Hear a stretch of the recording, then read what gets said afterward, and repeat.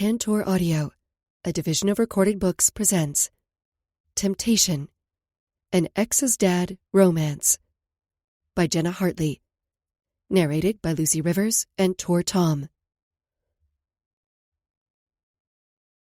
Chapter 1. Kendall. Haley peeked her head behind the curtain, her black scrubs covered in little cartoon turkeys in honor of Thanksgiving approaching. "Can I get you anything?" Mom barely stirred. "Thanks, but we're good." Haley nodded and checked my mom's vital signs while she dozed in the oversized leather chair. She looked so small, so shrunken beneath the plush blanket. Her skin was pale, but her bright lipstick matched the colorful scarf wrapped around her head. "Why don't you grab some lunch?" Haley said. "I can text you when she wakes up." I kept my attention on my computer screen, intent on finishing my lesson plans for next week. "I'm okay, thanks." "I'll check back in a little bit. Come find me if you need anything." I nodded, finally glancing up at her to smile. "Thank you, Haley. I appreciate it." She lingered a moment, then said, "It's nice of you to keep her company. Having a support system has been shown to improve patients' recovery." I'd seen that in my research, but even if I hadn't, I'd still be here. I wouldn't want to be anywhere else. Haley pumped the hand sanitizer unit on the wall and rubbed her hands together. "A few of us are going out tomorrow night. We'd love for you to join us." "Thanks, but, I tucked my hair behind my ear. "I can't." "Okay, well, text me if you change your mind." She winked before disappearing once more. A moment later, my phone vibrated in my pocket. I pressed the button to connect the call, careful to keep my voice low so as not to disturb my mom or the other patients. "Hello?" "Kendall?" "Yes." "This is Stacy from the Hartwell Agency. Do you have a minute?" "Yes, of course." I switched my phone to my other ear and slung my purse over my shoulder. The strap was fraying, the leather worn from overuse. When my mom opened her eyes slowly and focused on me, I mouthed, "Be right back," and stepped out of the room. "Give me just a second," I said to Stacy as I wound through the hallways until I was stepping through the sliding doors to the parking lot, leaving stale air and the scent of antiseptic behind for a beautiful, sunny Southern California day. For the first time in hours, I felt as if I could breathe fully again. The treatment center wasn't as bad as a hospital, but it wasn't much better either. "Hey, okay." I inhaled deeply, calming myself. "I can talk now."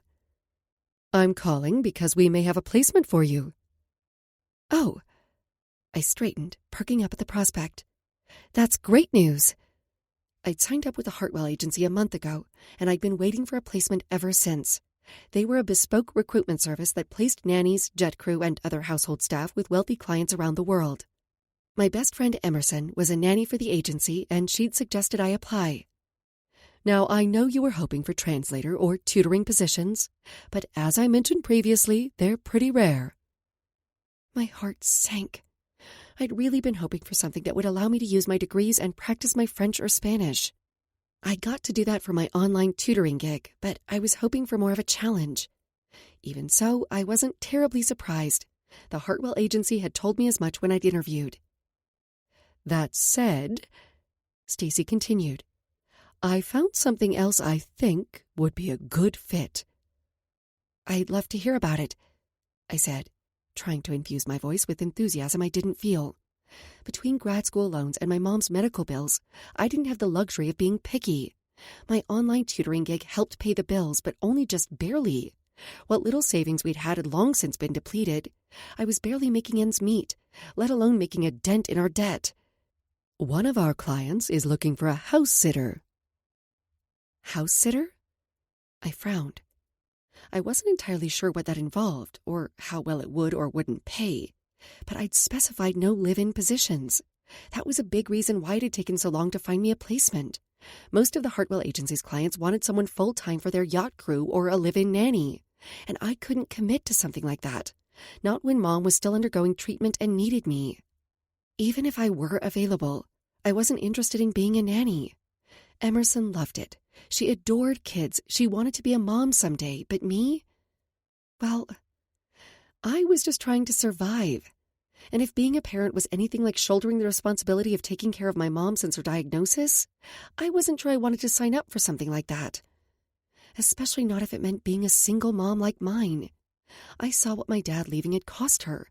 I didn't have many memories of him, but I remembered the effect of his absence, both on my mom and me. At least it had taught me a valuable life lesson.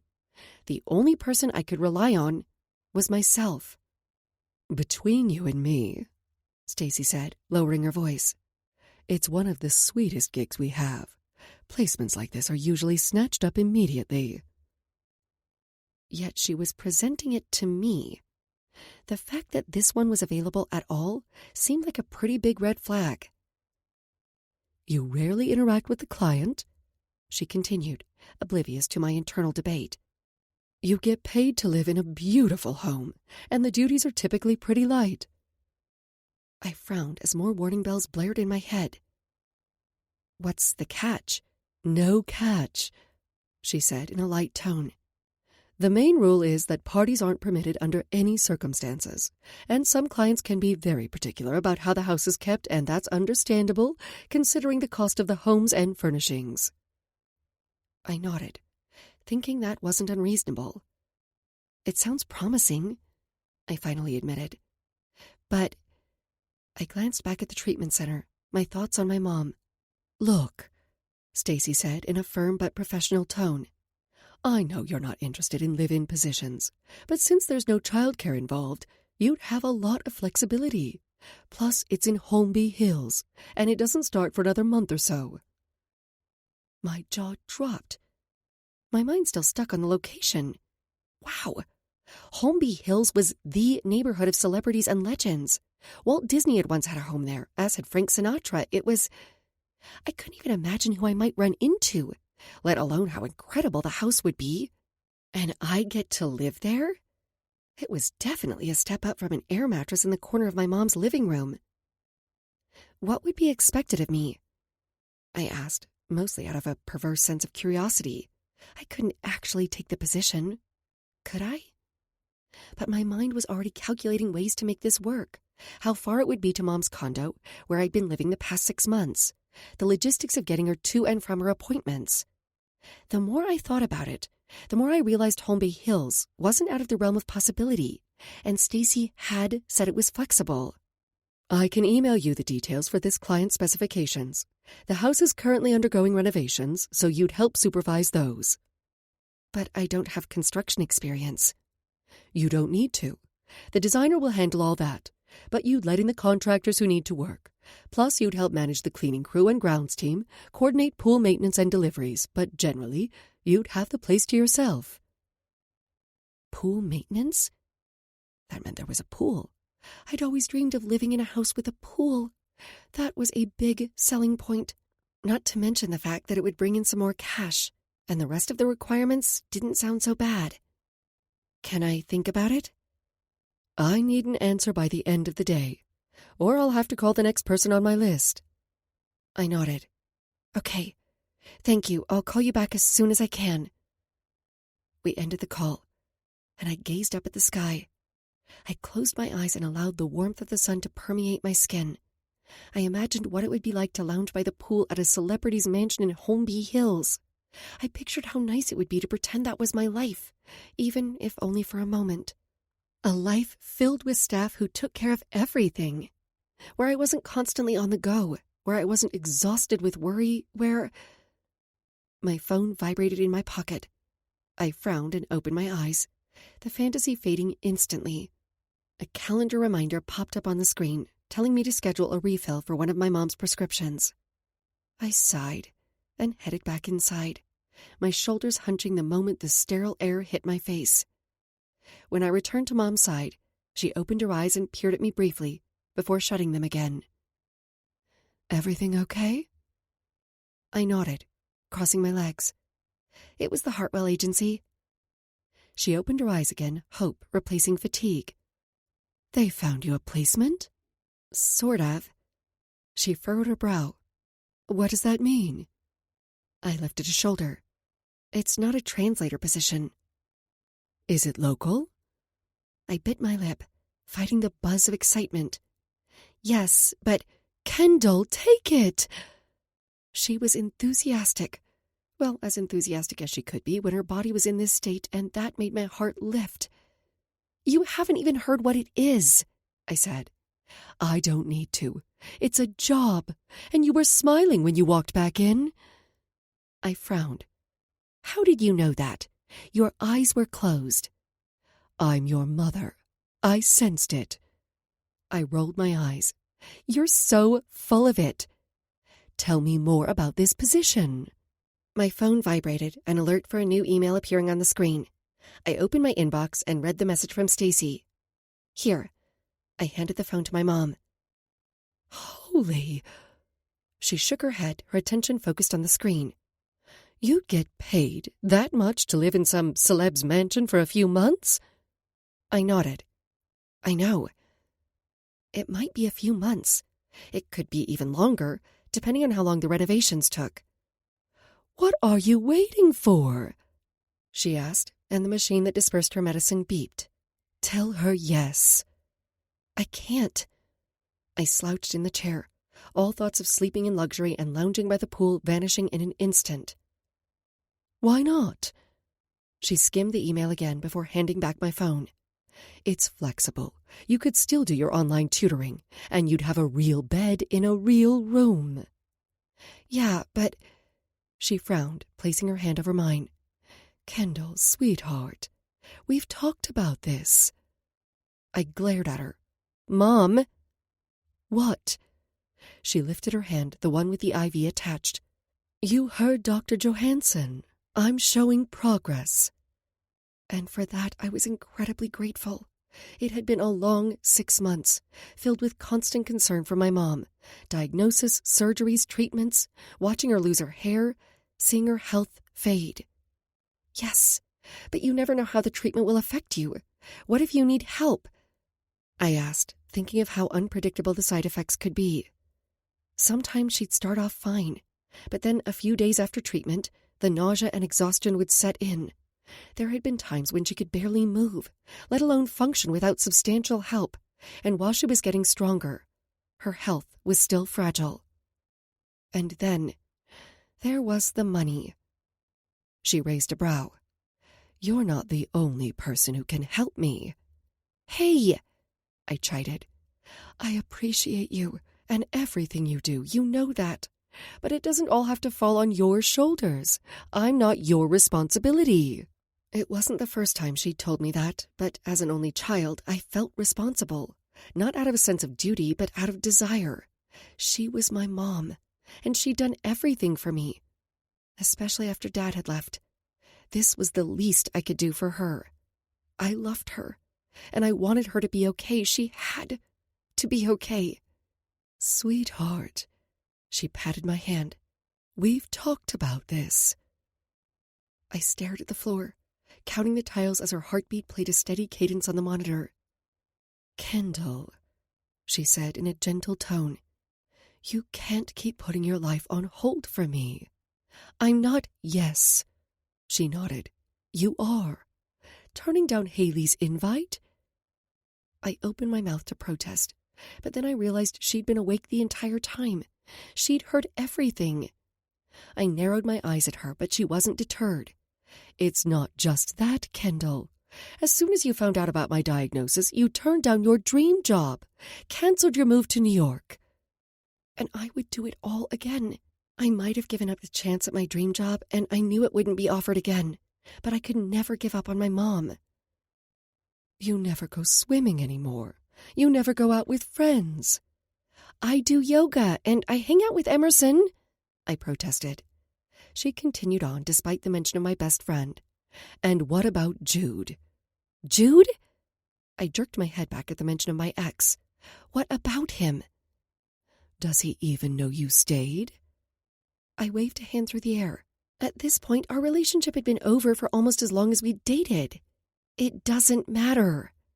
We'd been together for 6 months before I told him I was moving to New York to take a job as a translator at the United Nations. He hadn't wanted to leave L.A.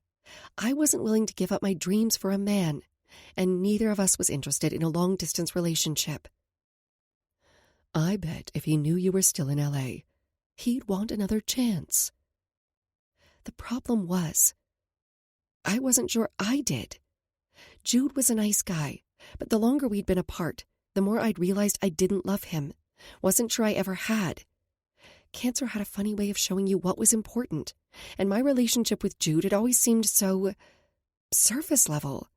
Maybe it was because he was almost 2 years younger than me. Maybe age had nothing to do with it. It wasn't just about the distance, I said. He was always such a flirt. It was something I'd hated, something he tried to play off as no big deal, but to me it was. Mom lifted a shoulder. Some men are just like that, especially men like Jude, young, handsome, rich. That was the problem. I wasn't sure he'd ever grow out of it, and neither his looks nor the balance in his bank account somehow magically made it okay, at least, not to me. Time apart had shown me how right I'd been to end things. That's not the type of relationship I want. What do you want? She asked. Someone who's completely devoted to me, who only wants me, and makes sure everyone else knows it. I didn't even realize that was what I wanted until I'd said the words aloud. Someone who makes me their priority. She clicked her tongue. That's a hard thing to find, especially in a town like Hollywood. I leaned back in the chair and crossed my arms over my chest. Well, it's not like I'm looking for it anyway. You sure? Her hazel eyes scanned my face. Her body was waging a war, but she was as sharp as ever. Because it sounds like you've given it a lot of thought. I'm sure, I said, wanting to put an end to the matter. Now, can we please talk about something else? Mom grinned. Like the placement? I groaned and stared at the ceiling. She was tenacious, always had been. You're not going to let this go, are you? Nope, not until you accept the job. Are you sure? I asked. Is this what you really want? It's not just what I want, it's what I need. What both of us need. What? I jerked my head back. Are you trying to tell me you're sick of me? I teased. I could never be sick of you. But if this experience has taught me anything, it's that you should seize opportunities. I don't want us to miss out on any more of life than we already have. I'm not missing out, I said, hating the defensive tone to my voice. When she tilted her head, eyes narrowed, I added, I'm not. Spending time with you is more important than anything. I know. She smiled, placing her hand over mine. And I'm grateful for all the time we've had together, but honey, you need to start living again. I am. No. She shook her head slowly. And that binder. She eyed my trusty blue binder warily. It was where I kept all her schedules, prescription details, doctor contact information. Says otherwise. Hey, that binder keeps us organized. It does. And taking care of me has been a full-time job. Now it's time to take care of you. I wasn't even sure I knew how to do that anymore. Call Hartwell, she said. Tell them you'll take the position. Are you sure you're okay with it? I asked once more, needing confirmation. More than okay. I want this for you, for us, and don't worry, I plan to visit. Oh, I straightened, an idea occurring to me. Maybe you could live with me. She shook her head, patting my hand. A little space will be good for both of us. Are you trying to get rid of me so you can spend more time with Joe? Joe? She laughed, but I didn't miss the way her cheeks blushed at the mention of him. From my support group. I see the way you two look at each other. That's the way Jude used to look at you, she said, clearly trying to sidestep the issue. You should give him a call. I shook my head. I wasn't interested in calling Jude, and my mom needed to realize it was over. That ship has sailed. Fine. But will you at least go out with friends? Consider going on a date. Hell, have a fling. Mom! I shot a furtive glance around the space, grateful the other patients seemed absorbed in their tasks. What? When I was your age? Okay. I held up a hand, not wanting to hear about her exploits. My mom had traveled the world modeling. She'd partied with royalty and rock stars alike. She'd posed almost nude for covers. She'd skydived and snorkeled and done so many incredible things. But that was what she'd wanted. That wasn't what I wanted. How I had such a serious child is beyond me, she teased. You've always been so sensible, and I was wild. I know, Mom, but I'm not you. Maybe not, but there's got to be some of that wild child in there, just waiting to come out. She smirked. I'm 27. If it hasn't come out yet, I don't think it's going to. You never know, she said with a knowing grin. It might just be waiting for the right person. I crossed my arms. Sure. I'm serious. Sometimes it takes the right person to bring us out of our shell, to help us release our inhibitions. Someone like Maxwell. Stop! I squeezed my eyes shut. Please, just stop.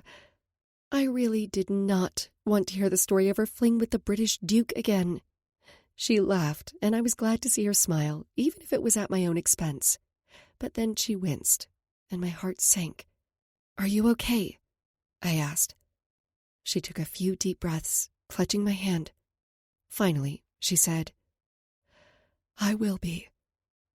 But I need you to promise me something. She loosened her grip, and I leaned closer. Anything. Seize opportunities. Have fun. Live. And if I do that, will you promise to take care of yourself? And you'll call me if you need anything.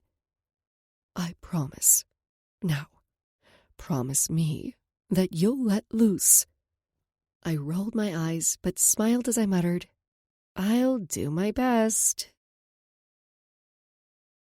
Chapter 2. Knox. I poured myself another glass of whiskey, then braced my hands on the suite's wet bar as I took a deep breath and replayed the evening. The loss, the disappointment. And then I counted to 10 and straightened. No use dwelling on it. I couldn't change the outcome. I could only learn from it. There was a knock at the door, and I frowned at my reflection in the mirror behind the glass shelves. My tie hung loose around my neck, my hair askew from tugging on it. The culmination of a year of hard work, gone in a moment. I know you're in there, Knox, Jasper called from the other side of the door. I rolled my eyes. I should have known. I strode over to the door, the patterned rug soft beneath my feet. I peered through the peephole to verify it was, in fact, my cousin, and then swung open the door. Oh, good, Jasper said, brushing past me, bottle of Louis XIII cognac in hand. You already started. Started what? I asked. Drinking. He flashed me a mischievous grin. I like a good pregame. Pregame? I shook my head. This is the postgame, both literally and figuratively. We're going out, he said, as the door opened again. My younger brother Nate entered, followed by our other cousin Graham. Though the four of us have always been more like brothers than cousins. I was the eldest, then Graham, Nate, and finally Jasper, who was 6 years younger than me. Sloane, my only female cousin, was the baby. She was 4 years younger than her brother Jasper, but she lived in London, while the rest of us were in L.A. I dragged a hand down my face, my beard smooth beneath my palm. Seriously? How many times have I told you guys that you can't just barge in like this? I would have reported them to security, but seeing as Graham ran the damn place, I knew nothing would change. I got the feeling Graham secretly relished annoying me, if only because he wanted the suite back. And even if Graham had been willing to do something, Jasper would charm any number of hotel employees to give him access, and not just to my room. Oh, please, Jasper rolled his eyes, grabbing 4 glasses from the bar and setting them on the dining table. You love it, I growled. It wasn't that I didn't love my family, but I liked my personal space, especially coming off the loss we'd just suffered. It had been brutal. I'd love some peace and quiet. I gnashed my teeth. Why I ever decided that moving into the presidential suite was a good idea is beyond me. "You're welcome to leave any time," Graham said. As the CEO of Huxley Hotels, he was more focused on the bottom line. I might be a paying customer, but I got the room at a significant discount. "I'm giving you guaranteed occupancy and revenue." "This room is almost always occupied," Graham said. "If anything, you're costing me money. And not just because of the discounted rate, but because some of our favorite clients only want this suite." "Yeah, but at the holidays?" I asked. "Especially at the holidays," he said. I didn't get it. I'd much rather be at home, surrounded by family for the holidays. I could remember Christmases as a kid, and how wild and wonderful it had been to spend them with my brother and cousins. One big, loud, happy family. That's what I'd always envisioned having myself. A loving wife, lots of children, laughter and presence and chaos. But life had turned out differently. I was divorced and only had one son. "You could stay at one of the extended stay properties like Huck's House Suites," Nate teased, referring to the more budget-friendly line of hotels our family owned. They were nice, but they couldn't compare to a hotel like the L.A. Huxley Grand. The Huxley Grands were the jewels in the Huxley Hotel crown. The high-end properties competed with other luxury hotels, such as the Four Seasons, the Ritz, and the Waldorf Astoria. Only if I thought you fuckers would actually give me the peace and quiet I crave. "Doubtful," Jasper winked. I slumped into a chair. I thought I'd be in the house by the holidays. I couldn't wait to move. Not because of the lack of privacy from my family. They were right. I did love it. Them. I'd always loved being part of a big family. But my dream of having a big family of my own was dead, and I needed to feel settled. I needed a home, though I wasn't sure my new house would fill that void. It might be smaller than my previous one, but I suspected it would feel just as lonely. "How much longer do you think your house is going to take?" Nate asked. Graham seemed just as interested in my answer. "Weeks? Months?" I shrugged. "Fuck. At this point, your guess is as good as mine." "Don't forget," Graham said. "You have to be out of the suite for the weekend of—" I know. I sighed. He'd only told me about it 1,000 times. "Do you want to talk about the game?" Nate asked. I downed the rest of my drink, then placed the empty glass in the sink. "No." "What do you think?" Jasper looked to the others. "In or out?" "Fuck no," I said in a firm tone. "We're not going out." "Agreed," Graham said. "In." His tone was firm when he cast his vote, but he almost always voted in. "Out," Jasper said, ever the extrovert to Graham's introvert. "Definitely out." I sighed and stood, starting to pace. My team had lost the game in the final seconds, and the only place I wanted to be was in bed, asleep, preferably after another glass of whiskey and a long, hot shower. Nate tapped a finger to his lips. "You know," he circled me, evaluating. These guys were getting on my last fucking nerve. I'd already told them I wasn't going out, yet they persisted with this game. "I'm going to go without." Jasper fist bumped the air. "We have a majority." Graham glowered at the floor, and I let out a heavy sigh, dragging my hand through my hair for the 1,000th time that night. It wasn't that I minded going out, but I wasn't in the mood. "It's tied," I said. Jasper waved a hand through the air. "You know the rules." If one of us was having a bad night, the others chose whether we'd go out or stay in. But whoever was struggling didn't get to cast a vote. In this case, me, thus preventing a tie. I pinched the bridge of my nose. We'd been playing this game since we'd been old enough to sneak into clubs. A lot had changed in the years since, but we'd always been close, especially after our parents' plane crash. That was the night that everything had changed. "Come on," Jasper said, patting me on the shoulder. "Put on some jeans and a shirt, and then we'll go." But I already took off my shoes. "Good. One step taken care of," Nate said, using the same tone he would with his 11-year-old daughter, Brooklyn. "I'm really not in the mood. Can't we just—" I surveyed the room, searching for another idea, something that might mollify them without forcing me to leave the comfort of my suite. Play poker and drink here? Sounds good to me, Graham said, pulling out a chair and taking a seat. No, Nate said, tugging me toward the bedroom. What about the bottle you brought? I asked Jasper, in a last-ditch attempt to persuade them to stay in. Jasper shrugged. It'll keep, unless... He smirked at Nate, mischievousness painted across his features. You'd rather have a party here. He pulled his phone out of his pocket, as if searching through his contacts for all the people he wanted to invite. No, absolutely not. Graham practically leaped out of his chair. Get dressed, Knox. Guys. I massaged my temples. Seriously? Nate and Jasper huddled together, not even trying to keep their voices down. We could invite Samantha and Trish. Absolutely. Oh, and...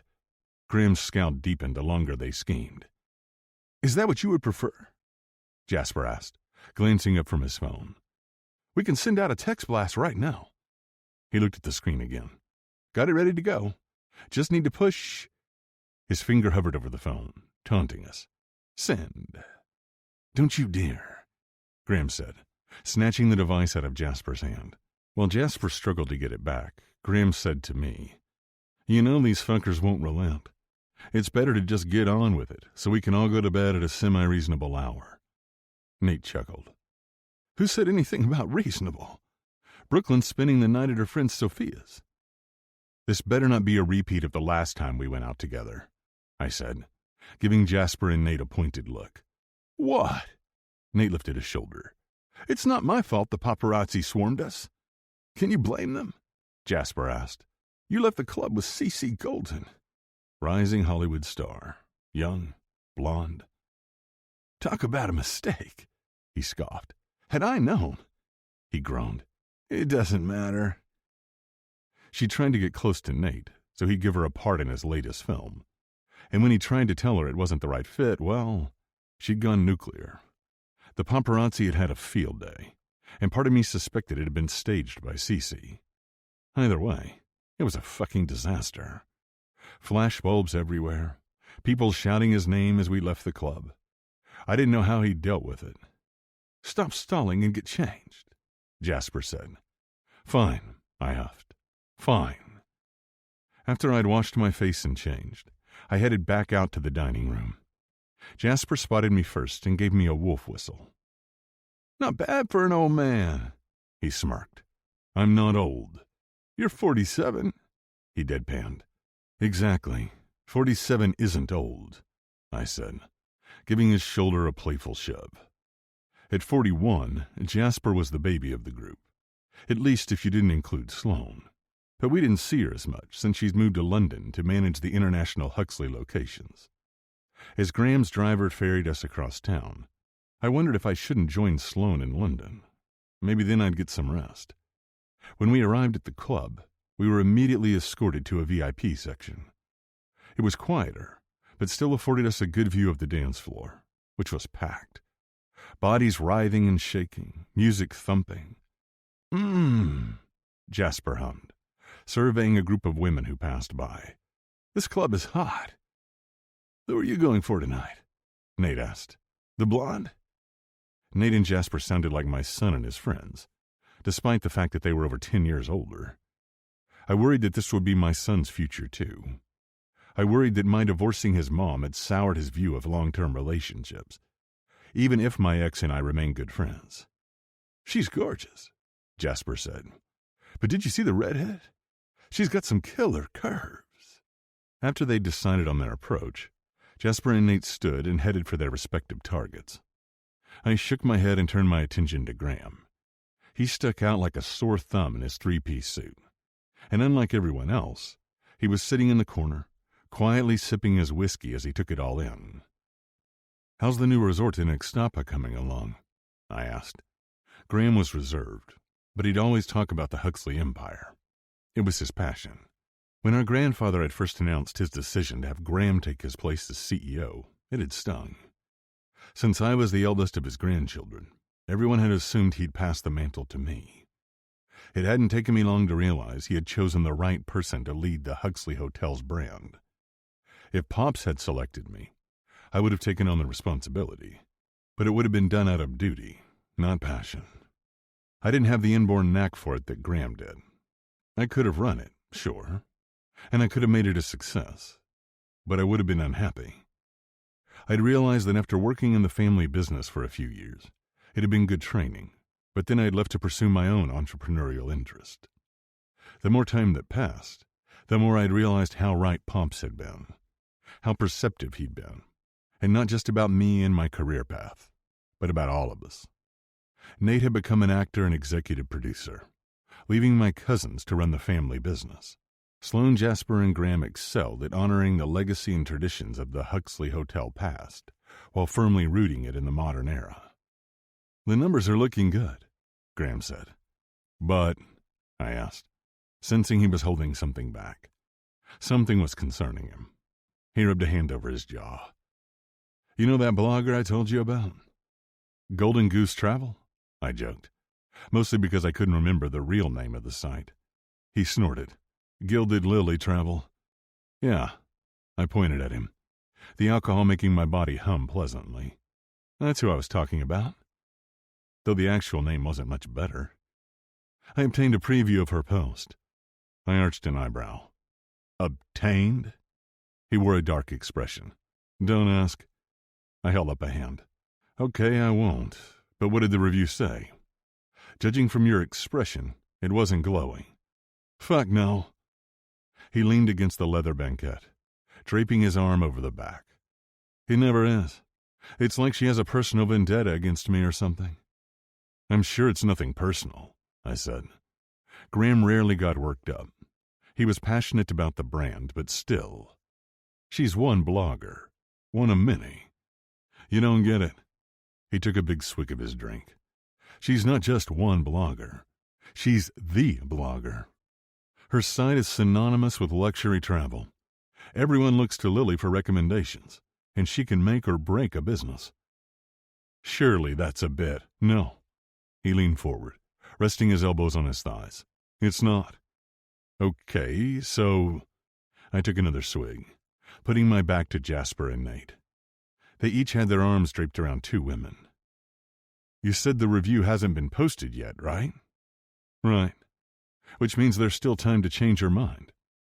He frowned, little lines forming between his brows. "She posts anonymously. No one knows who she is." "Yet you obtained," I said, using air quotes, "a preview of an unpublished post." "Yes, but surely with all the money and resources at your disposal, you can discover this woman's identity." "I don't know," he hedged. "It feels like I'd be breaking some unspoken code." I couldn't help it. I laughed. "I think it's a little too late for that, don't you?" "Is it too late to leave?" he asked, eyeing Jasper and Nate and their new friends warily as they approached. "Probably," I said. "You know what's going to happen next, right?" He glowered. We both knew what was coming.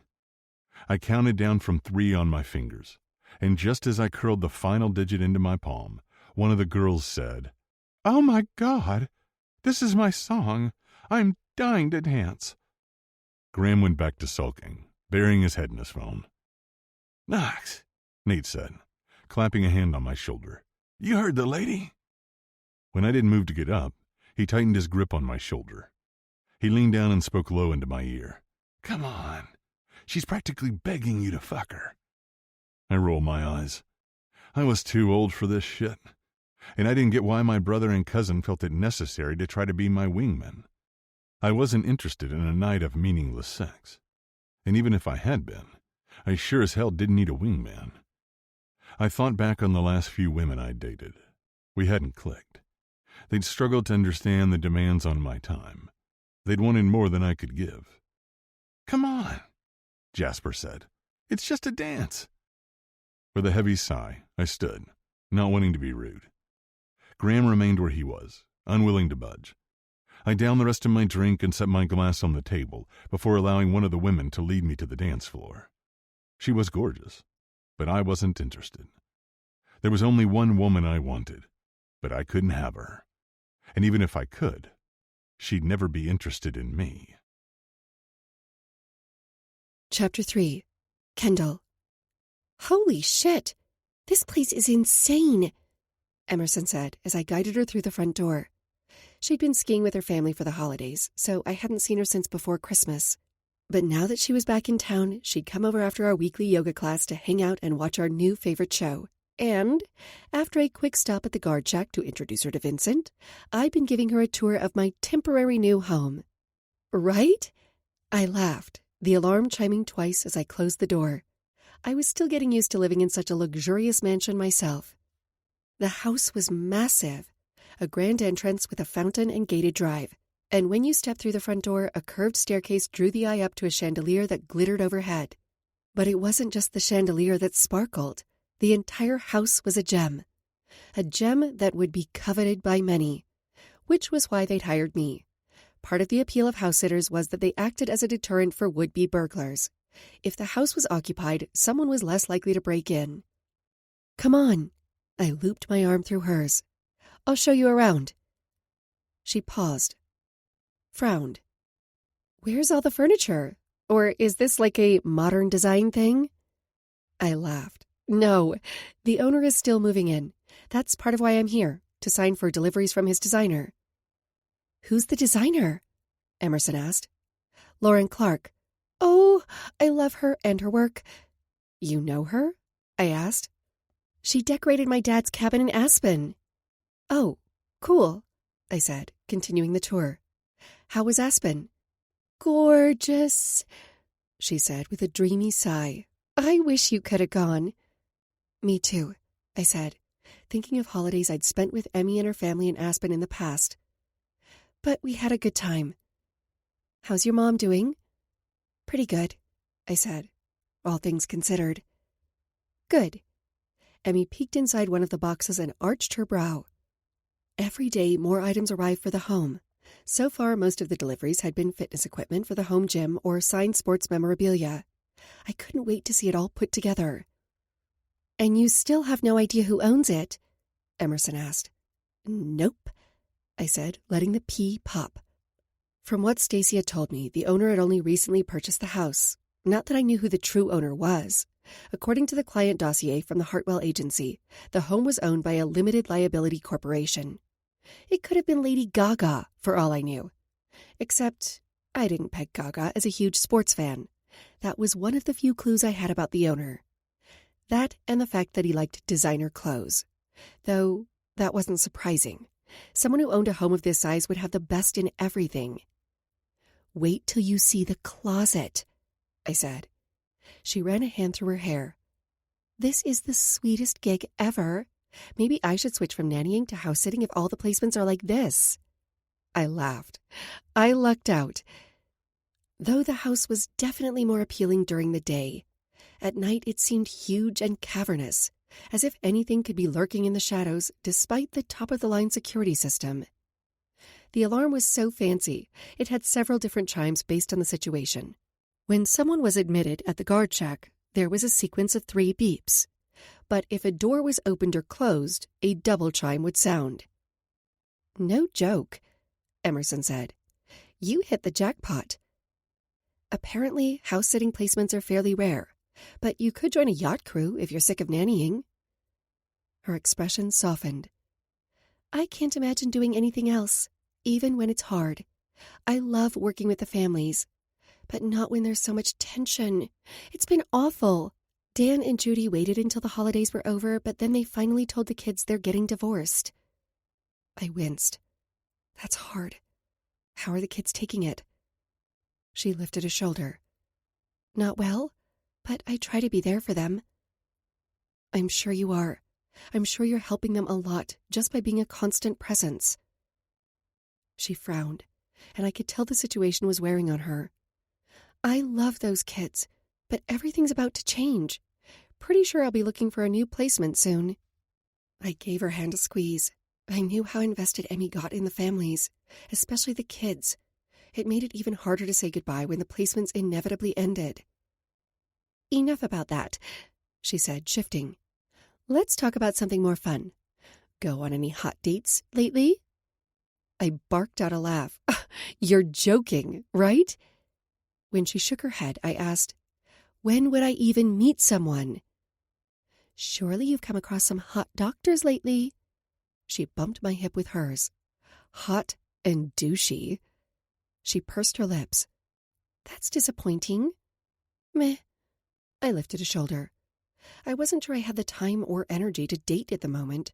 This job was certainly going to help with some of the stress from the bills, but it was a Band-Aid, not a long-term solution.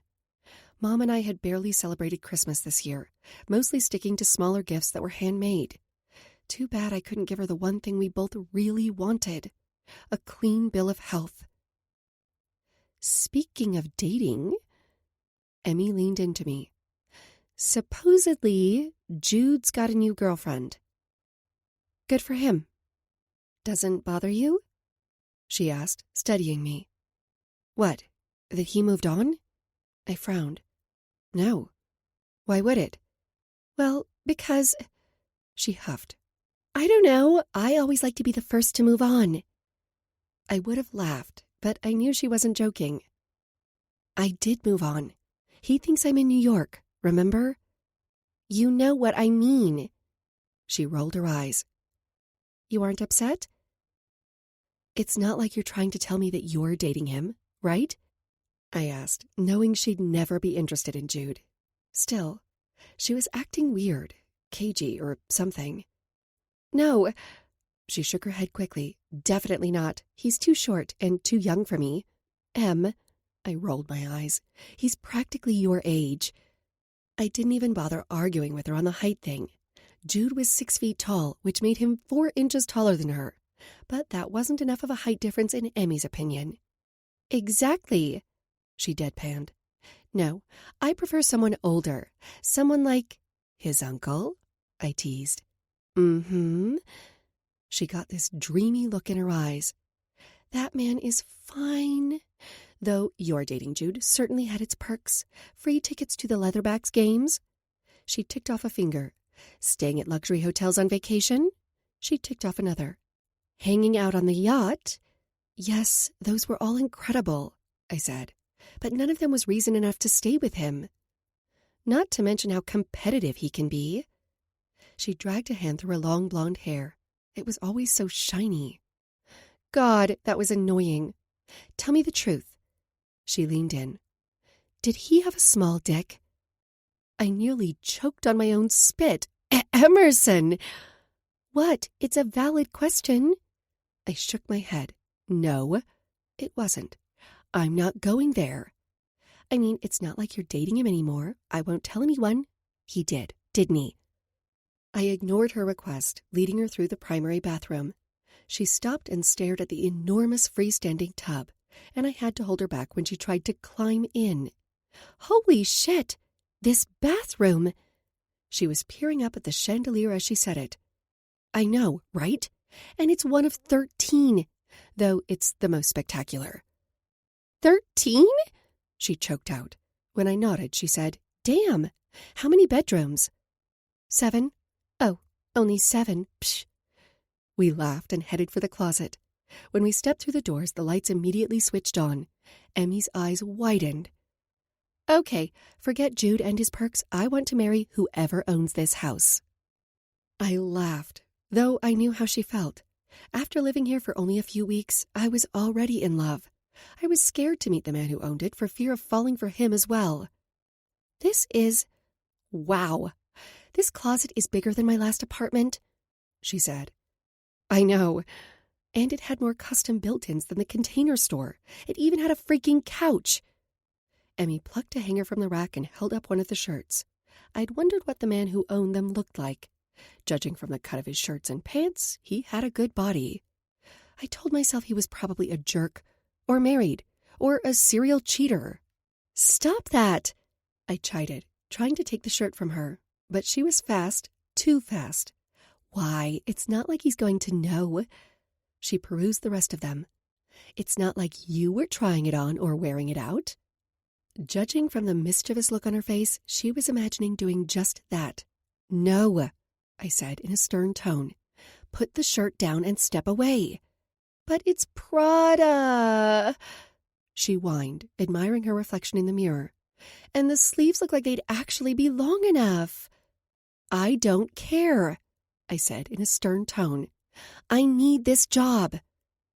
She pouted when I held out my hand expectantly for the shirt.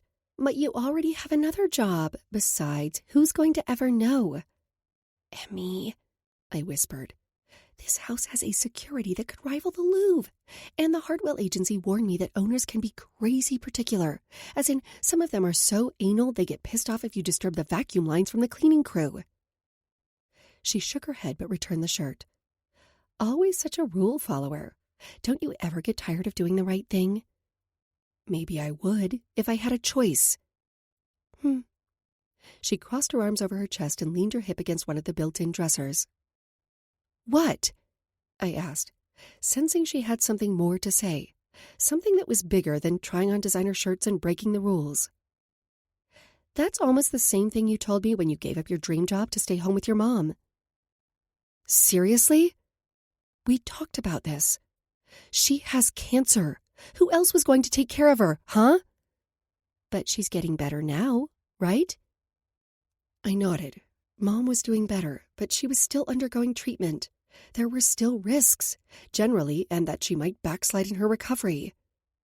Don't you think it's time you finally stopped living in limbo? I jerked my head back. What? House-sitting, tutoring, she asked.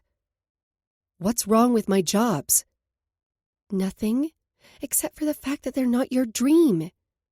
And nannying is yours? I asked, even knowing the answer. Before Emmy had started nannying, she had been a 2-time Olympic gold medalist. But ever since she'd torn her plantar fascia and had to miss the qualifiers, she'd been floundering. At first she'd been intent on returning to training as soon as she was healed enough. But that had been nearly a year ago, and while she'd rehabbed her body, her mind wasn't in the right place to compete, not at the level she was used to. She claimed she needed to live life, enjoy having some freedom after training so hard for so many years. But I sensed there was more to it than that. I love working with kids, and nannying allows me to be picky about my future job. Are you being picky, or are you procrastinating? I asked, knowing that she kept putting off any decisions about competing, but by not choosing, she was effectively deciding. Pot, meet kettle, she said, hand on her hip. It's not the same, and you know it. At least I still have dreams, she shot back. I couldn't believe she was pushing me on this. Yeah, well, that's what happens when someone you love has cancer. I turned my back to her and angrily swiped away a tear. She crossed the room and hugged me. I'm sorry, okay? I wasn't trying to be insensitive. I just don't want to see you give up on your goals. I nodded. I know. But my brain is so full of all this stuff from my mom and my tutoring classes and now this house. I can't make space for much more, let alone my dreams. And even if I could, it was too painful. I'd landed my dream job. I wouldn't get it again. It didn't matter now. Can we please just go watch TV? I all but begged. The last thing I wanted to do was argue with my best friend. She was quiet a moment, then finally, mercifully, nodded. Sure. We spent the next few hours marathoning our show. Usually it was a good escape from reality, but my mind kept going back to our earlier conversation. Was I really living in limbo? Had I given up? We didn't speak of it again, and after Emmy left, I set the house alarm and tidied up. Then I logged onto my computer and put in a few hours of tutoring. By the time I'd finished with my students, I still wasn't ready for bed, but it was getting late. I didn't know how long I stared at the ceiling, watching the way the light of the moon reflected off the waves of the pool, dancing on the space above me. It was mesmerizing. When I heard a noise, I jumped. But everything seemed fine. I was probably just keyed up from staying up late. Besides, I got a boost of energy from teaching my classes, and it often took me a while to wind down. But deep down, it was more than that. I was worried about my mom. I pulled the covers closer, missing her and the sense of home she provided, worried about the future, a potential future without her. I swiped away my tears. I couldn't think that way. I had to stay positive. After all, I'd been worried about moving out, and so far my concern seemed unnecessary. She was doing well, all things considered. Despite all the thoughts swirling in my head, I must have drifted off at some point. But when I awoke, it was with a start. I squeezed my eyes shut and strained for any sound, wondering if I'd imagined the chime of the house alarm. I blinked a few times and pushed my hair away from my face. But then I heard it. The double chime signaling that a door had been opened or, more likely, closed. I grabbed my phone and checked the security app, my heart racing all the while. The security app confirmed my fears. Someone was in the house. My mind spun with possibilities. They hadn't triggered the alarm, but that didn't mean they'd been given the code. A sophisticated alarm system like this would attract experienced burglars, ones who might know how to disable it. With shaky hands, I pressed the button to alert the alarm company. They would inform the police. Oh God, Vincent! I wondered how the intruder had made it past the security guard. What if they'd hurt him? I wasn't safe. I crept toward the stairs before backtracking to the media room, where a new shipment of sports memorabilia had arrived. I grabbed the first thing I saw, a hockey stick autographed by the goalie for the Hollywood Hawks, and tiptoed down the stairs as quietly as I could. I'd intended to slip out the front door, maybe hide in the garden or the pool house until the police came. But when a light turned on, I froze, momentarily unsure what to do next. Perhaps acting on instinct, I lifted the hockey stick and spun to face the intruder, only to stop short. Knox? I hesitated. Stick poised in midair, my brain still processing. Knox Crawford, owner of the Leatherbacks, LA's pro soccer team, a billionaire, and my ex's dad. Standing in the foyer staring at me. He set down his bag. Kendall? I furrowed my brow. Yeah, I shook my head as if to clear it. I can't believe you're here. He muttered something that sounded a lot like the same in reverse. And then I remembered why I was here and that I was supposed to be doing a job. I hate to ask this, but does the owner know you're here? He chuckled, dragging a hand through his dark brown hair. Silver flecks lined his temples and beard, and creases formed at the corners of his blue eyes when he smiled. I am the owner. Oh. I lowered the hockey stick and cringed. Sorry. He tilted his head to the side. What are you doing here? And why are you wearing... He cleared his throat. That. His eyes lingered on my skin, burning a trail so hot it had me wishing I could strip away what little remained. But then I peered down at myself and cringed. I was wearing a silky tank top with black lace trim and matching boy shorts. If only the earth would open up and swallow me whole. My ex's dad was my new boss, and he'd just seen me in my underwear, while brandishing an autographed hockey stick that was probably worth more than the contents of my suitcase. Before I could die of embarrassment, the doorbell rang. Through the glass panes, I could see the red and blue lights of a police car. An officer pounded on the door, and I shot a desperate glance at Knox. I'm so sorry. The Hartwell agency said... He leaned his head back, understanding dawning on his face. Ah, so you're the house sitter. I nodded. Yes, I thought you were an intruder. I thought... Hey. He placed his hand on my shoulder, his tone soothing even though his touch was electrifying. It's not a big deal. Are you okay? I hesitated a moment, distracted by the way he stroked his thumb back and forth over my skin. But when the officer pounded on the door again, I jumped. Knox frowned, gently taking the hockey stick from me and leaning it against the wall. Give me just a sec, and then we'll get you settled. Get me settled? I wanted to laugh. This was his house. I was here to do a job for him. Knox spent a few minutes talking with Vincent and the police. He was as calm and charismatic as I'd remembered. He explained the situation, and then they talked soccer. I grabbed a blanket to cover myself, and when the officers left, I could hear the smiles in their voices. You okay? Knox asked, returning to me. I nodded, though I felt like a Coke bottle that had been shaken up. "Come on," he said, steering me toward the kitchen. "You look like you could use a drink." I clutched the blanket to my chest, feeling exposed. Adrenaline was still flooding my system, and my heart was racing. The intruder had turned out to be the homeowner, and someone I knew. But as the prospect of danger faded, my quick pulse didn't, and I realized that perhaps it had more to do with being near Knox than anything else. Chapter 4. Knox. I couldn't believe it. Kendall was seated on one of the bar stools. One of my bar stools. Her legs crossed. She had a blanket wrapped around her, but it had slipped from one of her shoulders, tantalizing me with that small bit of bare skin. Her hair was mussed, and her face devoid of makeup. She was stunning. She always had been. My mind went back, as it often did, to the first time I saw Kendall. She'd walked across the deck of my yacht like she owned it, like she belonged there.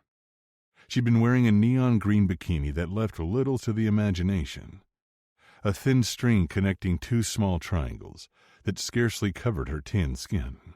The strings wrapped around her waist, forming an X, as if to mark the spot. The bottoms had barely covered her ass, and what an ass it was. But it wasn't solely her physical appearance that captivated me. She was knowledgeable and passionate about soccer, and that had been just as much of a turn-on. At the time, she hadn't been dating Jude, and if I could travel back in time, I would have done things differently. I wouldn't have hesitated to make her mine. But despite all my money, I couldn't buy a time machine. I couldn't change the past. I also couldn't stop staring at her. Part of me was afraid she'd vanish if I looked away. She'd always had a quiet confidence, a strength and resilience that I both respected and admired. Probably because it reminded me a lot of myself. It was what had first drawn me to her.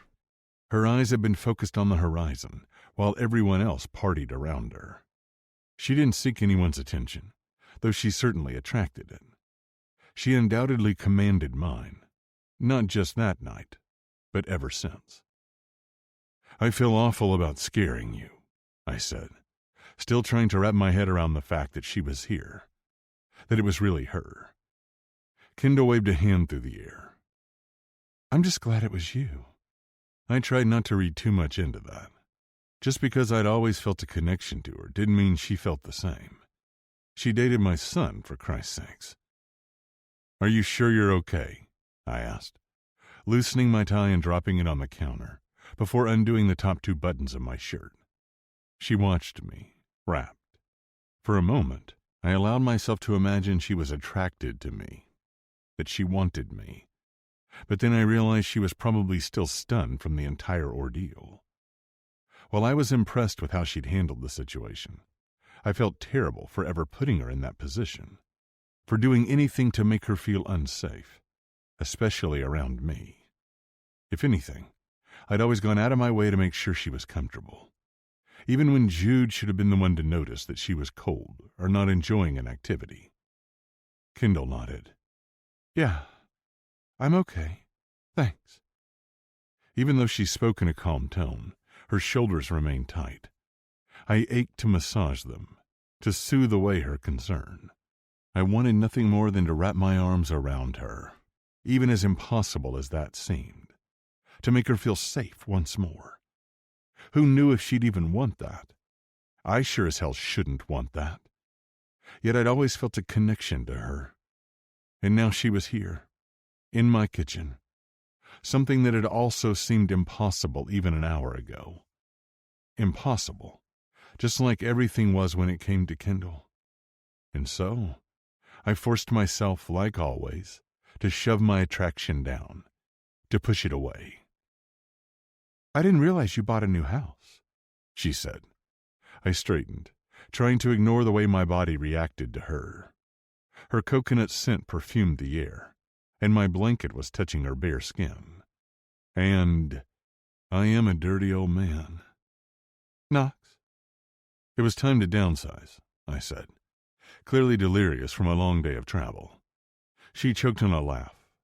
Right. Downsize. What? I asked, resting my hip against the counter. Not sure a 7-bedroom, 13-bathroom home qualifies as downsizing.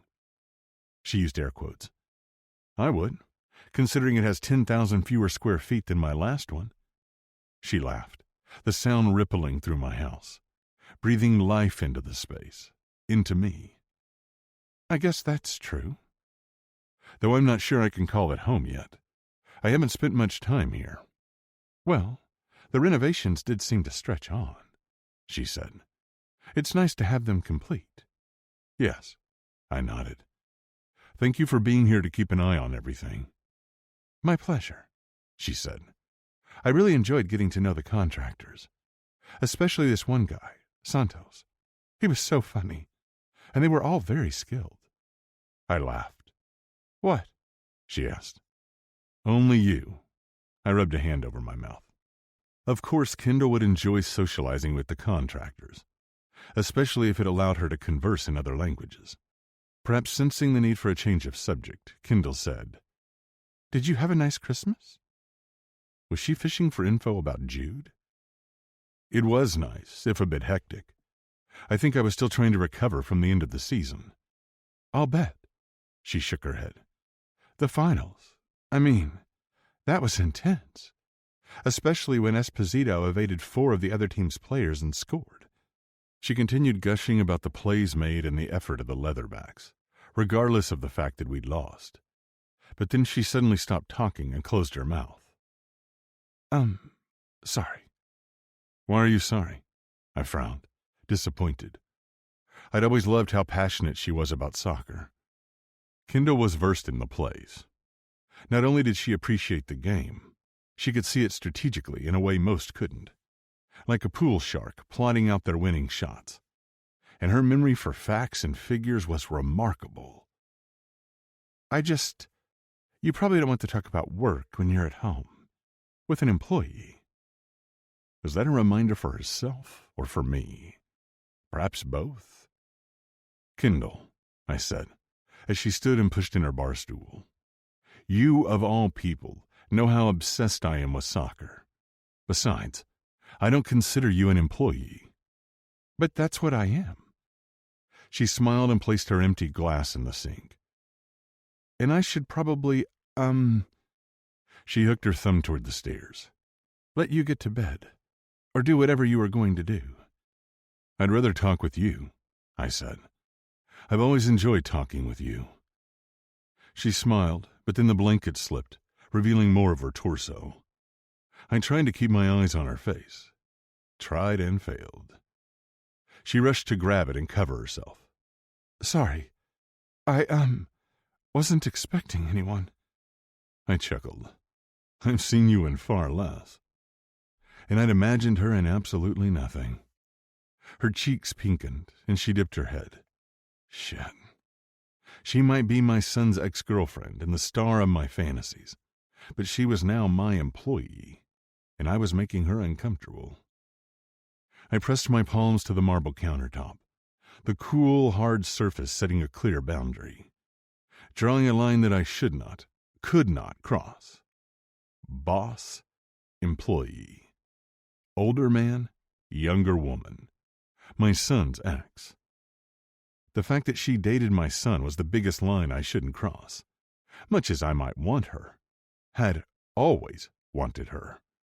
And yet here we were, completely alone, sipping whiskey in my kitchen, her in her sexy fucking PJs.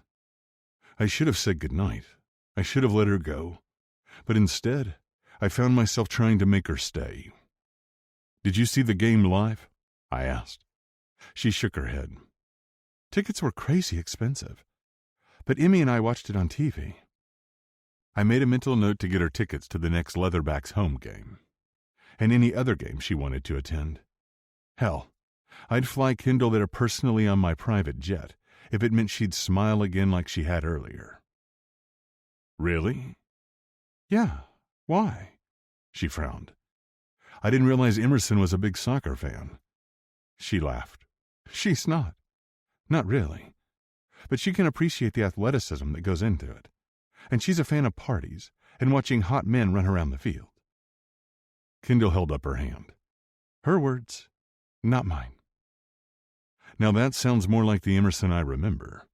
Most of the women my son hangs out with are more interested in the players than the game. She scoffed. Right. Of course.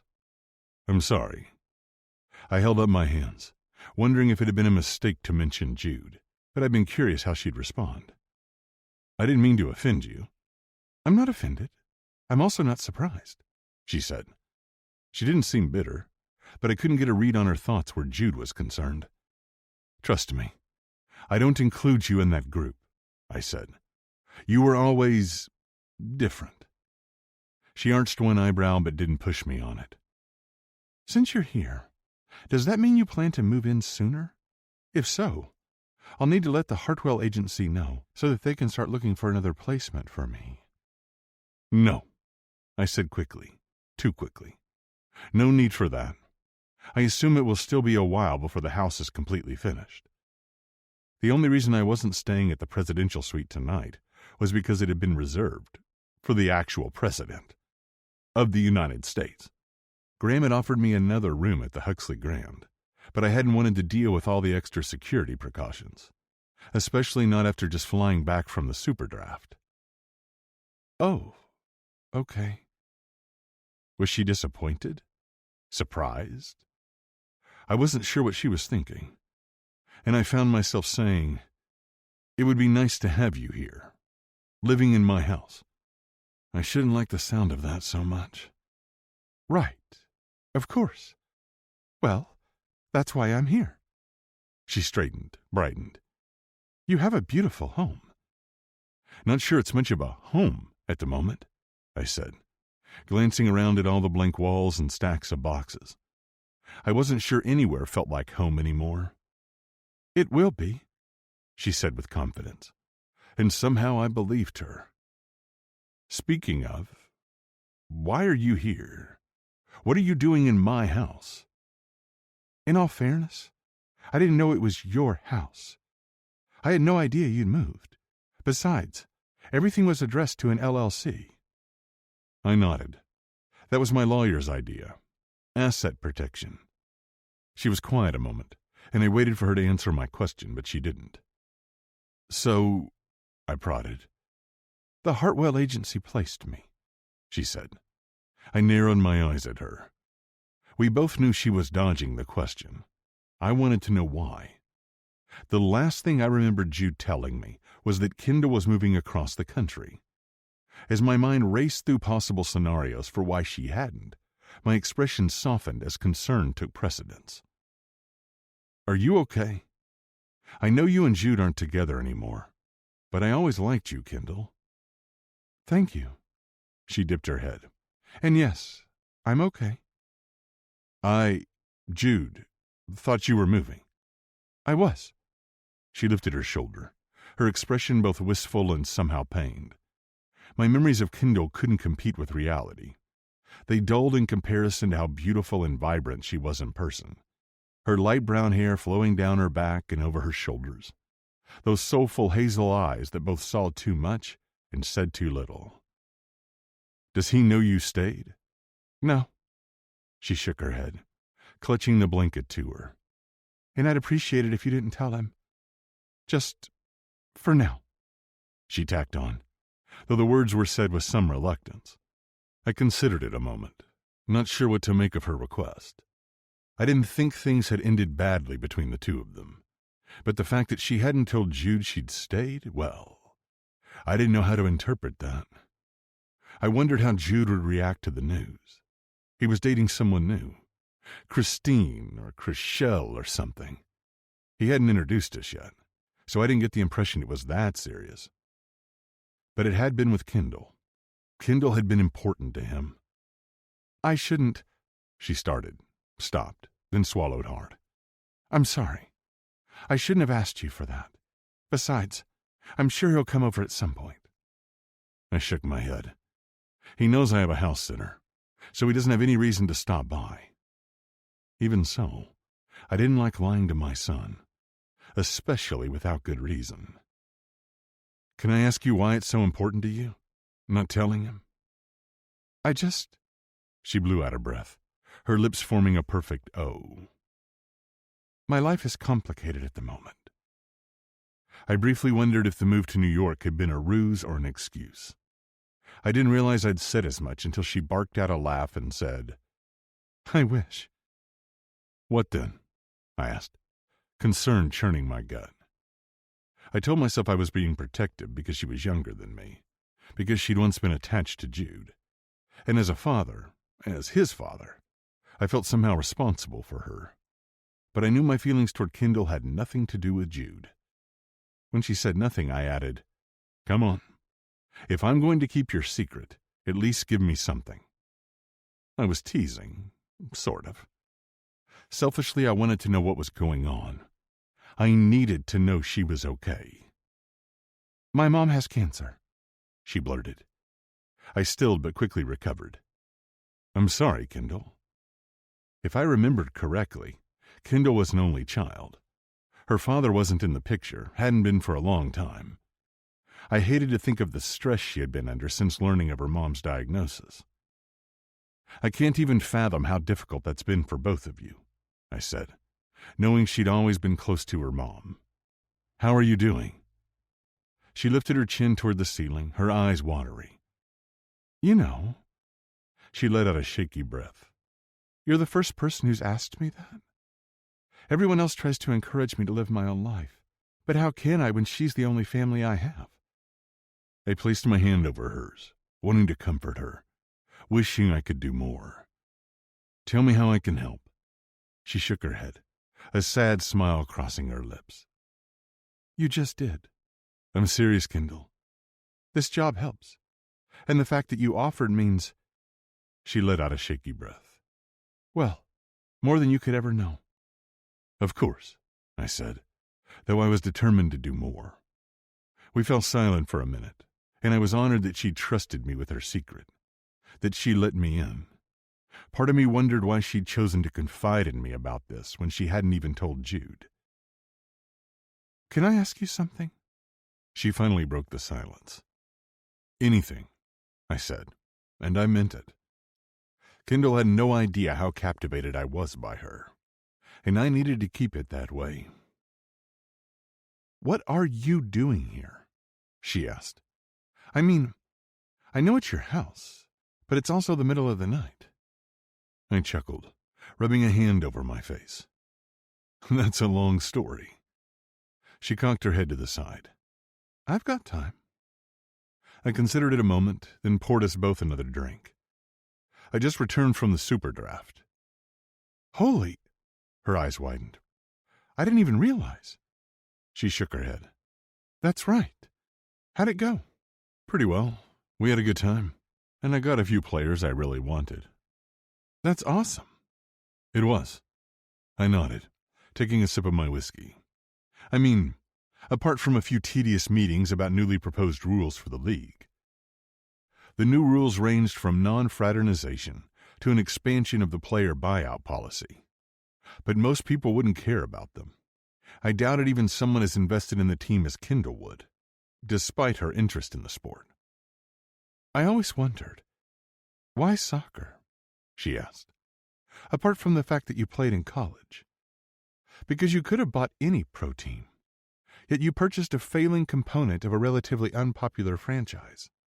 I mean, compared to buying a football team like the Hollywood Heatwaves.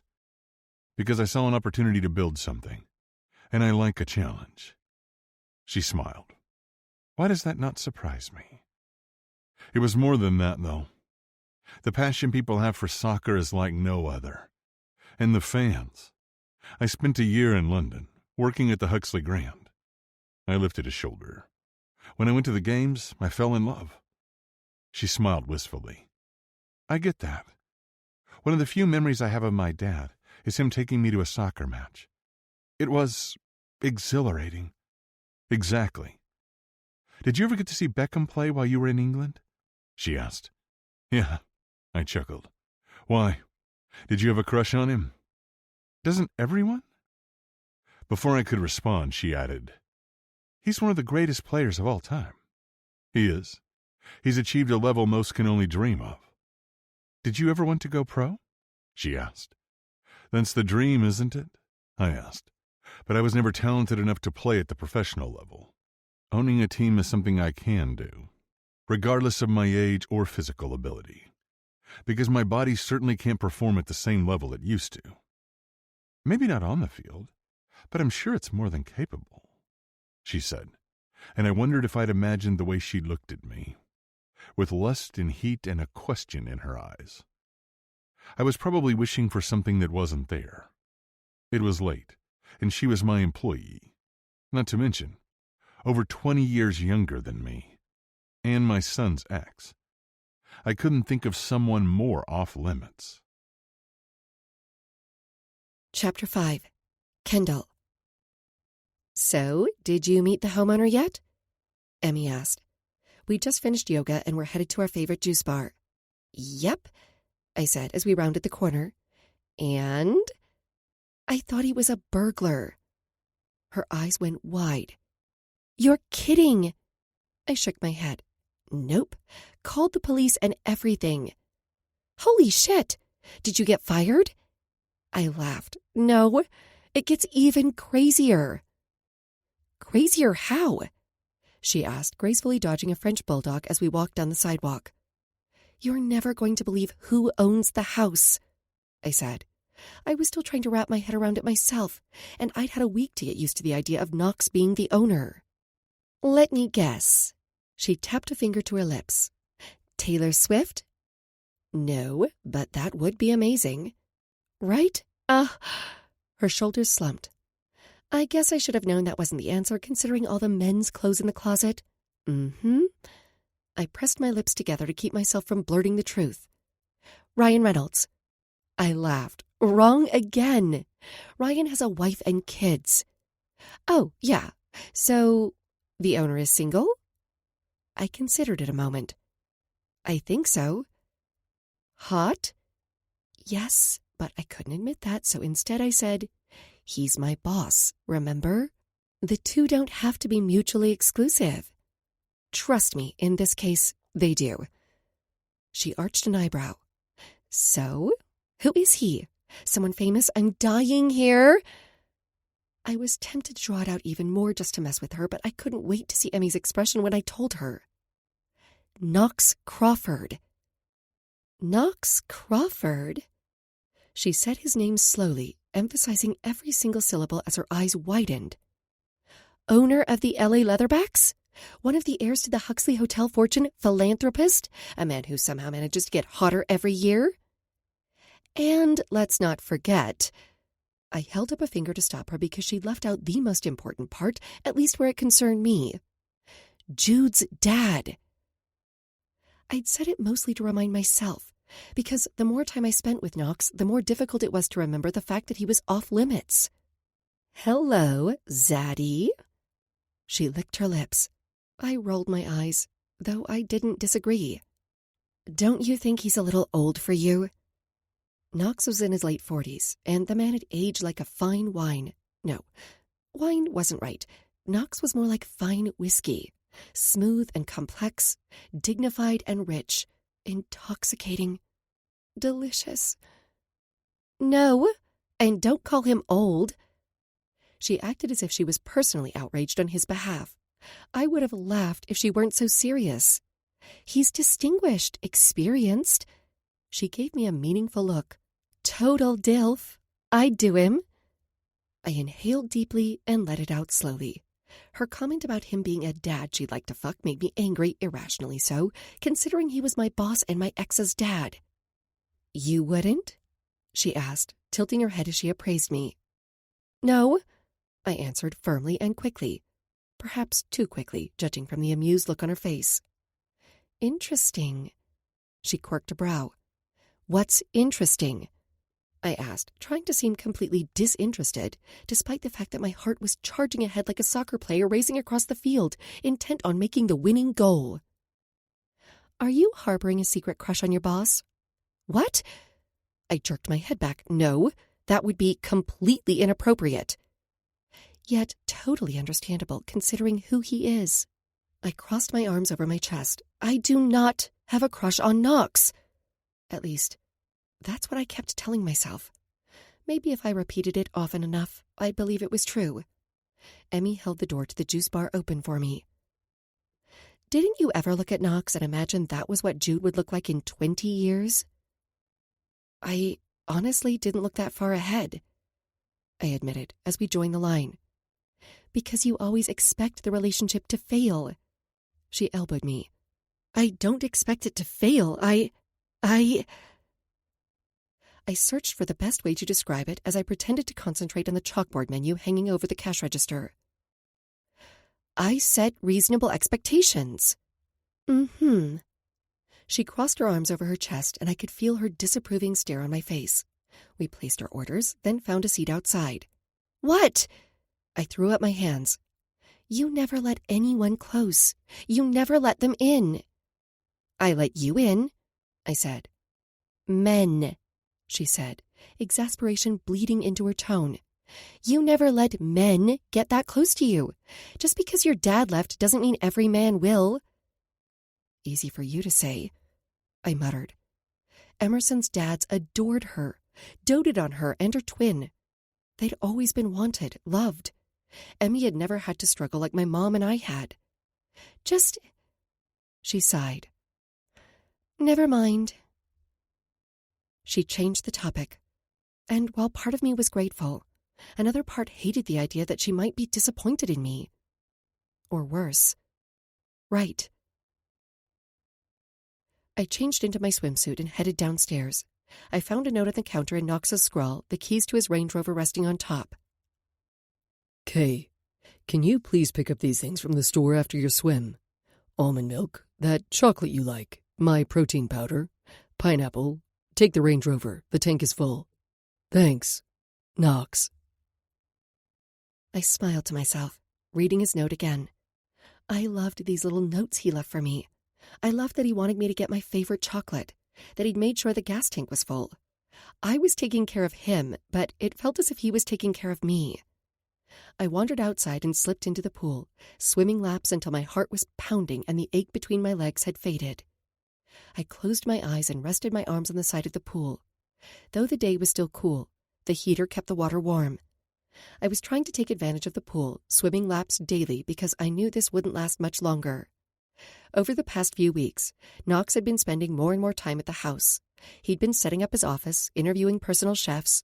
I got the impression he was trying to drag it out as long as possible.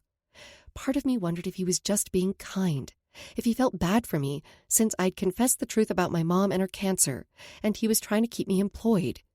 Not that he'd ever said anything to that effect. In fact, the more time he spent at the house, the better I got to know him, the more I liked him. And that was dangerous. He still hadn't moved in, at least not fully. He stayed at the Huxley Grand every night, but he stopped by almost daily to work or use the pool. His designer, Lauren, was putting the finishing touches on the house. I knew the placement would have to end soon, and while I told myself I was staying for the money, it was more than that. I climbed out of the pool and dried off, wrapping the towel around myself before heading inside. When I passed through the kitchen, Knox was standing at the fridge. He was shirtless, the muscles of his back flexing as he lifted a bottle of Ultimate Hydrate water, one of the team's sponsors, to his mouth. My own mouth went dry at the sight, and I couldn't stop staring. He turned, his gaze finding mine. I looked away quickly and hurried forward, desperate to pretend I hadn't been ogling my boss. But I was going too fast. The tile was too slick, and the next thing I knew, my feet slid out from under me. I windmilled my arms, trying to regain my balance. But all it did was loosen my towel, and I finally landed on the floor with an oomph. Knox rushed around the island. My cheeks were on fire, and I scrambled to grab my towel and escape. Are you okay? He asked, crouching down beside me. My pride was wounded, and I was pretty sure I was going to have a massive bruise on my ass. Yeah. You sure? He asked, his eyes scanning me, lingering on my lips, my breasts, my legs. The temperature seemed to rise by 1,000 degrees. Maybe it was all in my imagination, but I got the impression he liked what he saw. Or maybe I'd hit my head in the fall without realizing it. Knox offered me his hand, sending a jolt of electricity through me. He helped me stand, his palm lingering on my forearm even as he remained on the floor. He stared up at me, his gaze full of longing that resonated deep within me. His jaw tightened, his nostrils flaring, and I wondered if he could smell my growing arousal. I wondered if he was struggling to fight this too. When I wobbled, he placed his hands on my hips as if to steady me. I swallowed hard, loving the sight of his large fingers splayed over my tanned skin. At least until the alarm chimed 3 times, breaking the spell. I drew in a sharp breath, and Knox shook his head as if to clear it. He stood and handed me the towel. Can I get you some ice? Or maybe I should call the team doctor. No, I shook my head. I'm fine, really. His concern was touching, but if I didn't get out of here soon, I was going to combust. Between the way he was looking at me, the lack of clothing between us, and the thoughts that had been playing in my head way too often lately, I needed out. Out of this room. Maybe even out of this house and this job. I figured this placement would be ending soon anyway. Considering my body's reaction to Knox, I wasn't sure that was such a bad thing. Thanks for your help, I said, holding the towel in front of me as if to enforce the barrier between us. I should see who's here. Are you expecting someone? Knox shook his head. It's probably another delivery, or Lauren stopping by to check on the progress. I nodded, still trying to regain my composure after whatever the hell had just happened. Okay, I'll handle it. The front door opened and the house alarm chimed twice. Thanks, Knox said, heading for his office and tossing a shirt over his shoulder. Come get me if you need anything. As I watched him go, my mind conjured up all sorts of ideas about what anything might entail. But I told myself I was being ridiculous. Even if Knox was interested in me, there were a million reasons why we couldn't be together. Hello? I called, wrapping the towel tighter around myself as I headed toward the front door. Lauren, is that you? I'd gotten to know Knox's designer over the past few months, and I really liked her. She was brazen and unapologetic, yet professional and savvy.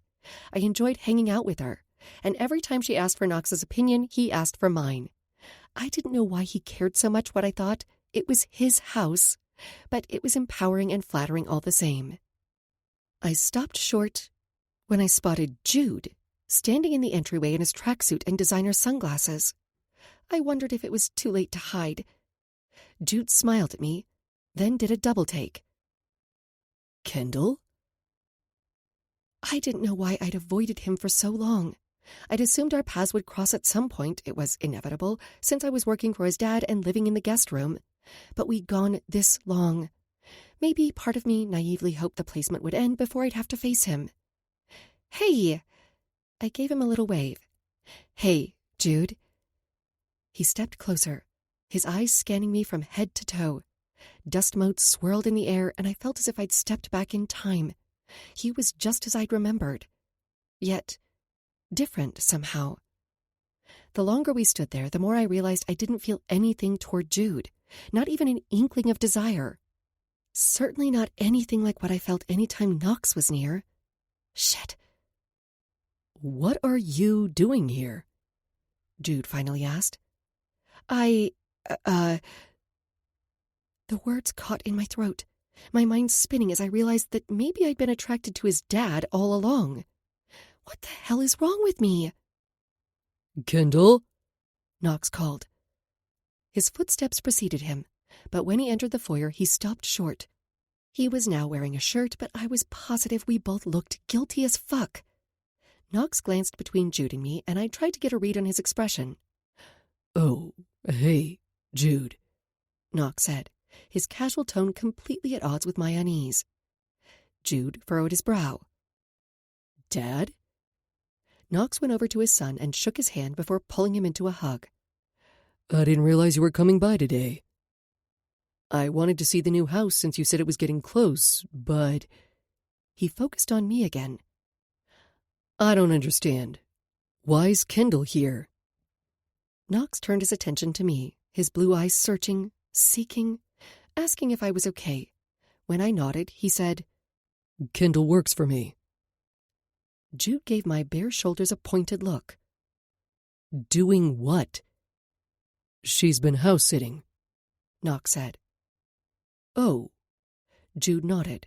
Then he said, Oh, are you with the He cleared his throat.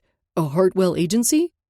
I nodded, still feeling caught between two worlds, between two men, past and present, son and father.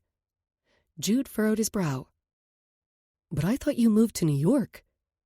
I was going to, I said, dipping my head. But my circumstances changed.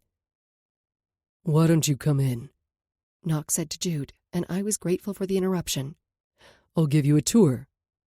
So, you? Jude frowned, massaging his temple, his feet rooted to the spot. Wait, just a second. He lifted his hand, completely ignoring Knox. You never left L.A. I shook my head. Just before I was going to move, my mom was diagnosed with breast cancer. Jude's expression morphed into something more sympathetic. I'm sorry, Ken. He stepped closer, taking my hands in his. Is she okay? I lifted a shoulder. We're taking it one day at a time. She had a double mastectomy, reconstructive surgery, and chemo. Shit. He swiped a hand down his face.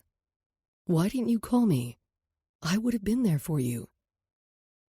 Would he? Jude was a nice guy, but I didn't see him as a caregiver. Deep down, I'd always known that. But Emmy's words came floating back to me. And I wondered if I'd been wrong. I wondered if I hadn't even given Jude the chance to be there for me for fear of being disappointed. Because if I didn't let someone in, it didn't hurt as much when they inevitably let me down.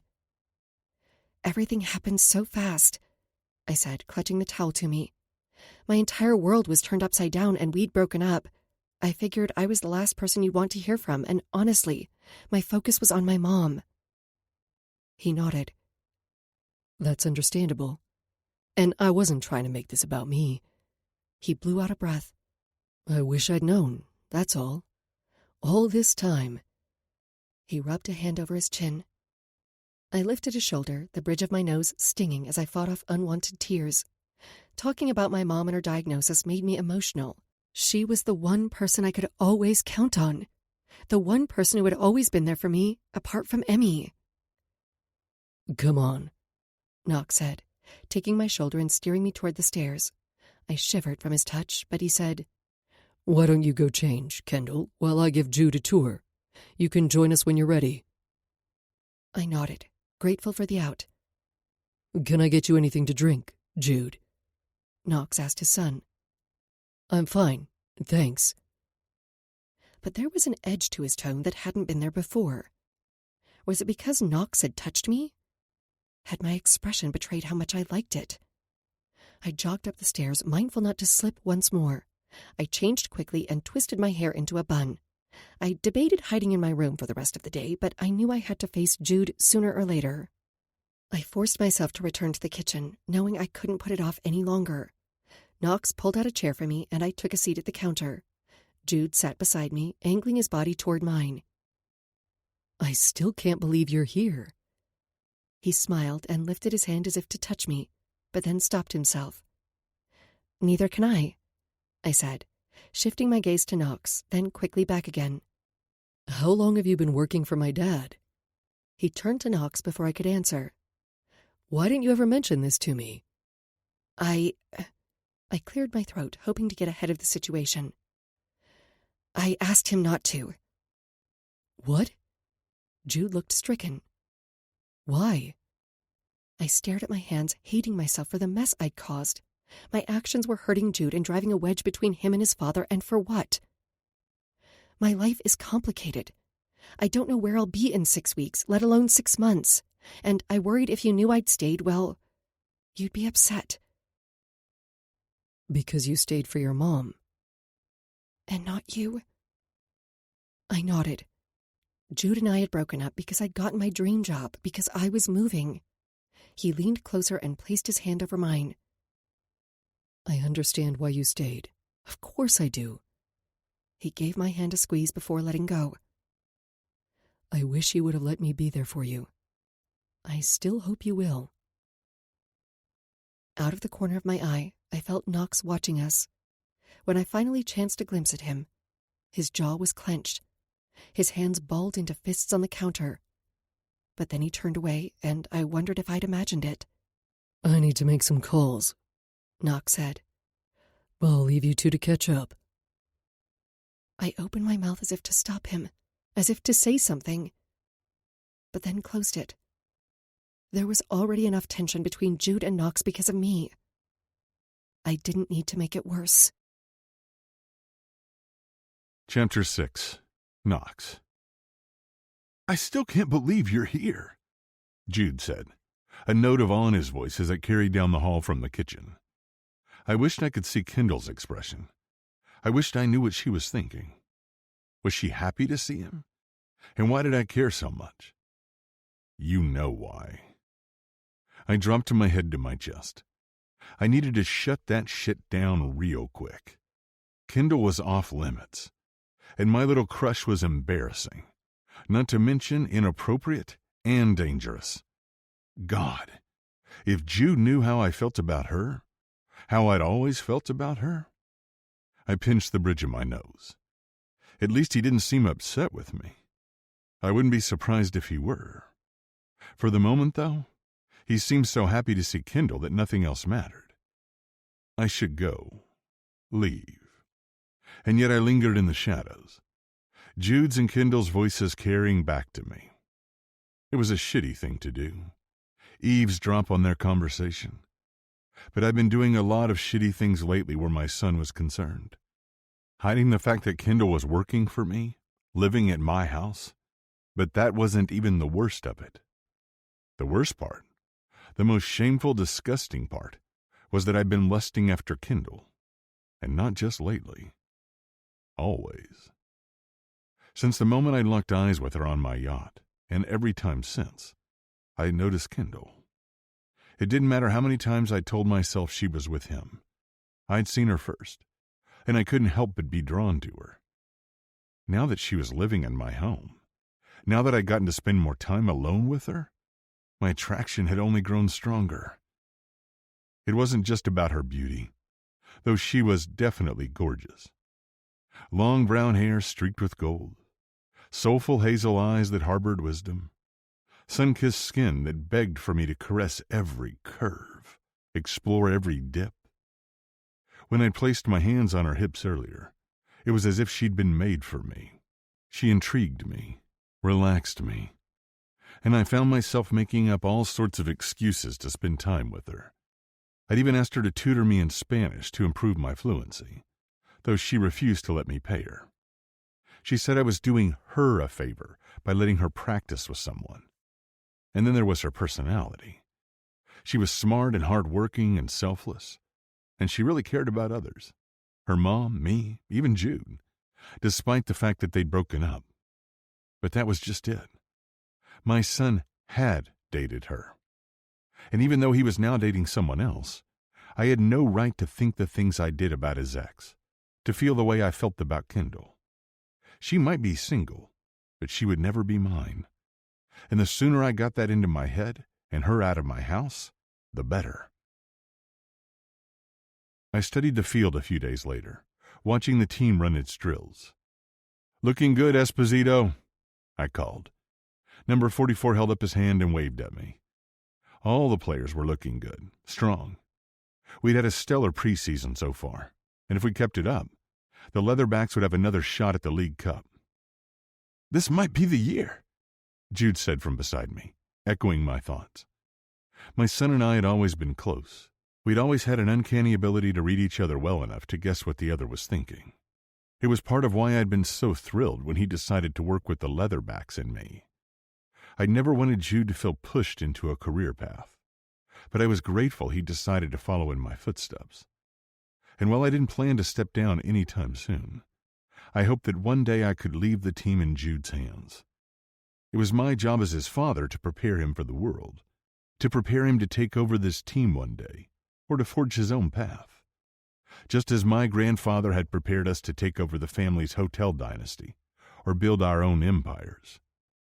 I might have inherited a fifth of the Huxley Hotel fortune, but I'd tripled it, thanks to my investments.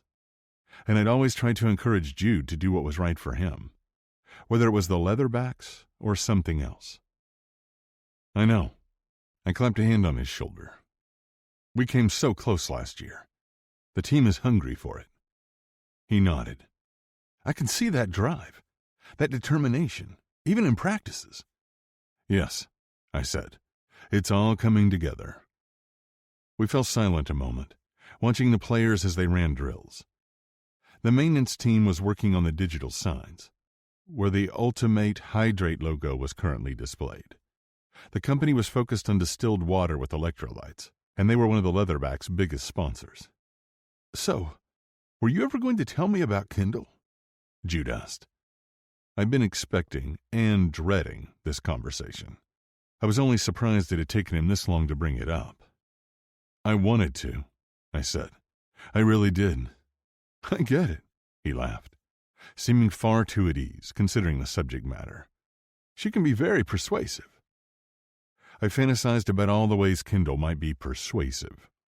Then I remembered that my son had first-hand knowledge and cringed. Still, I gripped the railing. He clamped a hand on my shoulder. Dad, it's fine.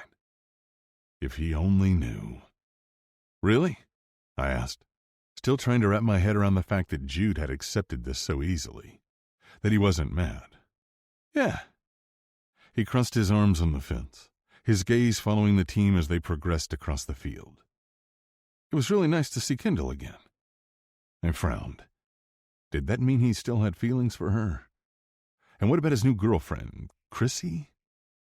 I was too chicken shit to ask. It was better to believe that he'd moved on. He had moved on. And again, nothing was going to happen between Kindle and me, no matter how much I might want it to, no matter how many times I'd dreamed about it.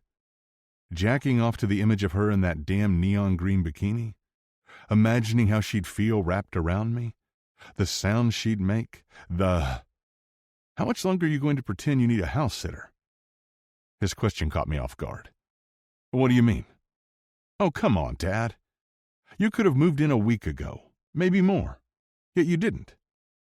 Lauren's still working on the finishing touches, I said, which was true, but it wasn't the whole truth. He pushed back from the fence and crossed his arms over his chest. Mm-hmm. What? We both know that's not the real reason why you haven't moved in. We do? I asked, grateful my sunglasses hid the arch of my brow. Yes. He shook his head. And I think it's nice that you're trying to keep Kindle employed. But there has to be another position you can offer her. One that doesn't require you to continue living in a hotel. If it was that obvious to Jude, did Kindle know too? And if Jude could see through me on this, could he so easily read my feelings for her as well? Don't look so surprised, he chuckled. Yeah. I've thought about keeping her. I cleared my throat. I mean, keeping her around. We work well together. In the short time she'd been helping me with Spanish, I'd noticed a huge improvement. I now spoke the language with more confidence, and I could more quickly pick up on conversations. It was going to be a huge asset with some of our players and even other teams. Exactly, he said, apparently not noticing or caring about my slip. And you'd be okay with that? Why not? He shrugged. She clearly needs a job. At least I know you'll be good to her. Oh, the things I wanted to do to her. The ways I wanted to spoil her. Right? Jude asked, turning to me. Right. I shook my head as if to clear it. Did you have a specific role in mind?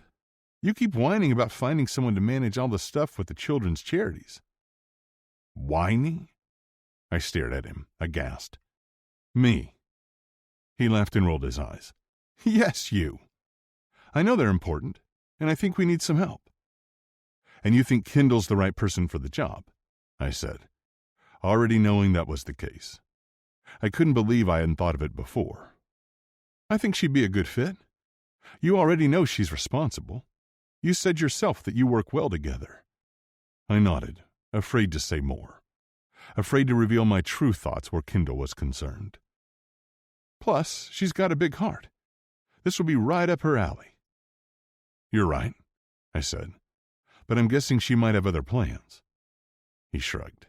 It's worth a shot. I think she'd be perfect for the job. I think she'd be perfect for me. Which was exactly why I shouldn't offer her a job. I barely survived the past few weeks, and that was only because I'd been able to avoid the house.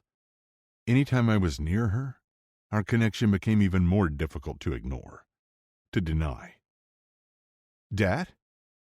What was that? I asked, feeling as if I'd been caught. I asked if you want to grab lunch together. He winked at one of the physical therapists who passed. Jude had always been a bit of a flirt, flaunting his wealth and charm. He reminded me of my cousin Jasper, and I worried that, like Jasper, Jude would never grow out of it. I'd love to. I wrapped my arm around his shoulder, and we walked back through the tunnel. This was a huge reason why I loved my job, because I got to do something I loved with my son. We were building something together. This wasn't just about family, but about a legacy. My grandfather, Huxley Graham, had always instilled that in us, and Jude was a big part of that. Dad? Yeah? I think it's really nice what you're trying to do for Kendall. Talk about twisting the guilt knife. Thanks. She's a sweet girl, and she's been through a lot. I waved to the team doctor as we passed her in the hall. Are we still on for dinner with Chrissy and her parents this weekend? I wanted to verify our plans, but also, I was curious. Would Jude have a change of heart about Chrissy now that Kendall was back in the picture? Yep. I was going to ask if you wanted to host and show off the new house, but with Kendall there, it could be awkward, I said, finishing his thought. And you're still interviewing chefs, right? I nodded. I'd had the Hartwell agency send a few chefs to the house. I loved cooking, but I didn't always have the time. Plus, I figured Kendall would let me feed her if she thought she was doing something to help me. If she thought it was about interviewing chefs, not spending time together. Why don't we go out to eat? I offered. I'll ask Graham to reserve a table at 76. It was one of the restaurants at the Huxley Grand, and the food was phenomenal. Sounds great. Maybe Chrissy and I will get a room afterward. I think she's expecting something to celebrate our anniversary. How long has it been? 2 months. Oh, I cleared my throat so I wouldn't laugh. Congratulations. What about you? Jude asked, turning his gaze on me. What about me? Are you going to bring a date to dinner? He nudged me. Nah, I smiled. I'm more interested in spending time with you and getting to know Chrissy. When was the last time you went on a date? He asked. What's with the sudden interest in my love life? I teased, elbowing him back. He gave my shoulder a squeeze. I want you to be happy. I am happy, I said, though I appreciated his concern. I wondered where this was coming from. I have a great family, a fabulous house, amazing cars, a career I love. But my response to Jude's comment made me realize how thin the veneer was. I'd filled my life with activities and accolades to avoid the feeling of emptiness always lurking just beneath the surface. Because despite everything I'd achieved, it still felt as if something was missing. But you're alone, Jude said. There's a difference between being alone and being lonely, I said, though the words had felt hollow lately. Yeah, but... Jude sighed, and I was surprised by how introspective he suddenly seemed. What's the point of it all if not to share it with someone? I locked my arm around his neck. That's what I have you for. I was only half joking. He was my legacy. Him and the Leatherbacks. The team was an extension of my family. Jude shook his head. You know what I mean, Dad. Mom remarried years ago. You think I should get remarried? Where was this coming from? Jude's mom and I have been divorced for over a decade. I'm not saying that, but I think you should find someone who makes you happy. Easier said than done. The woman who made me happy was... I pushed away the thought. It didn't matter. While Jude grabbed his jacket, I checked my emails. There was a new one from the Hartwell agency. Stacy wanted to check in about the chefs and see how much longer I'd need Kendall. Stacy ended her email by asking if I was pleased with their service. I thought about Kendall and just how much she pleased me. And I knew Jude was right. It was time to get Kendall out of my house and into a more suitable role. Something that would help her, but wouldn't provide so much temptation for me. Chapter 7. Kendall. Ugh. I mashed on the keyboard to my laptop. Not again. Knocks rapped on my doorframe, and I jerked my head up from my laptop. The tutoring website had kicked me out just before I'd finished trying to upload my students' graded assignments for a third time. I was frustrated with how unpredictable the website had been lately, not to mention the complete lack of IT support. It was affecting both my schedule and my income. Everything okay? Knox asked. I sighed and set my laptop aside. Yeah, it's fine. You sure? He asked, brow furrowed with concern. Why did he have to be so sexy? It will be, I said, my bad mood vanishing at the sight of him. I smiled and admired the way the blue of his button-down shirt brought out the color of his eyes. You look nice. Thanks. It was then I noticed he had 2 ties, one slung over each shoulder. Dinner with Jude And? I leaned back against the headboard, enjoying the way his eyes tracked my every move. Right now he was staring at my throat, my lips, his gaze like a laser beam intent on the destruction of my underwear. And Chrissy, he finally said. It's okay to talk about Jude and his new girlfriend, I said, standing from the bed and stretching. I'm happy for him. You are? Knox asked, stepping closer, his bare feet patting on the floor. Of course I am. I placed my hands on Knox's chest, using the ties as a pretext to touch him. I'd found myself doing that more and more lately, finding excuses to touch him. He often sought my opinion, and not just on ties. Over the past few weeks, he'd come to me for an opinion on things regarding the house, on requests from charities. He'd ask my thoughts on how the team was doing or how our opponents were shaping up. I'd never felt so valued. I picked up one of the ties and held it to his neckline. I placed it back on his shoulder, then did the same with the other, taking my time to evaluate each one. My eyes pinged between his shoulders, his lips, and his eyes. Which do you prefer? He asked. They both looked great. Knox always looked amazing. He could be wearing an old ratty shirt and jeans and he'd still look hot. I held the first one up to his neck again. This time he leaned forward, his Adam's apple grazing my knuckles when he swallowed, his breath caressing my face as he exhaled. I let out a shaky exhale of my own, feeling as if I might combust from his proximity and the way he was looking at me. When I continued to evaluate the ties, he said, I may not be home until late, but I'm happy to bring some food home for you. Thanks, but I'll probably just have something light. You sure? He asked. I'd never felt so cared for, and I knew a big part of that was thanks to Knox. Looking back, I realized he'd always tried to make me feel welcome. Any time we'd gone on the yacht last summer, he'd always ensured that my favorite snacks were stocked. One time he'd had the chef at a Michelin star restaurant change the entire tasting menu to accommodate my dairy sensitivity.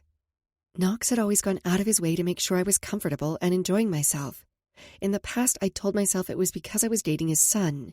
But now, I wasn't so sure. Positive, I said. You should enjoy yourself. I know how much you love their flourless chocolate cake. He arched one eyebrow, tempting me, and not just with the promise of cake. I moaned, thinking of the decadent dessert. I just can't figure out their secret. There's no dairy, but it's so rich. When I realized he was staring at my lips, I added, Sorry, I shouldn't keep you. I'd hate to make you late for dinner. Does that mean you've picked a tie? This one, I said, holding up the winner. He took it from me and went over to my floor-length mirror, buttoning the top button of his shirt and then setting to work tying the tie. I studied his hands, his movements fluid and dexterous. Sexy.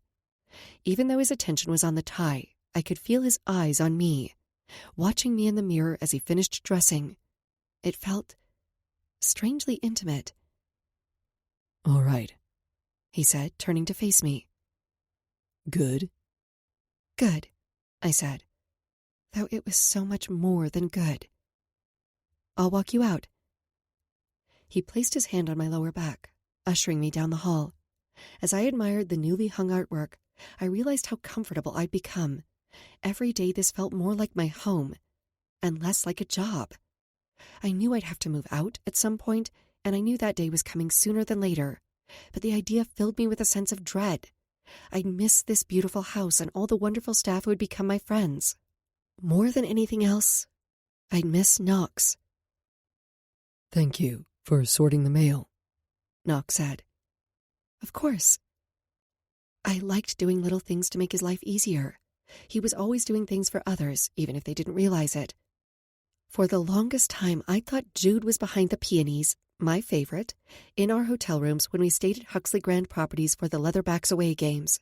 And while it had seemed slightly out of character for Jude, I would have never guessed his dad was behind them. It was only more recently that I'd made the connection. Knox had done so many kind and considerate things for me. But it was when the pink peonies, and only ever pink peonies, had started showing up on the dining table here at the house that I'd put it together. Knox had been behind it all along. And in some small way, taking care of the house, helping him, felt like paying him back. Not that he'd ever made me feel like I owed him anything. More that I'd realized Knox was so busy taking care of others that I wondered if he knew what it was like to have someone do something nice for him, take care of him. And the more things I did for Knox, the more I realized that pleasing him pleased me. I could envision other ways to give Knox pleasure, but I quickly shut down that line of thought. Knox was my boss and my ex's father. Hoping for anything more was wildly unrealistic and inappropriate, not to mention wrong. A few days passed and nothing had changed. Knox's dinner with Jude and Chrissy had gone well, and I was still crushing on my boss. I headed inside and opened a few packages before checking the inventory of some of the household products. With Knox spending more time at the house, I'd wanted to make sure he was comfortable. And since I was doing less actual house sitting, I'd taken it upon myself to adopt more of a house manager role to compensate for it. Plus, I was still tutoring him in Spanish, though that was fun. I taught a few classes online, but there'd been a drop in enrollment the past few weeks. Students had complained about the website not working. I wished I had answers for them, but I was just as frustrated as they were. After I'd finished, I headed down to Knox's office. The door was open, and he sat behind his desk, concentrating on the computer screen. The late afternoon sunlight glinted off his hair, especially the silver strands near his temples and in his beard. I studied him, thinking about how he was always leaving his mark, whether it was on a personal level, all the nice things he did for me, or through the Leatherbacks. After purchasing the team years ago, he'd changed the name and revamped the entire brand so it would be more inclusive. As part of its mission, the team donated a portion of its ticket sales to a conservation fund that helped both leatherback turtles and other marine wildlife. And then there were the community outreach projects. Since moving in, I'd gained even more insight about Knox and the team, and he was just as active off the field as the players were on it. He regularly attended charity functions and not just fancy galas that raised money. He went on hospital visits with the players. He organized for the unsold concessions from the stadium to be donated to local food banks. The man was incredible, a powerhouse, and I'd never met anyone quite like him. Are you just going to stand there and watch me? He teased, smiling as his eyes remained focused on the screen. In the past, his question would have made me jump, but during the time we'd spent together, something had shifted. I felt more comfortable teasing him. I found myself pushing back, pushing the boundaries in ways I wouldn't have before or with anyone else. Maybe, I grinned, placing the mail and the keys to the Range Rover on his desk. He regarded me over his laptop, then removed his glasses and set them on the desk with a sigh. I thought I told you to keep these, he said, referring to the keys. I'd started driving his SUV a few weeks ago. He'd asked me to pick something up across town, and he didn't think the item would fit in my trunk. Since then, he told me to take the Range Rover every time I went out, and not just when I was running errands for him. I know. I left the keys where they were. But I have a car. He eyed me skeptically. What? I asked, unafraid to challenge him. I enjoyed doing it, just to see how he'd respond. During the time I'd spent with Knox, I'd realized a few things. Yes, maybe Emmy was right that I didn't let people, men, in. But I'd never met a man who made me feel safe enough to do so. Not fully. Things hadn't worked out with Jude, not because I'd planned to move. That was simply the excuse. The true reason was that I'd never felt secure in our relationship, partly because of my past. But a big part of that was Jude's personality. He was flirtatious. And when I'd finally broached the subject, he'd been dismissive of my comments. But Knox encouraged me to speak my mind. He made me feel safe to express my opinion, and not just about rugs or things that affected the team, about everything, which was why I wasn't afraid to stand my ground on the car or anything else when it came to him. Kendall. He leaned back in his chair, resting his ankle on his knee. We talked about this. Your car is barely running and it isn't safe. It wasn't the first time he'd said as much. You'll take the Range Rover, he said in a tone that left no room for argument. But it's yours, I said, not backing down. Not anymore. I tilted my head. What are you talking about? He smirked, just as the sound of a large truck backing up caught my attention. I frowned and rushed over to the window, watching as a tow truck started to drive off with my car attached to it.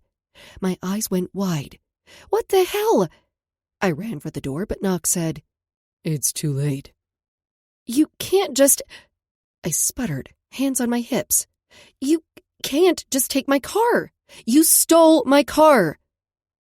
No. He regarded me slowly, like a lion watching its prey. I replaced the hunk of scrap metal you called a car with something much safer and more reliable. But it was mine. I stared at the empty driveway, still in disbelief. And what about... I shook my head. What about the stuff I had inside? Not that it had been much, but still. I personally removed everything of yours, he said, and I put it in your new car. But... I squeezed my eyes shut, wondering when he'd taken my keys. How long had he been planning this? You had no right to do that, I sputtered, simultaneously annoyed by his actions and overwhelmed by his generosity. I didn't ask you to do that. I know. The corner of his mouth tilted upward. But I wanted to. He removed a piece of paper from the drawer to his desk and slid it and the keys across the surface to me. When I looked at the paper, I realized it was the car title. He'd literally given me the Range Rover. It would please me very much, he said, if you would accept my gift. You've left me little choice, I grumbled. But I had to admit it was a relief to have a safer car, one that wouldn't leave me stranded on the side of the road when I was trying to get Mom to an appointment she couldn't miss. That had just happened last week. So even though I wished Knox would have talked to me about it first, I realized I should have been thanking him, not scolding him. Thank you. I placed my hand over his, and it was then he peered up at me. His gaze darted from my eyes to my lips, then down to my shirt. I moved closer, leaning against his desk, wanting him to see more of me, want more from me, because he made me feel seen in a way no one else had. You're welcome. Look, I sighed. I'm sorry if I came across as ungrateful. I appreciate it more than you could know, but how could I say this without coming out and saying it? But what? I know this is going to sound ridiculous, but I don't want to get used to it. He furrowed his brow. Get used to what? You know, I made a show of looking around, taking in the luxury and splendor that surrounded me. All this. I'll be moving out soon. At least I assumed so. We hadn't discussed the termination of the placement, but we both knew it was looming. He steepled his fingers and regarded me over the top of them. I see. But I wasn't sure he did. Knox may not act entitled, but he'd been raised with money. He was one of the heirs to a freaking billion-dollar hotel fortune. He'd never not had money. That's actually something I want to discuss. The abrupt change of topic was jarring, but I leaned my hip against the desk, trying not to let my anxiety show. That sounds ominous. He shook his head. It's about an opportunity. I quirked my brow, my mind going all sorts of places. What kind of opportunity? One I'd like to discuss over dinner. Are you hungry? He asked, though he was the one with the ravenous look in his eyes. It warmed me to the core, and I shifted as if that would somehow ease the ache. Nothing eased the ache. Not my fingers, not my vibrator. It was as if I walked around in a constant state of arousal. I often wondered if Knox knew just how keyed up my body was, how I burned for him. I lifted a shoulder. A little. Good, he said with a wolfish smile. Is there a dress code? I asked. When Knox had gone out to dinner the other night, he'd been wearing a sport jacket. If that was a regular Tuesday evening for him, I had no idea what to expect. Wear whatever you like, he said, standing from his desk and rounding it. I needed more information. He'd said it was an opportunity. Did that mean it was a business dinner? Would there be other guests? Would Jude be there? God, I hope not. I felt bad enough that I had a crush on my boss. Anytime Jude was near, it only made me feel worse about the fact that my boss was also my ex's dad. Still, I couldn't resist asking, what would you like for me to wear? Knox shook his head, his attention on the floor. Answering that question will only get me into trouble. I stilled. His words were reverberating through me like a tuning fork that had been struck. Was he saying what I thought he was? We'd been dancing around this tension for weeks, and I thought I might combust. It had never been like this with Jude, not even in the beginning. And while I didn't want to compare the two men, at times I realized just how much every other man I'd been with paled in comparison to Knox, even his son. Bad, Kendall. So, so bad. But when Knox's eyes lingered on my lips, all I could think was how good it would feel to give in to him, to this thing growing between us. What? He asked, tilting his head to the side. Is there something in my teeth? He made the goofiest expression, and I immediately burst out laughing. No! I gave him a gentle shove. Your teeth are perfect. Just like everything about you. So, you'll join me? He asked, taking my hand in his, the one I'd used to shove him, and I was surprised he seemed almost shy. On the back patio. I'll be there, I whispered, feeling as if we were sharing a secret. Good. We held each other's gaze longer than was necessary. It'll just be us. So, wear whatever you want. I nodded, then headed up to my room to agonize over what to wear. Finally, I gave up and decided to text Emmy. Me. Hey, need your opinion on an outfit. Emmy. Oh, for a date? I debated a moment, then responded. Me. I'm not sure what it is. My phone immediately rang, and I answered it. Hey, give me all the details. Where are you going? Who are you going with? I stared at the closet, shuffling through my options while trying to keep my voice low. Knox and I are having dinner at the house. Alone? She asked. Mm-hmm. I didn't want to say too much and risk him overhearing. The walls were thick and it was a big house, but still. Is he nearby? I shook my head, then remembered she couldn't see me. No, but he's home, so I don't want to talk too loud in case the sound carries. Is this a date? She asked. No. I lowered my voice to a whisper. He said he wants to discuss an opportunity. What kind of opportunity? Her inflection suggested something more. I don't know. I flopped down on the bed, wishing I had more answers. She was asking all the same questions I'd been asking myself. Which is why I need outfit help. Do you think he's going to ask you to sleep with him? I wanted to tell her that was absurd, and yet I clenched my thighs together. I shouldn't like the idea of that as much as I did.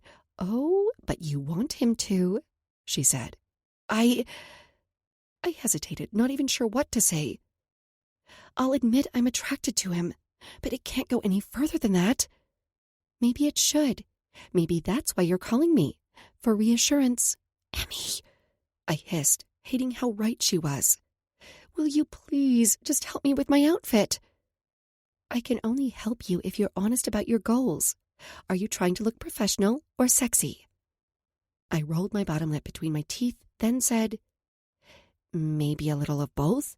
Yes, girl, she squealed, and then she turned serious, telling me exactly what to wear and how to style my hair.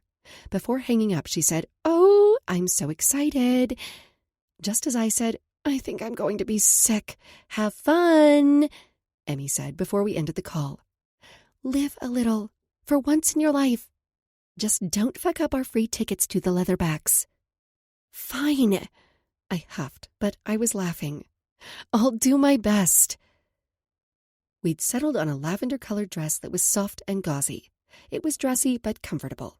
It was relatively modest in front, just a hint of cleavage, but it dipped low in the back, revealing a huge expanse of skin.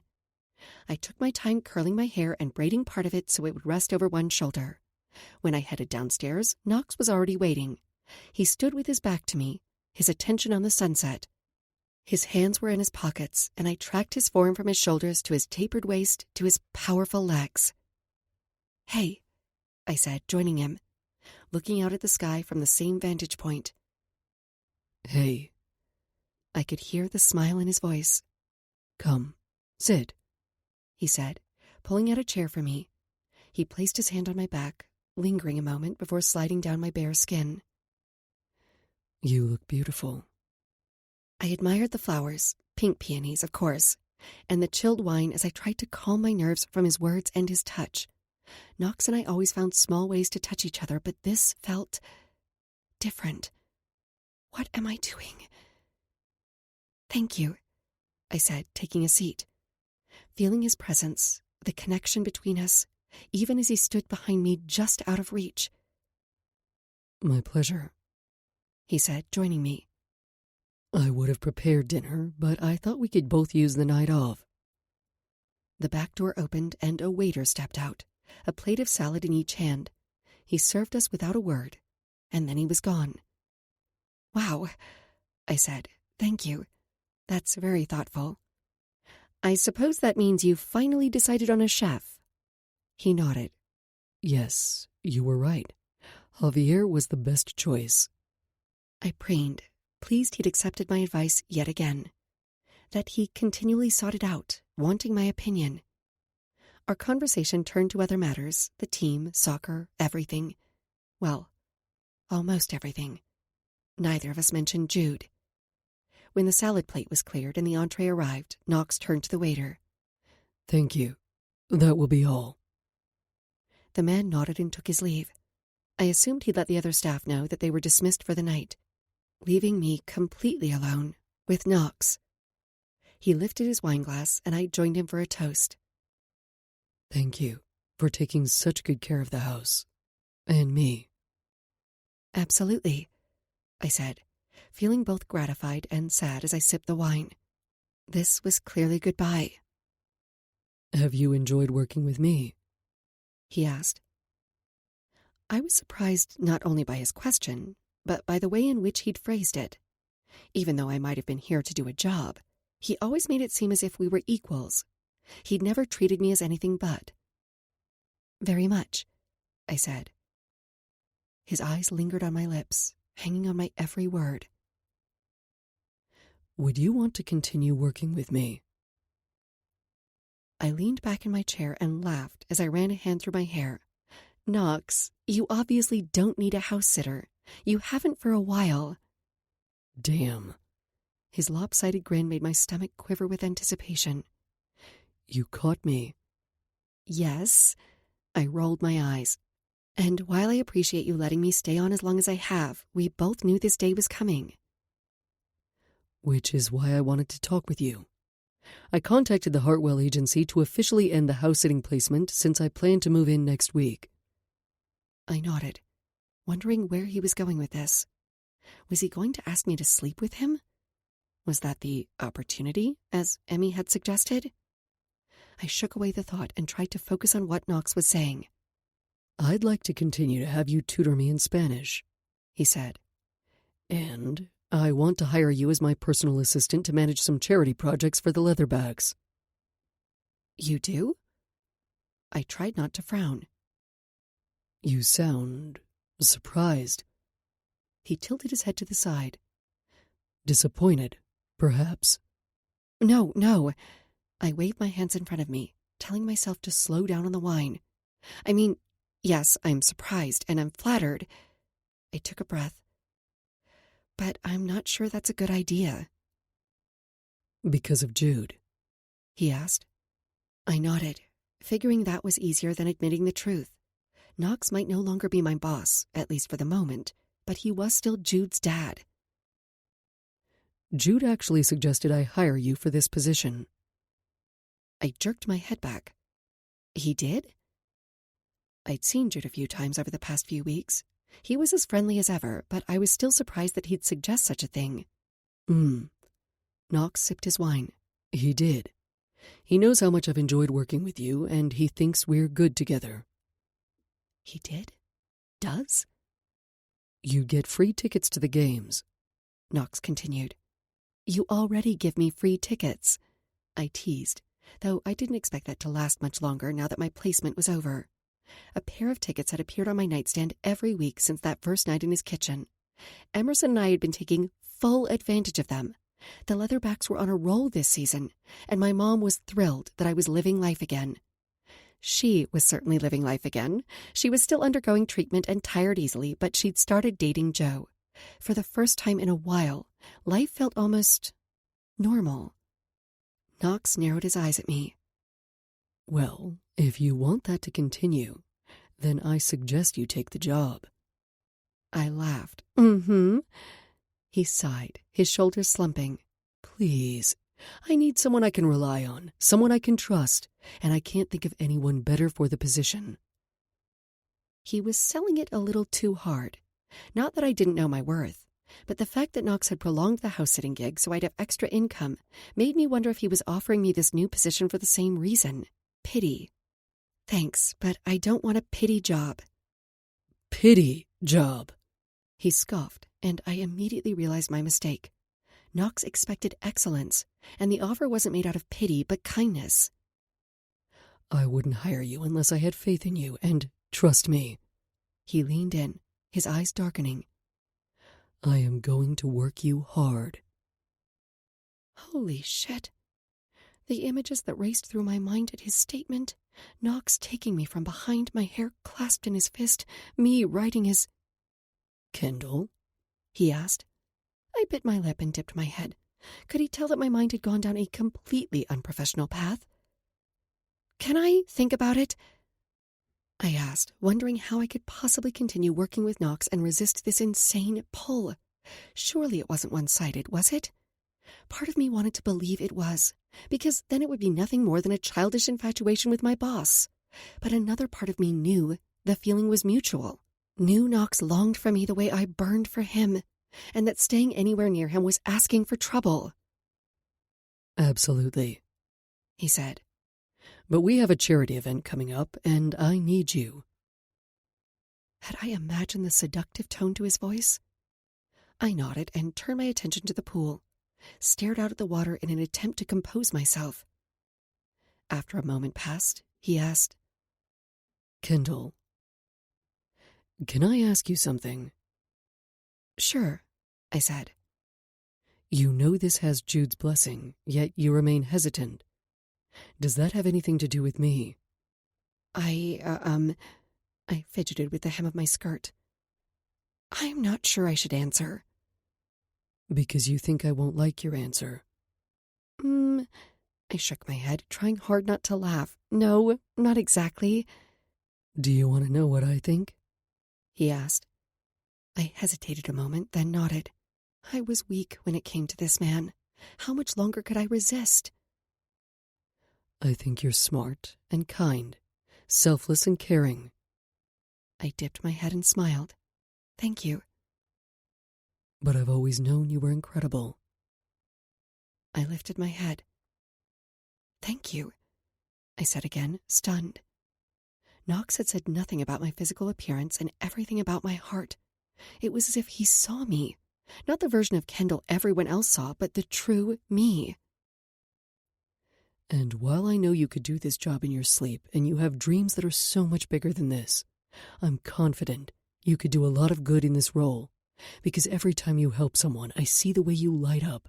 Whether it's taking a sandwich to Vincent. I opened my mouth. He'd seen that? He smirked. Or baking one of the garden crew a nut-free vegan cake for their birthday.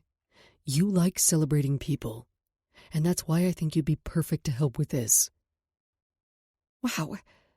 I blinked a few times, my resistance melting away the longer he spoke.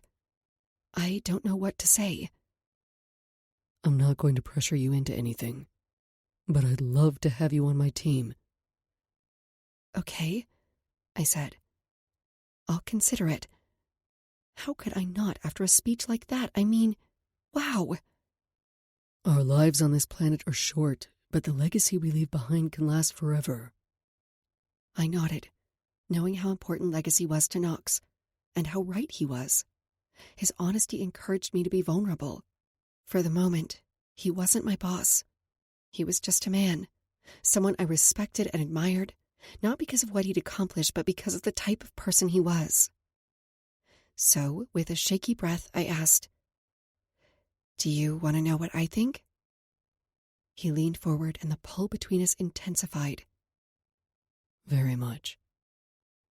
I smiled, forcing myself to say the words I'd been thinking since, well, forever. I have always thought you were a good man, kind and handsome.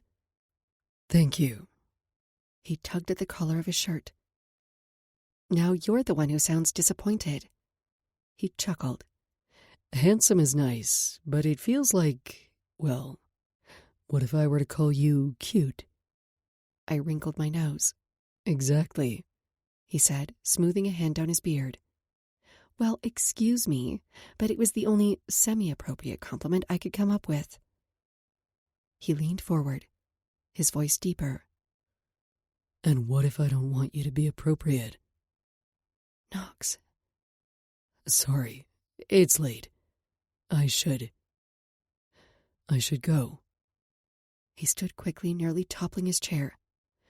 Too much wine turns me into a foolish old man. If the wine was making anyone foolish, it was me. I'd been flirting with him all evening, flirting with the idea of being with him even when I knew it was impossible. Knox, I said again, standing. You're neither of those things, but I'm... I shook my head and turned away. Never mind. No. I heard the rustle of his clothes as he stepped closer. Tell me what you were going to say. The heat from his body radiated off him. I felt his hand as if it were a feather grazing my back. I took a deep breath, his presence giving me strength, the wine making me brazen. My placement was over. Technically, he wasn't my boss anymore, at least not right now. I hadn't accepted his job offer. We weren't breaking any rules. Do you want to know the real reason why I'm hesitant to accept? I asked. I wasn't considering the position, not really. Between the Hartwell agency and my online tutoring, I could get by, at least, I thought I could. If enrollment continued to drop because of the tutoring company's incompetence, I might have to look at other options. And yeah, maybe those jobs weren't as stable or exciting as what Knox was offering, but they were flexible. And with my mom's health, I valued flexibility. Yes, he said from behind me. It was almost easier not to face him when I said this. Because sometimes... This was it. I was going to go for it. Sometimes I wish you weren't my boss. And why is that? He asked, his tone betraying nothing. I think you know why. I stared at the pool, and the way the water lapped at the edges even as my heart raced. I need to hear you say it. He placed his hands on my shoulders and turned me to face him. Tell me, Kendall, why do you wish I weren't your boss? Chapter 8. Knox. Kendall stared up at me, her eyes full of questions. She pulled her lower lip between her teeth and shook her head. Fuck me, she was gorgeous, her lavender dress somehow making her seem ethereal. Kendall, I rasped. Technically, I'm not your boss anymore. Not tonight, anyway. I lifted my hand but then lowered it before I could touch her. And you're no longer my employee. But you're still Jude's dad, she said. Is that what this is about? I asked, frowning.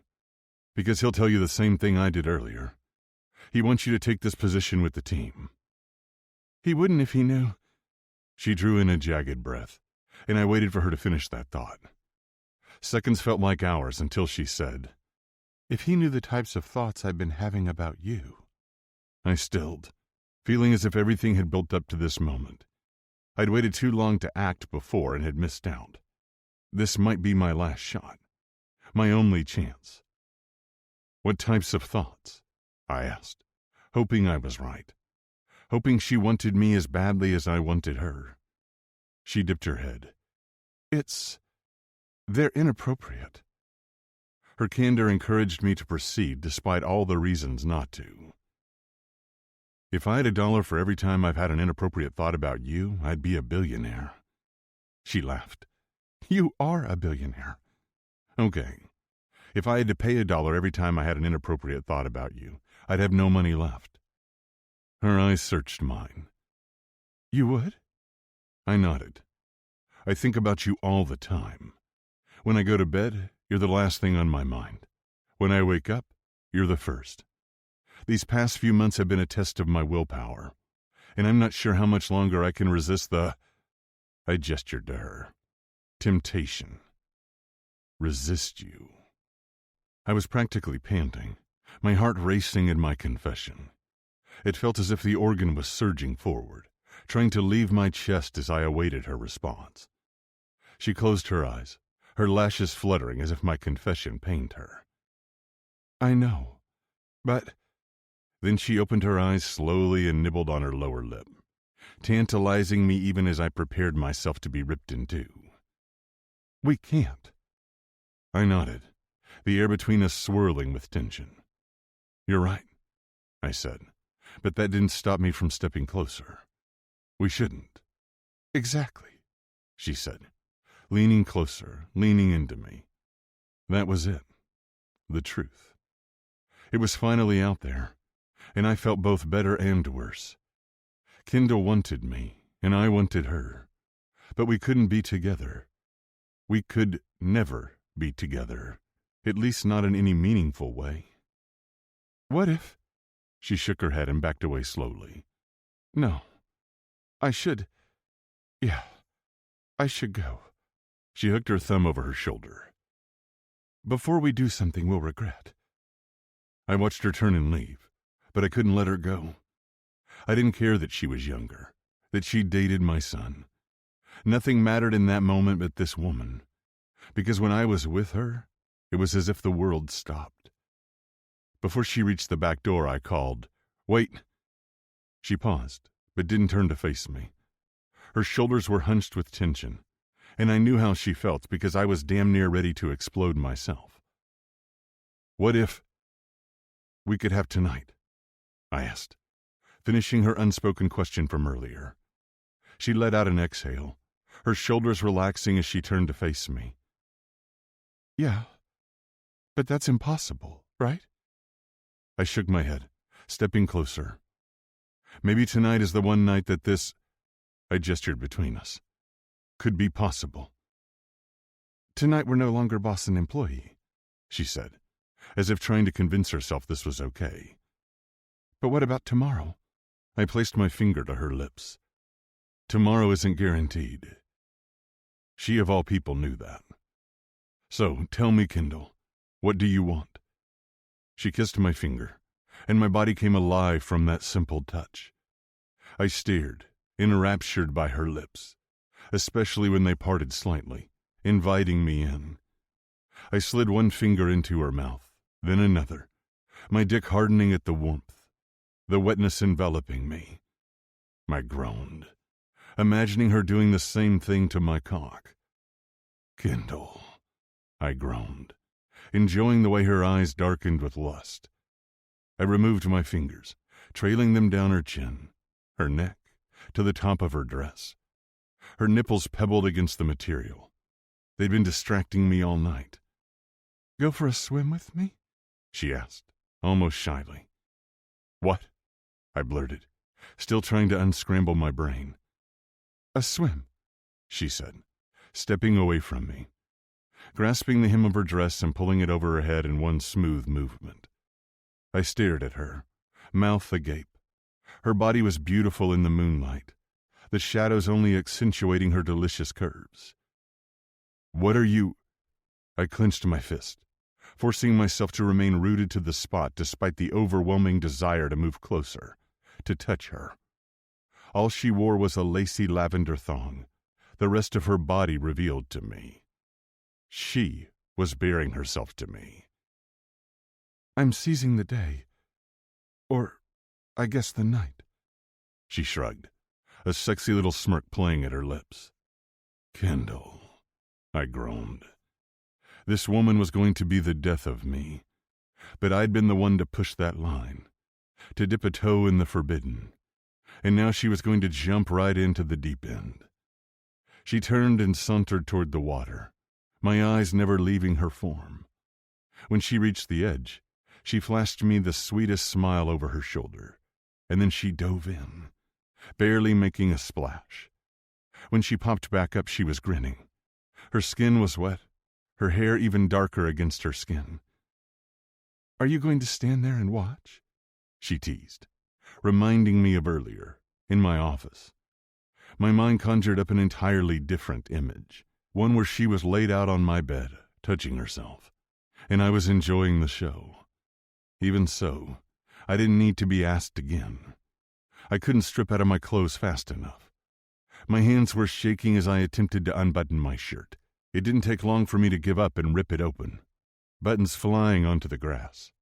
I peeled it off, then shucked my pants and kicked them aside, but followed her lead and kept my boxers on. Her eyes roamed my body with appreciation, lingering on the muscles of my stomach and then dipping lower still. My cock ached from her attention. She crooked her finger, and it felt as if there was a string tied from it to me, and she was dragging me toward her, pulling me even further under her spell. I took a deep breath and dove into the pool, only resurfacing when I was mere inches from her. The water was warm against my already heated skin. The lights from beneath the surface gave me glimpses of her form, and I waited to see what she'd do, what she wanted. She had to take the lead in this.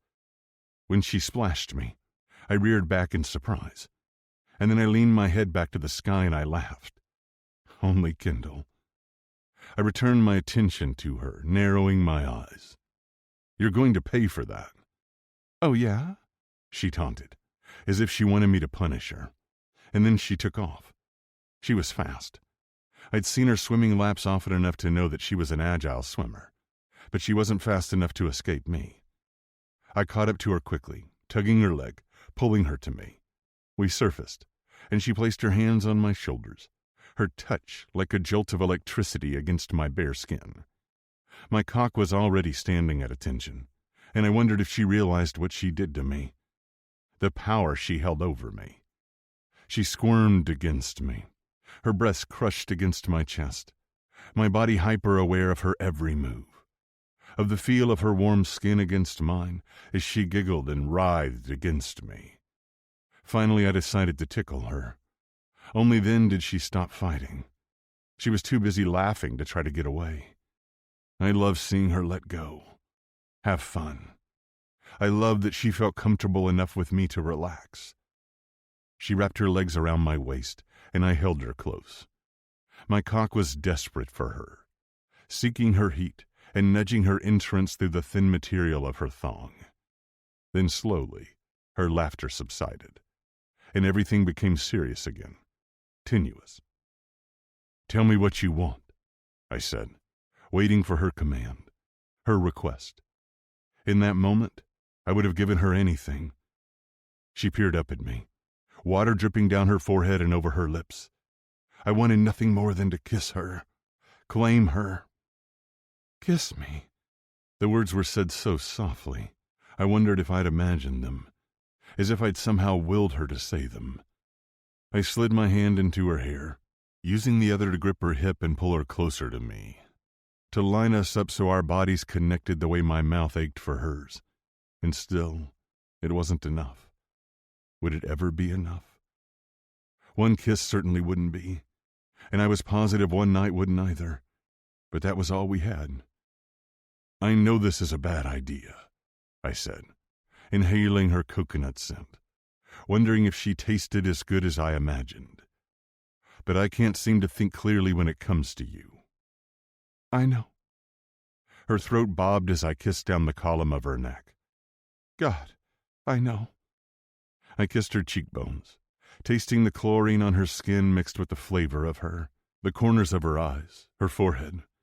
I wanted to kiss every inch of her, slowly, and then I wanted to do it all again. I fully intended to savor this moment, because if all we had was this night, I needed to make it count, especially since I'd been dreaming of kissing Kendall for over a year. But I can't stop myself, I said, as I closed in on her lips.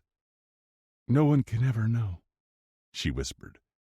We both knew there was one person in particular who couldn't know, but I pushed thoughts of Jude from my mind. I was too far gone at this point. I'd wanted this for too long to hold back anymore. No one, I said in a solemn tone. Knox. She tightened her grip on my shoulders. Yeah? Kiss me, she panted. Please. Oh. I brushed my nose against hers. I plan on doing a hell of a lot more than just kissing you, but I've waited too long to rush this moment. What? I silenced her question with a kiss. Answering would only lead to more trouble. Her lips parted, her mouth opening to me, welcoming me in, making me feel more at home than I had ever anywhere else. She tasted like berries, like the wine we'd consumed, and yet a flavor unique to her. I craved her, craved the sexy little sounds she made as I roamed her body with my hands, craved the feel of her skin on mine, to be able to touch her like this, to pretend she was mine. It was heaven and hell all at once, because I knew it was only temporary. But I had until tomorrow, and I intended to make the most of it. You feel, I swallowed hard, so good. So do you, she said, wrapping her arms around my neck, molding herself to my chest. I'd never experienced so many sensations simultaneously. It was nearly overwhelming. The warmth of her body, the water flowing around us, but the most prominent, the most constant, was our connection. It was heaven. Fuck me, mi cielo. Your body is perfection. I slid my hands down her back and over her ass, holding her even closer to me. I used my grip to glide her up and down my shaft. She was driving me fucking crazy. And judging from the sounds she made and the way she angled her hips toward me, she felt the same. Mi cielo? She smiled, knowing I was using the Spanish term for my heaven. We talked about it in my lesson just the other day. Yes, I sighed. Wanting you has been heaven and hell. I know, she moaned, arching her back as she writhed against me. But wasn't it worth it to feel like this? I kept at it, enjoying the friction, the heat and closeness of her body, the way she responded to me. Yes, I'm tempted to slip these panties aside to see just how tight your pussy is. If it's the paradise I've imagined. Yes. Her breathing was ragged. Please, Knox. My dirty promises seemed to drive her even wilder. Then I'd bury myself deep, feeling the way your walls clench around my cock. She clawed at my back, our movements turning frantic. If we kept this up, I was going to come too quickly. Not yet, I said, more to myself. With her legs still wrapped around my waist, I waded through the water until we reached the stairs. What are you doing? She asked. Where are we going? When I started ascending the steps, she shivered and held on tighter. Knox, I need to taste you. I set her on the side of the pool. That's... She tried to slink back into the water. It's okay. You don't have to do that. I tilted my head to the side, wondering why she'd suddenly clammed up. Do you not want me to? It's just... She focused on something in the distance. Most guys don't like doing that. I didn't want to think about the other guys she might be referring to. I didn't want to picture her with anyone but me. I'd never had such a possessive streak with other women, but Kendall brought out this side of me. She made me want to claim her, want to know that I was the only man she wanted. I wouldn't offer it if I didn't want to do it, I said, resting her legs on my shoulders, pulling her closer to my mouth. And I want to, very much. When I kissed my way up her inner thigh, she shuddered and seemed to finally relax. She rested her elbows on one of the stairs, tilting her head back to the sky. She was so achingly beautiful it made my chest hurt to look at her, to know that this was all I'd ever have with her. One glimpse of paradise and then back to reality. Tell me if you want me to stop, or if there's something you like. Or don't, I said, focusing on this moment instead. She nodded, and I peeled her panties aside, bearing her to me. Her pussy, like the rest of her, was beautiful, pink and wet, begging to be licked. I pried her apart, blowing on the sensitive skin. She shivered, her stomach muscles clenching. I growled, loving her reaction, loving how responsive she was to me. You like that? I asked. Mm-hmm. She said it lazily, her body relaxing for me, opening to me, just like she had over the past few months. Your beard, your everything feels so good. I leaned forward and looked up her slit. One taste and I was already hooked. I couldn't get enough of her as I licked and flicked and sucked. And she seemed just as keen for me to continue, digging her fingers into my hair. She dragged her nails against my scalp as her body wound tighter and tighter, approaching her climax. Knox, she gasped, riding my face, writhing from my touch, from my mouth. It was my name on her lips, and I never felt so fucking proud. That's it, mi cielo, I said, using my fingers to pleasure her. Give it to me. Give me everything. And as I watched Kendall's orgasm barrel through her, I realized just how fucked I was. Because I didn't just want her pleasure. I wanted her heart.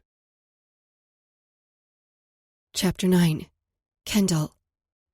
Oh, God, I gasped. I flopped back against the stairs, sending ripples through the pool as shockwaves continued to rock my body. Even as the water turned calmer, the waves gently lapping at my skin, my body felt as if it had been torn apart in the best possible way. I never had someone touch me, like Knox had. Never had a man look at me with such devotion while absolutely devouring me. It made me feel so powerful, so desired. You're cold, he said, sounding almost angry, but his expression was one of concern. I didn't realize I was shivering until he mentioned it. I'd been so lost in the sensations, in him, that nothing else seemed to affect me anymore, not the weather, nor the fact that he was my ex's father. It was as if we'd entered this bubble, where time and rules ceased to exist, where there were no consequences, where we could be together, and we could have what we wanted. I knew that wasn't true. I knew this was only for tonight, but for once, I decided to do something for me. Not because I felt like I should, not because it was what Knox wanted or it was the opposite of what Jude would want, but because it was what I wanted. And this was definitely what I wanted. Knox was what I wanted. He cradled me in his arms, lifting me out of the pool with care, treating me as if I was the most precious thing in the world. Tonight, and any time I was in Knox's presence, it felt as if I were. Mi cielo, my heaven. He'd certainly taken me to outer space with that orgasm. I wasn't sure I'd ever come so hard. I'd literally seen stars. And his kiss, God. I could get lost in his kiss. Everything about him commanding, yet gentle, taking while giving. Knox grabbed a large fluffy towel and draped it over me before carrying me into the house and up the stairs to his bedroom. He kept glancing down at me as if he couldn't fully believe this was happening. Neither could I. He placed me on his bathroom counter before switching on the shower. His boxers clung to his skin, leaving little to the imagination. And while he checked the water temperature, I checked out his ass. The round, sculpted muscles showing his strength. Strength he'd used to hold me in the pool, to carry me up the stairs to his room. He was such a powerful man. And yet he'd only ever made me feel safe. Cherished. Steam billowed out the top of the shower, and Knox stood before me, opening the towel, helping me stand so he could peel off my underwear. "You are so fucking gorgeous," he said, spinning me slowly until I faced the mirror. "So fucking mine." At least, that was what it sounded like he said, as he trailed his fingers over my spine and down my ass. As I watched us in the mirror, I felt like his. I wanted to be his. And not just for tonight. But it was all we had. So I stayed there a moment, reveling in the look of appreciation on his face. This magnificent man wanted me. Knox Crawford wanted me. I turned to face him, hooking my fingers into his boxers, and then I dragged them over his hips, down his legs as I kneeled before him. His cock bobbed toward me, hard and proud. I peered up at Knox, and his eyes were hooded, full of lust and longing, and I was dying to taste him. I gripped his shaft, gently guiding him to my mouth. I swirled my tongue around his tip, feeling the bulge of his vein, exploring the crown as it slipped between my lips. He groaned, and I'd never heard a sound more feral. It was clear from the way he clenched his fists at his sides that he was losing control. I liked the idea. I wanted to make him unravel. So I decided to test his limits. I smiled up at him, teasing him again with my tongue. He tangled his hand in my hair, letting me play for a minute before pulling me to my feet. "In the shower." He guided me toward the entrance. "Now." I stumbled into the shower, the warm spray instantly relaxing my muscles. I hadn't realized how cold I was until I felt the heat of the water. Knox joined me, pumping shampoo into his palm, then rubbing his hands together. "Turn. Let me take care of you." I turned so my back was to him, moaning with appreciation when he massaged it into my scalp. Between the orgasm earlier and now this, I was going to melt into a puddle on the floor. He kept at it for a while, never seeming to be in any rush. For a man who owned a successful pro soccer team and was involved in countless philanthropic efforts, he always seemed to have time for me. When he finished, he turned me gently, kissing me slowly and deeply while the shower washed the soap away. "Hi." I smiled up at him when he pulled back and cupped my face. "Hey." He grinned, tracing my jaw. The moment felt tender and precious, like the soap bubbles swirling the drain. They were beautiful, but they only lasted a moment. I didn't want to think about that. I didn't want to think of anything but right here, right now. So I guided him to the shower bench, grabbing the shampoo and lathering his hair. All the while, he ran his hands over my body, exploring, caressing, teasing. When his hair was finished and my body was clean, he washed himself quickly. "Let's get out," he said, rinsing his body, then stepping out of the shower. I pouted when he wrapped a towel around his waist. But I wanted to wash you. "Another time." But there likely wouldn't be another time, which only upset me more. "Come on, Kendall." He grabbed a plush white robe and held it open for me. "Be a good girl and get out." I'd always been a good girl. I always followed the rules. I always did what I was supposed to, and I was sick of it. I didn't want to submit or obey. I wanted to rebel. And even though being with Knox was its own sort of rebellion, I felt as if I'd barely stepped into my power, into embracing my desires. Knox had always encouraged me to express my opinion, especially with him. He'd made me feel safe to do so, which was why I felt comfortable saying, maybe I don't want to be a good girl. Even as I got a thrill from that small act of defiance. Kendall, he chided. I hesitated a moment, testing the boundaries, pushing myself to stand up for my wishes, to assert my needs. Then I switched off the water, stepping out of the shower on my terms and into his arms. Yes, Daddy, I said, mostly in jest. He turned me so my back was to the shower, pinning me against the glass. Don't call me that. His expression was murderous, and it only made me want to tease him more. Would you prefer, sir? I joked, relishing this newfound boldness. Kendall, he growled, and I tried my hardest not to laugh. Okay, so you're not a fan of that either. I ducked beneath his arm and darted toward the door. How about my king, or me Ray, if you prefer? Oh my God, if Emmy could see me now, she'd die. Kendall, Knox called again, his footsteps steady and loud as they pounded against the floor. Don't make me spank you. I ran around to the other side of the bed, putting the mattress between us. He glared at me over the top, and I laughed in return. If you want to spank me, I said, breathless from laughter, you'll have to catch me first. He narrowed his eyes, but we both knew how much he delighted in a challenge. Oh, I will. I'll even give you a head start. I took off before he could say go, heading down the hall as fast as my feet would carry me.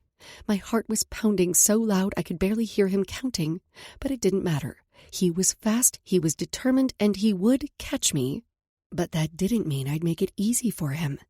I raced down the hall, rushing down the stairs. I craned my head from side to side, wondering if I should hide, if I should keep running. I didn't have much time, so I darted toward his office. Better run faster, he taunted, his deep voice seeming to come from both everywhere and nowhere in particular. I wasn't sure I'd ever been more aroused. I could feel the desire pooling in my core. I ached for Knox's touch. And then his arms were around my waist. Gotcha. His voice was deeper, more gravelly, his beard tickling my jaw. I laughed, struggling against him, though, to be honest, I'd wanted him to catch me. He easily lifted me in the air, dropping me over his shoulder. My head hung down by his terry-clad ass. His arms banded around my thighs. He slapped my ass over the robe, and it was hard enough to sting. But he kept his palm there, soothing me with his touch. For a moment, I froze, both intensely aroused and a little nervous. I trusted Knox. I wouldn't have started a game like this if I didn't. But this was new territory, and I didn't know what to expect. It honestly made it kind of fun. I smiled to myself. I was finally letting go, having fun, and it was all because Knox made me feel comfortable enough to play. Put me down. I struggled against him. He slapped my ass again, then rubbed circles over the spot. I'll put you down when I'm ready. I wouldn't have expected this side of him, and yet it didn't surprise me. What surprised me more was how much I liked it. With the men in my past, we'd never teased and taunted like this. We hadn't played games or explored power dynamics. But for the first time with Knox, I felt free. Free to be myself, free to express the desires of my heart. He set me on his desk, leaning over me, our breathing ragged, our bodies drawn together as always. Yet he didn't touch me, at least, not at first. Instead, he sank into the chair, resting his arms behind his head, legs spread wide, cock straining against the towel. He liked this as much as I did. Touch yourself, he commanded. I fluttered my fingers at the base of my neck, my skin heated from his words. That hardly seemed like a punishment. So I slid my hand down my chest, dipping inside my robe. Spread your legs. His eyes glittered with darkness, and he lowered his arms. Let me see how wet you are for me. I did as he asked, loving the way his attention was focused on me. Loving the way he licked his lips and gripped the arms of the chair. I felt powerful, in control. That's it, he said, watching me touch my clit, squeeze my breasts. I was getting off on the idea of getting him off. Are you going to call me Daddy again? He asked. I considered it a moment, then said, no. I'd relented because that was what I wanted, not because it was what he demanded. Good.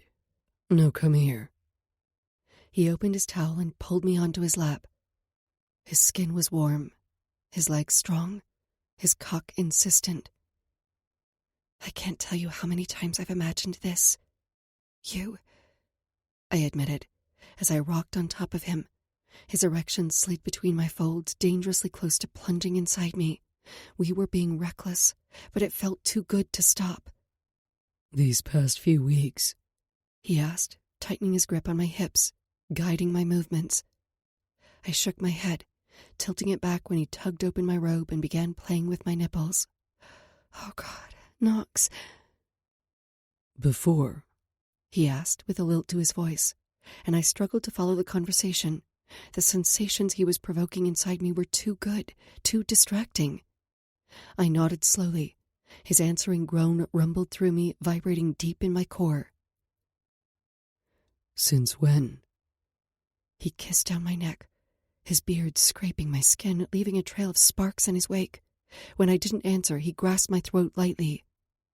Tell me, Kendall, how long have you fantasized about me? I met his eyes and finally gathered the courage to admit the truth. Since always. But you were... and I was... I trailed off, too embarrassed to admit any more, too afraid I'd already said too much. With Jude, he finished for me, loosening his hold. I nodded. But it was more than that. More than Jude. Yes, I'd been dating Knox's son, but he was, well, him. Knox was hot, older, magnetic. He'd always seemed so unattainable. I nodded slowly, accepting the easy explanation. Yes. I feared that would be the end of it. But then he returned his gaze to mine, his eyes hooded. Lust poured through us like the wine that had flowed earlier in the evening. Did that? Had what I'd said turned him on? You might have been his, he said, his eyes intent on mine. But I saw you first. I wanted you first. He gripped my hips, pulling me back down onto his lap, letting me feel again just how much he wanted me. I gasped when his hardness nudged against my core. You did? Do you remember the night we met? He asked. At the party on your yacht. I remembered it vividly. Jude had invited his buddy, Cade, Emmy, and some of our other friends to the party. Emmy had dragged me along. It was the first time I'd met Jude, but before I'd ever set eyes on him, I'd seen Knox. Powerful, charismatic, handsome.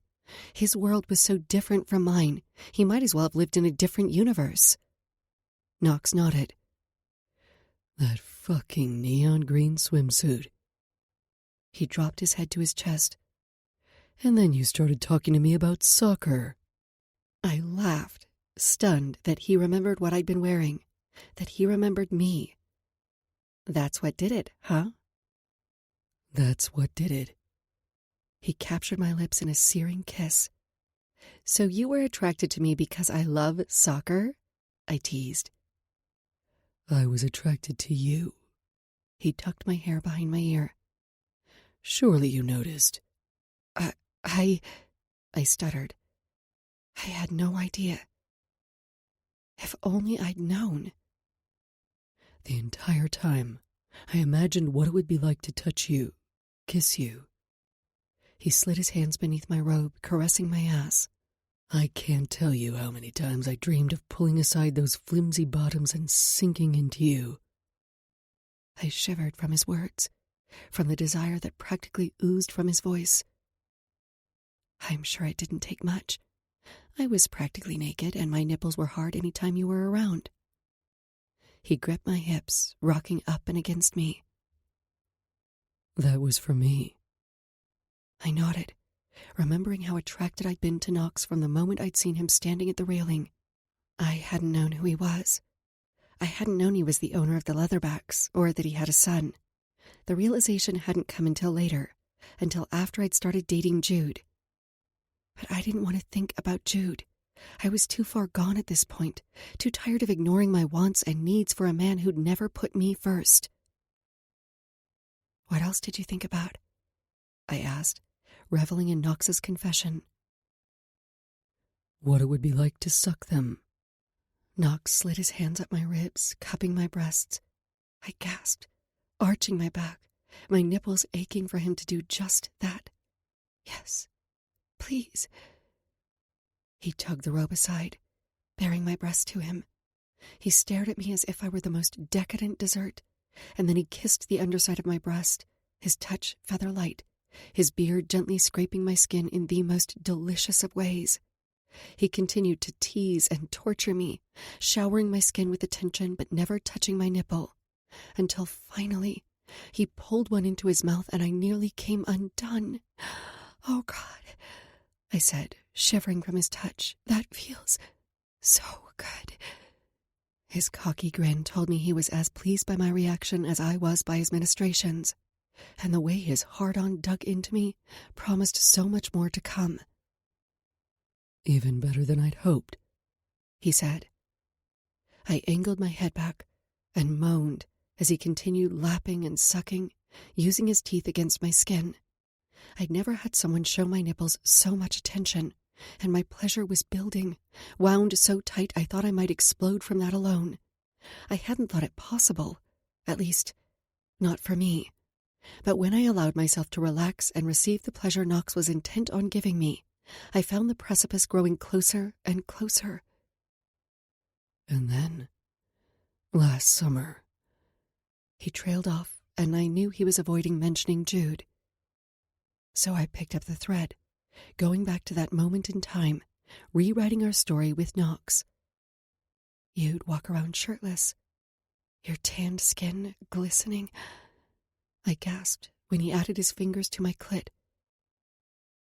"You wanted me," he said. It wasn't a question.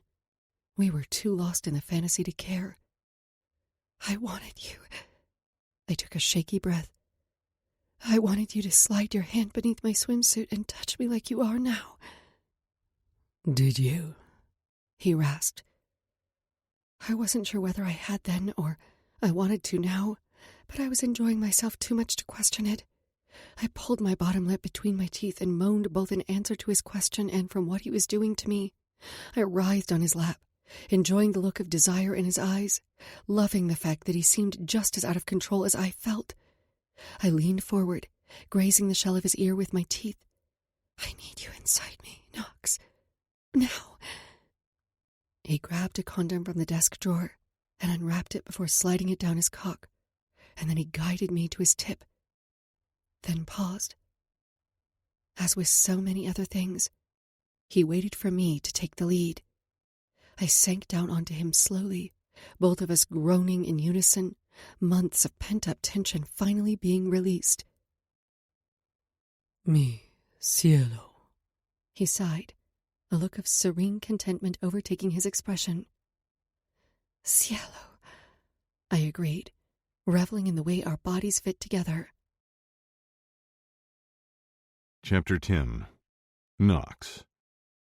"God, you're sexy," I rasped, wanting Kendall to come, needing her to come. I was barely holding on as she writhed on my lap, and she was close. It was clear from the way color bloomed on her chest to the way her pussy gripped my cock. She dug her nails into my shoulders, and I stood with her in my arms, lowering her gently onto the desk. Thank fuck Jasper had foisted some condoms on me that night at the club all those months ago.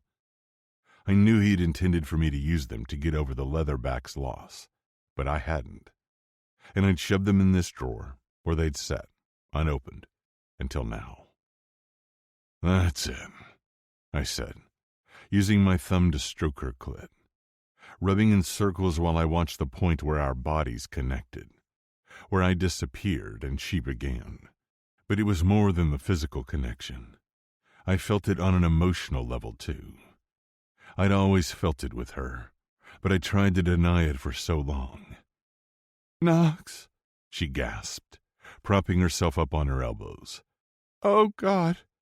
She leaned her head back. "Eyes on me, Kendall," I demanded, needing to know she was with me. Only ever me. She lifted her head, her gaze pinned on mine, my hand on her chest, her hand on my cheek, deepening that connection. I leaned in to kiss her, fusing my mouth to hers, wishing it could always be like this. Tongues tangling, bodies linked, paradise. I'd called her mi cielo on instinct, but I couldn't think of a more fitting description for Kendall. She was my escape, my salvation, and being with her, like this, was bliss. I'd never felt as contented and whole as I did with her. Being able to give her pleasure brought me more joy than I could have expected, both in and out of the bedroom. She placed her hand on my cheek. "Knox." "Yes." She dug her heels into my ass, spurring me on as she gasped. "Harder." We clung to each other, and I watched as she was overcome with pleasure once more, as her body tensed and released, as she gave in. I didn't want it to end, but I couldn't hold back anymore. I sank into her again and again, letting loose until there was nothing left to give, until I finally slumped over her, my heart racing, a sheen of sweat on my skin. I lay there a moment, then finally pulled back and swept her hair away from her face, trying to assess what she was thinking. She shook her head, her eyes still glazed. "I can't believe we just did that." My heart clenched painfully. Did she regret it? But then she smiled and placed her palm over my heart, quieting my fears. "Come on." I straightened, then grabbed her hand, pulling her up. "Let's go upstairs." "Good," she yawned. "I could use some sleep." I gave her ass a satisfying slap. "There will be none of that." She giggled and pulled on the robe, swaying as she did so. I scooped her into my arms and carried her back up the stairs to my room. Okay, maybe we'd sleep some. But if we only had one night, I planned to make the most of my time with her. And I certainly did, waking her with my head between her legs. Another time, I woke to her mouth around my cock. I lost count of the number of times I made her come. Now it was morning, and last night had been incredible. One of the best nights of my life. And while I knew it was a one-time deal, I wasn't ready for it to end. The sun might be peeking over the horizon, but as long as Kendall was in my bed, in my arms, I wasn't going to let her go. At least, I hadn't intended to anytime soon. I turned and frowned at the empty pillow next to me, the down still indented from her head. I heard a rustling from down the hall, so I grabbed a pair of athletic shorts and pulled them on. When I made it to the door to Kendall's room, she was frantically pulling on a pair of yoga pants. "What's the matter?" I asked, glancing at the clock. It was early. Too early. "What's going on?" She jolted, but quickly resumed getting dressed. Was she freaking out about what we'd done? Did she regret it? Or had something else happened? "Kendall." I stood before her, blocking her path. "Talk to me." She hesitated, looking anywhere but at me. "I need to leave. I have to go." "Go where?" I asked, hating the idea, but especially when she seemed so upset. "My mom." She shook her head. "She was admitted to the hospital." I pulled her into my arms, holding her to my chest. We stayed that way for a moment, and I pressed a kiss to the top of her head. "I'll make breakfast while you shower, and then I'll take you up there." She pulled away. "I can't. I have to go." "Okay. I'll just put on a shirt and grab my things." I moved to leave. "Please." She rolled her bottom lip between her teeth. You have to stop being so nice to me. You're making this harder than it already is. Making what harder? I frowned. Everything. She said the word with such a sense of finality. We both know I can't stay. And after last night... She shook her head, not meeting my eyes. Well, I appreciate everything you've done for me. I appreciate it more than you could ever know. She straightened, and I furrowed my brow. I sensed I wouldn't like what she had to say next. I rubbed the back of my neck. Why do I feel like you're saying goodbye? She pressed her lips together, then said, Because I am. Kendall, I sighed, trying to make sense of everything. What about the job? She shook her head. I can't take it. We both know I can't. Because of last night, I said. It wasn't really a question. I'd known last night would change things, but I never expected her to pull away. Because of everything. She pulled a shirt over her head, paying me no more attention. I stood there, feeling helpless as I watched her. When she zipped her tote bag and stood, I took it from her. I followed her down the stairs, hating everything about this. She headed for her car, but I headed for mine. Hop in. I opened the passenger door. I'll drive. Thanks, but no. She tried to take the bag from me, but when it was clear I wouldn't budge, she narrowed her eyes at me. I placed my hand on the small of her back, steering her toward the passenger door of the Maserati. That wasn't a request. She glared up at me, but I stood my ground. Get in. She took a steadying breath. I can take care of myself. I know you can, I huffed, frustrated beyond belief. With her. But mostly with the situation. But it's okay to let people help you. It's okay to let them in. To let me in. I've already wasted enough time, she said, ducking beneath my arm. She slid into the Range Rover, shutting the door quickly and firing up the engine. Unbelievable. She rolled down the window before she reached the gate. I'm sorry. I have to go. I'll get my stuff later. Vincent popped his head out of the guard shack, but when he saw my face, he quickly disappeared once more. I gnashed my teeth and watched as her car disappeared into the distance. I debated going after her, but I had a feeling that would only upset her more. So, I went inside and showered, trying to make sense of it all. Kendall's decisions, my own, everything. When I caught sight of the backyard, my eyes went wide. Kendall's dress and my shirt and pants were strewn across the grass. I picked them up, tossing my shirt in the trash before dropping the other garments into my laundry bin. I checked my phone again, and again throughout the morning, but there were no missed text messages or calls from Kendall. I had reached out to her, letting her know to call if she needed anything, but judging from this morning and her continued silence, I had a feeling she wouldn't. She'd been in my bed only a few hours ago, and now she was gone. Perhaps I should have been relieved. With other women, I would have been. But all I felt was a gaping hole, a realization that everything had changed and nothing would be the same.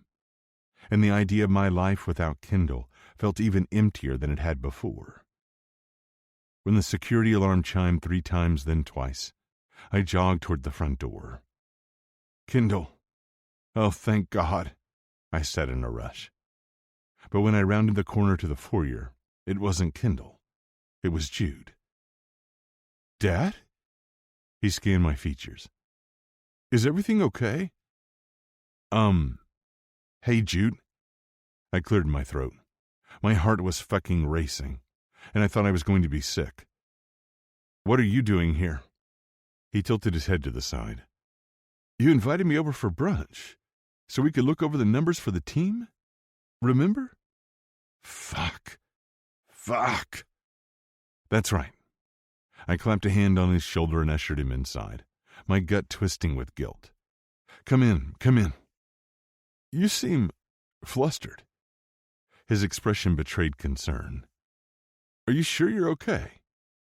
I shoved my hands into my pockets. What a fucking mess. I felt guilty as fuck about what I'd done, and I knew Jude would lose it if he ever found out. And then there was Kendall. I was unsettled by how we'd left things this morning. She'd been in such a rush, and I worried about her and her mom. But I couldn't tell Jude all that. So I said, I'm worried about Kendall. Her mom was admitted to the hospital. I hope everything's okay, Jude said. When I talked to her Emmy recently, she said Kendall's mom was going in for another round of treatment soon, but she'd been doing well. Hopefully this is only a minor setback, I said. Yeah. He grabbed a glass from the cupboard and filled it with orange juice. They've been through a lot. That's why I'm really hoping Kendall will take the job with the Leatherbacks. Not likely, I said. Really? I thought she'd be excited about it. Seems like it'd be right up her alley. I shook my head, trying to maintain a calm facade. It's not what she wants. She told you that? He asked. When I nodded, he said, When? I thought you were going to offer her the position last night. I did, and she declined it. This morning, after I'd slept with her. I took a deep breath, feeling completely out of control. Jude set his glass down on the counter with more force than was necessary.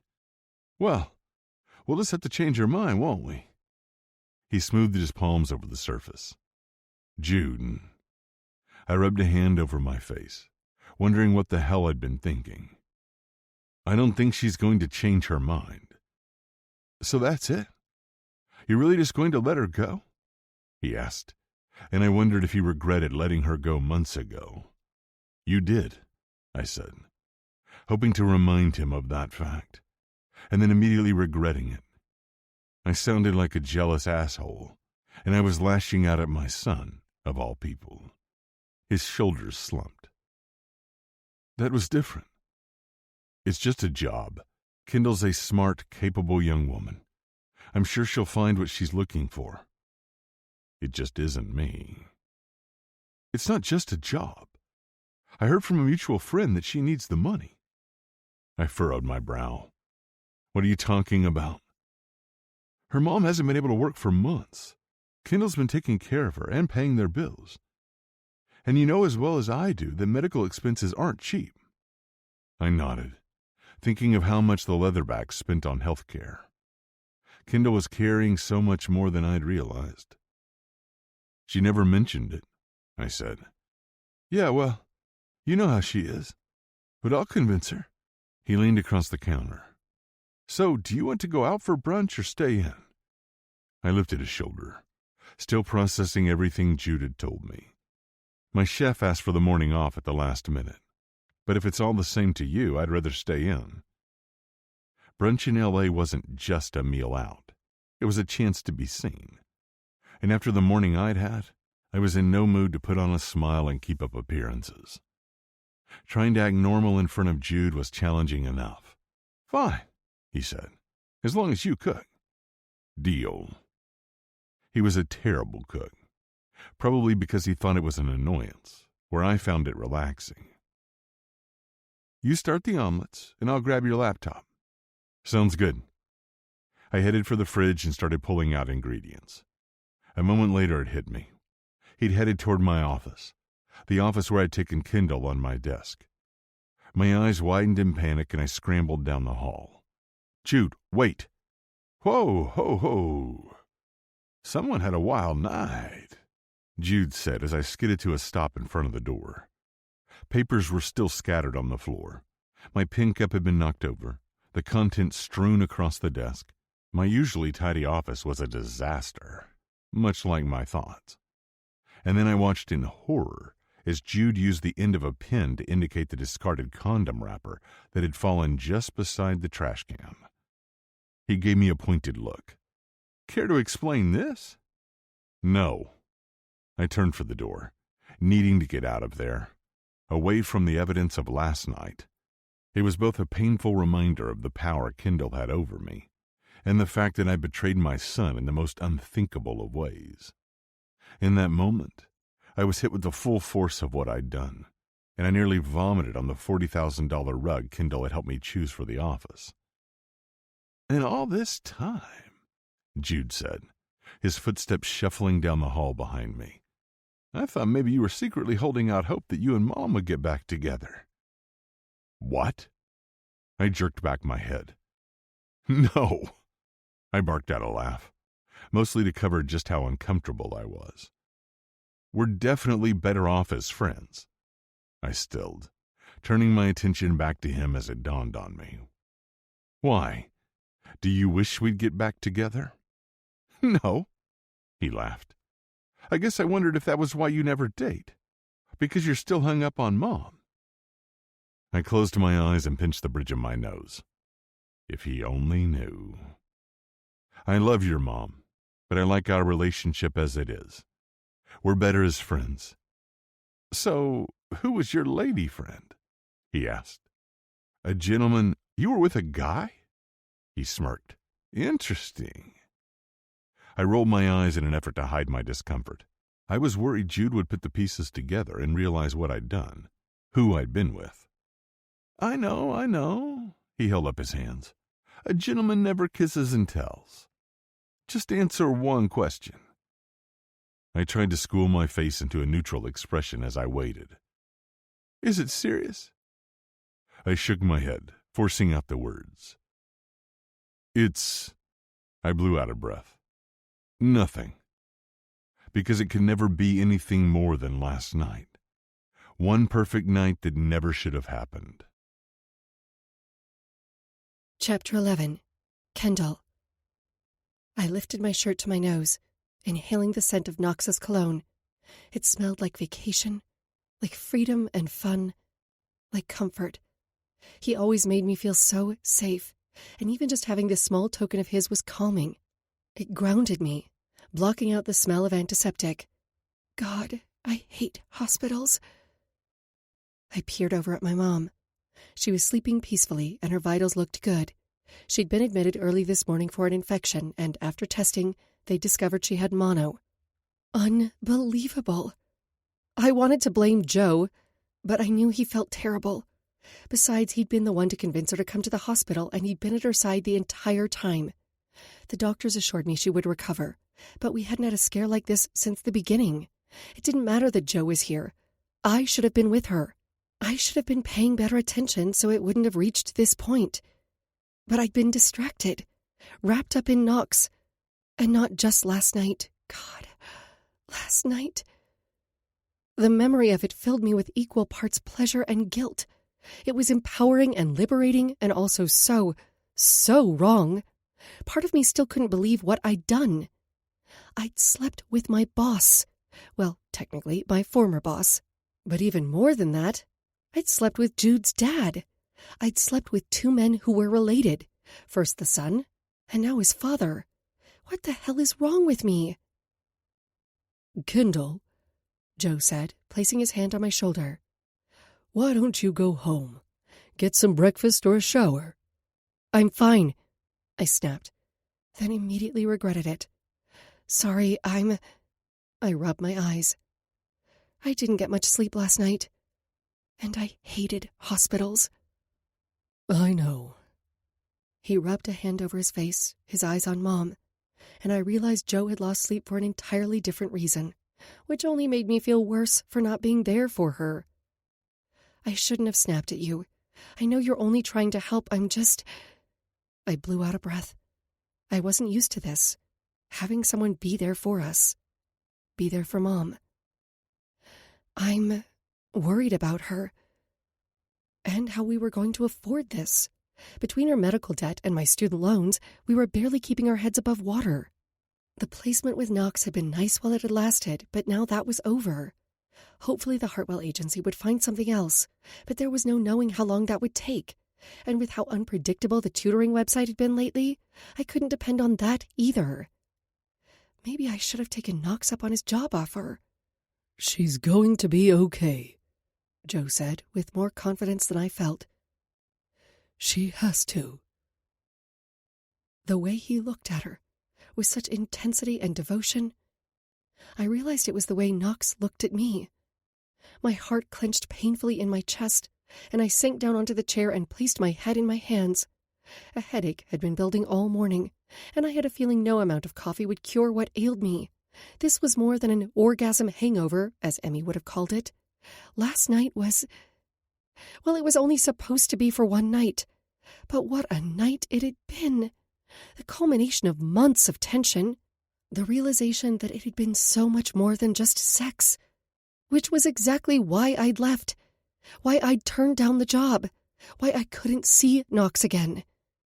Granted, I'd freaked out. But I knew I'd made the right decision. Because it would be too painful to know what it was like to be with him while trying to accept that it could never happen again. And Jude? God. Jude! There was no way I could ever face him after last night. It was best to end things now. To leave before someone got hurt, before I got hurt. Kendall, Joe said, careful to keep his voice low. If you won't go home, at least go to the cafeteria. Okay. I stood, knowing he was right. Do you want anything? I'll get something later, he said. I nodded and wandered down the hall in a zombie-like state. My phone buzzed with a new message, but I didn't even bother glancing at the screen. Knox had texted me on and off throughout the morning, and I didn't know how to respond. What I really needed was to talk to Emmy. So I headed to the cafeteria to grab some breakfast and call her about, well, everything. I was on my way there when I spotted Jude. He was carrying a vase of flowers and scanning the hallway. I panicked, my heart racing. I tried to turn to go a different way, but it was too late. He'd already spotted me, and he was smiling. Kendall, I'm so glad I found you. Jude. I gaped at him, wondering if I was delusional. Was the universe mocking me? What are you doing here? I wanted to come check on you and bring these to your mom. He held up an enormous vase of flowers, cheerful and bright, just like her. That's so sweet of you, but... I frowned. How did you know we were here? I had brunch with Dad this morning, and he mentioned that your mom was admitted, so I check on social media. I lifted my chin but stayed silent. I wondered if Knox had mentioned anything else. I was still processing everything when Jude opened his arm for a side hug. I hesitated. Hugging Jude after sleeping with Knox just felt wrong. I, haven't showered. I tucked my hair behind my ear. And I slept with your dad. I like it when you're dirty. He winked, which only made me feel worse. About sleeping with Knox, about the way Jude was flirting with me despite having a girlfriend. Get over here. The walls were pressing in on me, the drab color making my temples throb and pulse, and the fact that I still hadn't hugged Jude was getting increasingly awkward, so seeing no other option, I stepped into his open embrace. Sorry. I gave him a hug, feeling as if I were somehow betraying Knox even though I didn't owe him anything. My manners seemed to have gone missing, along with my morals. Why did I feel worse about hugging Jude than having sex with his dad? Jude chuckled, giving me a quick squeeze. I get it. If it were my dad in the hospital, whew. He shook his head, and bile rose in my throat. Oh, God. If Jude knew the truth...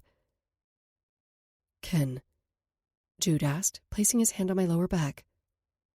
Are you okay? You're white as a sheet. I tried to push down my guilt. I was headed to grab a bite to eat. Let me drop these off in your mom's room, and I'll go with you. No, that's... I insist, he said, and I could tell he wasn't going to budge. Besides, these hallways are so serpentine. I could use a guide, or I fear I'll never make it out alive. He joked. I let out a deep sigh and walked back to Mom's room, this time with Jude and his bouquet. Mom was still asleep, and Joe was dozing in the chair beside her, their hands locked. Jude smiled and set the flowers on the windowsill before sneaking back out to join me in the hall. They're cute. He's a good guy, I said. I'm not sure I've ever seen her this happy. I wish my dad could find someone who made him happy like that, Jude said. Though... He hesitated. What? I asked. He shook his head. No, I probably shouldn't tell you. Tell me what? I asked, concerned for Knox overriding my better judgment. It's just... He leaned in. I found a torn condom wrapper in his office. I held a hand to my stomach, my eyes going wide. Oh, God, I'm going to be sick. Come on. He wrapped his arm around my shoulder, perhaps realizing the horror on my face. I shouldn't have mentioned it, and I'm sure you'll feel better once we get some food in you. During the walk, he asked about my mom, about how I was holding up. He was kind and friendly, and I realized that maybe I'd underestimated him. Maybe he would have been there for me if I'd let him. He was here now, despite the fact that we'd broken up. Why are you being so nice to me? I finally asked, when we sat down at a table, a stack of waffles on my tray. At least they smelled good. Or maybe I was just that hungry, that even hospital cafeteria food seemed appealing. I hadn't eaten since dinner last night. Was it any wonder I was starving after the workout Knox had given me? Because I care about you, Ken, Jude said, flashing me a genuine smile. Isn't it obvious? But we broke up, I said, confused. My head and my heart were all over the place. It was amicable, and exes can still be friends. He grabbed a piece of bacon from my plate and took a bite. I mean, look at my parents. True, I nodded, dipping my waffle into the syrup. I'd always admired the way Jude's parents interacted. They might have been divorced, but they'd remained friends. They'd prioritized their family dynamic, even though they were no longer married.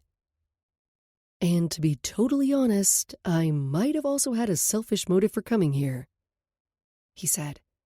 I frowned, dreading the direction of the conversation. Instead of saying anything, I shoved a big piece of waffle in my mouth. Why did you turn down the job? Jude, I let out a sigh. I really did not have the energy for this. I decided the universe wasn't mocking me, but rather punishing me. Is it because of me? No. I stared at my plate. Is it because of Dad? I know he can be demanding sometimes, but he'll be good to you. Oh, how I knew that. I had first-hand knowledge. I squeezed my thighs together, remembering how empowered I'd felt, how nice it had been to do something for myself for once. Kendall? He asked. I shook my head. Your dad is great. Too great.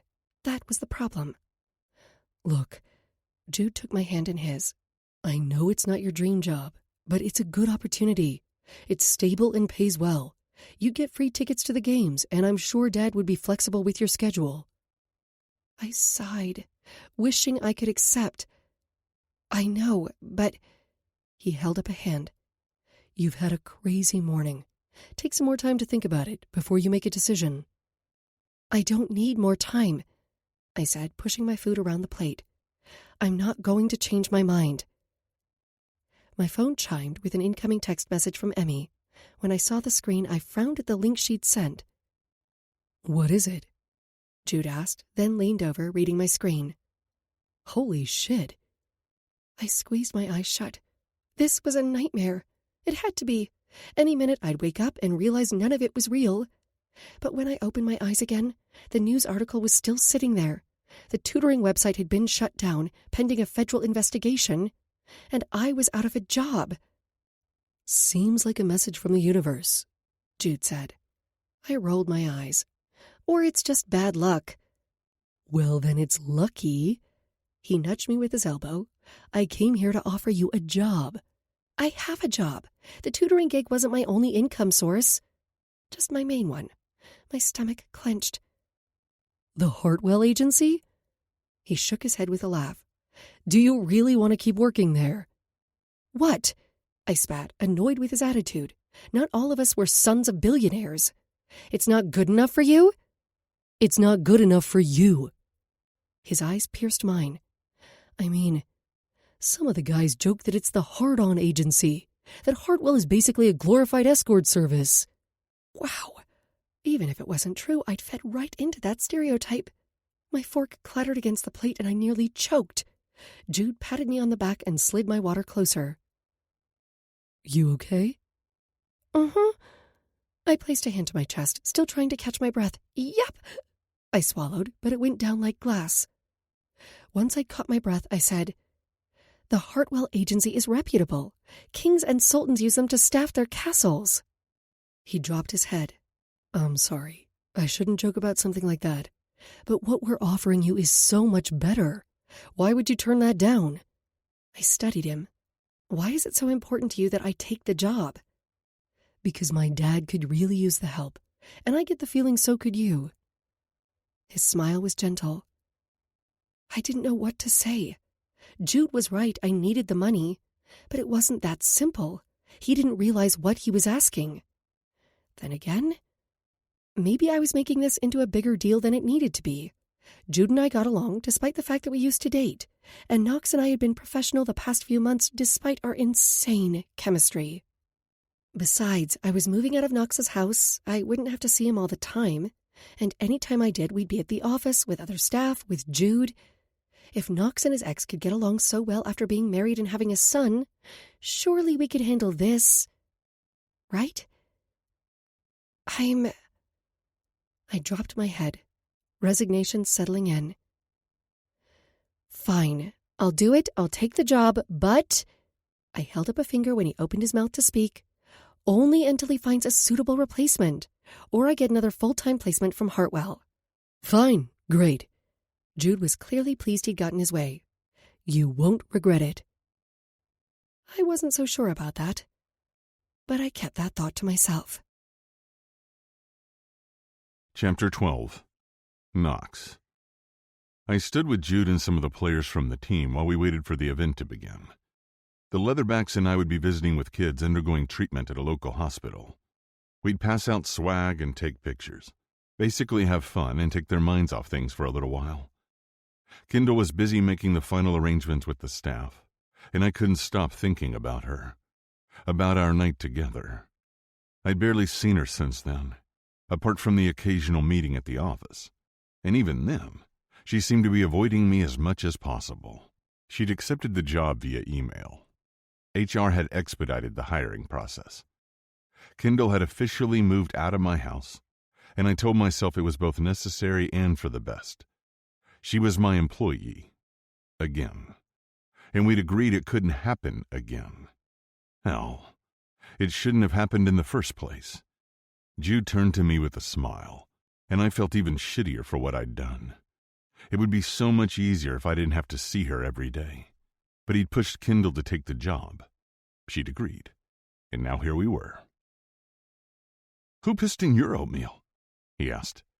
"Jude," I chided, hoping none of the staff had overheard his crude comment. "What? You're the one with the grimace. I thought you loved these events." "I do," I said. Events with kids were my favorite. They were hilarious, and just such a joy. But they were bittersweet because they reminded me of when Jude was little. I'd barely graduated college when he was born. I hadn't had as much time as I'd wanted to focus on being a dad, and spending time with the kids made me remember just how much I'd always wanted more children. Tori had been opposed, even with the help of nannies. She'd said it was too much. She didn't want to wreck her body and have to get back in shape again, and I hadn't pushed because I'd seen the toll the pregnancy had taken on her, especially her mental health.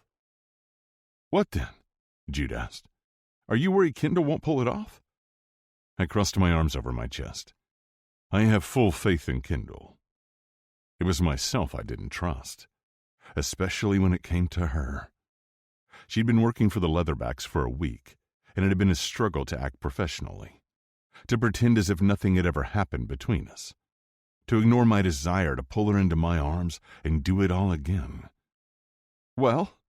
Jude asked, nudging me. I kept my eyes trained ahead. "It's nothing." The door opened, and Kendall came in to greet the players. While she was laughing with a few of them, a man with a hospital badge approached her. "Kendall." The man hugged her, and my blood surged with possessiveness. I hated it. I hated his hands on her, and I hated my reaction to it. Was this what it was going to be like from now on? Standing by, watching from the sidelines as she moved on with someone else? I rubbed my chest. Sleeping with Kendall had been ill-advised and short-sighted. I both hated myself for giving in and would willingly do so again. Because every time I looked at her, I was reminded of how things could be. I remembered the ecstasy and contentment and connection that I'd felt with her, and I wanted more of it. "Good to see you," he told her, smiling. "You too, Timothy."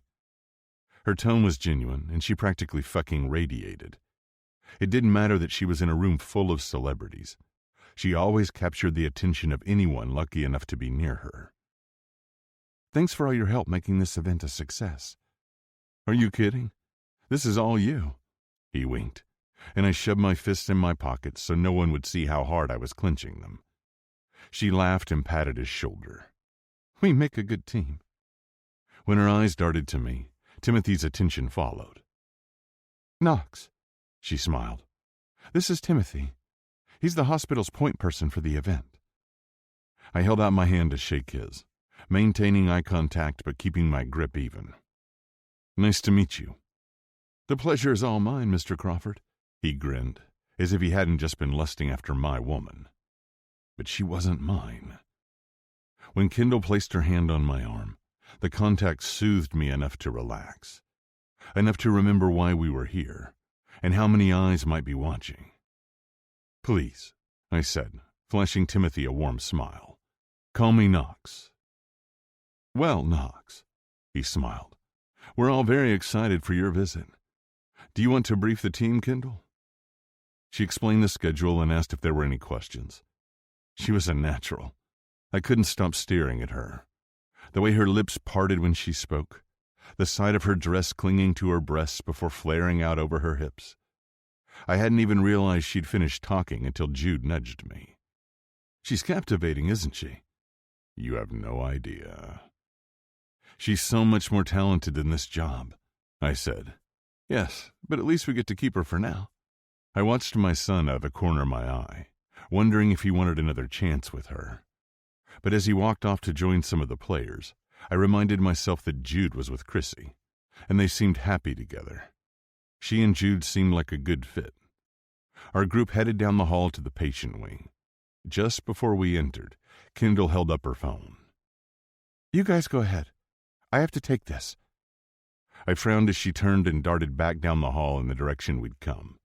Her skin was pale, her expression drawn, and I worried that the call was about her mother. I held the door open for the players, waiting until they'd all passed through before turning to follow Kendall. Her hair whipped behind her as she rushed down the hall and disappeared into the bathroom. I waited for her to come out, and when time stretched on, I began to worry even more. When I couldn't take it any longer, I knocked on the restroom door. "Kendall?" "It's Knox. Are you okay?" "Be out in a minute," she called in a cheery voice, but I wasn't buying it. I leaned against the wall and waited. The door eventually opened, and she nearly collided with me. "Hey!" I grasped her biceps. She seemed more than a little shaken up. "What's wrong? Is your mom okay?" "Yes." She jerked her head back. "Why?" "Because you took a call, and you look concerned, so I—" She pasted on a bright smile that I saw right through and said, "I'm fine." I narrowed my eyes at her. "Kendall?" She huffed. "I'm not a big fan of hospitals." I didn't know many people who were, but she seemed more affected by it. "Because of your mom?" She nodded. "Because of the smells, the sounds." She shuddered. "It reminds me of all the times I'd have to wait for my mom, wondering whether she'd survive the surgery or not, worried about the future." "Why didn't you tell me? More importantly, why hadn't that crossed my mind? When she told me that she didn't need to attend the event after I'd insisted, I'd thought she'd been afraid of intruding. Selfishly, I'd wanted her by my side, and I'd wanted her to see the fruition of her hard work. If only I'd realized. I should have realized. Her skin was still just as pale as it had been before, and she looked as if she might be sick. I leaned in, rubbing circles on her back. I told myself I was merely comforting a colleague, but it was a lie. "Do you want to leave?" No. She frowned and shook her head. Of course not. She straightened, pressing her shoulders back. I'll be fine. For some reason, it's affecting me more today. I think maybe because I know the patients are kids. And I didn't get enough sleep because I wanted to make this the best day ever for them. My heart softened. Of course she had. But when she took a step forward, she seemed to sway. There was no way she was ready to join the others. I peeked inside the bathroom and noticed it was a single stall with a large bench. "Knox," she hissed when I grabbed her arm, ushering her inside. "What are you doing?" "I know you say you'll be fine, and I know you're tough, but it's not going to be the best day ever if you faint in front of them. You're not ready to go in there. Not like this." I guided her to the bench, then locked the door. But, she sputtered. This? Her eyes went wide. At least she no longer looked like she was going to be sick. "No one saw us," I said, "if that's what you're worried about." She nodded, her shoulders relaxed. After a moment, she closed her eyes and leaned her head back against the wall. "I'm sorry. I just need a minute. And maybe some breakfast. And then I'll be fine." "You haven't eaten?" I asked. When she shook her head, I cursed under my breath. "Why not?" "I was too nervous about making sure the event was a success. And I worried about traffic and—" "Let's get you something to eat," I said. "What?" She jerked her head back. "We can't just leave. Especially not you." Of course I could. And I would. I would do whatever the fuck it took to make sure Kendall was okay. That thought should have scared me. But if anything, it only felt right. "As your boss," I shoved my hands in my pockets, "I think you should go home." Her eyes shifted. Green slits of fury flecked with gold. "No." "Kendall," I growled. She stood and placed her hands on her hips, this conversation having the complete opposite effect of what I'd intended. I'd wanted to help her relax. I'd wanted to assure her that she'd done her job and she could leave. Yet she was standing her ground. I shouldn't have been surprised. Hell, I'd always encouraged her to speak her mind. If I hadn't been so annoyed by her stubbornness, I would have been proud of her. "I want to stay. If these kids can endure all that they do just to survive," she said, eyes blazing with passion, "I sure as heck can handle this." I bit back a smile, admiring her determination, admiring her fire, despite her discomfort. But as much as I respected her dedication, I was more concerned with taking care of her. "Should I threaten to fire you?" I asked, mostly in jest. Part of me wanted to fire her, because then she'd no longer be off limits. Well, at least she'd no longer be off limits for that reason. She stepped closer, closing the distance between us. "Maybe I should quit." Tension crackled between us. I pushed her, and she challenged me. "Am I really that terrible to work for?" I asked, my voice low as I searched her expression. Her breathing was shallow, and I would have killed to know what she was thinking. "No. Yes. Ugh." She turned and threw her hands in the air. "This is all your fault." She started pacing, her heels clicking against the tile floor. I furrowed my brow. How is this my fault? "If you weren't so... Her cheeks were pink, and I would have laughed if she weren't so flustered. If I didn't feel that same frustration, that same longing too. "So what?" I asked. We'd been dancing around this all week. It was time to just get it out there. "Amazing." She spat the word like it was a bad thing. "This wouldn't be so difficult." "You know what's difficult?" I asked, my chest rising and falling more rapidly the closer I got to her. "Knowing what you feel like, but not being able to touch you. Pretending I feel nothing when I want you so badly I ache."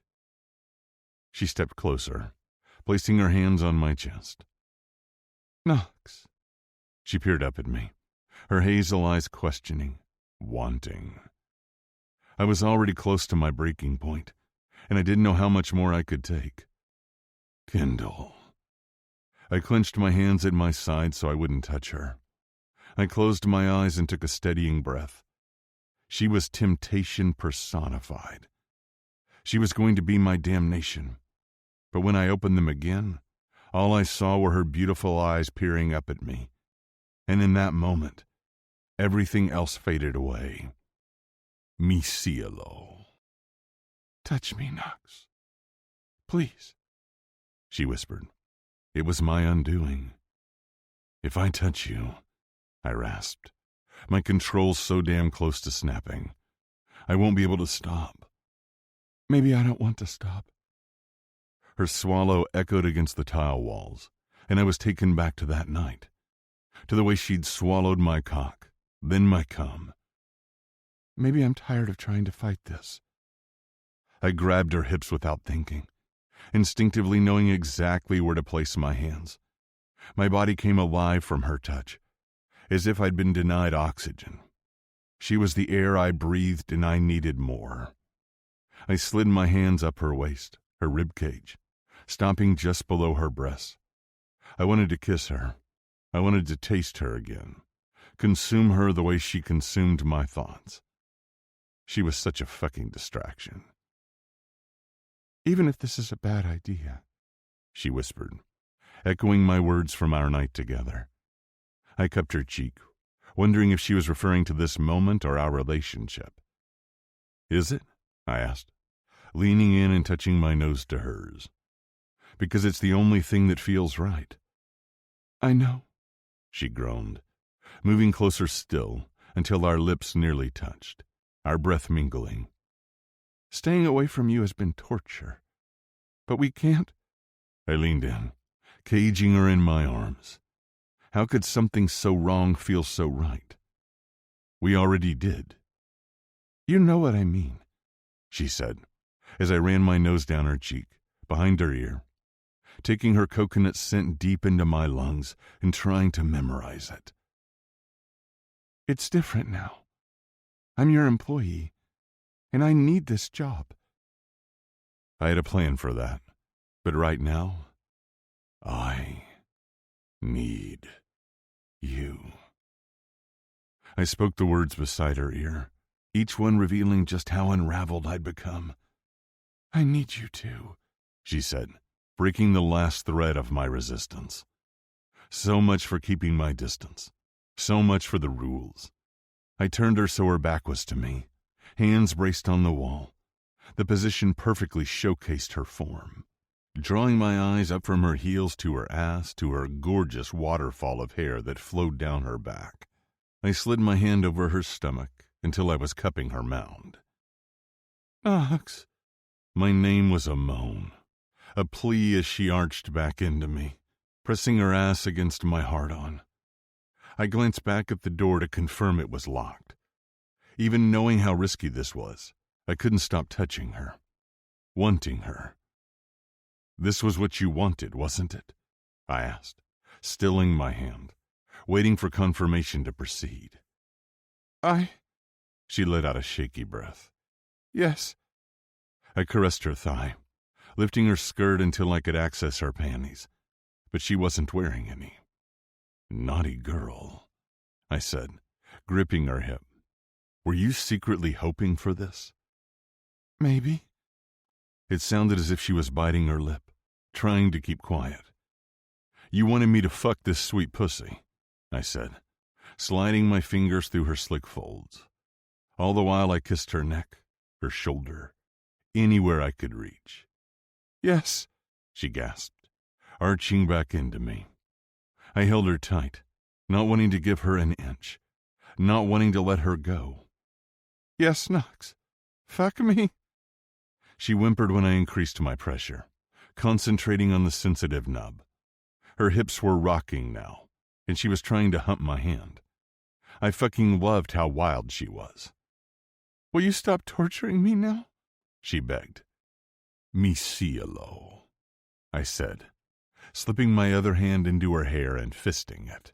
I pulled gently, tilting her head back so her face was angled toward mine. You've tortured me since the moment I laid eyes on you.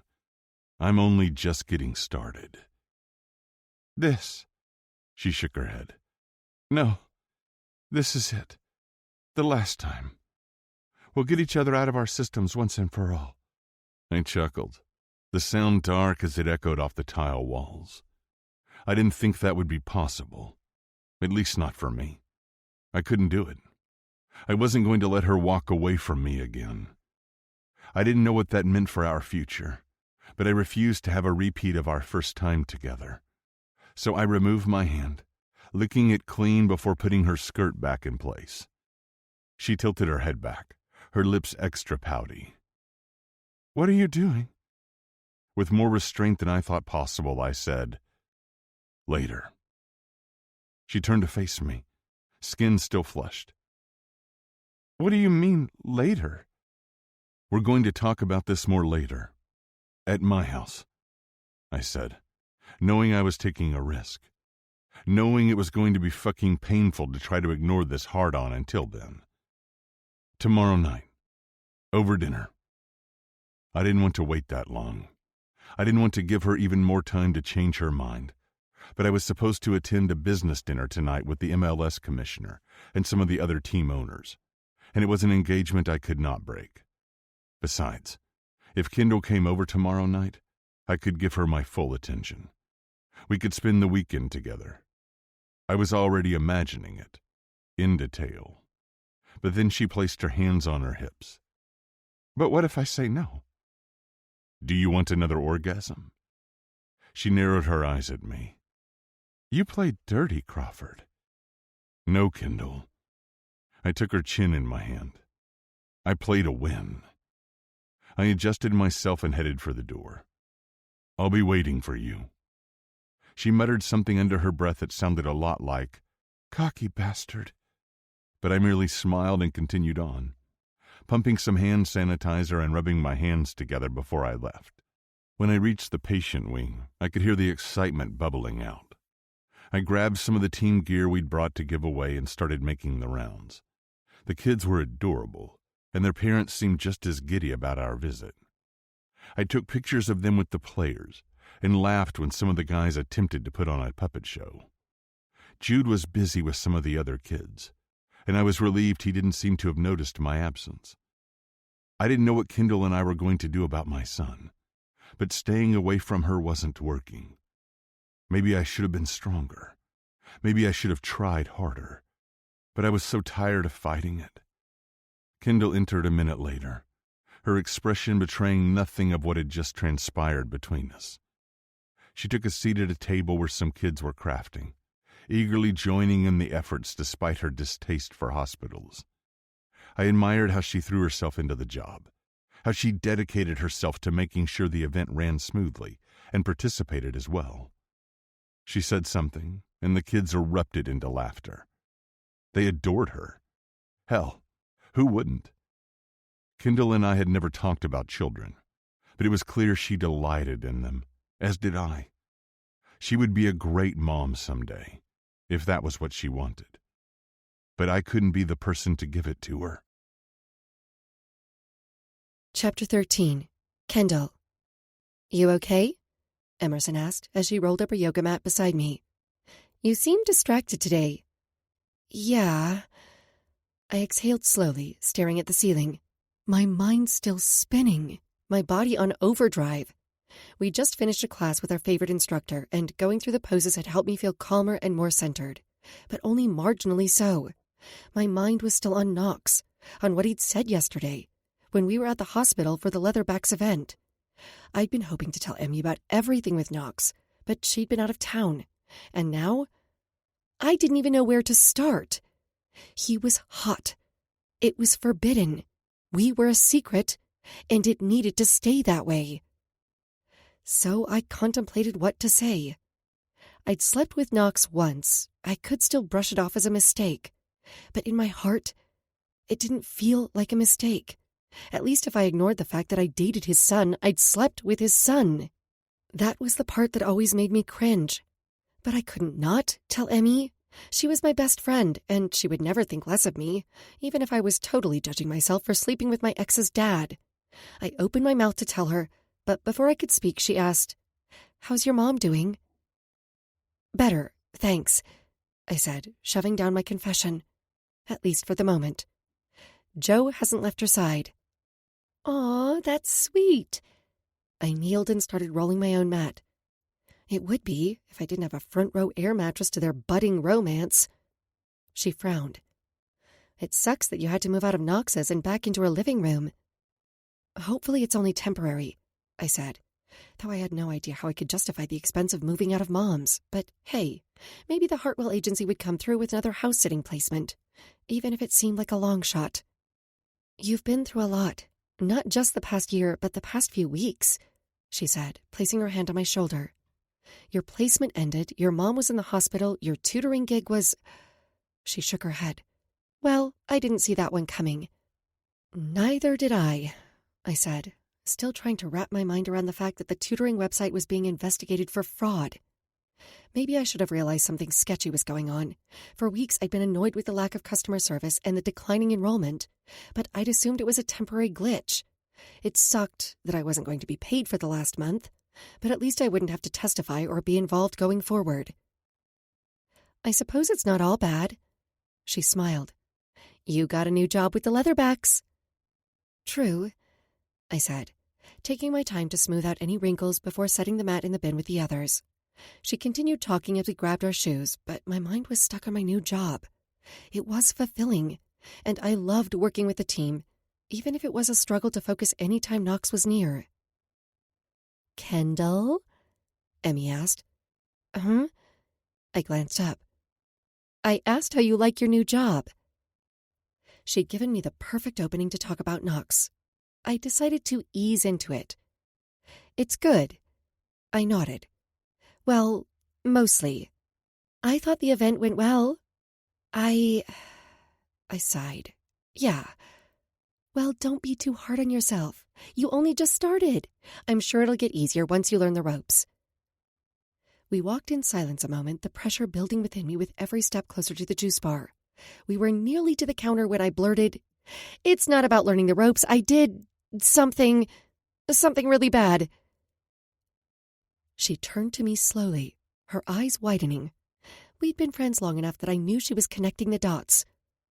"Something or someone?" "Next," called the guy behind the counter. "Oh, my God," Emmy gasped, grabbing my arm. "Shut up!" "Next," the guy said again, this time more insistent. "Emmy," I prodded her, "it's our turn." "I'll take a raspberry lychee." Emmy rattled off our order, barely taking her eyes off me. "And she wants an apple kale." She tapped her card and paid before I could even process what she'd done. It was my turn to pay, I said, though I knew she wouldn't let me pay anyway. She never did. "Who cares about that?" She pulled me aside while we waited for our order. "I can't believe you're sleeping with your boss." My cheeks heated. "Emmy!" I hissed, my gaze darting around the shop. "Keep your voice down." The fewer people who knew, the better. There was more than just my job at stake. Knox's relationship with his son, hell, his plans for the team. When they called Emmy's name, I quickly grabbed our juices from the counter. Then I steered her toward a table on the sidewalk, and she slumped down in the chair across from me. "Oh, my God. I thought you'd deny it, or tell me I was wrong, not... She leaned across the table, her eyes searching my face. "It's really true?" I opened my mouth, but instead of trying to shut it down, I whisper-hissed, "You can't tell anyone." "Holy fuck!" she said, dragging out the syllables. But then her shock morphed into something else, and she looked downright giddy. How I felt giddy when I thought about Knox. Well, when I didn't feel sick about what this would do to Jude and how it would all blow up in my face. "Wow." She shook her head.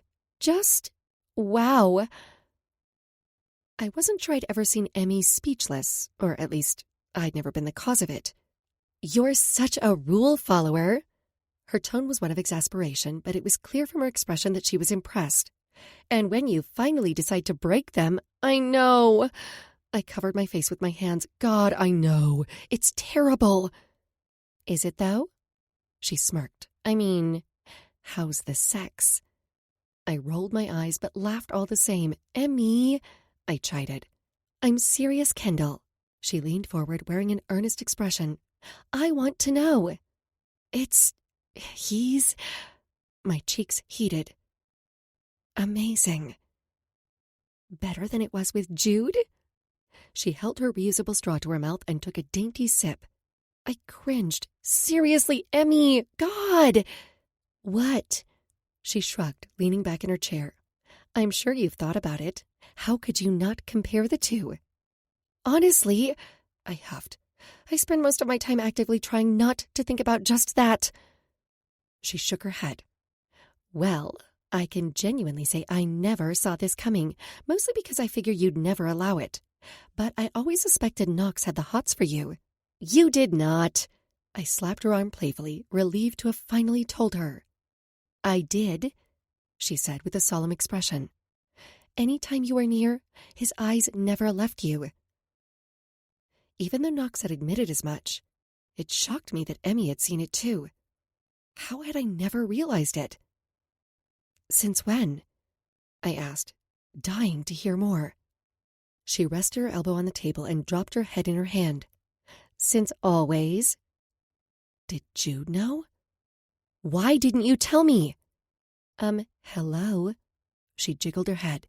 You were dating his son. What could I say to that? It was true.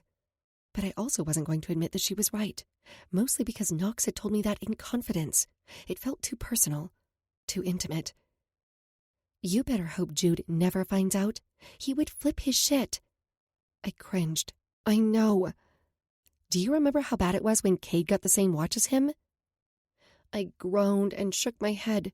I tried to block that incident out of my mind, but the moment she mentioned it, it came zipping back. Jude had finally gotten a Breguet watch that he'd been coveting, and when his best friend Cade had shown up with the same watch, Jude had been livid. He hadn't spoken to Cade for days. It was all so immature. You're the watch, Emerson said, pointing at me. Gee, thanks, I said in a wry tone. At least you know Knox doesn't view you as arm candy. What makes you say that? By definition, arm candy is something you show off, but he's sneaking around with you. It only happened once, though we come close to having sex in the bathroom yesterday at a work function. So far, she gave me a meaningful look. I hung my head. I couldn't keep doing this. I couldn't keep pretending that nothing had happened with Knox. I couldn't keep denying how I felt about him. Yeah. She arched an eyebrow. What does that mean? He wants me to come over tonight, to discuss it. She barked out a laugh as I stood. You mean to fuck? Emerson! I widened my eyes, begging her to keep her voice down. Oh, come on, we both know that's what he really meant. She stood as well and tossed her cup in the trash. So, are you going? I shrugged. I'm not sure. I still hadn't decided what I was going to do about Knox, even as I rolled up to the gated entrance to his home. The sun was setting behind the house, the silhouette of the palm trees stark against a cotton candy pink sky. I hadn't let Knox know I was coming because I still hadn't committed to myself that I was going through with this. My mind kept going back to that sense of being empowered, of doing what I wanted for me. And deep down, I knew I wanted to feel that way again. I wanted to be with Knox again. Miss Kendall. Vincent smiled, leaning out of the window of the guard shack. It's so nice to see you. You too, Vincent. How have you been? Good. It hasn't been the same here without you. I smiled. Thanks. I've missed everyone. He nodded and opened the gate, allowing me through. I parked in the driveway and stared up at Knox's house, accepting my decision, even if I didn't know where we went from here. I took a few deep breaths and rang the doorbell. It swung open a moment later, Knox looking as delectable as ever. His hair was still wet, as if fresh from the shower, and his smile was warm. Come in, he said, opening the door wider to let me in. I merely nodded, my words failing me. I was too nervous. I didn't know what to expect or even what I wanted. Well, I knew what I wanted. I just didn't know if it was possible. Knox seemed to believe so. Can I get you something to drink? He asked. Water? Wine? Whiskey, please, I said, needing something strong to calm my nerves. He smiled. Sure. I followed him into the living room, noticing the new drapes. These turned out great, I said, running a hand down the material. Thanks. Lauren did a great job. Yes, I said. She really did. Here. He handed me a tumbler filled with amber liquid. The ice clinked against the glass as our fingers brushed, and I was tempted to remove one of the cubes and run it along my skin just to try to cool myself down. I lifted my glass to his as he held out his for a toast, but I couldn't seem to form words in his presence. He looked incredible. And this felt insane and... You were amazing yesterday, he said, sipping his drink. The event ran smoothly and exceeded all expectations, especially considering you had to take it over on such short notice.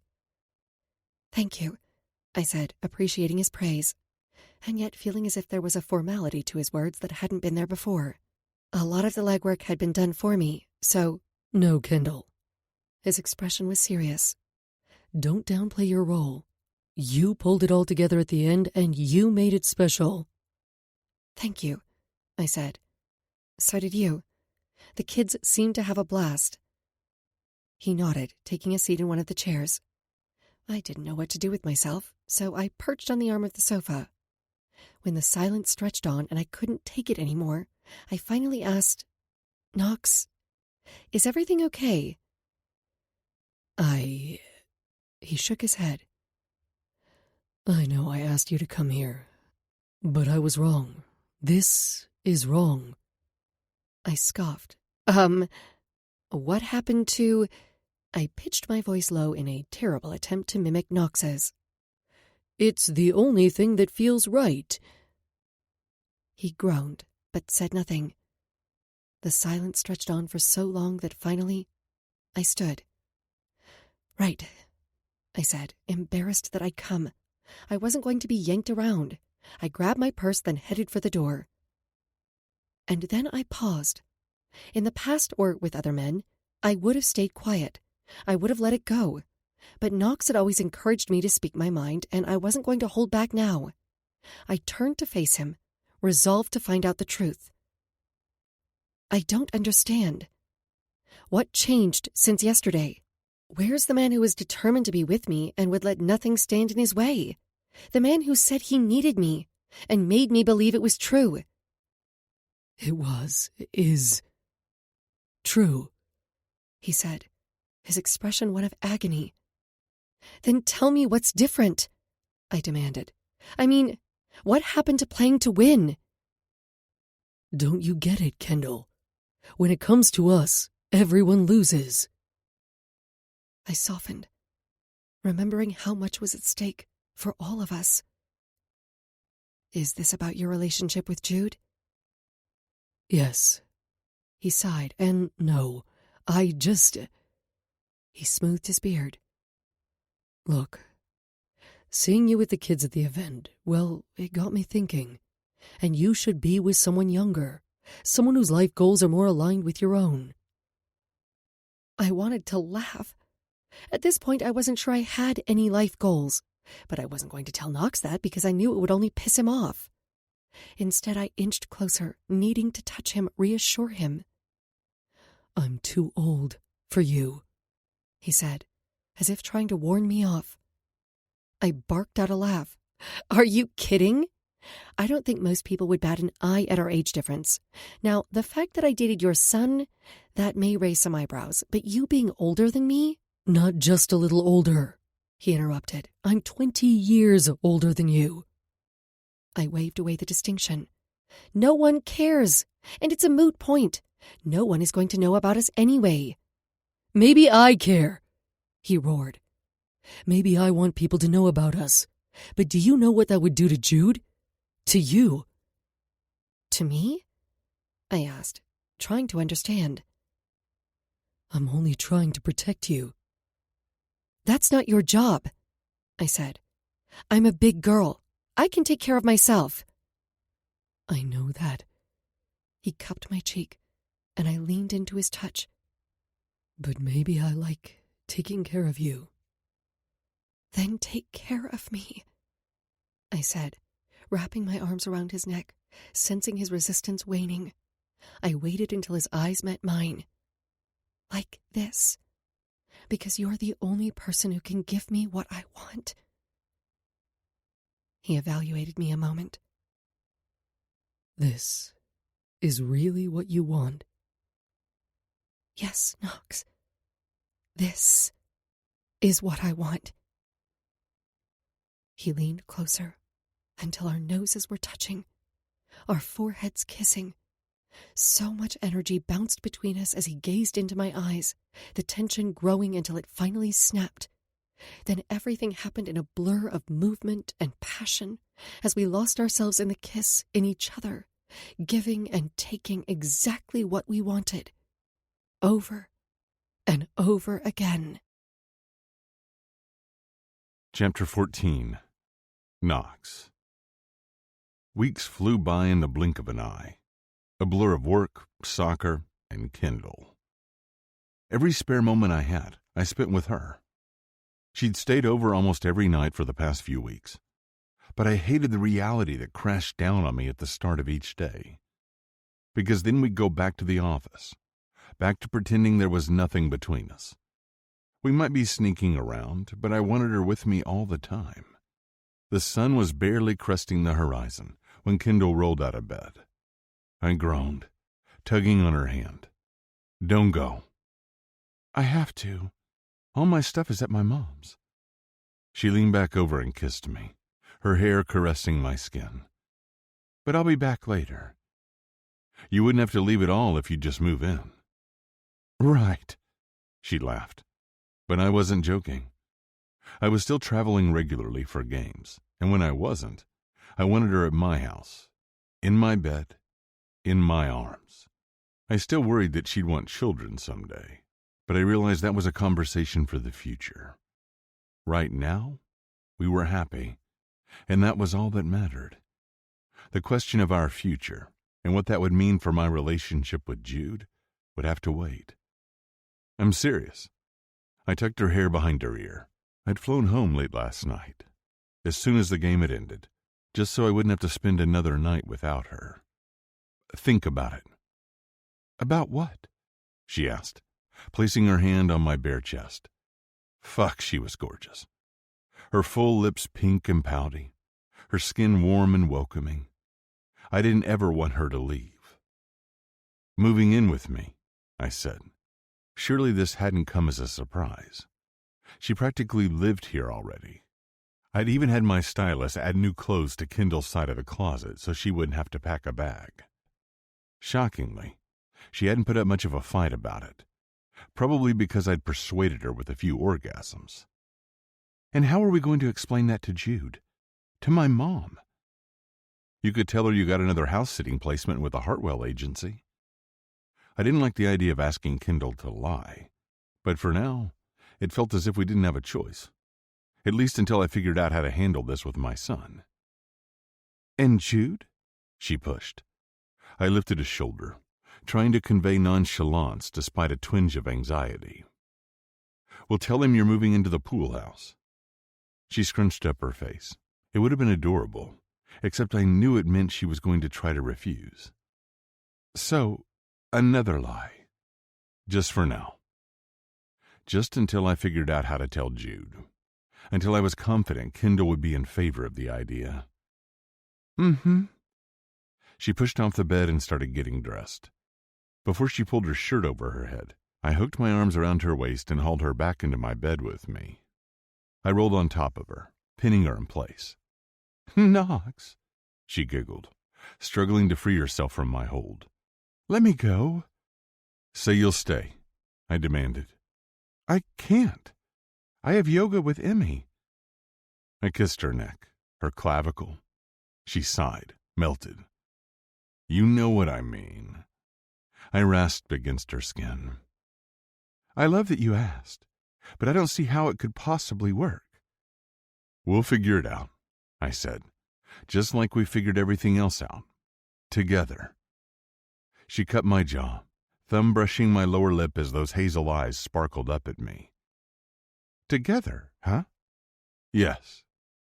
I slid between her thighs, thrusting in the crevice created by her skin. Together. Knox, she moaned, arching into me. I can't.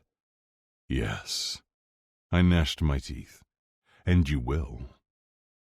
You can't just make it so, she protested, even as her body relaxed from my touch. I met her eyes as I inched higher, my cock slipping between her wet folds but not breaching her core. Watch me. No, she said, gnashing her teeth, fighting the pleasure even as it built. Yes, I said, punishing her with my pace. No, she said again, and I pinned her hands above her head. I kissed my way down her chest, taking one nipple, then the other in my mouth. I will change your mind. Will, she gasped, as I pushed one finger inside her. See, I smirked, taking her words as a challenge, and then I used everything within my power to convince her to stay. Have fun tonight, Kendall said, peering up at me from the couch. She looked as if she belonged there, probably because she did. She'd played a role in many of the final design decisions, the details that had really brought it all together. It had been weeks since I'd asked her to move in. She'd never outright agreed, but she stayed here every night, and she'd brought over more of her things from her mom's. I will, I grinned, because you're going with me. Tonight was the annual gala to celebrate the Leatherbacks and support our charitable endeavors, and it was being hosted at the Huxley Grand. It was a huge, star-studded event, and there was one person in particular I wanted Kendall to meet. But first, I needed to convince her to go with me. What? She jerked her head back. You're kidding, right? I sank down beside her. I want you there with me, mi cielo. It bothered me that we couldn't go on a real date like an ordinary couple, so this was the best solution I'd come up with. For now, anyway. But I cut off her protest with a look, knowing what she was about to say. I didn't want to hear Jude's name. He dated her once, for 6 months. Besides, he was with Chrissy now. And while they'd be attending the event tonight, Jude would understand if I brought Kendall along. This could technically fall within her job description, even if it was a bit of a stretch. Somehow, I didn't think he'd mind. It's a work event, I said, and your boss demands your attendance. And if my boss, her tone was saccharine, wished to make my attendance mandatory, he should have given me more notice so I could have found a suitable dress or gotten my nails done. Mi cielo. I placed my finger to her lips. You don't have to worry about a thing.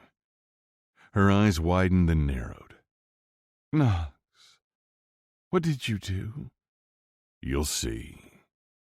I leaned in, smiling against her lips before kissing her thoroughly. I couldn't wait to see her reaction. I'd been planning this for weeks, and it had been difficult to keep it a surprise, but I knew the payoff would be worth it. As soon as we entered the penthouse suite at the Huxley Grand, Kendall's eyes went wide. She seemed to be taking it all in, from the glittering chandeliers to the floor-to-ceiling views of downtown Los Angeles. What's all this? Kendall asked, glancing around at the living room where several racks of designer gowns were now on display. My stylist will be here soon. Choose whatever you like, and a glam squad will help you get ready. Yeah, but... She shook her head, and when she started to back away, I knew she realized this was all for her. I stepped closer, rubbing my hands up and down her arms, holding her in place. Nope. I don't want to hear any arguments. But...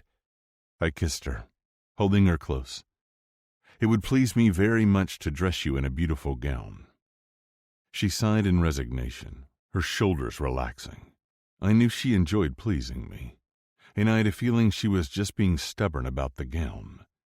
I'd seen the way her eyes had lit up when she'd entered the room. There was a knock at the door, and I went to answer it. Good afternoon, Jay said, entering with his usual panache. His team followed behind. I stepped back to let him see Kendall, wanting her to step into the spotlight, into her power. "Oh, your picture didn't do you justice," Jay gushed, sizing Kendall up. "Picture?" She sounded confused and a bit wary, but he was too busy assessing her from all angles, admiring her curves. If he weren't so good at his job, and so happily married, I would have fired him on the spot. "Well, I'll leave you to it." I headed for the door, but not before pressing my lips to Kendall's cheek. "Have fun." Kendall's face froze, and I could feel the waves of panic rolling off her. "Are you okay?" I kept my voice low, brushing her hair over her shoulder. "Shouldn't you... Did they?" she whispered, glancing around furtively. "They'll be discreet," I assured her, knowing I should probably be less affectionate around others, especially since Jude didn't know about Kendall and me yet, something I was hoping to change soon. I hated lying to my son, and while I feared his reaction, I was sick of living in this constant state of secrecy. "Would you like final say, Mr. Crawford?" Jay asked, clearly delighted at the prospect of dressing Kendall. "I trust Kendall will make a good decision." "Still," she said, twisting her hands, "I'd like to hear your opinion, since I've never attended an event," she gulped, "quite like this." "Of course." I took a seat on the couch, watching as she and Jay sifted through the racks of designer dresses. He told her about the designers and the construction of some of the garments. She listened intently, asking questions and telling him about her preferences. Finally, they narrowed it down to 3 dresses to try on, and then disappeared to the bedroom down the hall. I checked my emails on my phone and waited for her to reappear. When she did, it was with a swish of fabric. And when I gazed up at her, my heart nearly stopped. The champagne-colored dress looked as if it had been painted onto her body. It sparkled when she moved, and I couldn't take my eyes off her, off the way it dipped low on her chest, revealing a large expanse of skin, or clung to her hips, the subtle patterns of the sequins only accentuating her incredible curves. "Leave us," I said, without taking my eyes off Kendall. Jay and his team left the room, but the tension between Kendall and me remained. "Turn," I said in a gruff tone, standing. She did as I asked, and I reveled in the sight of her. She was gorgeous, absolutely gorgeous, both inside and out, and she was mine. "What do you think?" she asked in a quiet voice as I stalked toward her. "I think it's going to be impossible to keep my eyes or my hands off you." I was salivating just looking at her. She dipped her head, but she couldn't hide the slight downturn of her lips. "I wish you didn't have to."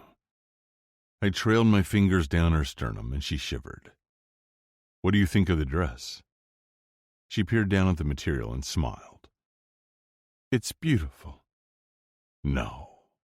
I placed my finger beneath her chin and lifted her gaze to mine. "You're beautiful." I pressed my lips to hers, intending to give her a quick peck, but it soon turned heated. Kendall gripped my shirt, our hips pressed together. My hands splayed over her ass. "Knock, knock," Jay called in a chipper tone. I gnashed my teeth and turned away, focusing on the skyline while I silently willed my heart on to disappear.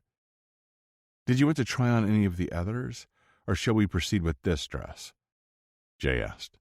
Even with my back turned, I knew his question was directed at me. I looked at Kendall over my shoulder. This was her decision, not mine. I wanted her to feel as confident and beautiful as she was. "Up to you, mi cielo." "Yes," she beamed. "I love this dress." "Well, that was easy." Jay rubbed his hands together. "Now for shoes and accessories." "I have some business to attend to," I said, pressing my lips to Kendall's cheek. "I'll see you in a bit." She nodded, seeming much more at ease now, though the fact that Jay had given her a glass of champagne certainly helped. He was gushing over the dress, and he'd rolled out a ton of shoes. I chuckled to myself, the door closing behind me. I made some calls and checked in with the event planner, Juliana Wright. Everything was running smoothly. Not that I'd expected otherwise. She was meticulous.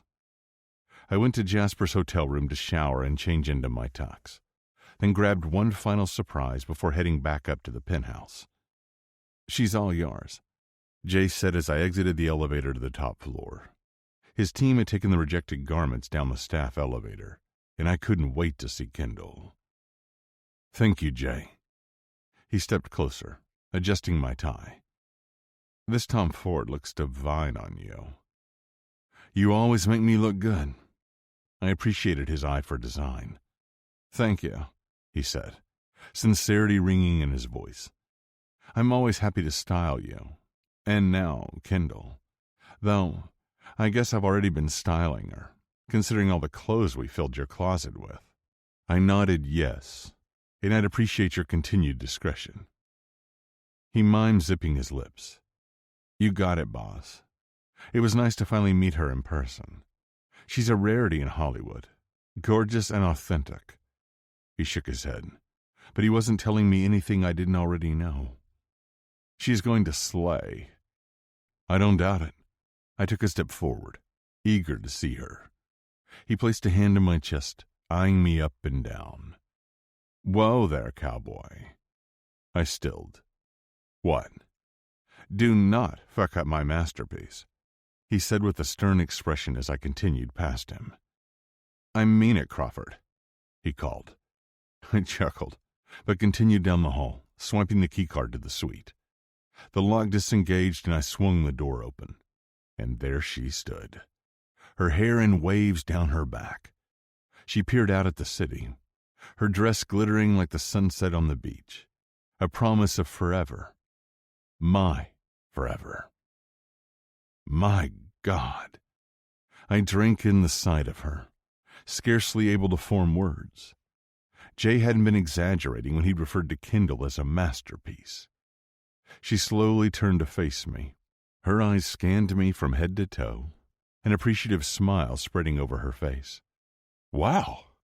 "I changed my mind," I said, stepping closer, careful to keep my next surprise hidden behind my back. "We're not going." She laughed, smoothing her hands down my lapels.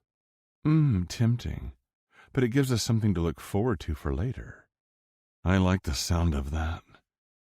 As beautiful as she looked, I couldn't wait to muss her up, to smear her lipstick and tussle her hair. Now for the final touch. She furrowed her brow, and I removed the velvet box from behind my back and held it between us. Her eyes went comically wide when I opened the lid to reveal the contents. "Oh, my God." Her attention was glued to the diamond necklace and matching earrings. "Please tell me these are costume pieces." I shook my head and gestured for her to turn. She faced the skyline, our reflection visible in the window. I trailed the necklace up her chest, enjoying the way she shivered in response. I secured the clasp and pressed my lips to her shoulder. There. Perfect. She slid her hand to the necklace, grazing the pendant with her fingers. The pattern matched the earrings exactly, with a round-cut diamond at the top, followed by a cluster of 4 stones that created the illusion of an X, leading to a large pear-shaped stone at the bottom. It was more subtle than I would have preferred, but it was more suited to her taste, and they were the best quality and clarity money could buy. "These are on loan, right?" I waited until she met my gaze in the reflection. "They're all yours." Just like my heart. But I wasn't going to tell her that. Not yet, anyway. She wasn't ready to hear it. But one day, I'd tell her my heart belonged to her, just like the diamonds adorning her skin. Chapter 15. Kendall. "I still can't believe you got to meet David freaking Beckham," Emmy said, shaking her head. She grabbed some bags from the trunk, loading up her arms. She was between nanny placements, so she had some time off. And since Mom had just gone through her 6th and hopefully final round of treatment, we'd gone to pick up some groceries for her. I know, I laughed. I still can't believe it myself. I'd known it was going to be a star-studded event, but to meet David Beckham? No, not just meet him, but sit next to him at dinner? It was a dream come true. Knox and I had talked to him in Victoria about soccer and traveling. She'd admired my dress, and I couldn't believe I'd been able to speak in their presence. It had almost felt like a real date, like we were a normal couple. Apart from the fact that we were hiding our true relationship from everyone, but that hadn't stopped Knox from putting his hand on my leg beneath the table. Even Jude's presence at the event hadn't prevented our stolen glances and whispered promises. But it was all so far removed from my normal life, it was laughable. Looking at me today, yoga pants and an oversized tee, no one would have guessed where I'd been just a few nights ago. I could scarcely believe it myself, though my diamond earrings and necklace were certainly a good reminder. They were beautiful, if a bit much for everyday wear, at least for the types of things I tended to do in my daily life. Was Bex as hot in person as he looks in pictures? Emmy asked as we loaded into the elevator. I shook my head. Hotter. Oh, I bet Knox loved hearing that. She cackled. I kept that thought to myself. David Beckham might be hot, but I only wanted Knox. Jude was there, right? She asked. We arrived at Mom's floor, and I held the door open with my hip, allowing Emmy to pass by. Yeah, and his girlfriend Chrissy. At first I'd been nervous that Jude would be upset Knox had brought me as his date, but Knox had explained that it was good for me to see how the event was run. And Jude had been so busy fawning over all the other celebrities in attendance, he barely paid us any attention. She totally looks like a clone of you, Emmy said, though obviously you're prettier. And obviously you're biased. I laughed, setting the bags on the kitchen counter. Not that it's a competition. She pursed her lips, considering. Maybe not to you. What's that supposed to mean? I asked, unloading groceries and sorting them into piles for the pantry or fridge. Oh, come on, Kendall. Everything's a competition with Jude. Always has been. I hoped she was wrong. Even though we both knew it was in Jude's nature to be competitive, Chrissy seemed so sweet, and I got the impression she really cared about Jude. It doesn't matter. I'm not with Jude anymore, and Chrissy was really nice. Oh, my God. Oh, my God. My mom's voice grew louder with each word. My heart racing, I rushed into her bedroom. Mom? She was standing at her dresser, a piece of paper in hand. Are you okay? She'd been doing well since the treatment, and Joe had been a huge support. Even so, Knox had insisted I take the day off. He knew I'd want to be there for my mom, to help with anything she might need. She seemed okay, at least physically, but my heart was still pumping adrenaline through my system. Am I okay? She turned to me with a smile on her face and tears in her eyes. Kendall! She held the letter out to me with shaking hands. Look, sweetheart, a miracle. The treatment center logo was at the top of the page, and the letter went on to inform us that my mom's treatment past and future had been paid in full. My eyes widened. What? I flipped it over. When did you get this? I brought the mail in earlier, but I hadn't had a chance to go through it. She took it back from me, scanning the contents again as if she couldn't possibly believe it was true. I can't believe Jude did this. Jude? I jerked my head back. She furrowed her brow. Who else would it be? I promptly shut my mouth. I knew exactly who our anonymous benefactor could be, and it sure as shit wasn't Jude. Please tell him thank you. Oh. She held the letter to her chest. This is incredible. I told you he loved you. I wasn't sure whether to laugh or cry. And while I was grateful to Knox, he should have talked to me first. Now my mom thought... I grabbed my keys and headed for the door. Where are you going? My mom's attention snapped to me as I took the letter from her dresser, but she looked so happy I couldn't burst her bubble. I'd let her believe the bill had been paid, but I couldn't allow Knox to do that for us. He'd already given me so much. This was too much. First the Range Rover, then the clothes, the jewelry. And now this? God, I felt sick even thinking about the amount of money he'd just handed over, without a second thought, for me. Kendall? Work, I blurted, knowing it wasn't a total lie, unlike the rest of my life. Emmy's here if you need anything. I'll be back later. When I returned to the kitchen, Emmy had finished putting away the groceries. Everything okay? It will be. Can you stay with my mom for a little bit? Of course. Thanks, I said, then darted for the elevator. When I arrived at the stadium, I took the elevator straight up to the top floor. Hey, Kendall. Brenda, Knox's receptionist, called. Hi. I waved at her and smiled, hoping she couldn't tell it was forced. I strode into Knox's office without knocking, closing the door behind me. Hey. He grinned, standing. This is an unexpected surprise. I said, unamused. I suppose it's only fair after the surprise I received today? He tilted his head to the side, leaning his hip against the desk. A good surprise, I hope. I slid the letter from the treatment center across his desk. What were you thinking? Paying off my mom's medical expenses? He straightened, ignoring the letter and coming over to me. Kendall. He rubbed his hands up and down my arms. The motion was soothing, momentarily distracting me from what I wanted to say. The money means nothing to me, but you. He placed his finger beneath my chin, lifting my head so I was forced to meet his gaze. You mean everything to me. I sucked in a jagged breath. Hearing him say those words while looking at me with such intensity, well, I wasn't sure I could handle it. And I knew he expected nothing in return. It was one of the kindest things anyone had ever done for me. And it wasn't about the amount spent. It was the fact that he wanted to do something to alleviate my stress, to make my life easier, even if it wasn't his responsibility. Knox. I shook my head, taking a step back, taking a breath. This is too much. You know I'd do anything for you, or your mom.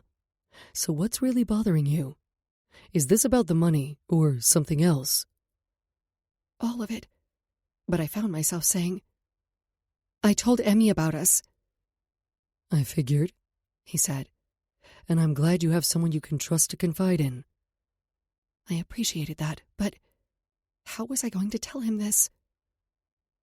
My mom thinks Jude paid her medical bills, I blurted. What? He jerked his head back. Why? Because she thinks we're back together. A muscle in his neck twitched, and he crossed his arms over his chest.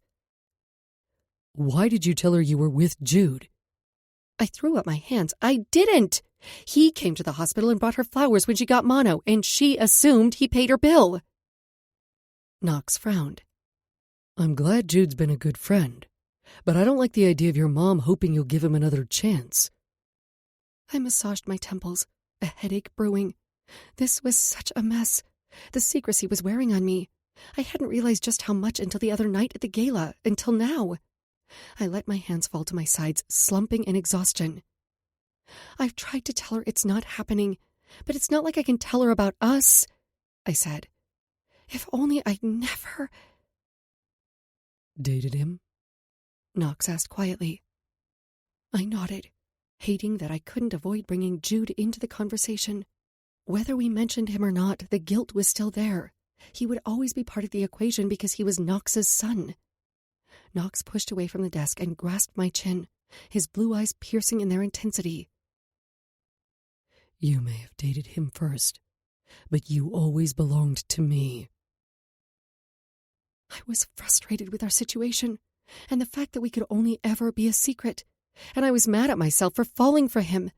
But all I wanted right now, all I needed, was for him to kiss me, to distract me from my frustrations and my fears, to make me feel whole in the way only he could.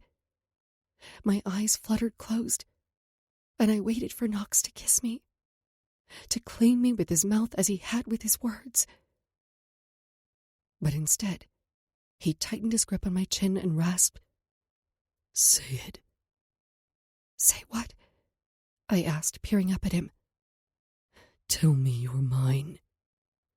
I'm yours, I gasped when he grabbed my ass with his free hand, pulling me into him, letting me feel his desire.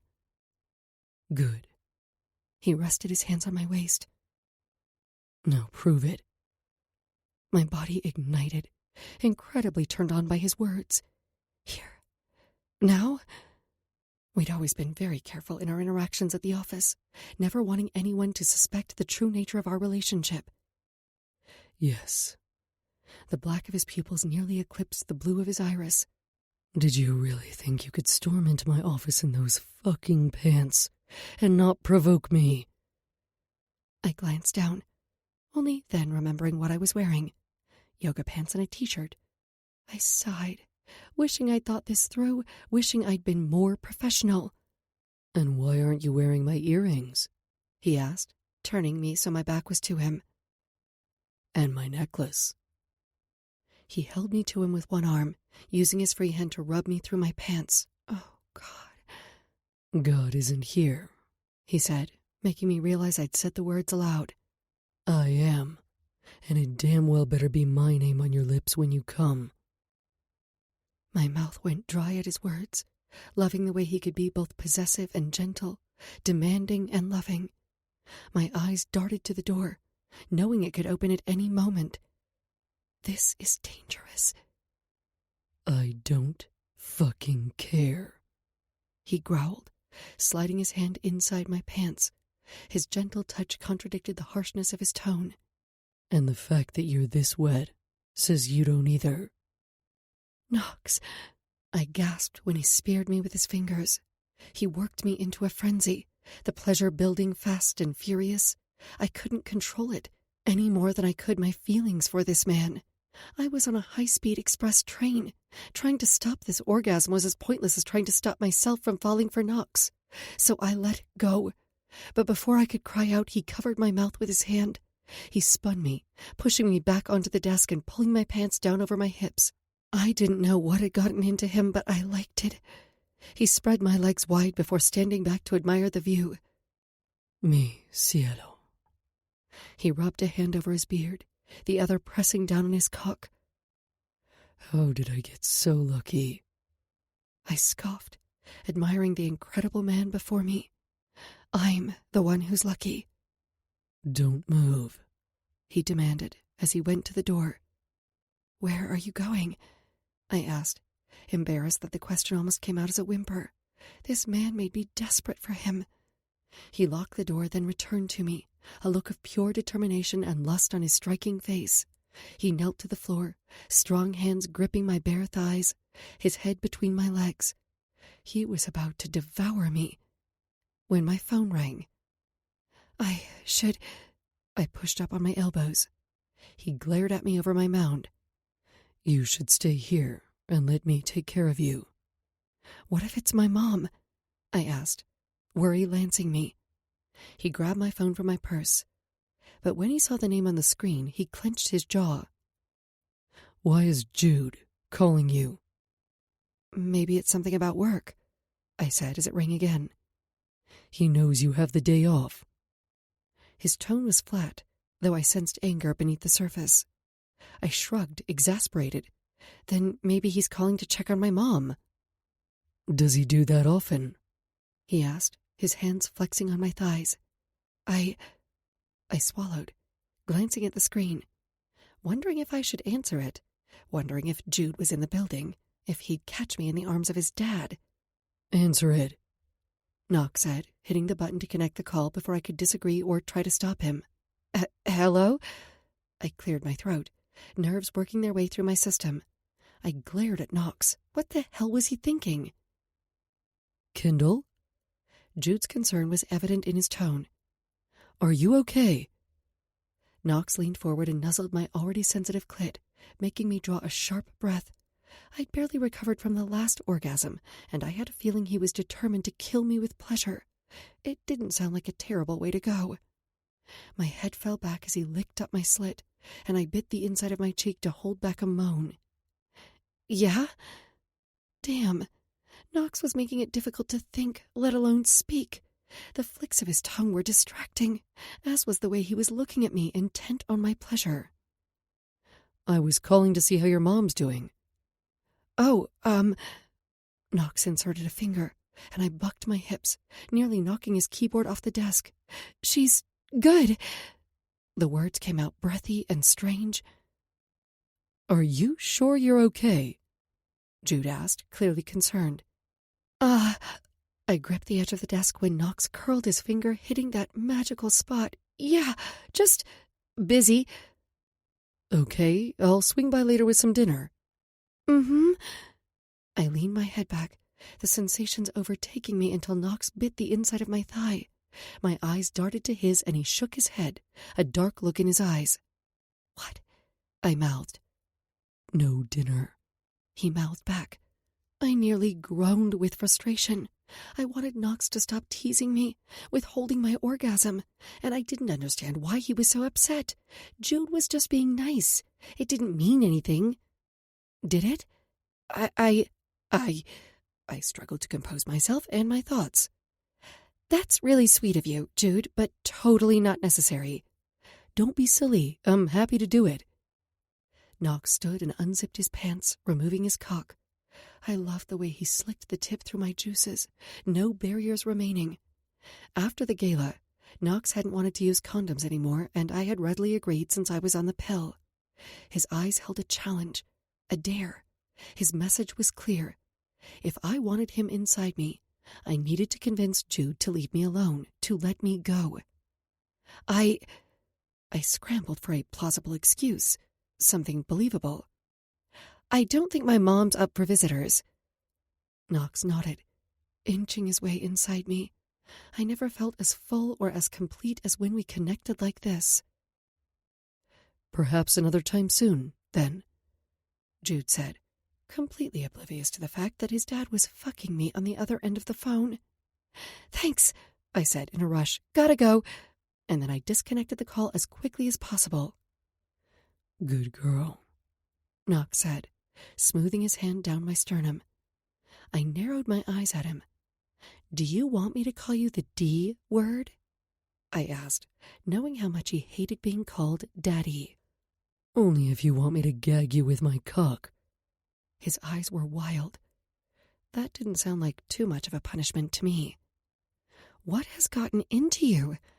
I demanded, frowning as I pushed up on my elbows and locked my legs around Knox's hips. You. He dragged his thumb down my lips, his eyes following the progression. You make me crazy. Now show me how pretty you look when you come on my cock. He picked up the pace, covering my mouth with his, deepening our connection, making me want him even more. When I came, I nearly fell off the desk, his thrusts hard and relentless, and there was no doubt about it. I was his. Chapter 16. Kendall. Emmy was standing outside the restaurant when I pulled up. The valet opened the door for me, and Emmy's eyes danced with laughter when she spotted me climbing out of the Range Rover in one of my new designer outfits. I shot her a look as I took the ticket from the valet and met her on the sidewalk. First the Range Rover, and now the designer duds? She asked. What did he do to convince you this time? Burn your old clothes? Ha ha, I deadpanned. She knew all about Knox having my car towed. No, but if he does, I swear to God. Oh, feisty. I like this new side of you. She smirked. Come on. I linked my arm through hers. But deep down, I liked this new side of me too. It wasn't about the luxury car or the designer clothes that kept appearing on my side of the closet. It was about Knox. I knew the gifts were his way of telling me he cared.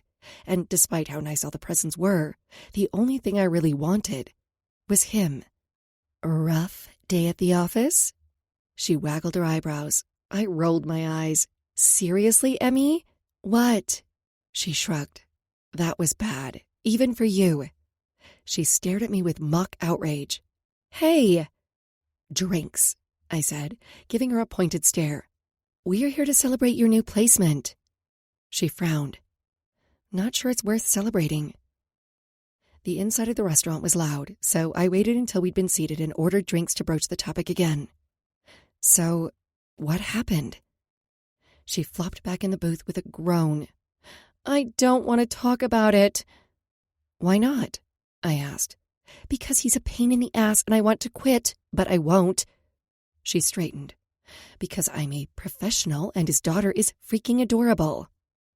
Who is it? I asked, my curiosity growing. I'm not supposed to say, but... She lowered her voice. I'm sure you'll find out anyway, since it's Nate. Knox's brother, Nate? I asked, surprised. One and the same. I've only interacted with him a few times, but he always seemed nice. Yeah, well, she huffed and downed some of her drink. Maybe to you. I arched an eyebrow. What does that mean? When she didn't answer, I prodded. Does it have something to do with him being your celebrity crush? He's not my crush, she insisted, though her pink cheeks said otherwise. I held up a finger. Pretty sure he spent the last 5 years in the top 3 of your celebrity fuck-it list? She leaned closer. Maybe he was before, but he isn't anymore. And if you ever tell him or Knox that... She ground her jaw. Okay. I held up my hands. Wow. I'm sorry, she huffed. It was a long day, but hopefully I won't have to interact with him as much going forward. I had a feeling her opinion on that would change. At least, I hoped so. Which appetizer do you want? She closed her menu with a huff, setting it on the table as the waiter arrived. We'll take the shrimp, please.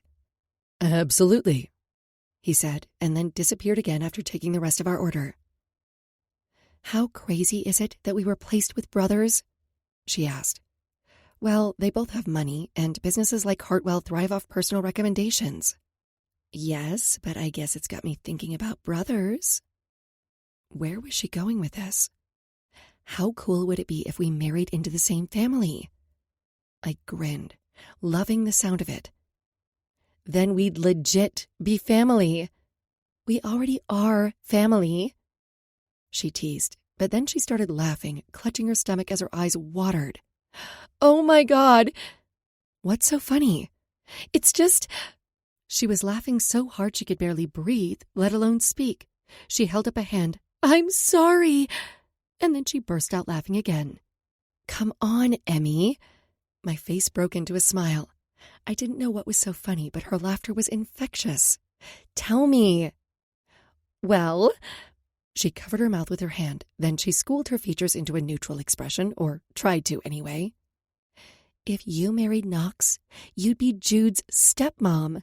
Your ex, she dissolved into a fit of giggles, would be your stepson. My stomach soured, even as the waiter delivered our appetizer, then left. First of all, I held a hand to my stomach, gross. And secondly, Knox and I aren't getting married. I knew she was joking, but the fact that it was so wildly unrealistic hurt. Emmy patted my hand while wearing a sympathetic expression.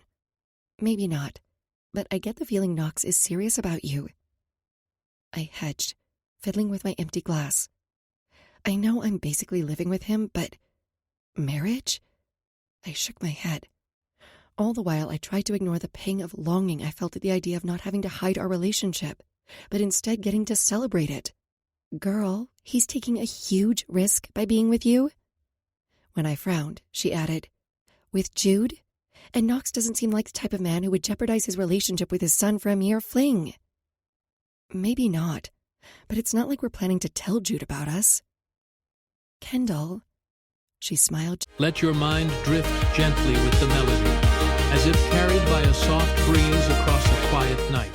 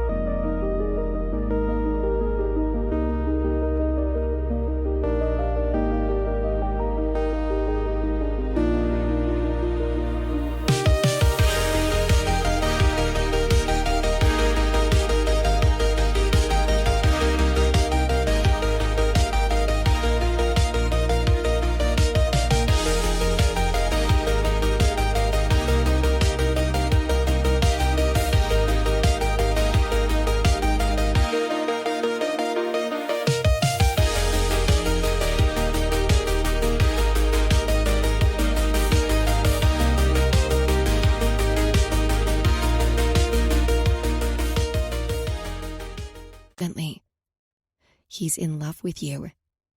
I popped a bite of shrimp into my mouth. You haven't even seen us together. I don't need to. He paid your mom's medical expenses. She ticked off one finger. She lifted a second. He gave you a freaking Range Rover. I opened my mouth to protest, but she beat me to it. Took you to a star-studded gala, bought you a diamond necklace and earrings, introduced you to David Beckham. He's a billionaire and he likes being generous, I said as the waiter arrived with fresh drinks. But even I knew that was a lie. Knox wasn't just generous with his money. When it came to me, he was generous with his time, something he'd struggled with in the past apparently. Jude had told me it was one of the big reasons his parents had divorced. And you're in love with him too, she said, delivering the fatal blow. I dropped my head in my hands, unable to deny it. Yeah? Yeah? She gasped. Holy shit. I can't believe you admitted it. I'm crazy about him. What are you going to do about Jude? I groaned. I don't know. And I don't know how Knox feels because I'm afraid to ask him. She dipped a piece of shrimp in the sauce and took a large bite, moaning around it. It's probably a talk the two of you should have. I gnawed on my lip. I know. But what we have is good. So good. And I don't want to ruin that. She grinned. What? I asked. Does that mean you can see a future with Knox? I took a deep breath and let the sounds of the restaurant fade to a din as I contemplated her question. Could I see a future with Knox? I wanted to think we could be happy together long term, but it was difficult to see past the fact that I dated his son. Jude would hate it, I finally said. Knowing a future with Knox was nothing more than a daydream, and wishing otherwise was futile. You're right about that, she said. But instead of feeling vindicated by her confirmation, it only depressed me further. The meal arrived, and conversation changed to other matters. After dinner, we headed back to Knox's. Emmy was the only person who knew I'd moved in, but she'd never tell anyone. We'd just changed into PJs and settled on the couch when my phone pinged with an incoming text. I grabbed it from the coffee table, smiling when my code name for Knox popped up. D, for Daddy. It made me laugh every time. D. Did you have fun with Emerson? Traveling for the games was hectic, but Knox always texted me throughout the day, even when we were just down the hall at the office, but especially when he was out of town. I switched on the TV, navigating to the pre-game show and hoping for any glimpse of Knox. He'd barely been gone a day, and I missed him more than I should. More than I had any right to. Did Knox realize how crazy I was about him? Me. Aren't you supposed to be getting ready for the game? It was partially asked in jest, but I also didn't want to be a distraction. I knew how much the team meant to him. It wasn't just about the money. The Leatherbacks were an extension of his family. He was deeply invested in the success of the team and every person who worked for him. It was one of the things I loved most about him. You're texting him now, aren't you? Emmy asked, plopping down beside me. Yeah. I smiled down at my phone as it vibrated in my hand. D. It's not like I have to warm up or stretch. I laughed, grateful he couldn't see me right now. I burrowed deeper into the pillows, thinking about Knox and love and, well, how empty the house felt without him. With Emmy here, it felt less cavernous and hollow, but it was as if Knox's personality brought it to life, as if he filled the rooms, infusing them with his presence. The Leatherbacks lost the coin toss, and their opponent decided to kick off first. The game started, and Emmy and I settled in to watch. The Leatherbacks were playing well. We'd just scored the first point when it hit me. A sharp stomach cramp.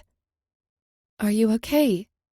Emmy asked, placing her hand on my back as I leaned forward. My stomach gurgled, and then I broke out in a cold sweat. No. I tried to focus on my breathing. Something, anything, but the way my stomach roiled and cramped. I hated the sensation of being both hot and cold. It was disconcerting and only made the nausea rolling through me worse, like a cold front meeting a warm front inside my body. I had a feeling something destructive was coming. Oh, God. I stood and stumbled toward the nearest bathroom, desperate to reach it before something awful happened. I barely made it to the toilet before emptying the contents of my stomach into the basin. I quickly flushed it and squeezed my eyes shut, my body feeling as if it were curling in on itself. I took a few breaths, then threw up again, finally slumping against the wall. "Kendall?" Emmy asked, peeking her head inside. My phone buzzed again, but I ignored it. "Are you feeling okay?" I asked. "Yeah, but you look—" She shook her head and grimaced. "Do you think I could have food poisoning?" She opened her phone and started typing. As she listed off more symptoms, they continued to match up. "But I don't get it. We shared the appetizer," I said, "and I tried your meal." "Yeah, but I didn't try any of yours." "Thank goodness," I moaned, clutching my stomach. "Hopefully you'll feel better quickly," she said, grabbing a washcloth from beneath the sink and wetting it before handing it to me. "What did the website say?" She winced. 24 to 48 hours? Then she straightened, handing the washcloth to me. "But you never know. Maybe it will be over sooner." I groaned, both at the idea and how I felt. I clutched my stomach and rushed over to the toilet again. I just washed my hands when my phone buzzed again. I held it out to Emmy. "Will you please answer, Knox? I slumped against the wall. "I can't." And I knew if I didn't, he'd worry. And the last thing I wanted was to distract him from the game. She left to search for some bottled water. I moaned, wishing I could just be done with this, the pain, the throwing up. "Food poisoning sucks," I croaked as she returned, holding out a bottle to me. "No, I can't." "What about something with electrolytes?" Even the mere suggestion made me nauseous. "How's the game going?" She laughed. "You want to know about the game? Now?" "Yes." I crawled toward the door to the bathroom, hoping to hear about the plays, the score. "I need a distraction." "Let's get you back on the couch," she said. "I'll get you a trash can." I grunted. I could barely lift my head, let alone comprehend the idea of going as far as the couch. So she relented and told me about the plays. I must have fallen asleep in the bathroom because the next thing I knew, someone was lifting me from the floor. Knox, judging from the warm and summer scent of his cologne that surrounded me as he cradled me in his arms. "Knox," I whispered, my voice hoarse. My body was so weak, my limbs exhausted, and the nausea that had been kept at bay was resurfacing once more. "What time is it?" I murmured, too exhausted to even open my eyes. "Where's Emmy?" I could hear the TV in the distance, an announcer talking about the post-game highlights. No. I tried to concentrate on what he was saying. If I wasn't mistaken, the game was still going.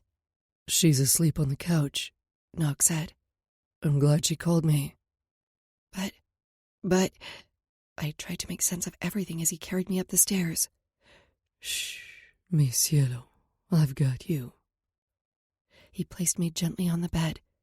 He smoothed his hand down my hair, and it felt so good. The way he stroked me, cared for me. "But you're supposed to be in San Jose for the game." He caressed my cheek. "You're more important."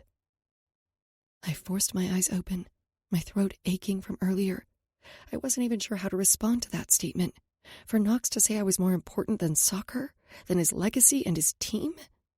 This was more than him giving me a Range Rover or diamonds or even paying my mom's medical expenses. Knox had given up something that was more limited and precious than all the money in his bank account. His time. And he'd done it to be with me. "Knox," I chided, loving that he'd done that for me, yet hating it at the same time. "Kendall," he said, mimicking my tone. He shifted, wrapping his other arm around me. As always, I slid into place, a perfect fit, as if we'd been made for each other. "What's the point of having a private jet if I can't do what I want? And what I want," he pulled me closer, gently, as if he knew my body, or perhaps my heart, was fragile at the moment, "is to be with you." I didn't want to spoil the moment, but the nausea was rising again, so I kicked off the covers and rushed to the bathroom. When I looked up after flushing the toilet, Knox was there, watching me as he leaned against the doorframe, the skin beside his eyes wrinkled with concern. I groaned and pulled my legs to my chest, debating which was worse, the intense stomach cramps or the fact that he was seeing me like this. He turned on the sink. A moment later, he crouched beside me. He brushed my hair aside and then placed a cool washcloth on the back of my neck. His movements were gentle, reverent, despite the fact that he'd just watched me dry heave over the toilet. "Thank you," I murmured, my nose stinging as I tried not to show just how touched I was by his concern, by his care. "Of course. Have you had anything to eat or drink?" I shuddered at the mere mention of food. "Not since dinner with Emmy." "Be right back," he said. He wasn't gone long, though I'd lost track of time in general. I worried how much of the game he'd missed, but selfishly, I was glad he'd come home early. When he returned, he unscrewed the cap from a bottle of Ultimate Hydrate and held it out to me. "Here, drink this, slowly," he added. "The electrolytes will help. I don't want you to get dehydrated." I squeezed my eyes shut. Even water sounded blech. I shook my head quickly and regretted it immediately. "No." I held a hand to my throat, which was raw from throwing up. He held it to my lips. "Slow sips. Take your time." I pouted, but I knew he wouldn't relent. "Come on, mi cielo," he pleaded, and I opened my mouth. He tilted the bottle ever so slowly, allowing me to drink at my pace. "That's it," he added in a gentle voice. I slumped against the wall. This was exhausting and mortifying, and yet Knox acted as if it was no big deal, as if leaving a game early to hold my hair back while I puked my guts out was the only place he wanted to be, the only thing that really mattered to him. I'd never felt less sexy or more loved. "Do you want to stay in here a little longer, or are you ready to go back to bed?" he asked. "I don't want to move," I said, afraid if I did I'd throw up again. "That's fine." He rubbed my back. "We can stay here as long as you need." I laid my head in his lap, and he stroked my hair. At some point I remembered him carrying me to the bed, setting me down gently before joining me. It felt like I was dreaming. But when he whispered, "Sweet dreams, mi cielo. I love you," as he pressed a kiss to my temple, I knew it was true. Chapter 17. Knox. I watched Kendall as she slept, concentrating on the sound of her breathing. It grew measured and even, and it was only then that I started to relax a little. Only when she was in my arms, sleeping peacefully, that I could breathe again. I hated seeing her like this. I hated worrying about her. I hated myself for falling for her, and yet I wouldn't change it for the world. She was my cielo, my heaven on earth, and I couldn't bear the thought of living without her. Before Kendall, I'd been merely existing. Now, I felt as if I was truly alive, and watching her endure food poisoning had nearly killed me. From the nightstand, my phone flashed with an incoming message, and I sighed. I wanted to ignore it, but I couldn't any longer. So, carefully as I could, I picked it up and swiped it open to review what I'd missed. A few texts from the team press manager, a call from Jude, news stories flooding my screen about the team's win, followed by questions about my absence despite Jude's eloquent statement to the press after the game. What did it say about me that I was willing to leave my team, my only son, to be with Kendall? I could count the number of games I'd missed on one hand. I'd watched the game on my flight home, but nothing compared to experiencing it live. And even though I'd known my early departure would spark questions, I couldn't stay away from Kendall. Not when she needed me. Jude, are you okay? Brenda said you had to leave, then told me I was doing the press conference. I set down my phone and dragged my hand through my hair. I'd have to answer Jude and deal with the rest of it at some point. But right now all I wanted was to hold Kendall. But the longer my phone sat there, Jude's message still unanswered, the guiltier I felt. So I picked up the phone and texted him. "Me. I'm good. And you did great, son. son. I didn't feel like much of a father.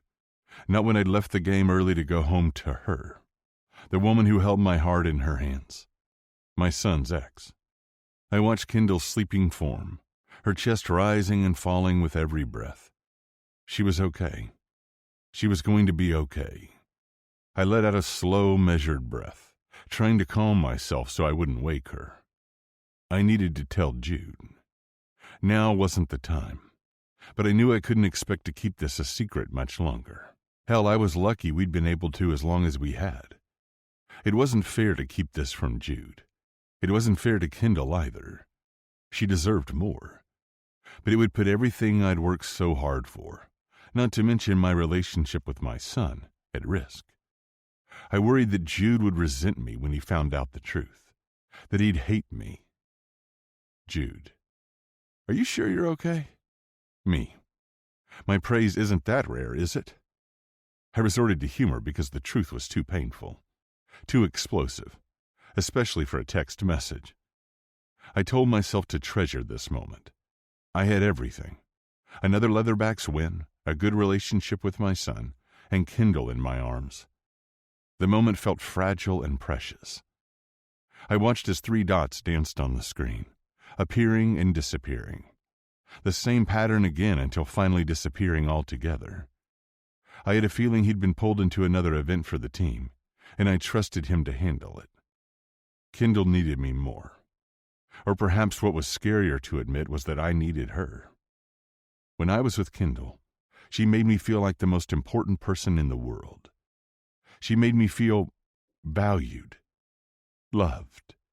She'd made me feel complete in a way that I hadn't felt since before my parents' death. Because as much as my grandparents had loved Nate, Graham, Jasper, Sloan, and me, they'd been running an empire and grappling with their own grief. Kendall shifted against me, and I held on tighter, scared to let her go, scared of what the future would look like. I lay there for what felt like hours, just watching her sleep, trying to think of ways to get Jude to accept this, accept us. Hey, Kendall said, smiling up at me as the sun crested the horizon. You're really here. I pressed a kiss to her forehead. I'm really here. I can't believe you left the game early. I'd do it all again to be with you. I met her hazel eyes, hoping she knew just how much she meant to me. Are you feeling any better? She nodded. Thank you for taking care of me. I pulled her into me, holding her close. Any time, me cielo. What were you thinking about? She asked. Earlier. Were you spying on me and pretending to be asleep? I teased, unprepared for her question. The corner of her mouth tipped up, and it was good to see her smile. So? You should rest. She propped her head up on one elbow, unwilling to back down, silently encouraging me to continue. I smoothed my beard. It was due for a trim. I was thinking about my parents. What about them? She placed her hand on my chest. I was just wondering how life would have been different if they hadn't died in the plane crash. Her expression was one of compassion. I'm sure that was, well, I can't even imagine. It was just such a shock, and I can't fathom how my grandparents functioned, let alone ran a growing hotel business and raised 5 children. I'm sure they had help, right? She asked. Yes, but they were always there for us, or at least as much as they could be. And sometimes I wondered if they stayed busy so they wouldn't have time to think about all they'd lost, and if somehow that was ingrained in me. This need to be productive, to constantly be doing something so I wouldn't have to feel that pain. She placed her hand over my heart. How does it make you feel to admit that? It feels like it rings true, but also like I don't want to live that way anymore. Why do you think that is? She asked. I smiled, setting my hand over hers as I turned to face her. Because of you, mi cielo. Kendall, I said, pulling back to look at her. I took a calm, steadying breath. I love you. A silent tear rolled down her cheek, and I couldn't decipher what she was feeling. She swiped away her tears. I love you too. Are those happy tears? I asked, my voice wavering with hope. She shook her head against my chest, her skin warm where her body was pressed to mine. They're, she sighed. I don't know what they are. I stilled. Because of Jude. She nodded. I drew in a deep breath. I think we should tell him. She leaned back and gaped at me, eyes wide. Knox, we can't. We have to, I said. I couldn't keep doing this to her, to us. It's either that or we end things, and I don't have the strength to do that. She chewed on her lip. Yeah, but telling Jude. She blew out a jagged breath. That's serious. I took her hand in mine, our fingers dancing. I'm serious about you, about us. I want us to be together. I'm tired of keeping this a secret, of sneaking around. You deserve better. And I'm too old for this shit. What about my mom? She asked, just as the house alarm chimed 3 times. I frowned, wondering who Vincent would have let in. I stood and grabbed a shirt just as the double chimes signaled a door had opened. Emerson called out, "Oh, hey, Jude." I met Kendall's eyes, our faces mirror images of alarm. I might want to tell Jude about us, but not like this. Not without some preparation first. "Jude's here," Kendall hissed. I left the game early, without an explanation. He's probably worried. "What are we going to do?"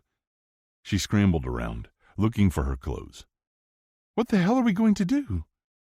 Get dressed, then meet me downstairs. I'll figure something out. Finally, she nodded. Okay.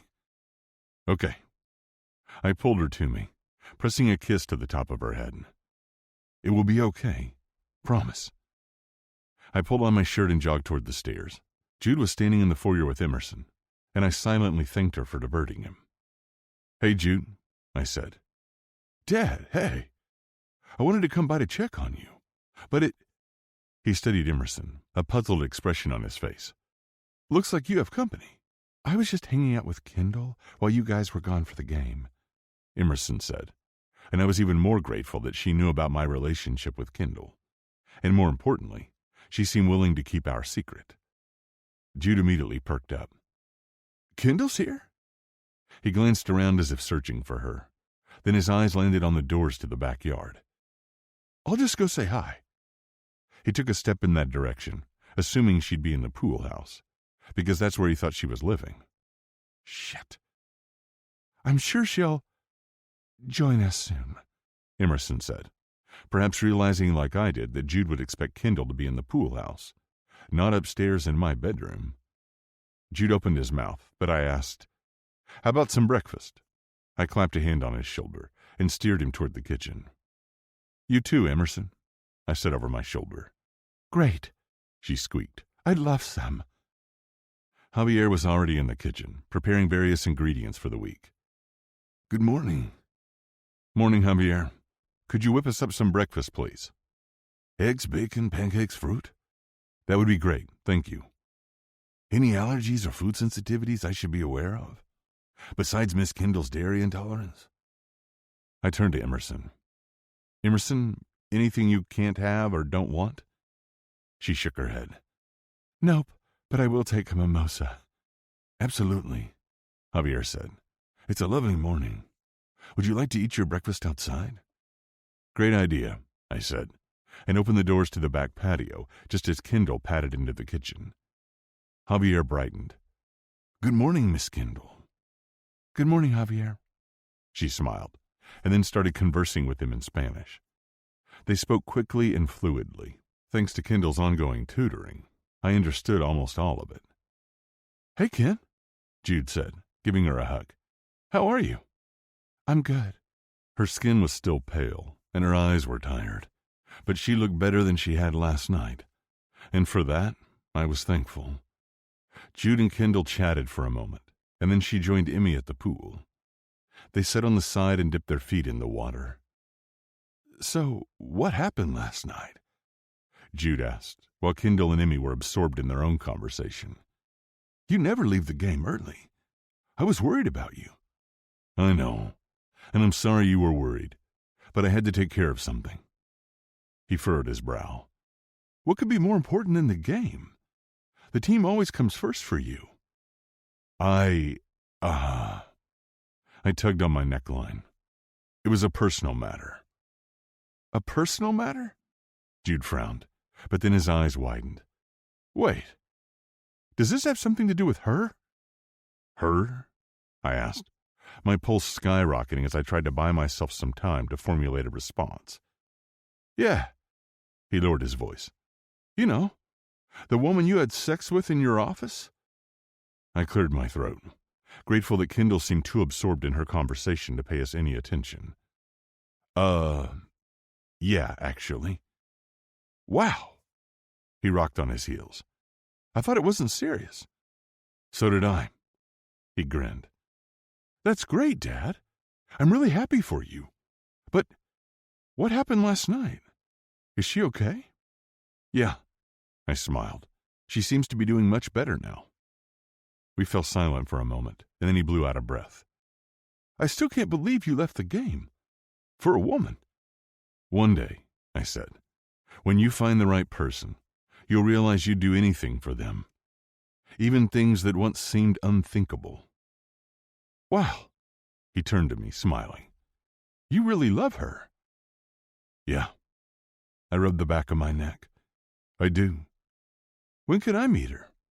I don't know, I said, sweat trickling down my back. It wasn't that warm out, but it felt as if the sun were beating down on me like a spotlight.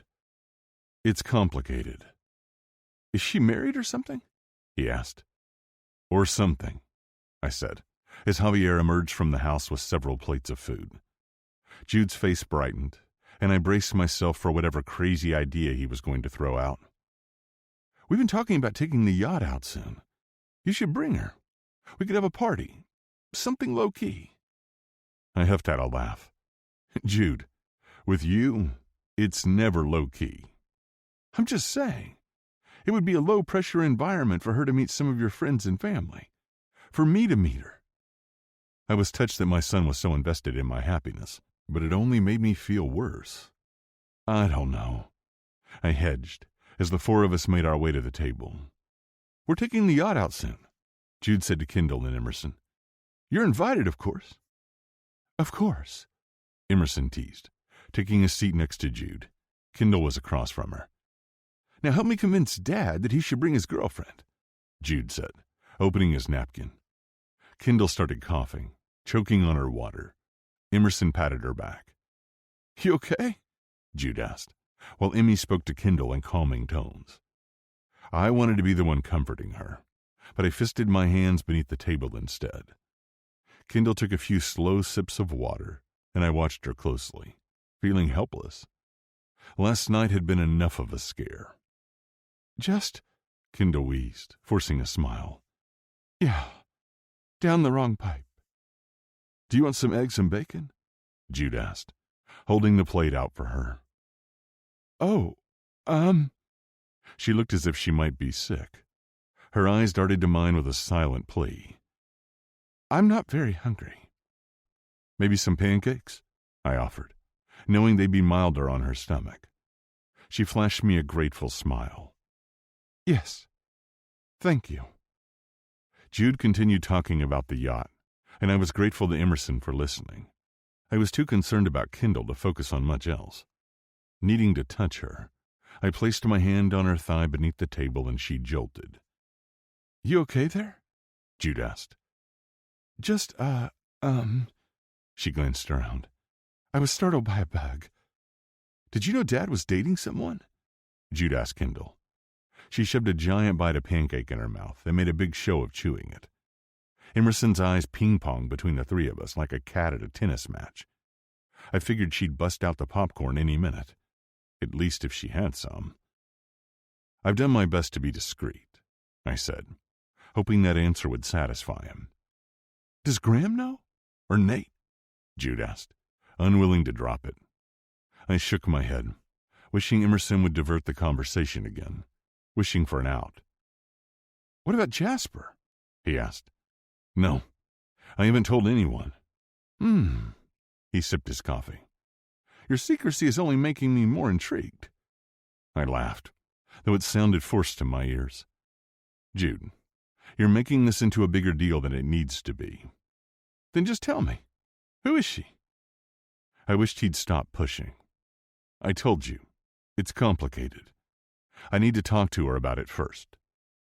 Kendall finally relaxed, placing her hand over mine. I'll stop bugging you, he said, but only if you promise to bring her on the yacht. Kendall's eyes went wide, and I smoothed my thumb over her thigh. She quickly hid her surprise, and I tried to avoid the minefield we were navigating. We'll see, I said, hoping it would be enough to placate him for now. Chapter 18. Kendall. The kitchen was clean.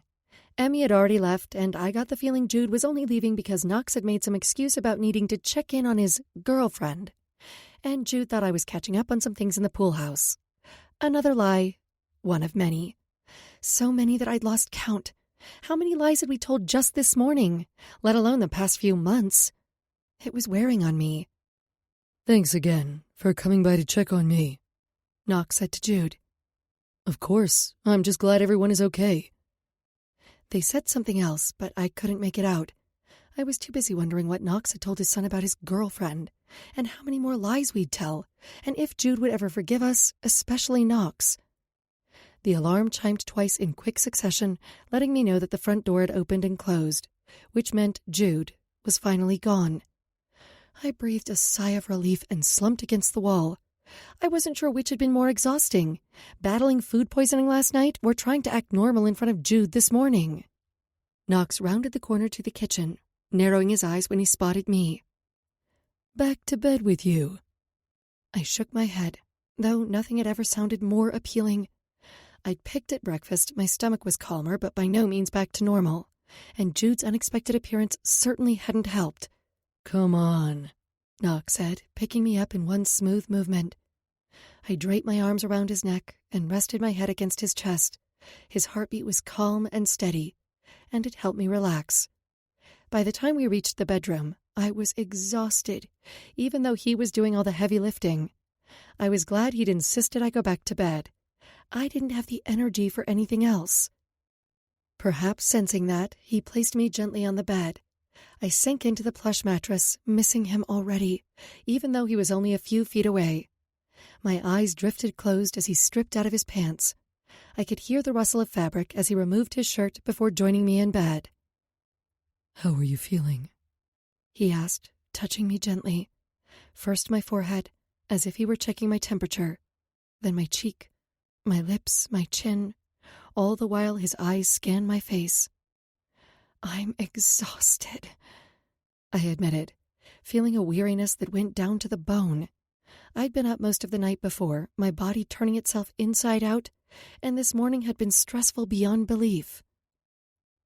Sleep, mi cielo. He smoothed his hand over my hair, his movements comforting. Sleep. When I woke again, the bed was empty. Knox had filled my water bottle, and there were fresh peonies on the nightstand. I smiled and stretched, feeling a little better but still groggy. The palm trees were casting long shadows on the floor. A glance at my phone told me it was late afternoon, and I'd missed a few text messages from Emmy. Emmy. Woo!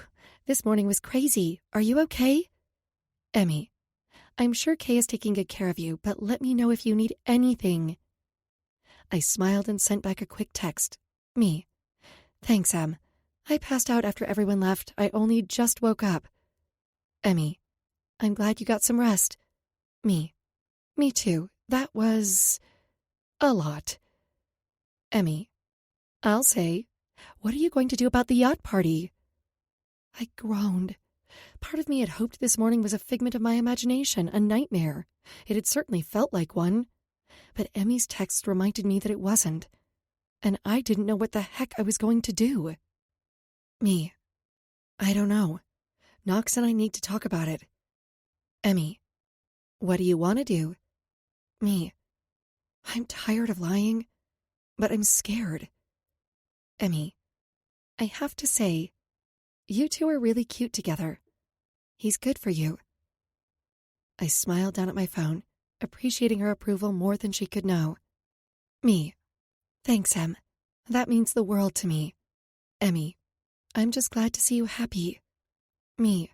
"You're going to make me cry," and ditto. Me. "Talk later?" Emmy. "Definitely." I brushed my teeth and splashed some water on my face.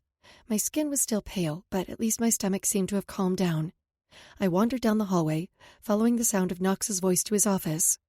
When I peeked inside, he immediately smiled and waved me in. I patted across the rug, and he said, "I'll call you back," to whoever was on the phone. He stood and rounded the desk, pulling me into his side. "Hey, you're up." I nodded, reveling in his touch, feeling safe in the warmth of his embrace. It was comforting in a way I'd never experienced, yet also terrifying. Knox had become such a part of my life, such a part of me, and I worried I was becoming too reliant on him. "You okay?" he asked, rubbing gentle circles on my back. I held on tighter, needing reassurance. No one had ever taken care of me apart from my mom, and even then, it had never been like this. Not that she didn't love me or didn't want to, but as a solo parent who was responsible for paying the bills and raising me on her own, she didn't have much time or energy for comfort and care. If she missed a callback, we didn't eat. I didn't realize I was crying until Knox said, "Hey," in a gentle tone. "Mi cielo, what's wrong?" He pulled back to look at me, drying my tears with his thumbs. "What are we doing?" I blurted. "Hugging," he said, intentionally misinterpreting my question. "Knox," I chided. "You know what I mean. This morning, with Jude?" I shook my head. "God, I feel sick just thinking about it." "I know." He hung his head, remorse written across his handsome features. "I know." "That was too close," I said. He guided me over to the chair. He sank down in it and pulled me onto his lap. "Agreed." "You told him you're seeing someone?" I asked, still trying to piece it all together. I'd been so anxious at breakfast that I'd been concentrating on acting normal and not puking. But then I remembered that morning in the hospital. Jude had come to visit my mom when she had mono, and he'd mentioned finding a discarded condom wrapper in his dad's office. "He kept pushing. He wanted to know why I left the game early." I rolled my lips between my teeth. "You shouldn't have done that." He took my hand in his and placed them over his heart. His blue eyes were filled with endless love and devotion. "There was nowhere else I'd rather be." I closed my eyes, the tears falling again. "Mi cielo." He cut my cheeks. Tears again. "I'm scared." "About what's going to happen with Jude?" I nodded. "And about the future." "What about the future?" he asked. "Do you have concerns about us? Is that why you're hesitant to tell Jude?" No. I smoothed my palm down his chest. "It has nothing to do with you and everything to do with me." He rubbed his thumb over the back of my hand as those blue eyes stared intently at me. "What do you mean?" I huffed. "I've never let someone in. Not truly. Not until you." His smile was warm and reassuring, and it reminded me of all the reasons I loved him. If Knox was so sure about his faith in us that he was willing to risk his relationship with his son, then I could be brave enough to push past my own fears. He gave my hand a comforting squeeze. "That doesn't sound like such a bad thing." "It isn't, and it is, because it's scary to love someone as much as I do you, to know that you've given them your heart and they could destroy you." "Kendall." He leaned his forehead to mine. "I would never hurt you." "I know that," I said. "I do. But I have a hard time picturing the future." "With me? Or generally?" he asked. "Mostly in general," I said. "I typically won't even let myself try to imagine it for fear of being disappointed." He frowned. "That makes me sad, mi cielo." "I'm not trying to make you sad," I said. "I'm trying to be honest. In past relationships, I never let myself get invested enough to even try imagining a future together, but with you—" I cupped his cheek. For the first time, I want to. I'm honored. He brought my hand to his mouth, kissing the back of it. And it makes me indescribably happy that you're thinking about our future together. I sensed hesitation on his part. But he rubbed a hand over his mouth. I didn't want to bring this up, but there's something you should know. Okay, I said, dragging out the word. My stomach was filled with nerves. Since we're talking about the future, our future, his eyes searched mine. I think you should know that I don't intend to have any more children. I would have joked that it was too soon to talk about children, but the fact that we were going to tell Jude changed things, made them more serious, more permanent, in a way. I wasn't sure what to think, but there was no need to decide anything now, was there?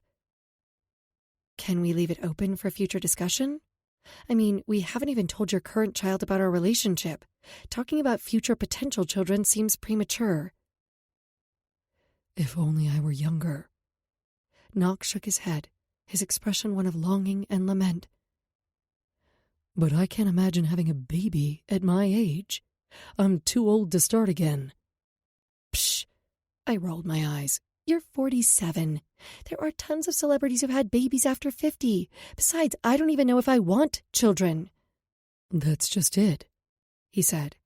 You don't know. And it wouldn't be fair of me to ask you to give that up, especially when we both know this won't be easy. No, I said, it won't. But I love you, Knox. I love who I am when I'm with you. I love you too, mi cielo. More than life itself. And I would give you the world. But I can't give you this. Knox had always encouraged me to speak my mind, to challenge him, but I sensed he wouldn't budge on this. I don't need the world, I said, cupping his cheeks. All I want is you. He smiled, turning his head to kiss my palm. What did I ever do to deserve you? He placed more kisses on my palm, his scruff making me giggle. This isn't just about Jude, though, he said, turning more serious again. People will talk. Does that concern you? I asked. What people will say about us? I only worry how it will affect you. I've lived my entire life in the spotlight, and while I might not be a celebrity like Nate, people can be nasty. I nodded. It doesn't help that I dated your son. No, it certainly doesn't. I will do everything I can to shield you from it. But people will still talk, I said, knowing how this would look, how I'd be lambasted as a gold digger and worse. I want you to take some time to think about it, he said. I shook my head. I don't need more time. I know I want to be with you. Whew! I flopped back on my yoga mat. That was intense. You know what was intense?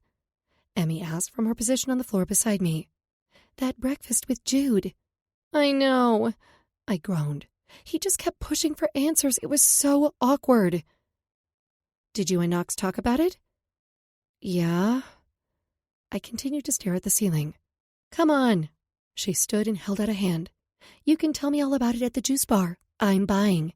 You always buy, I teased. She lifted a shoulder as we slid into our shoes. After a short walk, we ordered our drinks, then found a table outside. All right, girlfriend. She pulled a reusable travel straw out of a carrying case and pointed it at me. Spill. I laughed, already feeling more at ease. Knox wants to tell him. What do you want? She asked, and I could tell she was doing her best not to react. I don't want to tell Jude, but I want to be with Knox, and I'm tired of lying. Holy shit. I told you he loves you. You were right, I said, both miserable and elated by that fact. Considering the whole yacht party, I'm guessing Knox wants to break the news to Jude soon, she said. The sooner the better. Is he pressuring you? Emmy asked, frowning. No. I waved a hand through the air. Nothing like that. Once we do it, there's no going back. I know. She nodded. And I know you love Knox, but, well, doesn't it seem a little fast? Emmy had always been so supportive of my relationship with Knox, so for her to ask if it was too soon was, well, I hadn't expected that response from her. My shoulders bunched. I thought you were happy for me. You said he was good for me. He is. But how long have you even been together? How can you be sure this is what you'll want long term? Because if you're going to tell Jude, you damn well better be sure. I gnashed my teeth. For once, I wasn't running away. I was leaning in. And now Emmy was having second thoughts? I've known Knox for nearly 2 years, I said, hating the defensive tone to my voice. And for a decent chunk of that time, you were dating his son. Then you didn't have any contact with him for 6 months. I thought you'd be happy for me. I thought you'd back me up, not try to talk me out of it. She placed her hand over mine and smiled. I want to make sure you're doing this on your timeline. Not Jude's, not Knox's, but yours. I am. This is what I want. I know it's not the easiest path, but I love him and want to be with him. She sank back in her chair with a smile. Now, I believe you. I stared at her, mouth agape. What? You were testing me? No, but if you're going to risk destroying his relationship with his son, you need to be certain. You need to believe that it will work out, because your relationship is going to be put to the test. I didn't appreciate Emmy's tactic, but I knew she was right. Telling Jude was going to be a major test. But it wasn't going to get any easier the longer we waited. In fact, the opposite was true. Chapter 19. Knox. I rubbed Kendall's shoulders, mostly to stop her from fussing over the table again. Any minute, Jude was supposed to arrive at the house to meet my girlfriend. After much discussion, Kendall and I decided this was the best way to handle the situation. We didn't want to have this conversation in a public place, or make him feel ambushed on the yacht, nor did we want to wait any longer to tell him. I'd been counting down to this evening with equal parts excitement and dread. Kendall and I would no longer have to sneak around, but that meant telling Jude the truth about our relationship. I was anxious about how it would go, but I didn't want to make Kendall more nervous. I peered down at her. You ready for this? I don't think I'll ever be ready to tell my ex that I'm dating his father. The words were said in a teasing tone, but I could hear the concern and fear that lurked beneath it. I felt it too. But I also knew we couldn't continue as we were. It wasn't fair to Jude, and it wasn't fair to us. But it was a big step, and I couldn't help but worry. Not just about Jude's reaction, but that Kendall would come to regret this. Regret us. She'd already given up her dream job to take care of her mother, and I struggled with the idea of her giving up something she might truly want, children, to be with me. She might not want to be a mom now, but someday she might. I worried that despite everything I'd given her, it wouldn't be enough. That I wouldn't be enough. It's going to be okay, I said, hoping my voice conveyed more confidence than I felt. Jude is happy to have you back in his life. She gave me a look full of doubt. Sure, as a friend, as a coworker, not... She gestured between the two of us. Hey, I said, grabbing her hand and squeezing it reassuringly. He's the one who pushed for you to work with me. Maybe he'll be more accepting than we think. I mean, look at how he reacted when he found out you were house-sitting for me. I wish I shared your optimism, Kendall said. We need to tell him, I said, determination marking my tone, though part of my desire to tell Jude was out of selfishness. I was tired of pretending that Kendall was merely my employee. I was sick of hiding how I felt around her. I wanted the world, and Jude, to know that she was mine, that she belonged with me. I know, she sighed, I do. But I don't want to hurt him. The fact that she cared so much about my son's feelings only made me love her more. Neither do I, but the longer we keep this secret, the more upset he'll be when he finds out. Her shoulders sagged. While we both knew telling my son was the right thing to do, that didn't make it any easier.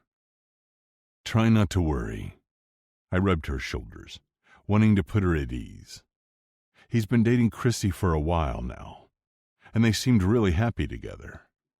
She nodded. True. It definitely helps that he's moved on. We were quiet for a moment, then I asked, "What are you most concerned about?" "Once we tell him," she said, staring up at me with a serious expression, "there's no going back."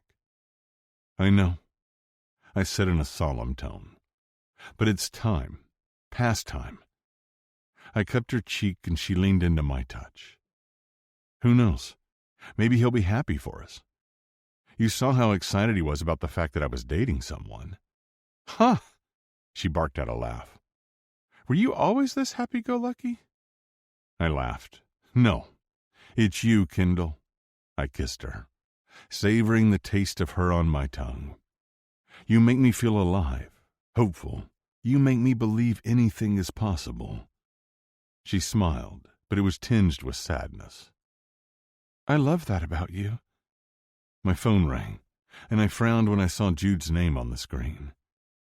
"Jude, hey," I answered. "Are you almost here?" Kendall rubbed her hands together, and I smoothed a hand down her back. I was nervous as hell, but I wasn't going to show it. I needed to be calm, collected. For her and Jude. For all of us. "Hey, Dad, I'm not going to be able to make it." "What?" I asked. "Why not?" "I forgot that Chrissy and I already had plans, and she's pissed." "Oh, I glanced at Kendall, who mouthed, "What?" "I understand, but we were really looking forward to tonight." Kendall's face fell, and I hated disappointing her. "I know. I'm sorry. Fuck." I could just imagine him dragging a hand through his hair. "I feel like I'm letting everyone down." I could certainly empathize with that, but I just listened. That was what he really needed, someone to listen. "You're not letting anyone down," I said, "least of all me." In fact, the opposite was true. "Thanks, Dad." "Go take care of what you need to. I'm always here for you." "Thanks," he sighed. "Sorry to ditch last minute. I guess I'll be meeting your mystery lady at the yacht party after all." "Why do you say that?" I asked, trying to hide the panic from my tone. "Because I'm out of town until then, remember? I have that trip to court the sponsors." "Oh, right." I gnashed my teeth.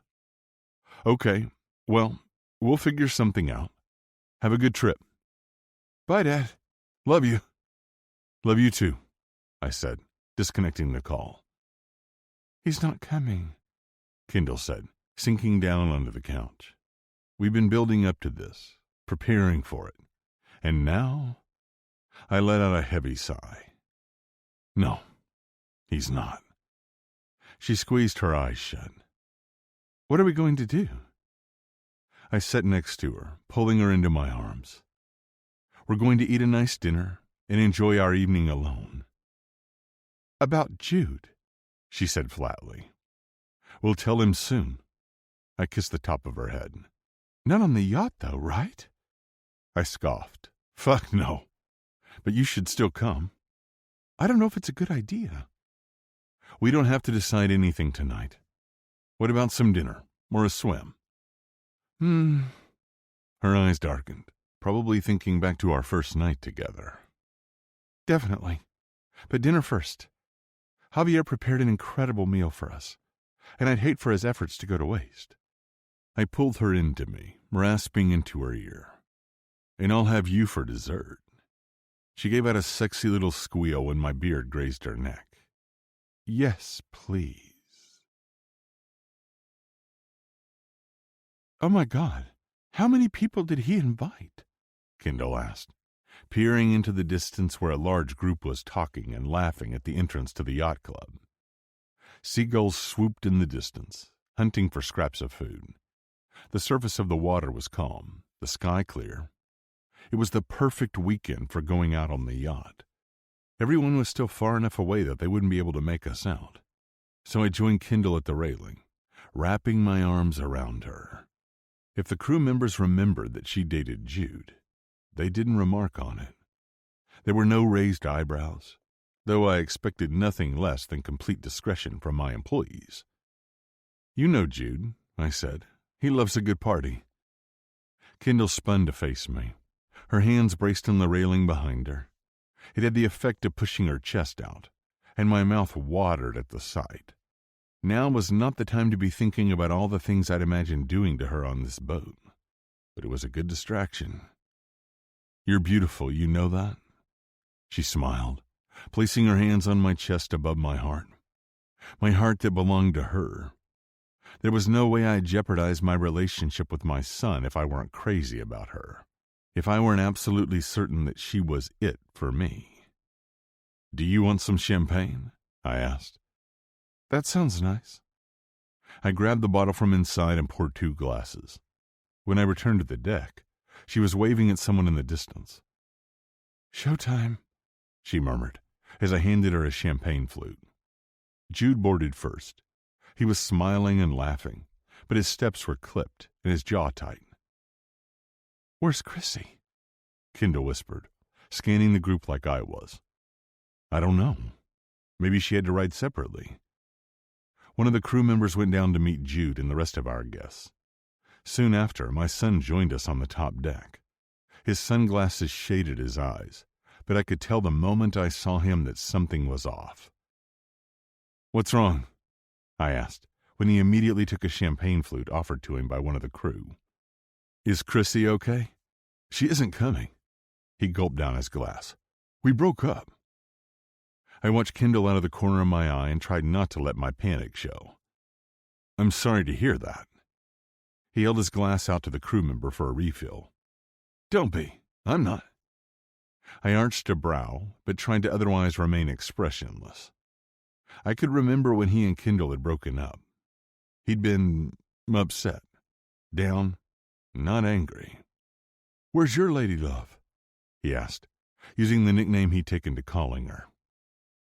"Lady love? Oh," Jasper crooned, giving me a hug. "Who's that?" "Dad's girlfriend." Jasper tilted his head to the side. "You have a girlfriend?" Before I could even respond, Jude said, "Yeah, it's pretty serious, too." "What's serious?" Nate asked, joining our group. "Fuck me." "Hey, Knox. Dad and his girlfriend.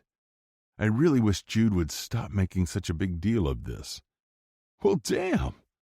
Jasper clapped a hand on my back. "Can't wait to meet the woman who's captured your heart." His gaze turned to Kendall, and I wanted so badly to tell Jasper he was looking at her, and that he better keep his eyes and his dick to himself, because she was mine. "You guys remember Kendall?" Jude said. "My ex?" He downed the rest of his champagne. Ex before my current ex? Whatever." When he wandered over to the bar and poured himself a glass of whiskey, Kendall flashed me a look of concern. I followed Jude, careful to keep my voice low. "Would you rather take the yacht out another weekend?" "What?" He jerked his head back. "No. I'm sure we'll have more fun without Chrissy." His attention was directed at Kendall when he said it, and a knot formed in my stomach. "Are you sure?" "Yeah, I'm sure." He glanced around. "So, where is she?" "Oh, I cleared my throat. "Something came up last minute." He draped his arm over my shoulder. "Then I guess we're both flying solo this weekend. Let's cast off." Despite my unease, I told the crew we were ready to leave, and then we were off. We enjoyed a charcuterie board and champagne. It was nice to catch up with Nate, Jasper, and Graham. Emerson couldn't come because she was watching Nate's daughter, Brooklyn, but several of Jude's other friends had joined us. Kate and a handful of women whose names I didn't remember. Jude's mood seemed to improve the more the evening wore on, probably thanks to all the alcohol. It was nice, pleasant, at least when Jude wasn't taking Kendall on another walk down memory lane. I wondered if this would be possible in the future. I wondered if Jude would ever look at me the same once he knew the truth. "You okay?" Kendall mouthed when Jude's back was turned. It felt as if we hadn't had a moment alone, or maybe I was just sick of sharing her. I nodded, smiling as if everything was fine. "Sir," the steward said, "dinner will be ready in an hour." "I should go freshen up and change," Kendall said. I nodded. "I think I'll do the same." Everyone went below deck, splitting off to our various rooms. Kendall closed her door first. We'd agreed to spend the weekend in separate cabins, even though I wanted nothing more than to be close to her. Jude lingered in the hall, his eyes on her door after it had closed. He straightened and then disappeared into his room, and then I finally went into mine. I closed the door behind me and let out a heavy sigh. This weekend wasn't going at all to plan. I just hoped we'd be able to turn it around soon. I took a shower and changed into jeans and a dinner jacket before heading back upstairs. Jude was alone, swaying to the music. "Perhaps you should slow down a little," I said, eyeing the drink in his hand. He arched an eyebrow. "Worried you can't keep up, old man?" I narrowed my eyes at him, but I knew better than to let him goad me into getting drunk. At the sound of footsteps, we both turned to see Kendall enter the room. Her satin dress flowed over her skin like water, the grayish-blue material the same color as the clouds that floated past. She looked phenomenal, but I wasn't the only one who noticed. I didn't like the way Jude looked at her, watching her with the same hunger I knew I wore, wanting her. "Shall we?" I asked, gesturing toward the table as the rest of our party joined us. After dinner, Kendall was drawn into a conversation with Nate. I followed Jude out to the deck. "Are you okay?" He lifted his shoulder. "I'm great." I couldn't get a read on his tone. I didn't detect any sarcasm, yet he'd just broken up with his girlfriend. "What happened with Chrissy?" He rested his elbows on the railing and blew out a breath. "She said she didn't want to spend the weekend watching me flirt with my ex. She thinks I'm still hung up on Kendall." I took a slow, measured sip of my champagne as I considered my response. Finally, I asked, "Are you?" He glanced back to the dining room, where Kendall was talking with the other guests. "Honestly, yeah. I'm not sure I ever got over her." Fuck me. He was still in love with her. We were in love with the same woman. It's just... He leaned back, glass dangling from his hand. Seeing her these past few months, spending time with her, it all came back to me. How much I cared about her. How good we were together. "But you broke up," I said, hating the defensive tone to my voice. "Yeah, because she moved." He lifted his glass, the liquid sloshing against the sides. "Or I thought she'd moved. Whatever." He took a step forward, but then stumbled. I placed my hand on his shoulder and said, "Perhaps it's time we get you to bed." "No." He reached for his glass, but I tugged him forward. "Come on, Jude," I said in a more forceful tone. "Time for bed." He grumbled, but allowed me to escort him below deck to his room.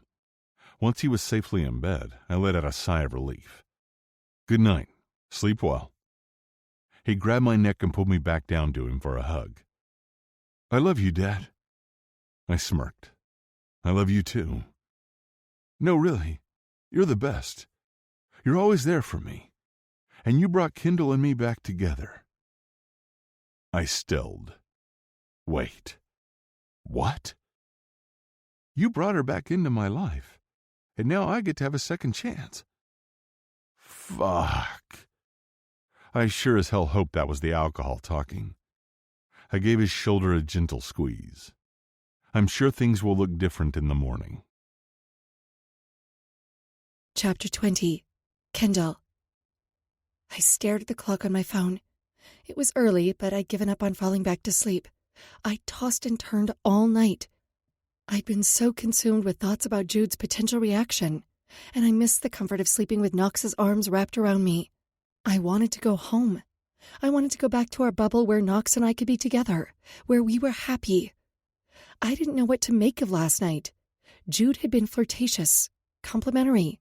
I wanted to blame it on the alcohol and nostalgia, but his eyes had watched me, tracked me wherever I'd gone. I knew that look. I knew what he was thinking, and it scared me. Because I knew he wanted me. I took a shower, my mind on the two men. After I finished getting ready, I headed upstairs to the deck where Santa Catalina Island was in view. We'd anchored near Catalina overnight, and I was looking forward to exploring the island. Or, at least, I had been before. Knox was sitting at the table, breakfast laid out before him. "Good morning." His voice was deep and smooth, sending chills down my mostly bare body. Even from behind his sunglasses, I could feel his eyes appraising me, blazing a trail of heat over my skin. I'd purposely chosen my neon green bikini, and I knew we were both thinking of the night when he told me all the things he'd longed to do to me, all the times he'd imagined me on the yacht. And now, here we were. I might be wearing the bikini and a white mesh cover-up from the night we'd met, but I felt as if I were naked, as if he could see right through me. Before I headed for the buffet, he circled my wrist with his hand. "Mi cielo, are you trying to kill me?" I smirked at him over my shoulder. "Just helping fulfill all your fantasies." I sank my teeth into my lip. He groaned, pressing on his cock. "I'm going to be hard all fucking day."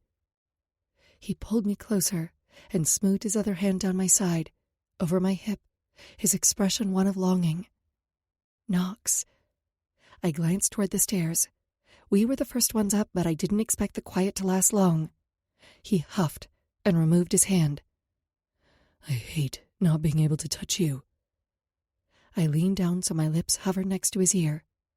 "Later, when we're alone at home, you can touch me all you want." "I fully intend to." He practically growled. I helped myself to some food from the buffet. As soon as I took my seat, he rubbed his legs against mine. I smiled, grateful for his touch, for this man. Our relationship might be a secret, but I'd never felt more cherished or adored.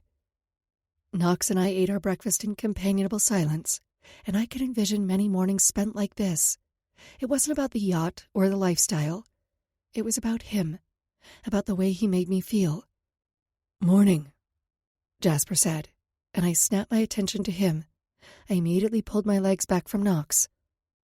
"Morning," Knox said, completely unruffled, even as Jude and the rest of the guests joined us. "Captain says we can jet ski today." "Awesome," Jasper said, popping a piece of pineapple into his mouth. He helped himself to a plate of food, then joined us at the table. When I stood to add some more fruit to my plate, Jude said, You wore my favorite bikini." And he gave me a long, blatant perusal. I shivered. It felt wrong, and not just because Knox was watching. When Jude looked at me, I felt as if he were appraising something he wanted to acquire. But when Knox looked at me, I felt valued, cherished.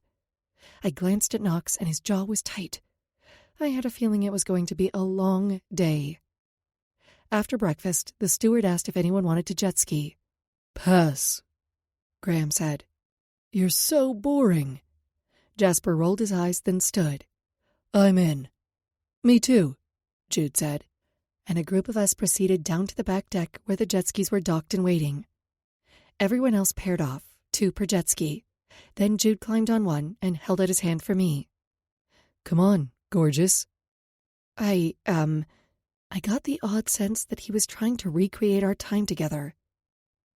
"You can ride with me if you'd prefer," Knox said. Jude furrowed his brow. "Why would she ride with you? You're her boss and my dad. That's just—" He shuddered. "Weird." "If you think that's weird, just wait," I thought, because I was doing a hell of a lot more than riding with his dad on a jet ski. I was riding him. "You know what?" Knox asked. "I'll stay here. Kendall, you can have this jet ski. You guys have fun.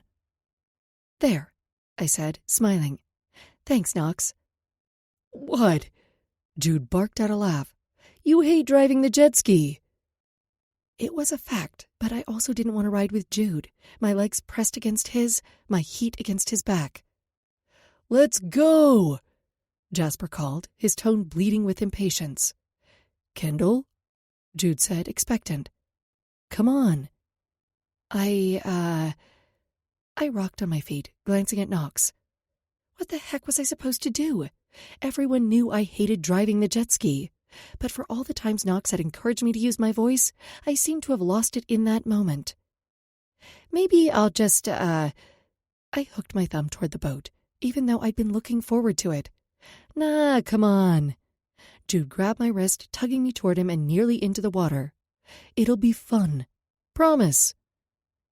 I wasn't so sure about that, but I forced a smile and climbed on behind him. Just like old times. He grinned at me over his shoulder. I pretended not to hear him over the motor. He sped off from the yacht, the wind whipping through my hair as the jet ski flew through the water. I wanted to look back to see if Knox was watching, but I didn't dare. Instead, I tried to relax. I tried to focus on the warmth of the sunshine and the shoreline. Race you, Jasper called. You're on, Jude yelled before I could protest. Then he called over his shoulder to me. Hold on. They took off. Jude whooped and cheered, pushing the jet ski and my patience to the limit. It was almost as if he kept taking tight turns and fast curves to force my body against his. Between the adrenaline rush and trying to avoid touching him any more than was necessary, I was exhausted. As soon as Jude won, the others sped away, chasing one another around. When Jude finally slowed and then stopped, I wondered if something was wrong. But then he pointed in the distance. Dolphins. I smiled, loving the sight of a pod of Pacific bottlenose dolphins. They were a big reason why I loved going out on the jet skis, even if I didn't like driving them. They're beautiful. He squeezed my hand that was resting on his stomach. So are you. Jude, I said, sensing we were veering into dangerous territory. What? He asked. You just got out of a relationship. So? He asked. If you remember, he gestured between us, used to be in a relationship. I remember, I said. How could I forget?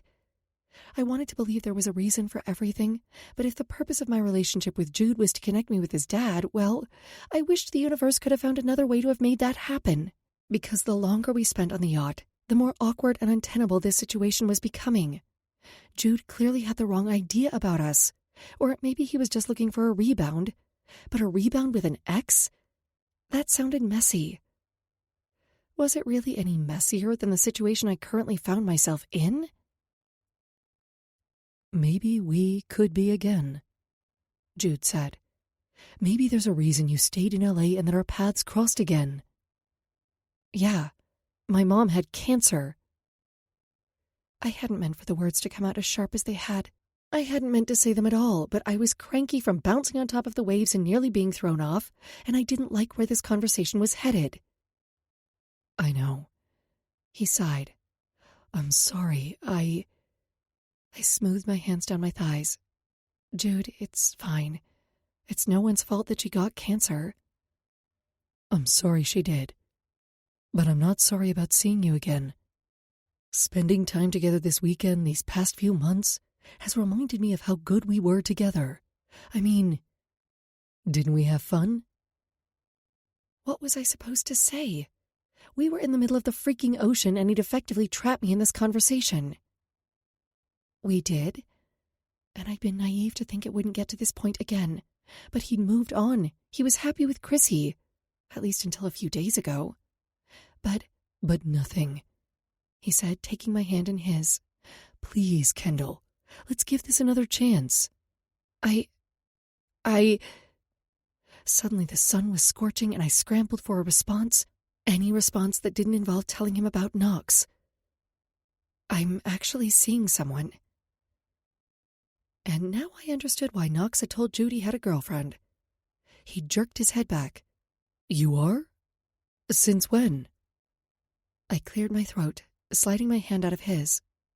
It's still sort of new. He let out a heavy sigh and stared toward the sky. Does he make you happy? I smiled at the thought of Knox. He really does. Jude nodded, glancing out over the water, the sunlight sparkling off the surface. Then I'm happy for you. When we arrived back at the yacht, Jude docked the jet ski and helped me onto the boat. Knox and Graham were nowhere in sight. Jude and the others headed up to grab lunch. Tonight we were going ashore to drink and dance at the Toscano Club. I needed a moment to collect myself, so I made my way to my cabin to freshen up. The captain announced that we were making our way toward shore and would be docking in about an hour. Before I reached my cabin, a large presence loomed behind me in the narrow hallway, his body brushing up against mine, his scent wafting over me like a warm summer hug. Knox. I sagged with relief, even as I worried Jude or someone else would see us. And now that I knew Jude had feelings for me, or at least thought he did, the situation had gotten a lot more complicated. I told Jude I wasn't interested in rekindling our relationship, but the idea of breaking the news about Knox's and my relationship seemed almost cruel. Come with me. Knox opened the door to his cabin, and I followed him inside. I headed for the balcony, the fresh air beckoning to me. I needed to calm down and center myself before I said something that would make the situation even worse. What's wrong? Knox asked. Did something happen out there? I watched a boat as it sped past in the distance, frustrated and filled with pent-up energy. For once, I almost wished we told Jude about us sooner. I didn't even know how to tell Knox what Jude had said, or if I even should.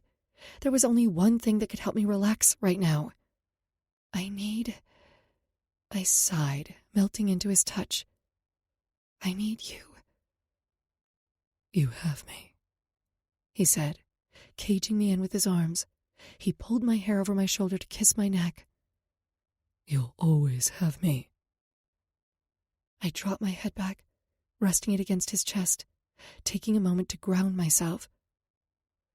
We should have told Jude. I inhaled slowly and let it out even slower. We should have found a way to tell him sooner.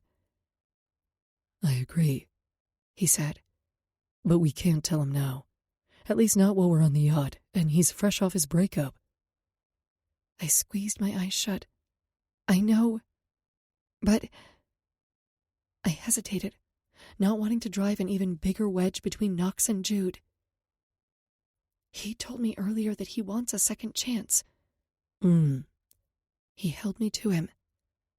You don't sound surprised, I said.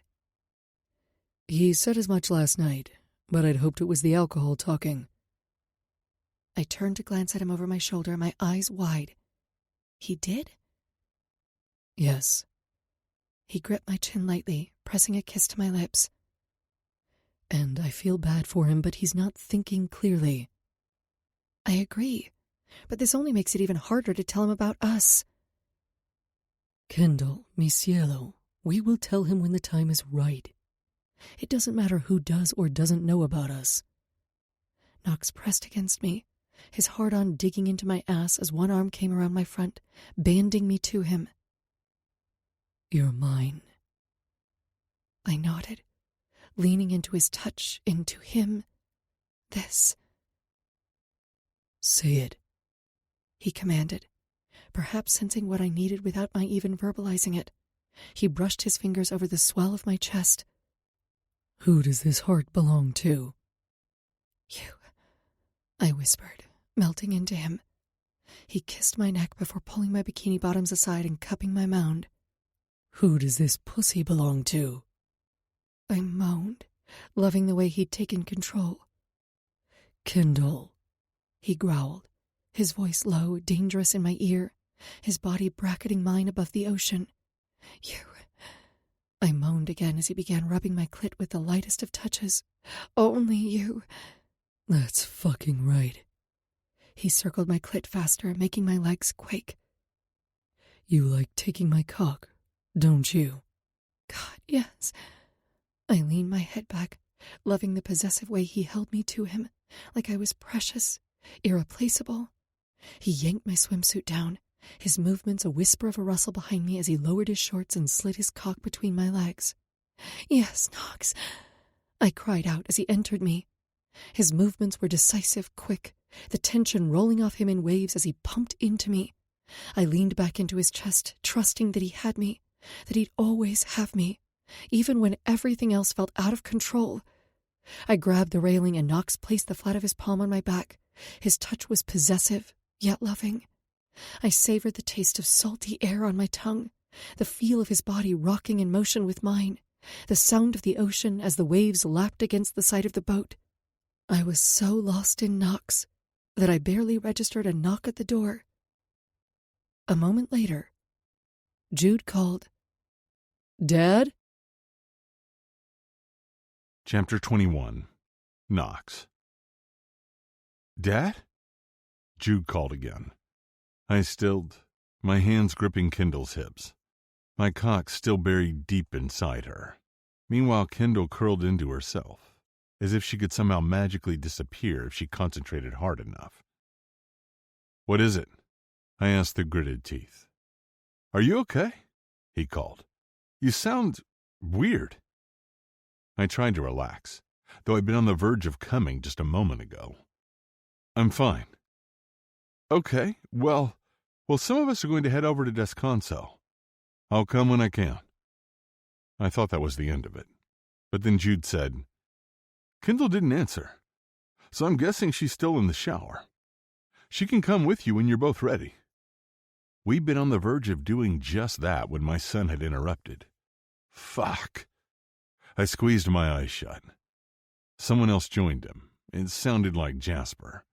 And then their voices faded away.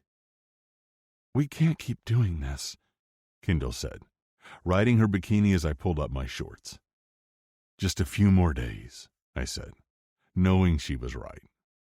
I loved her, and I loved my son, and I didn't know how to reconcile the two. I was tired of the lies, the guilt, the deep sense of betrayal I felt, especially now knowing Jude still had feelings for Kendall. I kissed her. "Take your time getting ready. I'll meet you upstairs." "Okay." She moved toward the door, but not before I grabbed her wrist and pulled her back to me for another kiss. After everything with Jude, I wanted to make sure she didn't have any doubts about my feelings, about us. "I love you." I smashed my mouth to hers. Her lips formed the most beautiful smile. "I love you, Knox." She kissed me again, a kiss filled with passion and promise. Guilt weighed on me, but Kendall's smile made me feel as if everything would be okay, at least so long as I had her. When she placed her hands on the doorknob, I said, "Wait." I opened the door and stepped into the hallway to make sure the coast was clear. Then I turned back to her and said, "Okay, go." I showered and changed. When I climbed the stairs to the deck, I ran into the steward. "Would you like me to call for a ride to the Descanso Club?" "Not yet, but thank you," I said, knowing Kendall was still getting ready. I poured myself a drink and tried to steady my nerves, still on edge from the close call. We were playing a dangerous game. Kendall joined me on deck, her hair pulled back in a loose bun. Her coral dress fluttered around with the wind, tantalizing me with glimpses of her thighs. My mouth went dry at the sight of her. "You're wearing that to the club?" "Yes." She peered down at herself. "Why? Is something wrong with this?" "It's too sexy," I said. "Everyone's going to be looking at you, and I'm not going to be able to touch you." Fuck me. She wrapped her arms around my waist. "Do we have to go?" she asked, pouting those full lips in a way she knew I couldn't resist. "Would you rather stay here?" I rubbed her shoulders. She nodded. "After the day we've had, a quiet evening alone sounds like heaven." "That it does, me cielo." I kissed her without restraint, getting lost in the moment, in her. "Dad?" Jude's voice seemed magnified even over the sound of a passing speedboat. Kendall scrambled out of my arms, and I snapped my head to where my son was standing, watching, and judging from the look on his face. He'd seen everything. My heart slowed and it felt as if time stopped. "What the fuck?" he asked, dragging a hand through his hair. "Wait." His expression was pinched, pained. "Were you two... Did I..." He seemed to be struggling to breathe, to form complete sentences. "Jude," I said in a calm tone, needing to get control of the situation. "Take a breath." "Take a breath?" he scoffed, taking a step forward. "Take a fucking breath?" The words came out sharp. "I came back to get my cell phone, and I find you... this?" He started pacing the deck, muttering to himself. I chanced to glance at Kendall. She twisted her hands in front of her, a worried expression on her face. "I thought your girlfriend couldn't come. You told me..." Understanding dawned on his face as everything clicked into place. "I know," I said, but it didn't seem like the time or place to announce that Kendall and I are together. There. I'd done it. Ripped off the Band-Aid. "So that's why she..." I couldn't make out everything he said after that, but there was a lot of cursing involved. Jude took a deep breath and faced Kendall. "So, he's who you're seeing?" The words were hurled from his lips like I imagined he wanted to toss me over the side of the boat. Kendall nodded, but otherwise neither of us spoke. I was trying to give him a moment to process everything. I was trying to let him work through his emotions. "Was there ever actually a job in New York?" Jude finally asked her. She jerked her head back. "Yes, of course there was. I wouldn't lie to you about that." "But you'd lie to me about leaving?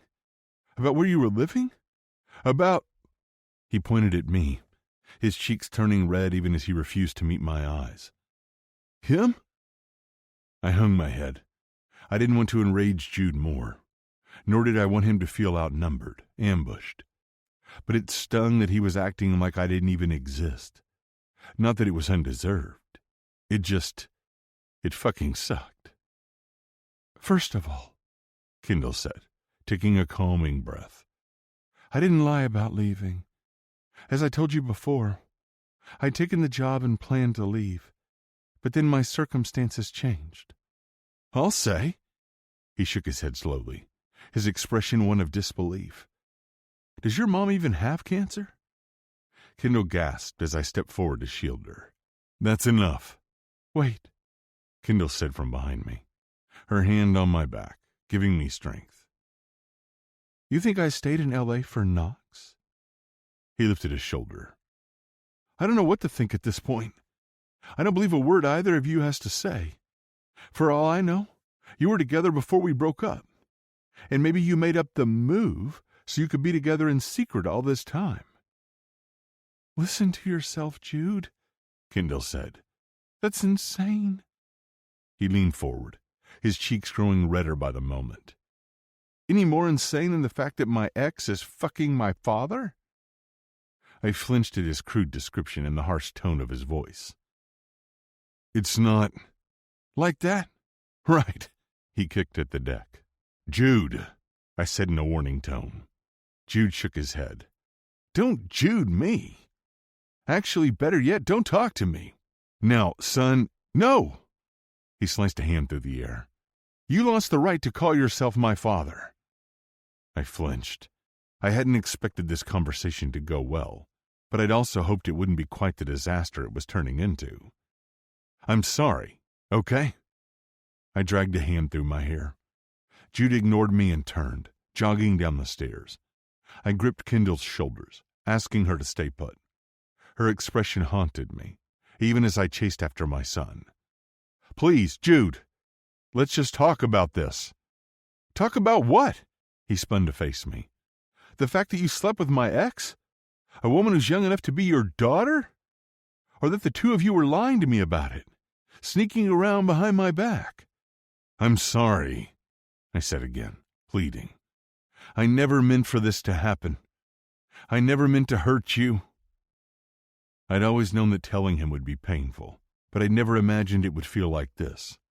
And if someone had reached inside my chest and ripped my heart in two... You knew how I felt about her. The agony on Jude's face was heartbreaking. I tried to choose my words carefully. I needed to handle this situation delicately, even more so, considering how he'd found out. I worried that if I said the wrong thing, if I made it worse, I'd lose any chance of being part of his life. In the past, I said, yes, but I thought you'd moved on. If I'd realized there was any chance... Oh, yeah? He scoffed. So you just expect me to believe that you'll... what? Step aside if I ask you to? Jude lurched forward, his index finger inches from my nose. Ha! You hesitated. Because you're lying. No. I inhaled slowly, trying to calm myself. How did you comfort your child when you'd been the one to hurt them? I just... What? He yelled. You just what? My shoulders slumped. I didn't realize it was ever that serious between the two of you. Kendall had never let on that her feelings for Jude had been that deep. Not that I was going to tell him that. In fact, I was thankful she'd stayed on the upper deck. Jude's nostrils flared. I was in love with her. I tried to put myself in his shoes. I imagined what it would be like to want a second chance with Kendall, only to find out she was with someone else. To find out she was with him. Even so, it all boiled down to one thing for me. If you'd loved her, I said gently, the distance wouldn't have mattered. She was mine. He jabbed his chest with his finger. And if he were any other man, I would have reminded him that he'd let her go. Jude had let Kendall go. He'd moved on. Maybe she'd been his once, but she wasn't anymore. He clenched his fist, and I'd never seen him look so menacing. Certainly not toward me. You just couldn't stand that I'd have something so... Stop!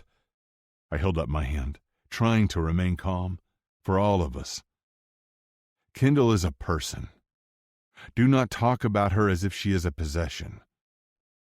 His eyes darted to the bottom of the stairs where Kendall was now standing, hand to her mouth.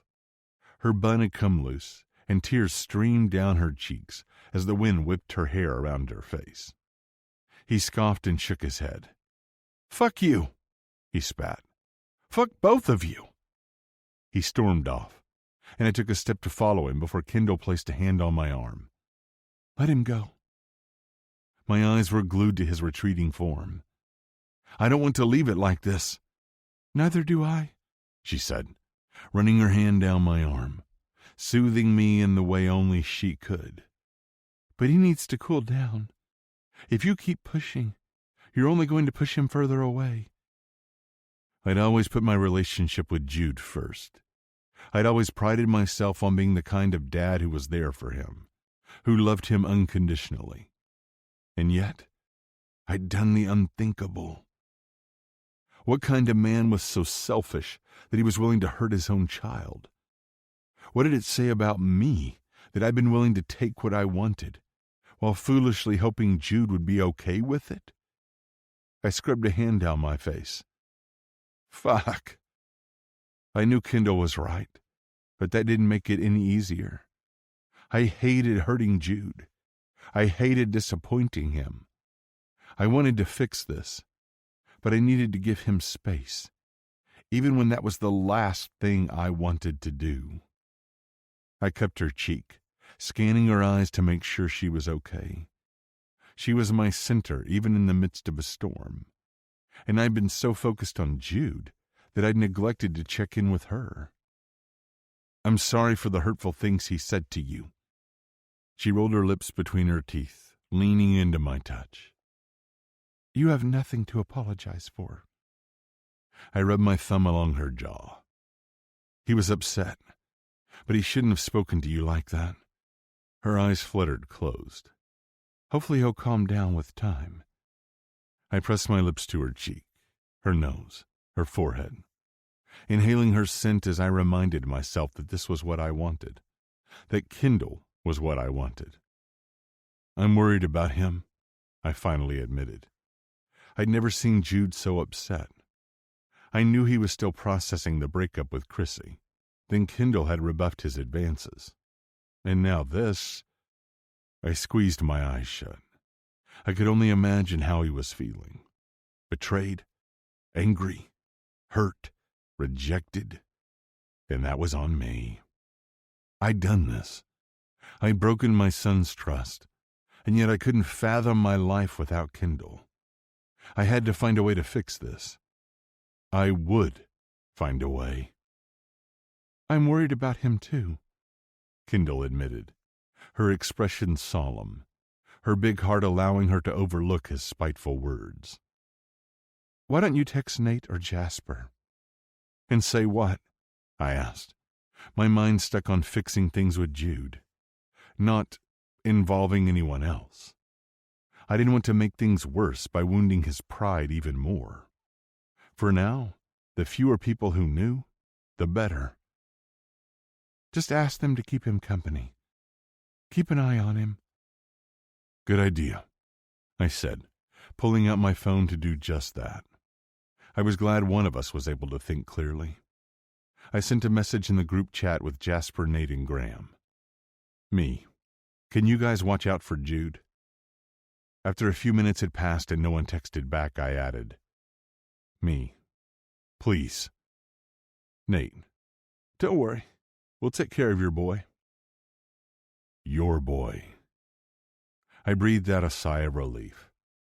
Jude might hate me at the moment, but at least he had family looking out for him. He wasn't alone. Chapter 22. Kendall. I stared out at the water, though I couldn't see much.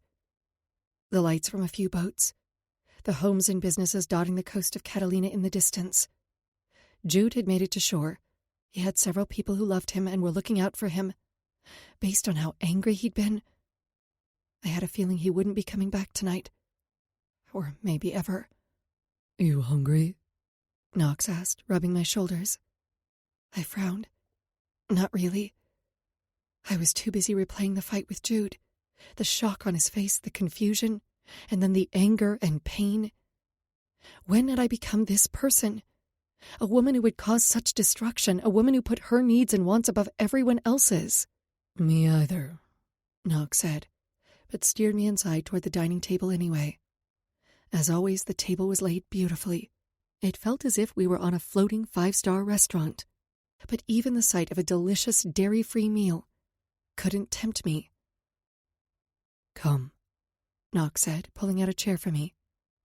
Sit. I did as he asked, but I didn't know how I could possibly eat. My stomach was in knots after our blow-up with Jude. I kept sneaking glances at Knox, wondering how he was coping, wondering if he regretted it. Regretted us. Drink? He asked, going over to the wet bar. I nodded. Definitely. He poured us each a whiskey and returned to the table, setting the glass before me as one of the staff arrived with food. There was no toast, no clink of the glasses in celebration. There was silence, and it was glaring.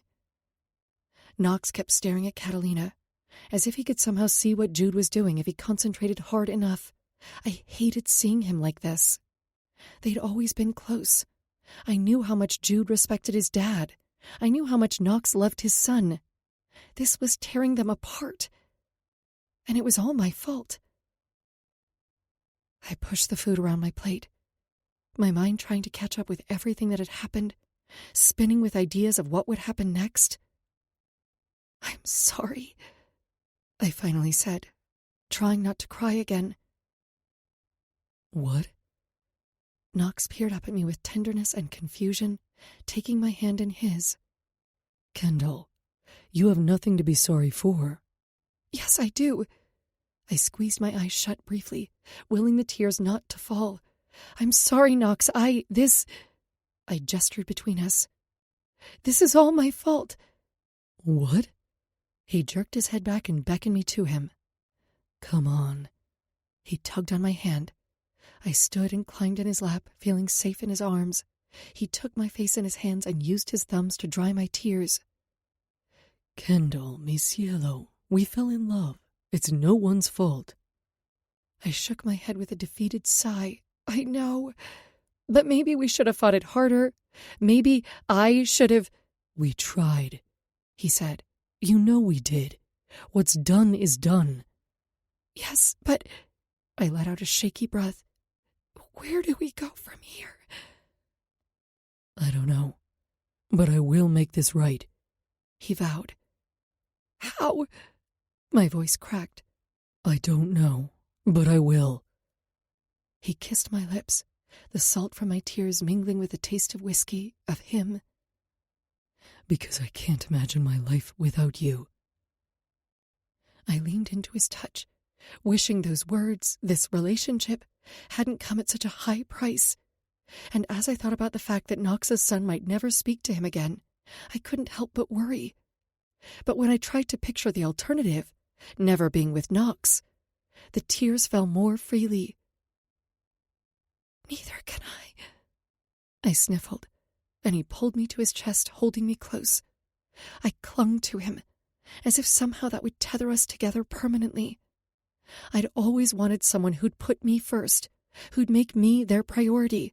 And now that I had that, now that Knox had done that, even at the cost of his relationship with his son, I realized how mistaken I'd been. Did you hear anything back? I asked Emmy, trying not to get my hopes up. It had been nearly 2 weeks since Jude had found out about Knox and me, and nothing had changed. Jude was ignoring us. No, not just ignoring us, he'd shut us out completely. It was as if we didn't exist. Emmy shook her head. I returned my gaze to the pool, staring out at the water from behind my sunglasses. As soon as we'd gotten home from the yacht, I called Emmy and told her everything. She'd been sympathetic, but not surprised. Since then, Knox had flown to New York for a Huxley family event, along with Nate and Brooklyn. Nate hadn't asked Emmy to attend, so she had the week off. And Knox had insisted I take a vacation as well, suggesting I invite Emmy to stay with me. But even with Emmy here, the house felt empty, lonely. My thoughts too loud and the silence too harsh. While I was grateful not to have to face anyone at work, even though they were still in the dark about my relationship with Knox, it had given me too much time to think. For once, no one needed me. Not my job, not the man I loved, not even my mom. Mom was in remission, and she was finally feeling more like herself. She'd started working again, part-time. She was still dating Joe, and they were happy. I was happy for her. She deserved to enjoy life. But it was almost as if I didn't know what to do with myself now that nothing was expected of me. It had made me realize that I didn't know who I was anymore, because for so long, I defined myself based on my relationships. It's like the whole group shut us out, Emmy said. I mean, Kate even blocked me on social media. That's harsh. Emmy had been trying to check on Jude through mutual friends, but they'd clearly chosen his side. I didn't want anyone to choose sides. I didn't want there to be sides. I could set up a fake profile, she offered, kicking her feet, splashing water from her perch on the side of the pool. I scrunched up my face. No, we'll figure out something. What about Knox? Has he heard anything from Jude? She asked. No, I said flatly, watching a hummingbird as it flitted between some flowers. Well, apart from Jude texting back to fuck off. Right, but that was nearly 2 weeks ago. She lifted her sunglasses so they were resting on top of her head. So, what do the Leatherbacks think is going on?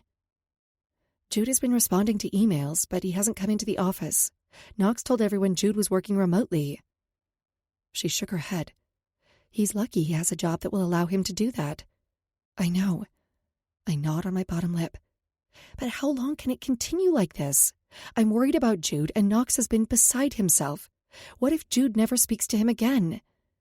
I asked, finally voicing my biggest fear aloud. I know you feel bad about what happened, but... Emmy came to sit next to me, leaning against the chaise lounge and taking my hand in hers. You can't keep doing this to yourself. I've never seen you so miserable. I know, I sighed. I know, but I can't help feeling like it's all my fault. I let my head drop back against the chair, overcome by a sense of defeat. Knox wanted this, she said. Maybe not the complications, but he knew there would be consequences to getting involved with you. So did I. I sighed. Maybe I should have tried harder. To avoid him? She laughed. Kendall, we both know that was never going to happen for either of you. It was always there, simmering under the surface. But I could have, I don't know, quit my job, put some distance between us. There were a million decisions I could have made that wouldn't have led us here. And if you really could choose differently, if it meant that Jude wouldn't be hurt but you would never be with Knox? I shook my head. As much as I wanted to pretend this could have been avoided, I knew I'd do it all again, just for a chance to be with Knox. He'd become my everything. That's what I thought, Emmy said, giving me a squeeze. I nodded. Thanks, Emmy. When are you going to tell your mom? She asked. I chewed on my lip. I don't know. Everything's such a mess right now, you know? It might help, she said. She would never judge you, and as a parent, as someone who knows Jude, maybe she could provide some insight into how to handle the situation. Emmy seemed to dance around the words, as if she knew they needed to be said, but she was hesitant to voice them aloud. What are you really trying to say? I asked. She stared up at the sky, then back at me. You're barely eating. You're sleeping all the time. I'm worried about you. Knox is worried about you. Everything sounds disgusting, and even when I try to eat, I end up dry heaving over the toilet afterward. She frowned. Do you think... She shook her head. No. What?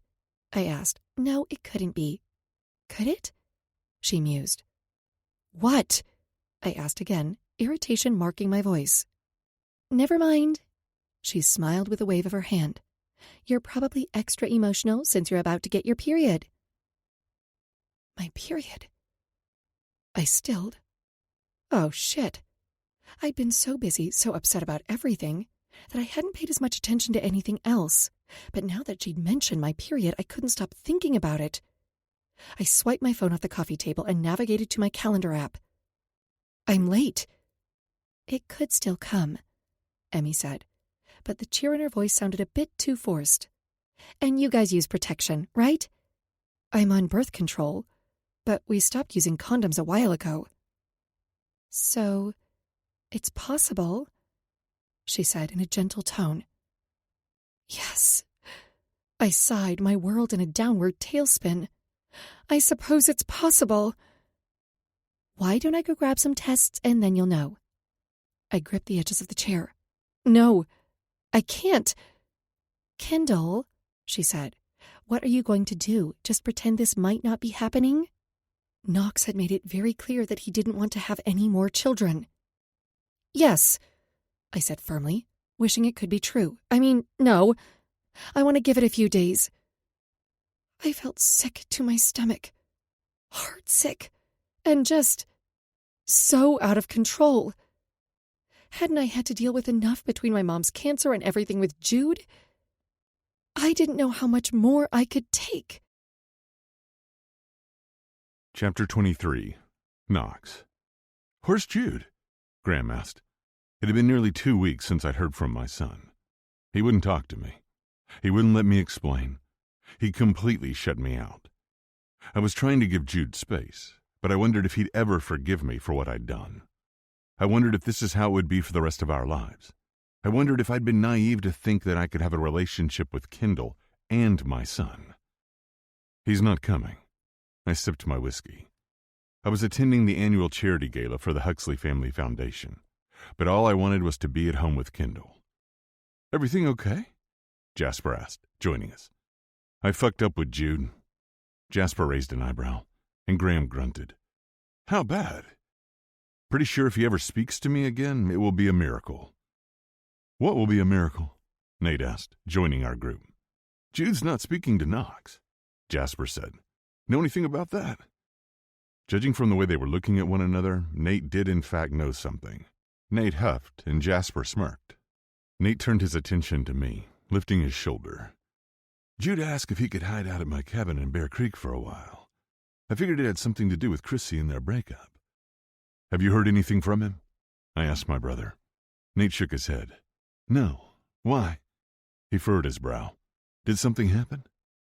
I hesitated, wondering if I should say anything, considering it was still a sensitive topic with my son.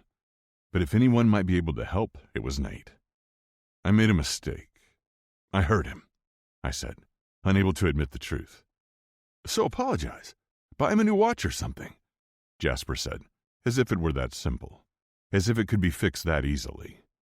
It's not that kind of mistake, I grumbled, and he's not 5. Nate frowned. Even if he were, that's a terrible way to parent. Daddy! Brooklyn called, running up to us with Sloan in tow. Their dresses swished behind them.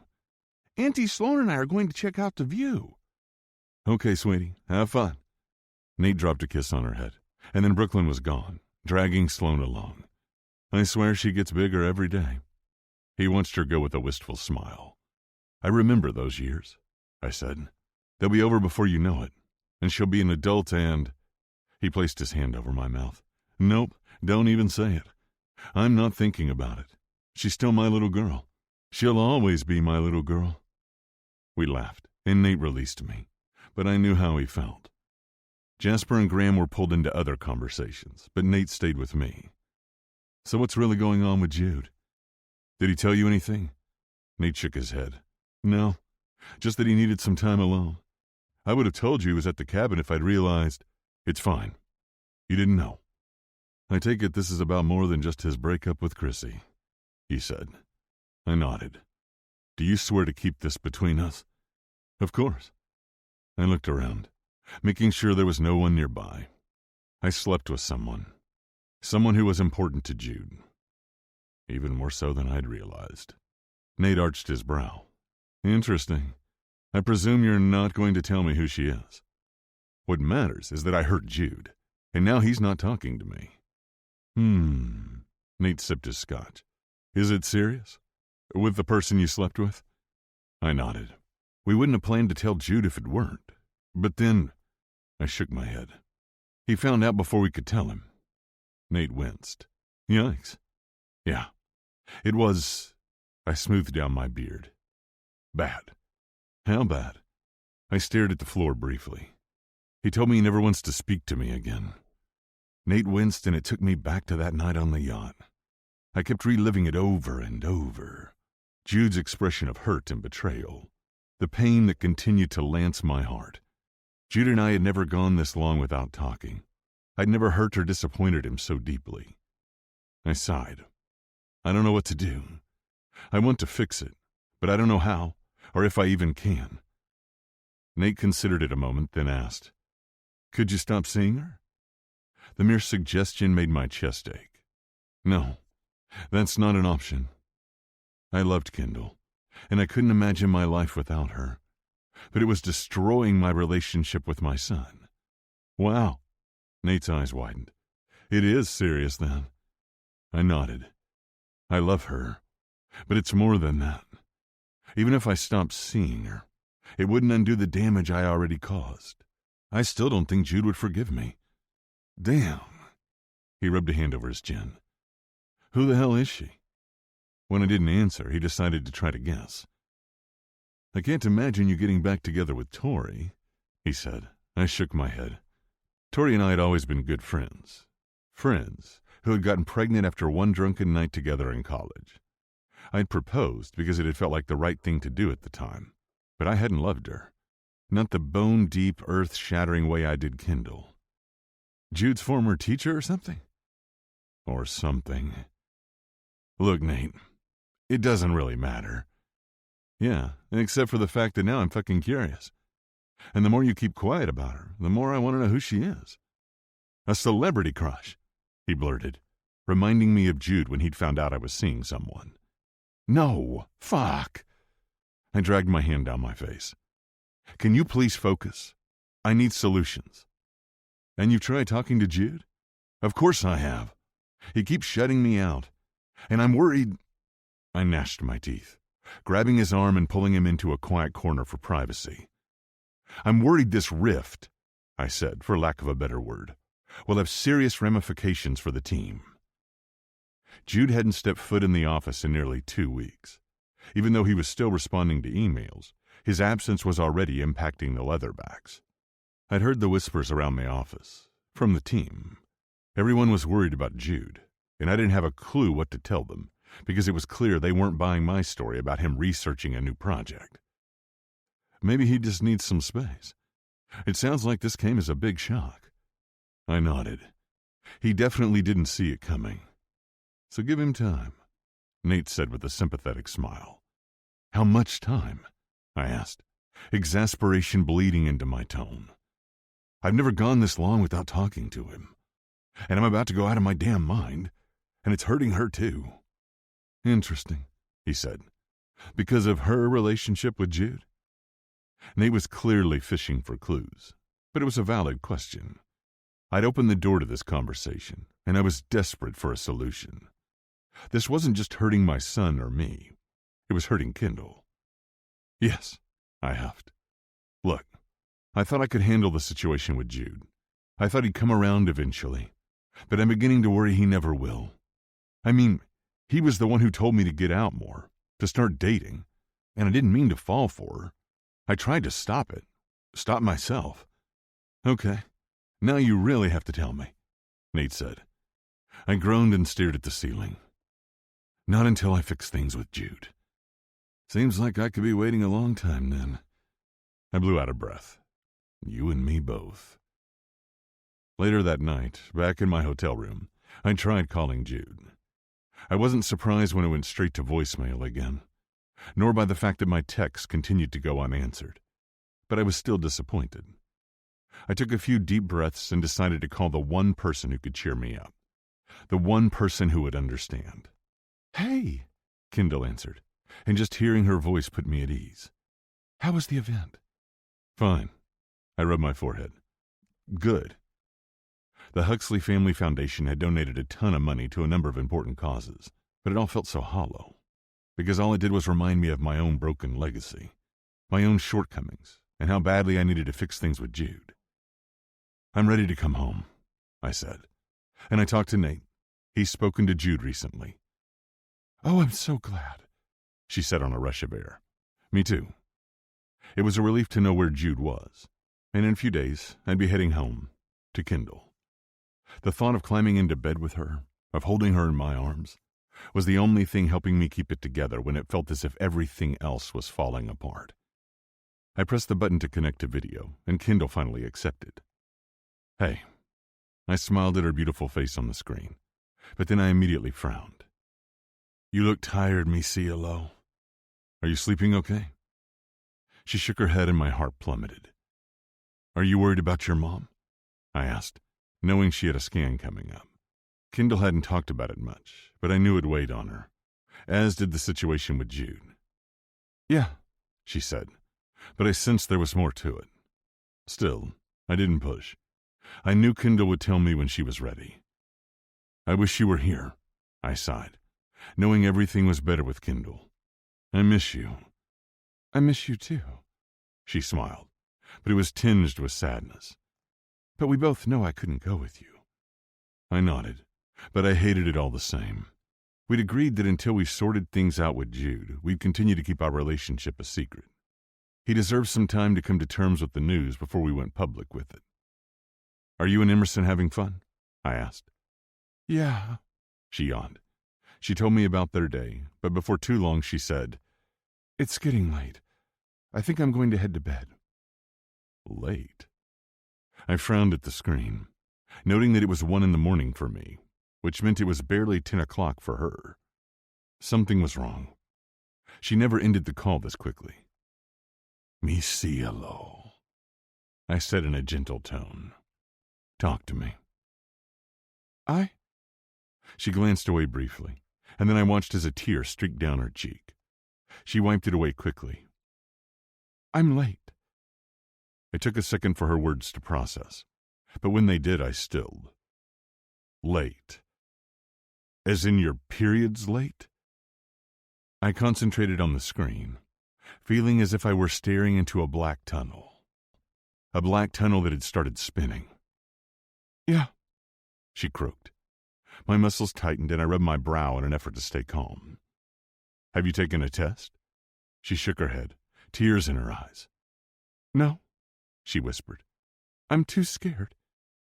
I stood and started throwing things into my bag, carrying my phone with me as I went. I'll be there in a few hours. No, Knox. She shook her head. The event. You can't come home early. Of course I'm coming home early, I said. I'll be there before morning. Knox! I cut off her protest. I'll see you tomorrow. See you tomorrow, she smiled, but it was weak. It's going to be okay, mi cielo, I said, trying to reassure her as much as myself. I love you. I love you, she whispered, then disconnected the call. I frowned at the blank screen, my mind spinning. Was Kendall pregnant? Because if she was, it would change everything.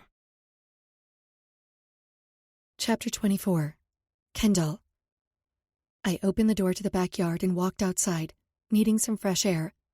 Emmy had gone to get us some ice cream and pregnancy tests. I hadn't intended to tell Knox that my period was late, but I also knew I couldn't face this without him. I wound through the backyard, trying not to let myself go down the black hole of what-ifs. I didn't want to add to Knox's stress, but I needed him. I needed to know it would be okay. I was so absorbed in my thoughts that I stopped short when I spotted a figure standing by the pool. His back was to me, but I knew instantly who it was. Jude? I asked. Hey. He turned and I tried to get a read on his expression. I glanced around wondering if he was alone, wondering why he was here. Did Knox know Jude was here? Your dad isn't here, I said, wishing he were. I know, and he's not my dad. Not anymore. I cringed but tried to hide it. Jude was clearly upset, and I was to blame, so I nodded slowly, calmly, even though my heart was racing. Are you okay? No. He shook his head, coming closer. I'm not okay. I haven't been okay since that night. I backed away slowly. Jude had never been aggressive or physical. Then again, finding out your ex was sleeping with your father would push anyone to the limit. I debated whether I should even broach the topic, but I found myself asking, do you want to talk about it? He looked me over, taking his time. Finally, he said, You were the best thing that ever happened to me. My heart softened, and I felt bad for hurting him. Not just for moving on, but knowing I'd moved on with his dad made it even worse. Jude. No. He shook his head. You were. You're kind and beautiful. You really care about people, Ken. Ironic words coming from Jude, considering what I'd done to him, how I'd broken his heart and destroyed his relationship with his father. I didn't feel as if I deserved any of his praise. How did we get here? He mused. I wondered if he was asking that of himself. Me. Maybe the universe. It was something I'd often asked myself. How we'd gotten ourselves in this situation. Why I'd ever allowed myself to come between these two men. And how I'd ever thought it would turn out okay. This was the furthest thing from okay. My ex was close to tears. He wasn't speaking to his dad. I might be pregnant. And everyone was miserable. I led Jude over to a chair, guiding him to sit before joining him. Jude cradled his head in his hands. What does he have that I don't? His words twisted at my heart, playing on my guilt. What is it? Jude asked, pushing for an answer. Nothing, I said. Clearly it's not nothing, and I know it's not about the money. So what is it? I lifted his shoulder. What could I say? Nothing would make it better. So I settled for, You're a great guy, Jude. You're just not the guy for me. But he is? He seethed. The fact that Jude couldn't even say his dad's name didn't bode well for the future of their relationship. I hated that it had come to this. I hated myself for tearing their family apart. I didn't want to hurt Jude. Well, not any more than I already had. But I couldn't lie either. I'm sorry, I whispered through my tears. Kendall. He took my hand in his expression surprisingly serene, almost pitying. I don't blame you. You don't? I asked, taken aback by his abrupt change in demeanor. But it quickly shifted from forgiveness to anger once more. No. He should have known better. He's older, and he clearly took advantage of you and the situation. I frowned, not liking Jude's tone or the language he used. It felt all wrong. Still, I tried to remain calm. I was determined to defuse the situation and repair the harm I'd done to the extent I could. But that didn't mean I could stay silent. Knox had helped me find my voice, and I'd always use it, especially to defend him. So I took a deep breath. I'm sure you don't want to hear this, but we are both adults, and this was a consensual relationship. He's a powerful man. Jude lifted a shoulder, a sympathetic expression on his face. A rich man. No one would fault you for feeling pressure when the power balance was so firmly tipped in his favor. Jude, I said, shaking my head and standing. That's not what happened. He closed the distance between us. I'm worried about you, Kendall. That's why I came here. To help you. He placed his hand on my shoulder, his expression one of concern, yet something felt off. Help me how? I asked. Help you get away from him, of course. He's manipulated you and the situation, and I won't stand for it. Stop. I held up my hand. Just stop, I said more firmly. I know you don't want to believe it, but I love your dad. Jude's expression morphed into one of disgust. He backed away slowly and shook his head. Fine, then. Have it your way. He sauntered toward the gate. Maybe it was the ominous tone to his voice or the unexpected visit, but my chat with Jude left me feeling unsettled. I returned inside, but when the alarm chimed and the front door opened moments later, I jumped. "Kendall?" Emmy called. "In here," I said, trying to steady my breathing. My mind kept playing over my conversation with Jude, wondering what he intended to do. Emmy took one look at me and asked, "What's wrong?" Jude was here. Her jaw dropped. "What?" I nodded, still trying to piece it all together. He was here, in the backyard. She dropped the shopping bag on the sofa and wrapped her arm around my shoulder. She ushered me to the couch. "What happened?" I blinked a few times, still trying to process what had happened. He kept talking about how he wanted to help me, how Knox had taken advantage of the situation. She jerked her head back. "Jude said that." I nodded. "Shit. Have you told Knox?" "No." I dropped my head into my hands. I told her about my earlier conversation with Knox. "He's flying home tonight, even though I asked him not to." "Oh, Kendall." Emmy rubbed circles on my back and I started crying again. What a mess. We sat there for a while until I calmed down some. Then she asked, "What do you want to do now?" "I don't know." I stared ahead, numb. "Do you want to take the test?" "No," I answered immediately. "Kendall, you might feel better if you know." I shook my head. "I want to wait for Knox. I want to do it with him." "Okay," she said. "Are you going to tell him about what happened with Jude?" I blew out a breath. "I don't know. I have to deal with one thing at a time, and I don't want to make things even worse, you know?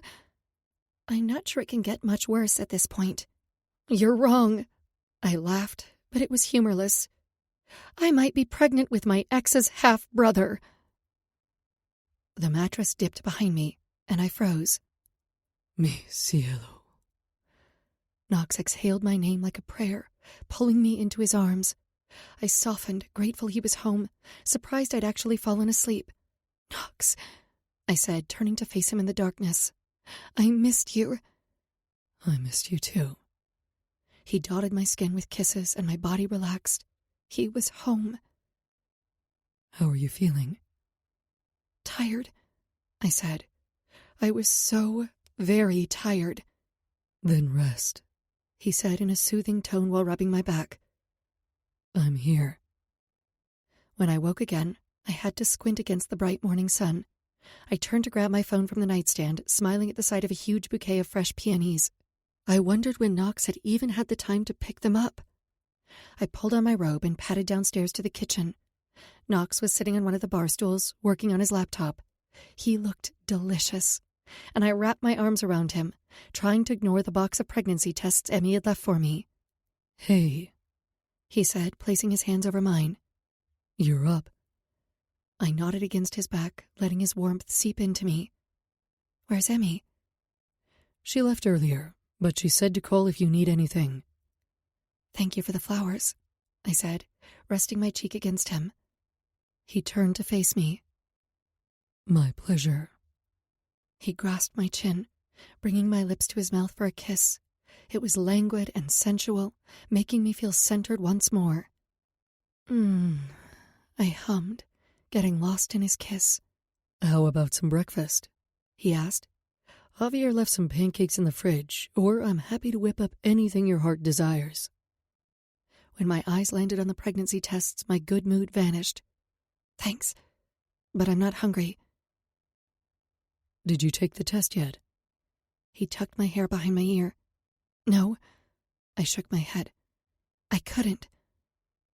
"Look." He placed his hands on my hips. "I want you to know that no matter what happens, we're in this together." "Yeah, but—" I lowered my voice, my throat strangled with emotion. "What if I'm pregnant?" We both knew he didn't want any more kids. "We'll cross that bridge if we get there, mi cielo. For now, we just need to know, right?" I took a steadying breath, knowing he was right, knowing I couldn't put this off any longer. "Right." I swiped the box of tests off the counter and carried them upstairs to the bathroom. Knox followed, but waited in the bedroom. I peed on the stick, set a timer, and then washed my hands all in a daze. I left the test sitting there and went out to him. In a few minutes, my whole world might be completely different.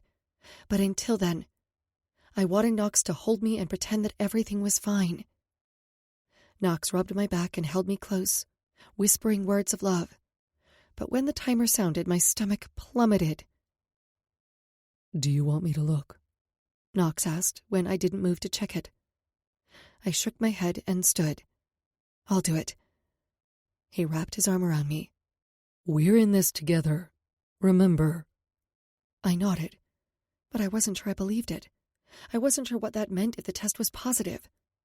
I supposed I was about to find out. I picked up the test and my stomach immediately sank when I read the result. Not pregnant. It wasn't until I saw the words on the screen that I realized how much I wanted the opposite to be true. It was like flipping a coin but realizing you knew the answer you wanted before it landed. And in my heart of hearts, I wanted a baby. I wanted Knox's baby. I just hadn't admitted it to myself until that moment, until I'd felt such devastating disappointment. "Why are you crying?" he asked, wiping away my tears. "It says you're not pregnant.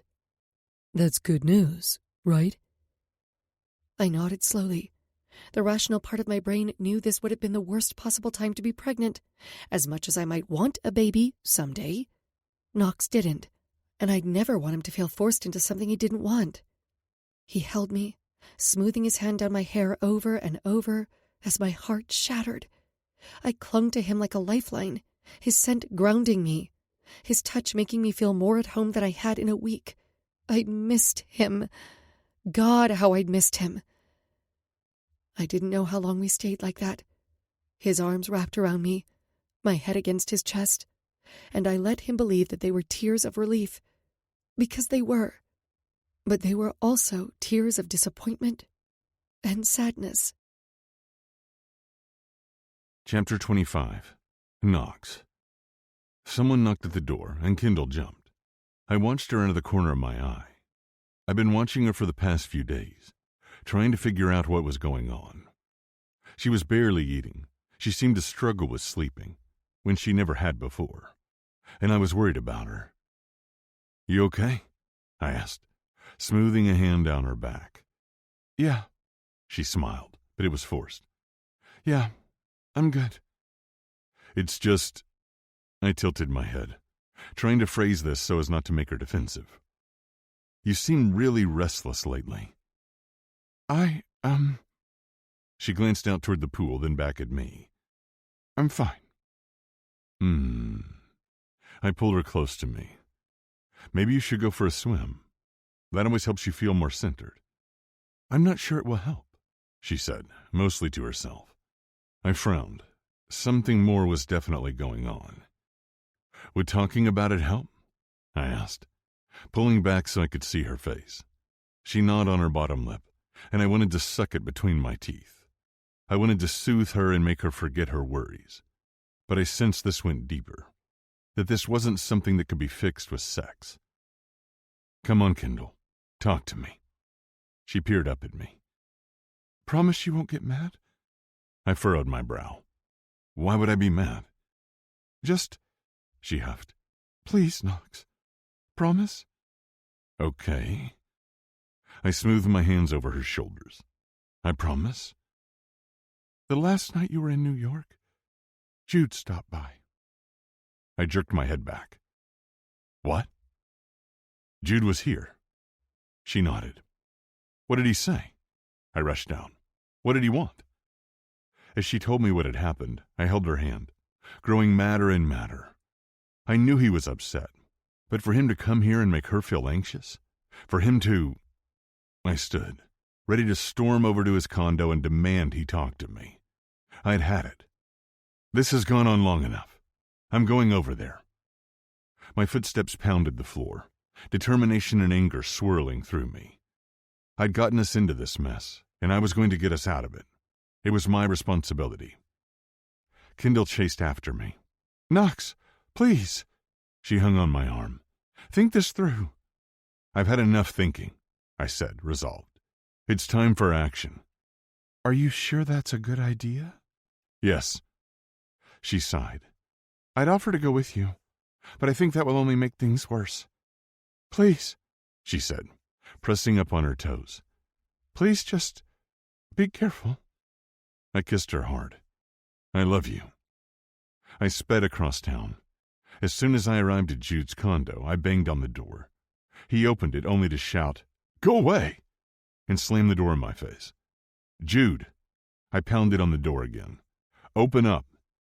When he didn't answer, didn't say anything, I called, "I'm not going anywhere. So the sooner you open the door and face this, the sooner we can move forward." I waited a few minutes, slumped against the wall, debating my options. We were all at our breaking point, and I couldn't allow this to continue. "Jude!" I banged my fist against the door. Then finally the door opened just a little. "What do you want?" "We need to talk." My tone was sharp.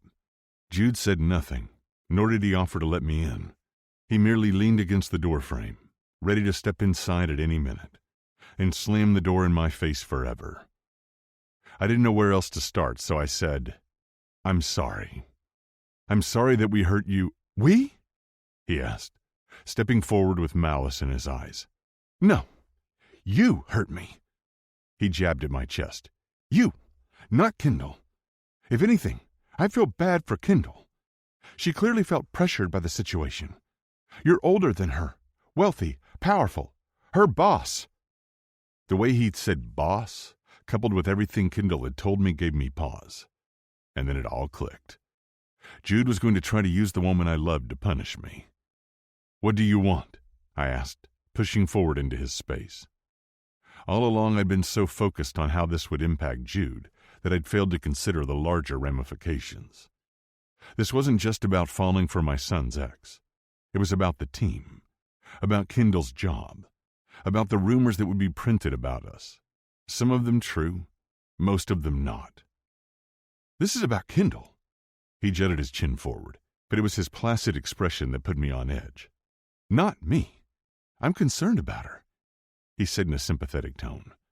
As her friend, I worry that she was taken advantage of, that she was coerced into an inappropriate situation by a superior. Looking from the outside in, I could see how someone might draw that conclusion, even if it was wrong. I appreciate your concern, but as Kendall told you, it's unwarranted. He seemed surprised that I knew about their conversation, but then his expression hardened.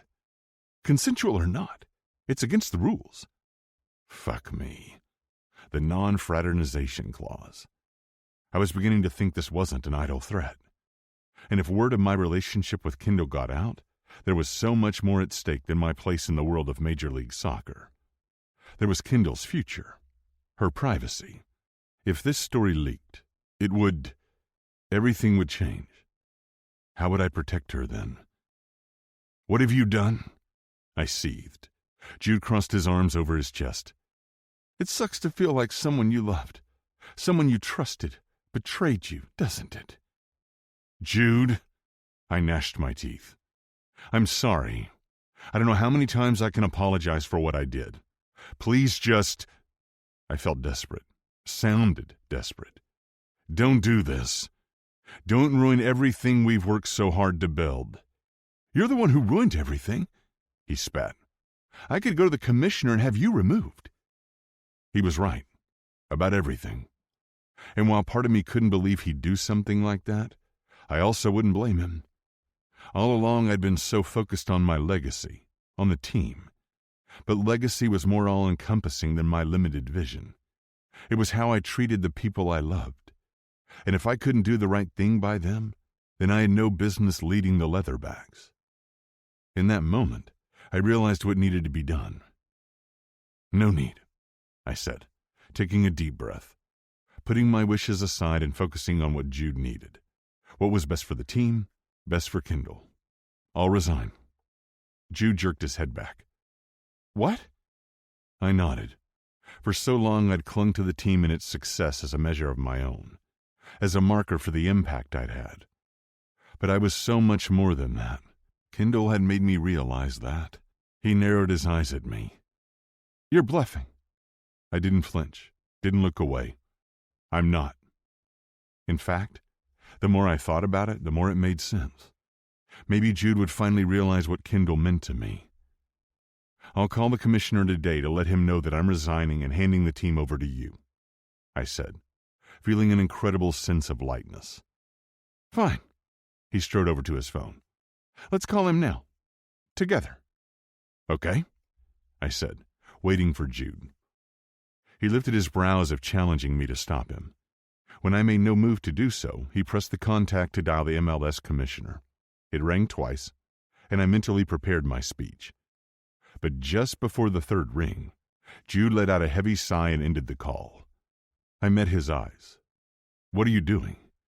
Why'd you hang up? I can't. He shook his head, drawing in deep breaths. I'm so pissed at you, but this is not what I wanted to happen. This isn't what I want for the team. He started pacing. I can't believe this is what you'd want. I can't believe you'd do this for her. He turned away, but I still heard the words he spoke next. You never do that for me.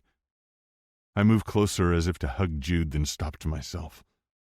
Judging by his clenched fists, a hug from me was the last thing he wanted. I was still surprised he was even talking to me. Surprised but incredibly grateful, even as painful as this conversation was. Is that what you really think? I asked. Jude? I placed a hand on his shoulder, grateful when he didn't flinch or try to push me away. Jude hung his head, and in that moment, I hated myself for failing him as a father. I don't want this, I said. But if you think it will make this right, if this will help make things right between us, I'll do it. Gladly. You'd really give up the team? He asked, head still bowed. Yes. I turned him to face me. Of course I would. I'd do anything for you. He curled his lip. except give her up. Spots danced before my eyes. His words stung, but they weren't undeserved. I can't. I love her. He had to understand that. He might not accept it, but we couldn't move forward unless he at least acknowledged it. His shoulders slumped, and I caught him before he sagged to the floor. I can't do this anymore. Do what? I asked, getting us settled on the floor. I can't live with all this anger. He scrunched up his face. It's eating me up inside. I nodded. I'm sorry I did this to you. To us. I've been worried sick about you these past few weeks. He curled into a ball, wrapping his arms around his knees. I don't want to continue like this. Neither did I. But until Jude accepted my relationship with Kendall, I was afraid we were at an impasse. Then what do you suggest? I asked. That's the problem. He seemed to curl even tighter into himself. I don't know. Do you want me to step down from the team? No. He relaxed some. Do you want to continue to work remotely? I asked, even though I hoped the answer was no. He shook his head. I love my job. I love the team. And he hesitated, then said, loved working with you. I noticed it was in the past tense. I tried not to worry about what that meant for the future. What if we take baby steps? I offered. You could come back to the office when you're ready, ease back into things. I'd still have to see her every day. And I was an ass. Kendall has a big heart, and I hope the two of you will smooth things over. In the meantime, Kendall can work remotely. That's not a problem. In fact, she preferred telework. Right, but I can't avoid her forever, especially not if you're going to continue seeing her. This was good. Progress. True, but we can give you time and space to get used to the idea of us. Not sure I'll ever get used to the idea, he muttered, but I want to try. I have to ask, I said, not wanting to break the fragile trust we'd rebuilt, but needing to know. What changed your mind? Honestly, he asked, and I nodded. When you said you'd give up the team, I knew. He blew out a breath. I finally understood how serious you were about her, and it made me realize that I've never felt that way about anyone, not truly. I kept listening, grateful we were talking again, relieved to have my son back in my life. I thought I loved Kendall, but if you'd asked me to give up the leatherbacks, he chuckled, I wouldn't have done it, not even for her. I'm sorry, I said again, truly. He met my eyes, and for the first time since that night on the yacht, I felt as if I could breathe fully again. I know, Dad. I do. I smiled in relief and gratitude. He'd call me Dad. That was sweeter than any victory on the field. I wrapped my arms around him and held him close. I love you, son, and in that moment I was confident we'd get through this. Though our relationship might not be the same as before, we could build something new and different. We talked for a while longer, about the team, about everything and nothing. When I left his condo, I felt lighter. I called Kendall immediately, but it went straight to voicemail. I frowned. I knew she'd been nervous about my visit with Jude, and I couldn't wait to tell her about our conversation. But as my calls and texts continued to go unanswered, my concern grew. I headed back to the house, trying to convince myself that she could be swimming laps or taking a shower. Hell, maybe she was asleep. Whatever she was doing, I needed to see her. I knew she'd be just as relieved as I was about everything with Jude. But when I pulled into the garage, the Range Rover was gone. I frowned at the empty bay. She usually texted if she was going to be out late, and I didn't think she had plans with Emerson. Normally I'd give it time, but I'd been so worried about her lately. Worried enough to call Nate to see if Emerson was there. Hey, Nate said, answering on the second ring. Is Emerson there? Hello to you too, he joked. Sorry. I unlocked the house and disabled the alarm, searching for any clues. I'm worried about Kendall. I wondered if she'd gone out with Emerson. Kendall? Nate's tone was full of confusion. Why would you be... There was silence and then, oh shit. Kendall's your mystery woman. That's why Jude was so upset, isn't it? I placed my palms flat to the counter and dropped my head. I'd been so focused on Kindle, I'd forgotten that Nate didn't know about us. But I was done keeping secrets. Yes. Nate let out a low whistle. When he started to say something, I asked, "Can you please just tell me if Emerson's there?" "She's here," he said. "She and Brooklyn are making pizzas." "Can I talk to her?" I asked. "Sure, just a sec." His tone was more serious, perhaps picking up on the note of panic in my own. "Knox?" Emerson asked. "Yeah, hey. Do you know where Kindle is? She's not answering my texts, and my calls keep going straight to voicemail." I didn't want to seem like an overbearing asshole, but Kindle hadn't been herself for weeks. "Oh, I could hear Brooklyn in the background. Then Emerson said, "Let me text her." I waited on the phone, silence filling the space between us, until she said, "No response. But my app shows that she's at her mom's." "Oh, okay." I furrowed my brow. "Thanks, Emerson." I debated going over there, but talked myself out of it. Kindle had given me time and space to talk to Jude. She deserved the same with her mom. "Knox, is everything okay?" Emerson asked. "I hope so," I said, but deep down I was worried. "How do you think Kindle's doing lately?" Emerson blew out a weighted breath, which only made my blood pressure spike even more. "I think she's struggling." I nodded slowly. I only hoped Kindle would feel better after hearing about my conversation with Jude. I hoped that would reassure her about our future, because there was nothing standing in the way of our happiness. Not anymore. Chapter 26. Kendall. When Knox left to talk to Jude, I debated following him, but I didn't want to make the situation worse. I sighed and wandered upstairs to get dressed, but when I pulled down my pajamas, there was a spot of blood. My period. Knox and I weren't trying for a baby. He didn't want a baby. But the sight of my period reminded me that I wanted a child. I didn't know what to do. I cleaned up and went down to the garage. I couldn't just sit here waiting for Knox, worrying about what was happening with Jude, and I was too upset about everything to be alone. I drove across town in a daze, not realizing where I was headed until I pulled up to my mom's condo. Her car wasn't in her spot, so I took the elevator up to her floor and took a seat at the kitchen table, waiting, thinking, crying. I didn't realize how late it had gotten until the front door opened. Mom and Joe entered the condo, their laughter so light and joyful compared to how I felt. "Kendall?" she asked, coming to my side. "Honey, are you okay?" I gazed down at my lap, wondering if I'd made a mistake, and not just in coming here. She furrowed her brow. "I'll start some coffee." I let out a heavy sigh. No, thanks to the coffee. "What?" She jerked her head back, her expression one of alarm. "Now I'm really worried." She said it in a teasing tone, but I knew she was serious. "I'm going to run to the store and grab us some ice cream," Joe said. "I'm craving something sweet." "Thanks."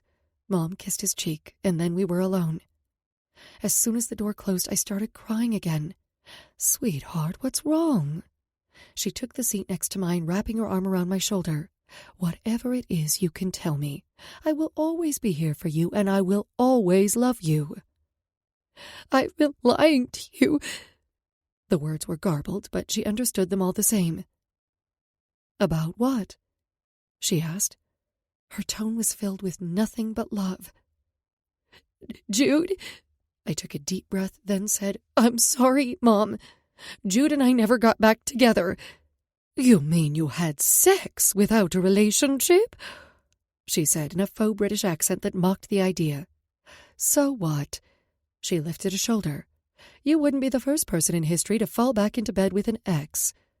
"No, Jude and I weren't together in any sense. At least, not as more than friends, and even that." "But all this time, all these months, I thought you two—" She furrowed her brow. "I don't understand. Jude came to visit at the hospital. He paid my medical expenses. He's been there for you." I took a deep breath and braced myself for her reaction. I prepared myself for shock, disappointment, confusion. Jude didn't pay them. Knox did. She furrowed her brow. Jude's dad? I nodded, trying to gauge her reaction. Why would he do that? Because he loves me. I started crying. Her eyes widened.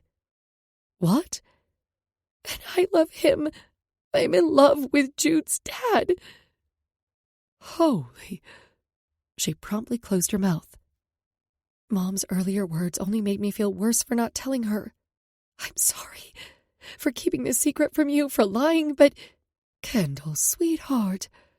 She stopped and turned to face me. Were you worried about how I'd react? I focused on my hands as if they were the most interesting thing in the world. Maybe? Yeah. I would never judge you, sweetheart. She cut my face. You know that. I know, but we've been through so much. And you were so happy when you thought Jude and I were back together, and I didn't know how to tell you. She smiled, though it was tinged with sadness. I'm sorry you felt that way. But I'm glad you told me now.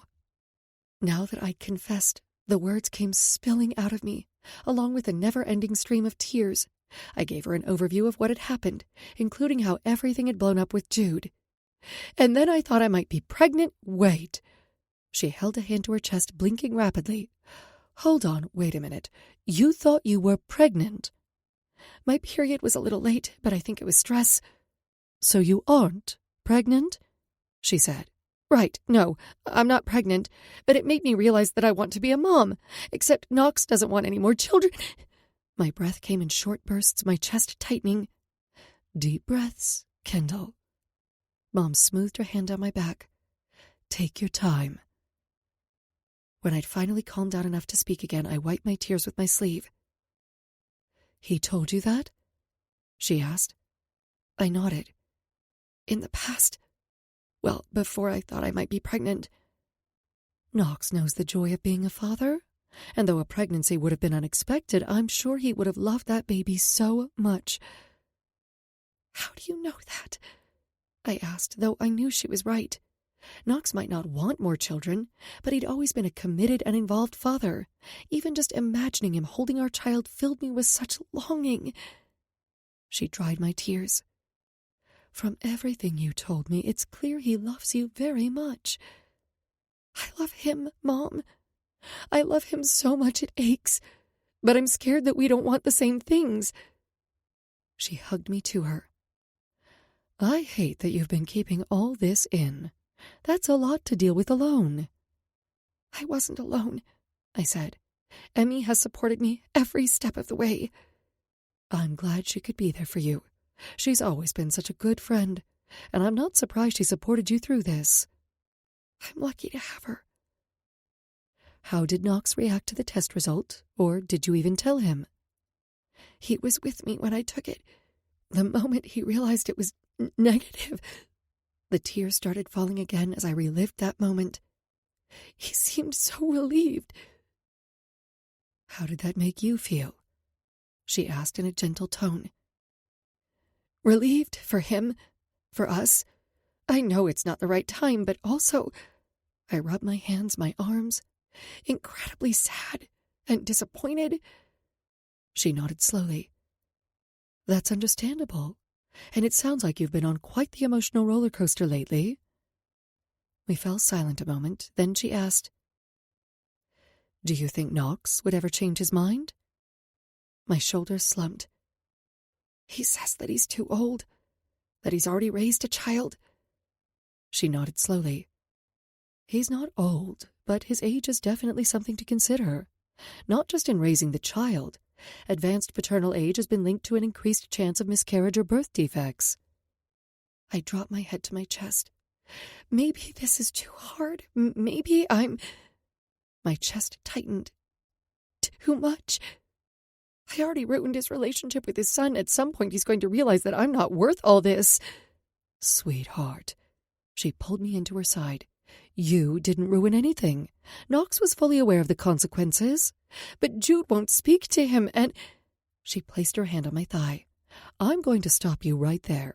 and say that maybe Knox and Jude can use this to build a stronger, more authentic relationship. I was skeptical. They'd had a good relationship, or at least it had always seemed that way to me. "Look at us," Mom said, giving my shoulder a squeeze. "What about us?" "Who knew that something so awful, my cancer diagnosis, would lead to so many wonderful things? It gave us time together. I found Joe, and you found Knox. All I'm saying," she smiled, "is that something that seems horrible or terrifying at first can end up being a blessing in disguise." "I see your point, but this is different," I slumped. "What am I going to do?" "I think you know the answer," she said. "You need to talk to him." I squeezed my eyes shut. "I don't know if I can. Not about this. I'm scared it's a deal-breaker for him." "Is it for you?" I considered it a moment, then finally nodded. "Yeah, I think it is." And then I started crying all over again. "Hey," Mom cooed, holding me closer. "It's okay. It will all be okay." I shook my head, because I wasn't sure I believed that anymore. It was late by the time I pulled into the garage. Knox's car was parked in its spot, and I felt bad that I hadn't called or texted him, but I just couldn't. The alarm chimed when I opened the door, and Knox padded out from the office in a pair of gray sweatpants, his hair deliciously mussed. "I'm glad you're home," he said, sounding relieved. The way he said the word home hit me in the gut. I had a feeling this wouldn't be my home much longer. He pulled me in for a hug and pressed a kiss to my cheek. He held me closer. "I'm so glad you're here." I nodded into his chest, listening to his heartbeat. "How did it go with Jude?" Part of me was scared to ask, but I needed to know the truth. "Better than I could have hoped," he said, taking a step back but keeping his hands on my shoulders. "Have you eaten?" I nodded. "Yeah, earlier. I'm sorry I didn't text. I was with my mom." He dipped his head and met my eyes. It felt as if he could see right through me. "Everything okay?" I chewed on the inside of my cheek. "I told her about us." His brow rose. "How'd that go?" "Good. Now I want to hear more about what happened with Jude." Knox guided me over to the couch. "Good. That's it?" "Yep, she's cool like that." I smiled, grateful I had such an amazing mom, one who loved me unconditionally. "And Jude?" "I finally got through to him." Knox toyed with the ends of my hair, my thighs resting on his lap. "He realized how important you are to me." "How did you make him understand that?" I asked. "It doesn't matter," Knox said, pulling my shirt aside to kiss my collarbone. "What matters is that he wants to come back to the office, and he's talking to me again." I moaned, even as I tried to stay focused on the conversation. "I still don't understand." Knox pressed a finger to my lips. "Mi cielo, it's taken care of." I shook my head. It didn't make sense. He was so angry, and now he's not? Just like that? I snapped my fingers. Knox let out a heavy sigh. "I didn't want to tell you this, but he threatened to oust me from the Leatherbacks." "What?" I jerked my head back. "How? Why?"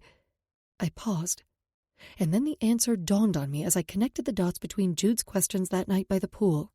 My eyes went wide. "Oh my God! The non-fraternization clause?" Knox nodded. "But it's not going to happen, and I would have never let him go through with his threat." "We broke the rules. How would you have stopped him?" "I wouldn't have," he said simply. I narrowed my eyes at him. "What do you mean you wouldn't have stopped him?" He smoothed my hair over my shoulder. "I would have given up the team. Willingly. If that's what it took for us to be together." "I can't." I shook my head, my chest tightening. "You've already given up so much to be with me. Too much," I added in a quieter voice. "Don't you get it? Knox cupped my cheek, bringing my gaze to his.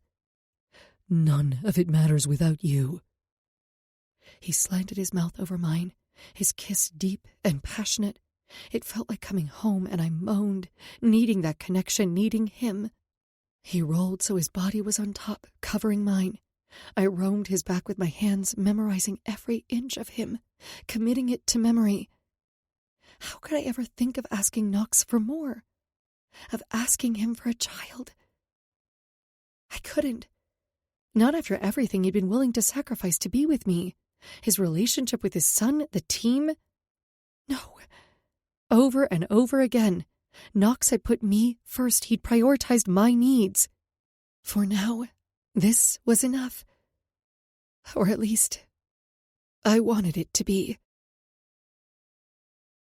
Chapter 27, Knox. Kendall burrowed deeper into my side, just as she had my heart. I smoothed my hand over her skin from the top of her underwear, up to her ribs, then back down again. It had been a few weeks since my talk with Jude, and life had settled into an easy routine once more. Kendall worked from home most days. Jude was back at the office, but he'd apologized to Kendall, and I felt more in love with her every day. I made the same circuit again, rubbing slowly. But this time, she arched her back slightly, moaning when I teased the bottom of her breasts, practically thrusting them into my hand.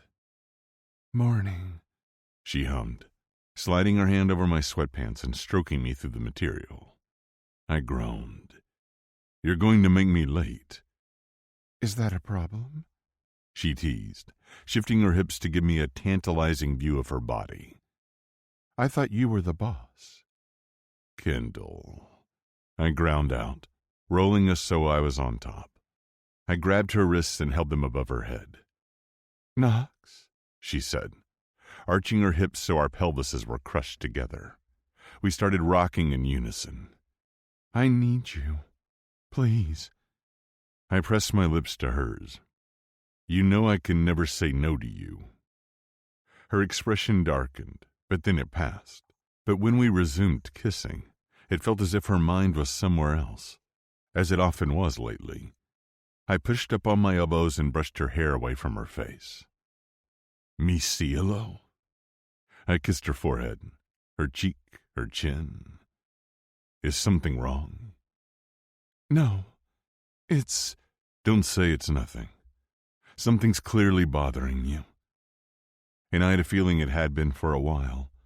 I just couldn't figure out what it was, especially when life was so good. The team was winning. Jude was speaking to me again, and I got to wake up every morning with the woman I loved. "Talk to me," I said, rolling onto my side and propping up on one elbow so she'd have more space. "You know you can always tell me what you're feeling." She shook her head. "I'm not sure I can this time." "What?" I furrowed my brow, not liking that answer. "Why?" She was silent a moment, the pressure building in my chest, and then she whispered, "Because I'm afraid it will break us." My heart stuttered as I took her hand in mine. "Whatever it is." I brought her hand to my lips for a kiss. "We'll get through it together. Please just tell me," I pleaded. I tried to remain calm, but she was really starting to scare me. Considering everything we'd been through together, I couldn't imagine what would possibly be so terrible that we couldn't move past it. "I don't know how to tell you this." She hesitated, and my anxiety only continued to increase. Still, I lay there, silent, patiently waiting for her to tell me what she needed to. "You know how I thought I might be pregnant?" she said, and I stilled. Was her period late? It was about that time of the month. All I could do was nod. Last month had been such a roller coaster. Thinking that she might be pregnant, realizing she wasn't, imagining a future where she could have been carrying my child, even if it seemed as far-fetched as buying that time machine I used to wish for. "Well," she said, distracting me from my thoughts, "seeing that negative test made me realize how badly I want to be a mom." I felt as if the floor dropped out from beneath me. I see. And I know that's not what you want.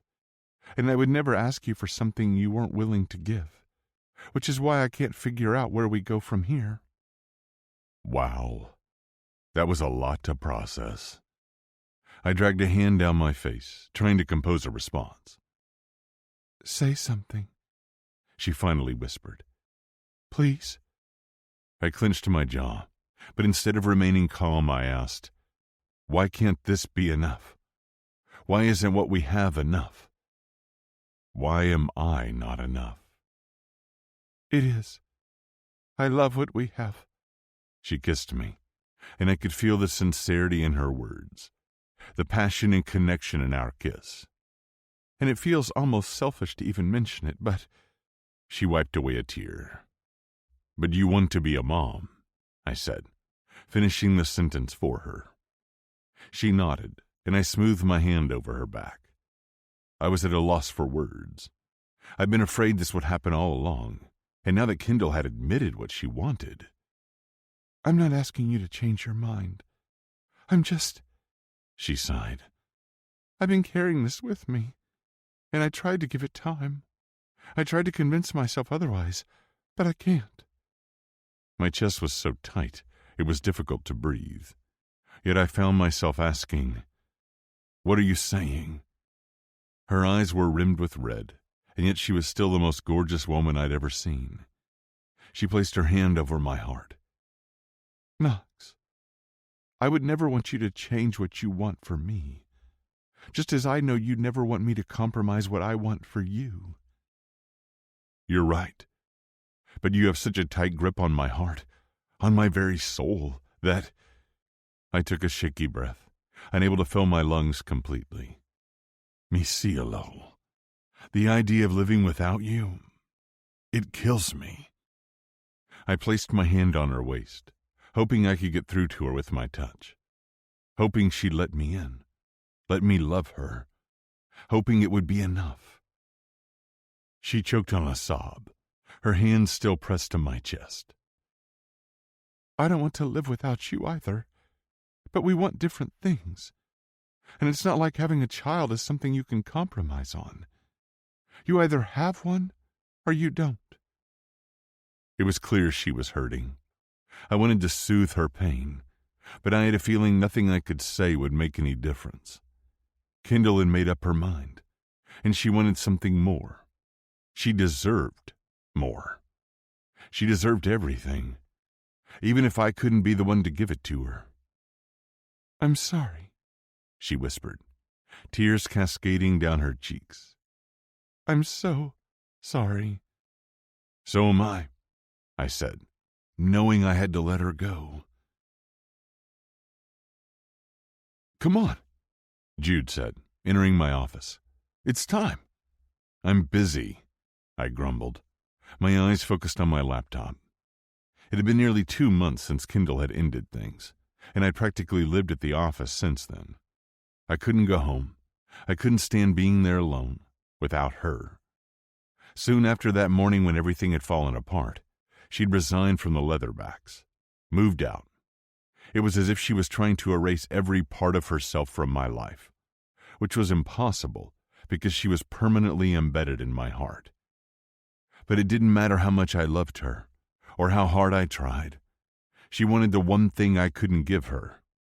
Despite knowing that, part of me still couldn't believe it was over, that she really wasn't coming back. It's Brooklyn's birthday party, Jude said, interrupting my thoughts. The one good thing about the past month had been that Jude and I had had time to repair our relationship. It wasn't healed. It wasn't like it had been before, but different wasn't necessarily a bad thing, and I had faith that our comeback would be stronger than our setback. Every day I was grateful that we got to work together, build something so incredible together. It was part of what drove me, what kept me going. I have work, I grumbled. It's a bye week. Jude rolled his eyes. Besides, Nate picked this date specifically so we could come to Brooklyn's party. Well, I'm not going. I already sent a kick-ass gift. I wasn't sure I could suffer through another function, pretending I was fine. I wasn't fine. I missed Kendall, and I wondered if I'd made a mistake. I appreciated that she hadn't tried to persuade me to change my mind. I loved her even more for that. But also, why wasn't I enough? Why wasn't what we had, which had been wonderful, enough? "Dad," Jude chided, crossing his arms over his chest. "What?" I asked, my mind still stuck on Kendall, like always. "You're going." He shut my laptop. "Hey," I scowled. "Come on." He tugged on my arm. "I know you're upset about Kendall, but this isn't healthy." "Who's the parent here?" I teased. "I'm serious." He glared at me. "I don't know what happened between you two, but you've been a mess ever since she left." "Wow," I scoffed. "Don't hold back, son." "I won't." He kicked my foot. "Now get your ass up, get a smile on your face, and let's go celebrate the birthday girl." "Fine." I marched over to the door. I was only doing this for my niece. Once we were in the car, I switched on the radio.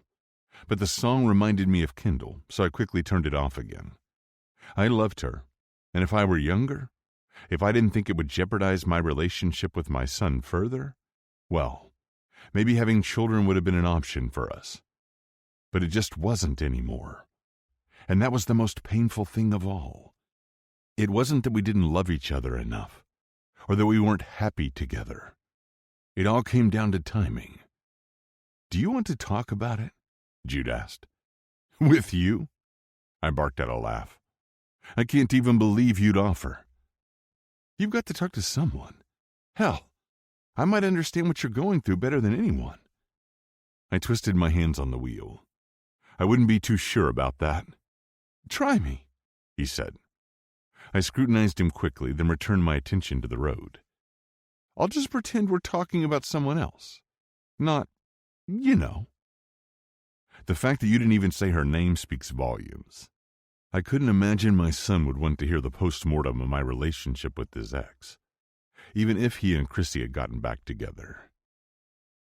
"I don't get it. You guys were willing to risk," he peered out the window, "so much. And then one day, you just wake up and decide it's over?" "We didn't just decide to break up." I gripped the wheel, annoyed by his flippant tone. "We realized we wanted different things." "What, like she wanted to move to New York and you want to stay here? Or you can't agree on how to spend money?" "You really want to know?" I asked. "Yeah, I do. I've never seen you as happy as you were with her, or as miserable as you are now." "I was miserable when you weren't talking to me," I said, "and I don't want to go back to that place. I'm afraid that discussing this will put us there." "I wouldn't have asked if I weren't willing to listen," he said. "Fine," I huffed, "but don't say I didn't warn you." I glanced over at him, double-checking that he was sincere, that he didn't want to back out, and then said, "She wants a baby." Out of the corner of my eye, I saw his jaw drop. He closed it slowly. "A baby? Kendall?" I nodded. "She wants to be a mom, but she knows I don't intend to have any more children." "Why not?" My laugh sounded hysterical to my ears. "You're kidding, right?" "You love kids," he said, "and you're a great dad." "Well, thank you." My chest warmed. "That means a lot, especially after what we've been through." "If you weren't such a great dad, I wouldn't have cared so much about having you in my life." I placed my hand on his shoulder. "I don't deserve you, Jude." "Yeah, you're probably right about that," he teased, but then his tone grew more serious. "I was always kind of surprised you and Mom didn't have more kids." I huffed out a laugh, thinking of all the times Tori and I had discussed it, but she'd always been opposed. And while I'd understood, it hadn't taken away that desire. "What's funny?" he asked. "Your mom didn't want more kids. She loved you, and she said one was enough." And I knew firsthand how difficult the pregnancy had been for her mental health.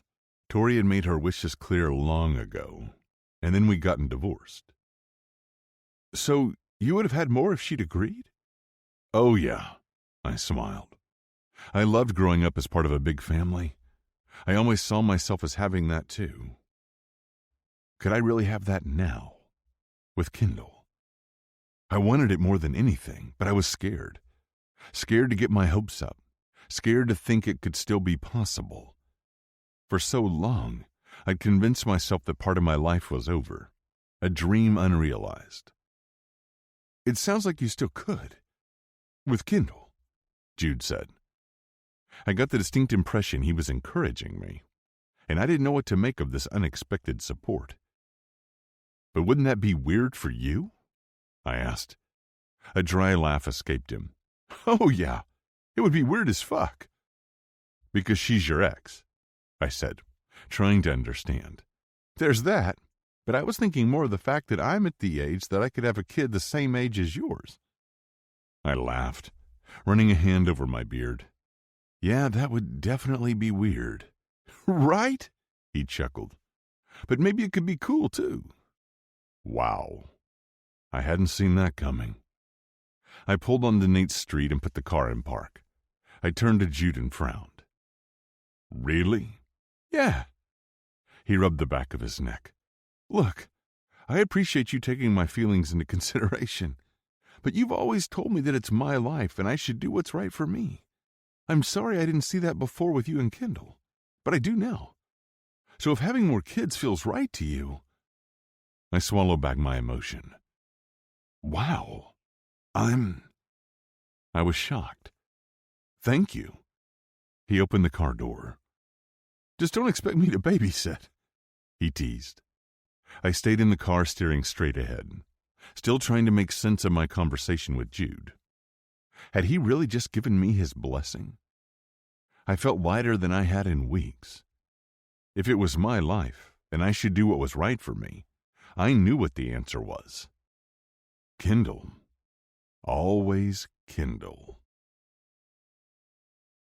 Chapter 28. Kendall. Emmy flopped down on Mom's couch. I'd already deflated the air mattress and put it in the storage closet. Why do you always get the best placements? Emmy was right. When the Hartwell agency had called to offer me my new position, I thought it was a joke at first. House sit a luxury apartment in Paris? Yes, please. It was a dream come true. I get to practice my French daily. I get to live in the most amazing home, and even though their winter was much colder than ours, there were so many things I was looking forward to. The museums, the culture, the food. I thought you loved Brooklyn, I said as I held up 2 sweaters, debating which one to pack. I do, she smiled. She really is the sweetest kid. She pointed to the black sweater, the dressier one. This one, and take that silver metallic accordion skirt. I furrowed my brow. I doubt I'll be going out much. She lifted a shoulder. Always good to be prepared. Besides, it's Paris freaking France. You don't want to look like a tourist, right? Right. I laughed and added both the sweater and the skirt to my suitcase. I wish you could go with me. She crossed her legs. Me too, girl. Can't you come for even a week? I pleaded. I mean, it's a 7-room luxury apartment overlooking the Eiffel Tower. She groaned. I know, Kendall, I know. And if I could, I would. But I already have to skip Christmas with my family in Aspen because Nate's about to start filming on location. I know. I smiled. I'll miss you. I'll miss you too. She pulled me in for a hug. But this is going to be good for you. I knew she was right. I'd been stuck in a rut. After I'd ended things with Knox and quit my job with the Leatherbacks, I'd moved back in with my mom. I told the Hartwell agency I was interested in live-in assignments, and I'd started taking on jobs as a caption writer. I loved getting to see movies in advance, and it was a good way to practice my listening and typing skills. Always racing to ensure accuracy for the English, French, and then Spanish subtitles. But I was ready for something more, different, or at least a change of scenery. It had been months since we'd broken up, and everywhere I went I thought of Knox. It didn't help that the Leatherbacks had just won the MLS Cup. I was so happy for him, and I wasn't the only one. Everyone in LA had been rooting for the team, and the buzz was palpable. From billboards to bus clings, it seemed as if the Leatherbacks, and in my mind, Knox, were everywhere I looked. I tried to stay busy, keep my mind off him, but it was impossible, and not just because of the Leatherbacks' win. I kept remembering how happy we were together, how things had finally been going well with Jude again, and then I'd had to go and ruin it. "Hey now," Emmy said. "It's only for a month. We can video chat whenever you want." I smiled. "Thanks, Emmy. I waved a hand through the air. "Never mind." "Thinking about Knox?" she asked. I blew out a breath and sank back on my heels on the floor. Yeah. For the most part, I tried not to talk about him. It was too painful. I missed him too much. "It's understandable that you miss him. What you guys had was..." She shook her head. "Intense." I nodded. "It was. But you wanted something different, and that's okay." "Is it?" I asked, because lately I wasn't so sure. "Yes." She joined me on the floor, crossing her legs and sitting next to me. "Kendall, you followed your heart. You told him what you needed. What you did wasn't easy, and I'm really proud of you." I rested my head on her shoulder. "Thanks, Em." "So, what's got you so down?" she asked. "Because, girl, you are about to take a private jet to Paris and live it up in an apartment worth 12 million euros? "It's a dream come true," I said, but then I faltered.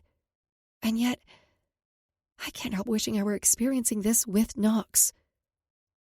"Because you know he'd take you on an epic shopping spree?" she teased. Oh, I'm sure it would be epic, but no. I didn't miss the gifts, though they'd certainly been nice. I missed him. I groaned, rubbing my face. I can't help feeling like I made a mistake. "Accepting the placement?" "No," I shook my head. "With Knox, I was so emotional and exhausted and stressed." Time had given me some perspective, but I kept going back to that morning, to when it had all unraveled. Knox's words continued to haunt me. "Why can't this be enough? Why isn't what we have enough?" "Yes, but you knew you wanted to be a mom, and that hasn't changed, has it?" "No." I swallowed past the lump in my throat. "But he's so incredible, and my heart is breaking because I love him, and I know he loves me, and yet we can't agree on this." "Maybe he was a stepping stone, someone who came into your life for a short time to help guide you to your future." My chest seized, a sob bursting from my lips. I didn't want to think of Knox like that. I couldn't. I can't ever imagine loving anyone else as much as I do Knox. "Oh, Kendall." Emmy pulled me to her, holding me tight. "What am I going to do?" I sniffled. She pulled back and smiled. "Go to Paris. Experience all the things. Then see how you feel."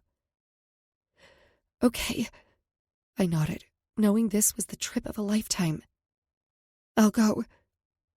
I finished packing, then zipped my bag, double-checked that I had my passport, everything was in order, even if I felt unsettled. When the town car arrived that afternoon to take me to the airport, I was ready. Excited, even. This was an adventure, an all-expenses-paid trip to Paris where I'd be living the first-class life. I hugged Emmy and Joe goodbye, and then Mom walked me outside. While the driver loaded my bags in the trunk, she pulled me into a big hug. "You're going to have the best time," she enthused. "I know it." I nodded, trying to absorb some of her optimism. "You're sure you're okay with me missing Christmas?" "Are you kidding? If I'd been given this opportunity, I would have jumped on it, and I'm glad you did. You deserve this, Kendall. You do so much for everyone else, especially for me. It's time to do something for you." "Thanks, Mom." "Of course, sweetheart. I love you, and I can't wait to hear all about it." She gave me one more quick hug, and then I climbed into the car and waved goodbye. When we arrived at the airport, we were waved through the gate and taken to the plane. The driver took care of my bags, and a flight attendant met me on the tarmac. "Right this way, Miss Kendall?" She smiled. "Thank you. Tabitha." She grinned, and I realized she couldn't be much older than me. I'm with the Hartwell Agency, too. Nice to meet you. I followed her up the stairs and stepped inside the plane, but then stopped short. Knox stood from his seat, as handsome as ever. His beard was cropped shorter than before, and his blue eyes sparkled as they scanned me head to toe. My breath caught in my chest, even as my heart pounded a mile a minute. Was this for real? Surely there'd been some mistake. Why would Knox be here? On the private flight I was taking to start my new placement in Paris. Nothing about this made sense. Is something wrong? Tabitha asked, glancing between us. I shifted from one foot to the other, twisting my purse strap in my hands. I think there must have been some mistake. I'm going to Paris. Nope. Knox shook his head, stepping closer. No mistake. Tabitha excused herself, leaving me alone with Knox. I couldn't believe it. After all this time, it was him. God, how I'd missed him. Seeing him again made me realize just how much. Are you... My blood whooshed through my ears, making it difficult to think. What are you doing here? I could ask you the same thing, he said, taking me back to that first night in his kitchen. The night when I'd thought he was a burglar and he'd comforted me after I'd nearly attacked him with a hockey stick. I furrowed my brow. I'm traveling to my new placement for the Hartwell Agency. About that... He looked chagrined and my stomach sank. There is no placement? I asked. He shook his head, but I was still stuck on it. But the apartment overlooking the Eiffel Tower... I trailed off. There's no placement, but I did rent the apartment the Hartwell Agency showed you for the next month. For us. Or, at least that was what I was hoping. He closed the distance between us, taking my hands in his. I want you to go to Paris. With me. He stroked the back of my hand with his thumb. I've been miserable without you, mi cielo. He cupped my cheek, and I leaned into his touch, aching for him. I've missed you too. So much. And I'm sorry. You are? He frowned. Why? Forever making you feel like what we had wasn't enough. I took a shaky breath. I want to be with you. Whatever that looks like. You are more important to me than anything. He smiled then, sliding his hand down my back. That's funny. I tilted my head. What's funny? I've had a similar realization, and I want to be with you. Whatever that looks like. Kids, no kids, marriage or not. I want it all. Kendall. With you. Had he really just said he wanted kids? Or that he was at least open to the possibility? But what's different now? What changed? It wasn't that I didn't want more children, I guess. He blew out a breath. For so long I'd given up on that dream. And then you offered it to me and I was scared. So I put up roadblocks. I was too old. I told myself that Jude would never support it and it would put a strain on our relationship and so on. And now? I asked, practically holding my breath. I realized they were just that. Excuses. But what about... Jude? He chuckled. A lot's changed since you left. He told me to do what's best for me, and if that meant growing a family with you, then he supported it. I gaped at him. What? Knox smirked. Better close that mouth, or I'll put it to good use. Even as my mind worked to process his words, my blood simmered with lust. I licked my lips as I reached out to wrap my arms around his waist. Kendall, he groaned. There's so much more I want to tell you, but you're distracting me. I smirked, loving the effect I had on him, even after all this time apart. because I felt it too. I'd always felt it, and I was done denying what I wanted. He slid his fingers into my hair, leaning his forehead down to mine. Tell me it's not too late. I smiled, reaching up to place my hands on his forearms. It's not too late, but there's also no rush. I'm happy, just as we are. I love you. His voice was clogged with emotion. I love you, Knox, I said through my tears. Only ever you. He claimed my lips with his, and it was a homecoming, a promise for the future. I lost myself in his touch, flattening my body to his, needing to be closer to him still. Someone cleared their throat, and we broke apart, breathing heavily. My cheeks heated at being caught, and I buried my face in Knox's chest. "We've been cleared for takeoff," Tabitha said. "That is, if you're ready?" Knox pulled back, glancing down at me with a smile of contentment unlike any I'd ever seen on his handsome face. Are you ready, mi cielo? My answering grin was huge. Definitely. I didn't care where we were going, so long as we were together. Chapter 29. Knox. The plane's engine hummed pleasantly as we cruised over the Atlantic. Though it had been hours since we'd boarded the plane, I kept staring at Kendall, touching her. I was never taking my eyes, or my hands, off her again. "Knox." She turned to me with a lazy smile on her face and a glass of champagne in hand. We'd finished dinner and spent a long time talking. It was as if no time had passed at all, as if we'd been apart a few days, not several long, agonizing months. "Yes, mi cielo? Are you just going to sit there and watch me?" she teased. I leaned in, brushing my thumb across her bottom lip. "I don't know. Are you ready for bed?"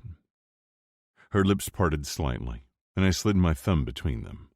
She nodded slowly, her eyes darkening as I pressed my finger flat against her tongue.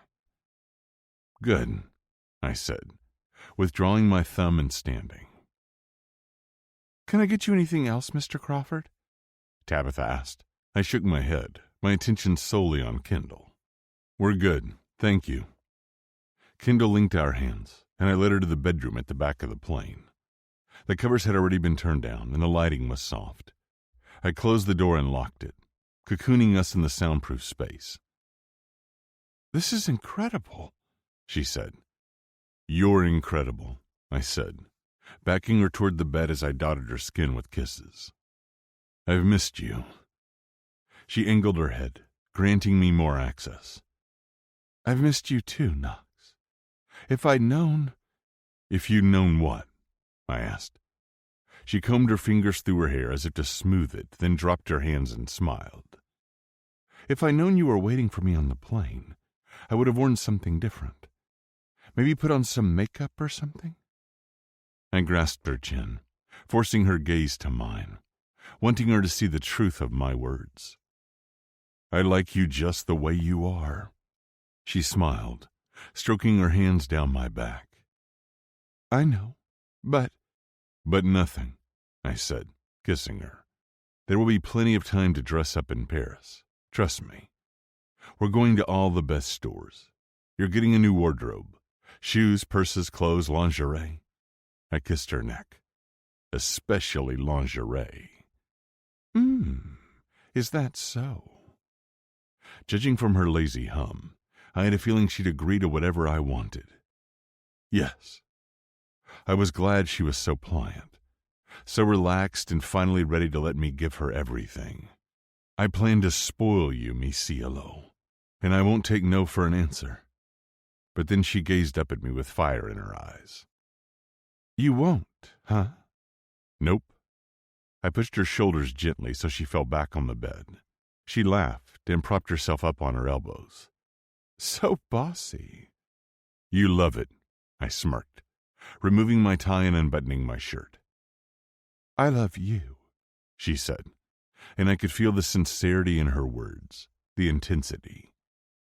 I love you, I whispered against her lips before kissing her, and I like you even better naked. I started removing her clothes, pulling her sweatshirt over her head, sliding her pants down her legs until she was bared to me. I ran my hand over my beard. So fucking gorgeous. I knelt to the floor between her legs. So fucking mine. Yes, I am. She dug her fingers into my hair. Now prove it. I grinned, loving how assertive she was. So unlike the woman I'd first encountered, the woman who was reticent in expressing her wishes and desires, who was scared to speak her mind. Gladly, I licked her slit, loving the way she moaned my name. I sucked on her clit until she was panting, sliding one finger inside her tight channel, then another. That's it, mi cielo, I said as she writhed on the bed, clutching the sheets in her hands. Let go. I've got you. I know. She grabbed my hand, our fingers intertwined, our connection stronger than ever. Oh, God. Her eyes rolled to the back of her head. I know, Knox. And then she came in a burst of pleasure, her body contracting and then releasing, letting go. When she didn't move, I kissed my way up her stomach. I was already imagining what it would be like to see her belly full with my child, and it made me even harder. What are you thinking about? She asked, peering down at me. How sexy you're going to look pregnant with my child. Her smile was full of contentment. She looped her arm around my neck and pulled me toward her. What? I asked, hovering over her, my cock digging into her thigh. She wiped away a tear. I'm so happy, and I love you so much. I pressed my lips against hers, coaxing a kiss from them as I continued to caress every inch of her. Me too, mi cielo. She arched her back as I ran my hands over her breasts, teasing her nipples. I need you. You have me, I said, sliding into her, sliding home. Always. In Paris, time seemed to pass both slowly and quickly. Kendall and I would spend lazy mornings in bed, then eat breakfast overlooking the Eiffel Tower. Then we'd go out for the day, shopping or seeing the sights. We visited the Louvre, Versailles, Sacré-Cœur. We'd even had our caricatures drawn by a street artist. I didn't care what we were doing, so long as I was with her. I still can't believe we get to stay here for another week, Kendall said, marveling at the parquet floors, the high ceilings, the view. Her enthusiasm was adorable. I'm glad you like it. I sipped my coffee, the sun setting on the Eiffel Tower in the distance. We had dinner reservations later, and she was wearing one of her new dresses. I was dressed in her favorite three-piece navy suit. Like it? She scoffed. I love it. Should I buy it? She choked on her macaron. What? Maybe we need a vacation home. She placed her macaron on the plate and went over to stand by the window. You're absurd. But you like the apartment, I said, trying to understand. Yes, it's even better than the pictures. She shook her head. I still can't believe you tricked me. I joined her at the window, standing behind her and wrapping my arms around her. I'm sorry for the deception, but I hope you think it was worth it. Of course I do. She leaned against me. Did Emmy know? No. I couldn't risk you figuring it out. Does the Hartwell agency know? When I remained silent, she smiled back at me over her shoulder. You're trying to get me fired, aren't you? She joked, though we both knew she had no plans of returning. We'd talked about the future some, but for now we were content to just be, to enjoy each other and our time together in Paris. And Jude was doing such a good job with the team in the off-season, I was tempted to extend our trip. I slid my hands up her waist, over her ribs. I have other plans for you, mi cielo. Is that so? She swayed in my arms. And were you planning to consult me about these other plans? Of course. But I have a feeling you'll like them. You want me to take back my job with the Leatherbacks? She asked. I never filled the position, but no. I had a different title in mind. I released her and stepped back, my heart pounding. What's that? She asked, her eyes still on the Eiffel Tower as the lights started to flash. I knelt to the floor, knowing it was time. Then I said, Wife. Her eyes snapped to me. I was waiting on bended knee, and I opened the red velvet box to reveal a large oval-cut diamond set on a band of smaller pave stones. She held her hand to her mouth, her eyes wide. What? What are you doing? I smiled. Kendall, you are my everything. Say you'll marry me. She blinked a few times. Knox, She shook her head. Really? It was almost a squeal. Yes, I chuckled. I want to spend the rest of my life with you. Say yes. Her answering smile was so fucking beautiful, just like her. And then she said, Yes. Yes, of course I'll marry you. I'm sorry. I'm just... Her breath hitched. I wasn't expecting this. I figured when you mentioned marriage, you meant in the future. You are my future, I said, sliding the ring on her finger. And I'm done waiting. Hell, if you wanted to elope right now, get married while we're here, I would. She draped her arms around my neck, pressing up on her toes to kiss me. I can't wait to be your wife. But I want to celebrate with our family and friends. I mean, Emmy would be a little upset if I came home married. Not your mom? I teased. Nah, she kissed me again. She'd probably be happy. Are you happy? I asked. She slid her hand down my chest, covering my heart. Her ring sparkled, and her smile was just as dazzling. So incredibly happy, she said. I covered her hand, then held it out so we could admire the ring together. This ring is incredible, she said, her eyes wide as she studied the setting. I had it custom designed for you. I hope it's not too much. She shook her head. It's perfect. Good. I pecked her cheek. Champagne? Yes, please. I headed for the kitchen, grabbing 2 glasses and a bottle of champagne. When I returned, she was lying on the bed, naked except for my ring. She crooked her finger, beckoning me closer. I smirked and loosened the wire cage from the champagne before removing the cork with a pop. I took a swig and then carried it over to the bed, deciding to forego the glasses. Now that I'd seen her, I had other plans. Open for me, I rasped, my cock already hard. She tilted her head back and parted her lips. I watched in fascination as she swallowed the champagne down. When some dribbled out of her mouth and down her cheek, I licked it clean. Delicious. I licked my lips and then took another drink from the bottle. More, she pleaded, opening her mouth again. I held the bottle to her lips, watching again as she drank. Forget all my previous fantasies. Nothing could compare to this. To seeing my ring on her finger, watching it sparkle every time she slid her hand through her hair, every time she smoothed her hand down my shirt. Touch yourself, I said in a gravelly voice, and make sure I can see your ring while you're touching what's mine. She slid her hand down her stomach, parting her folds with hooded eyes. I poured champagne on her tits and she gasped. I watched in awe as her nipples puckered, goosebumps rising on her skin. Fucking sexy, I said, kneeling to lick her clean. She grasped my tie, wrapping it around her hand and tugging, bringing my lips to hers for a kiss. Hello, fiancé. I grinned. Hello, my future wife. She bit back a smile. I can't believe I'm going to be your wife.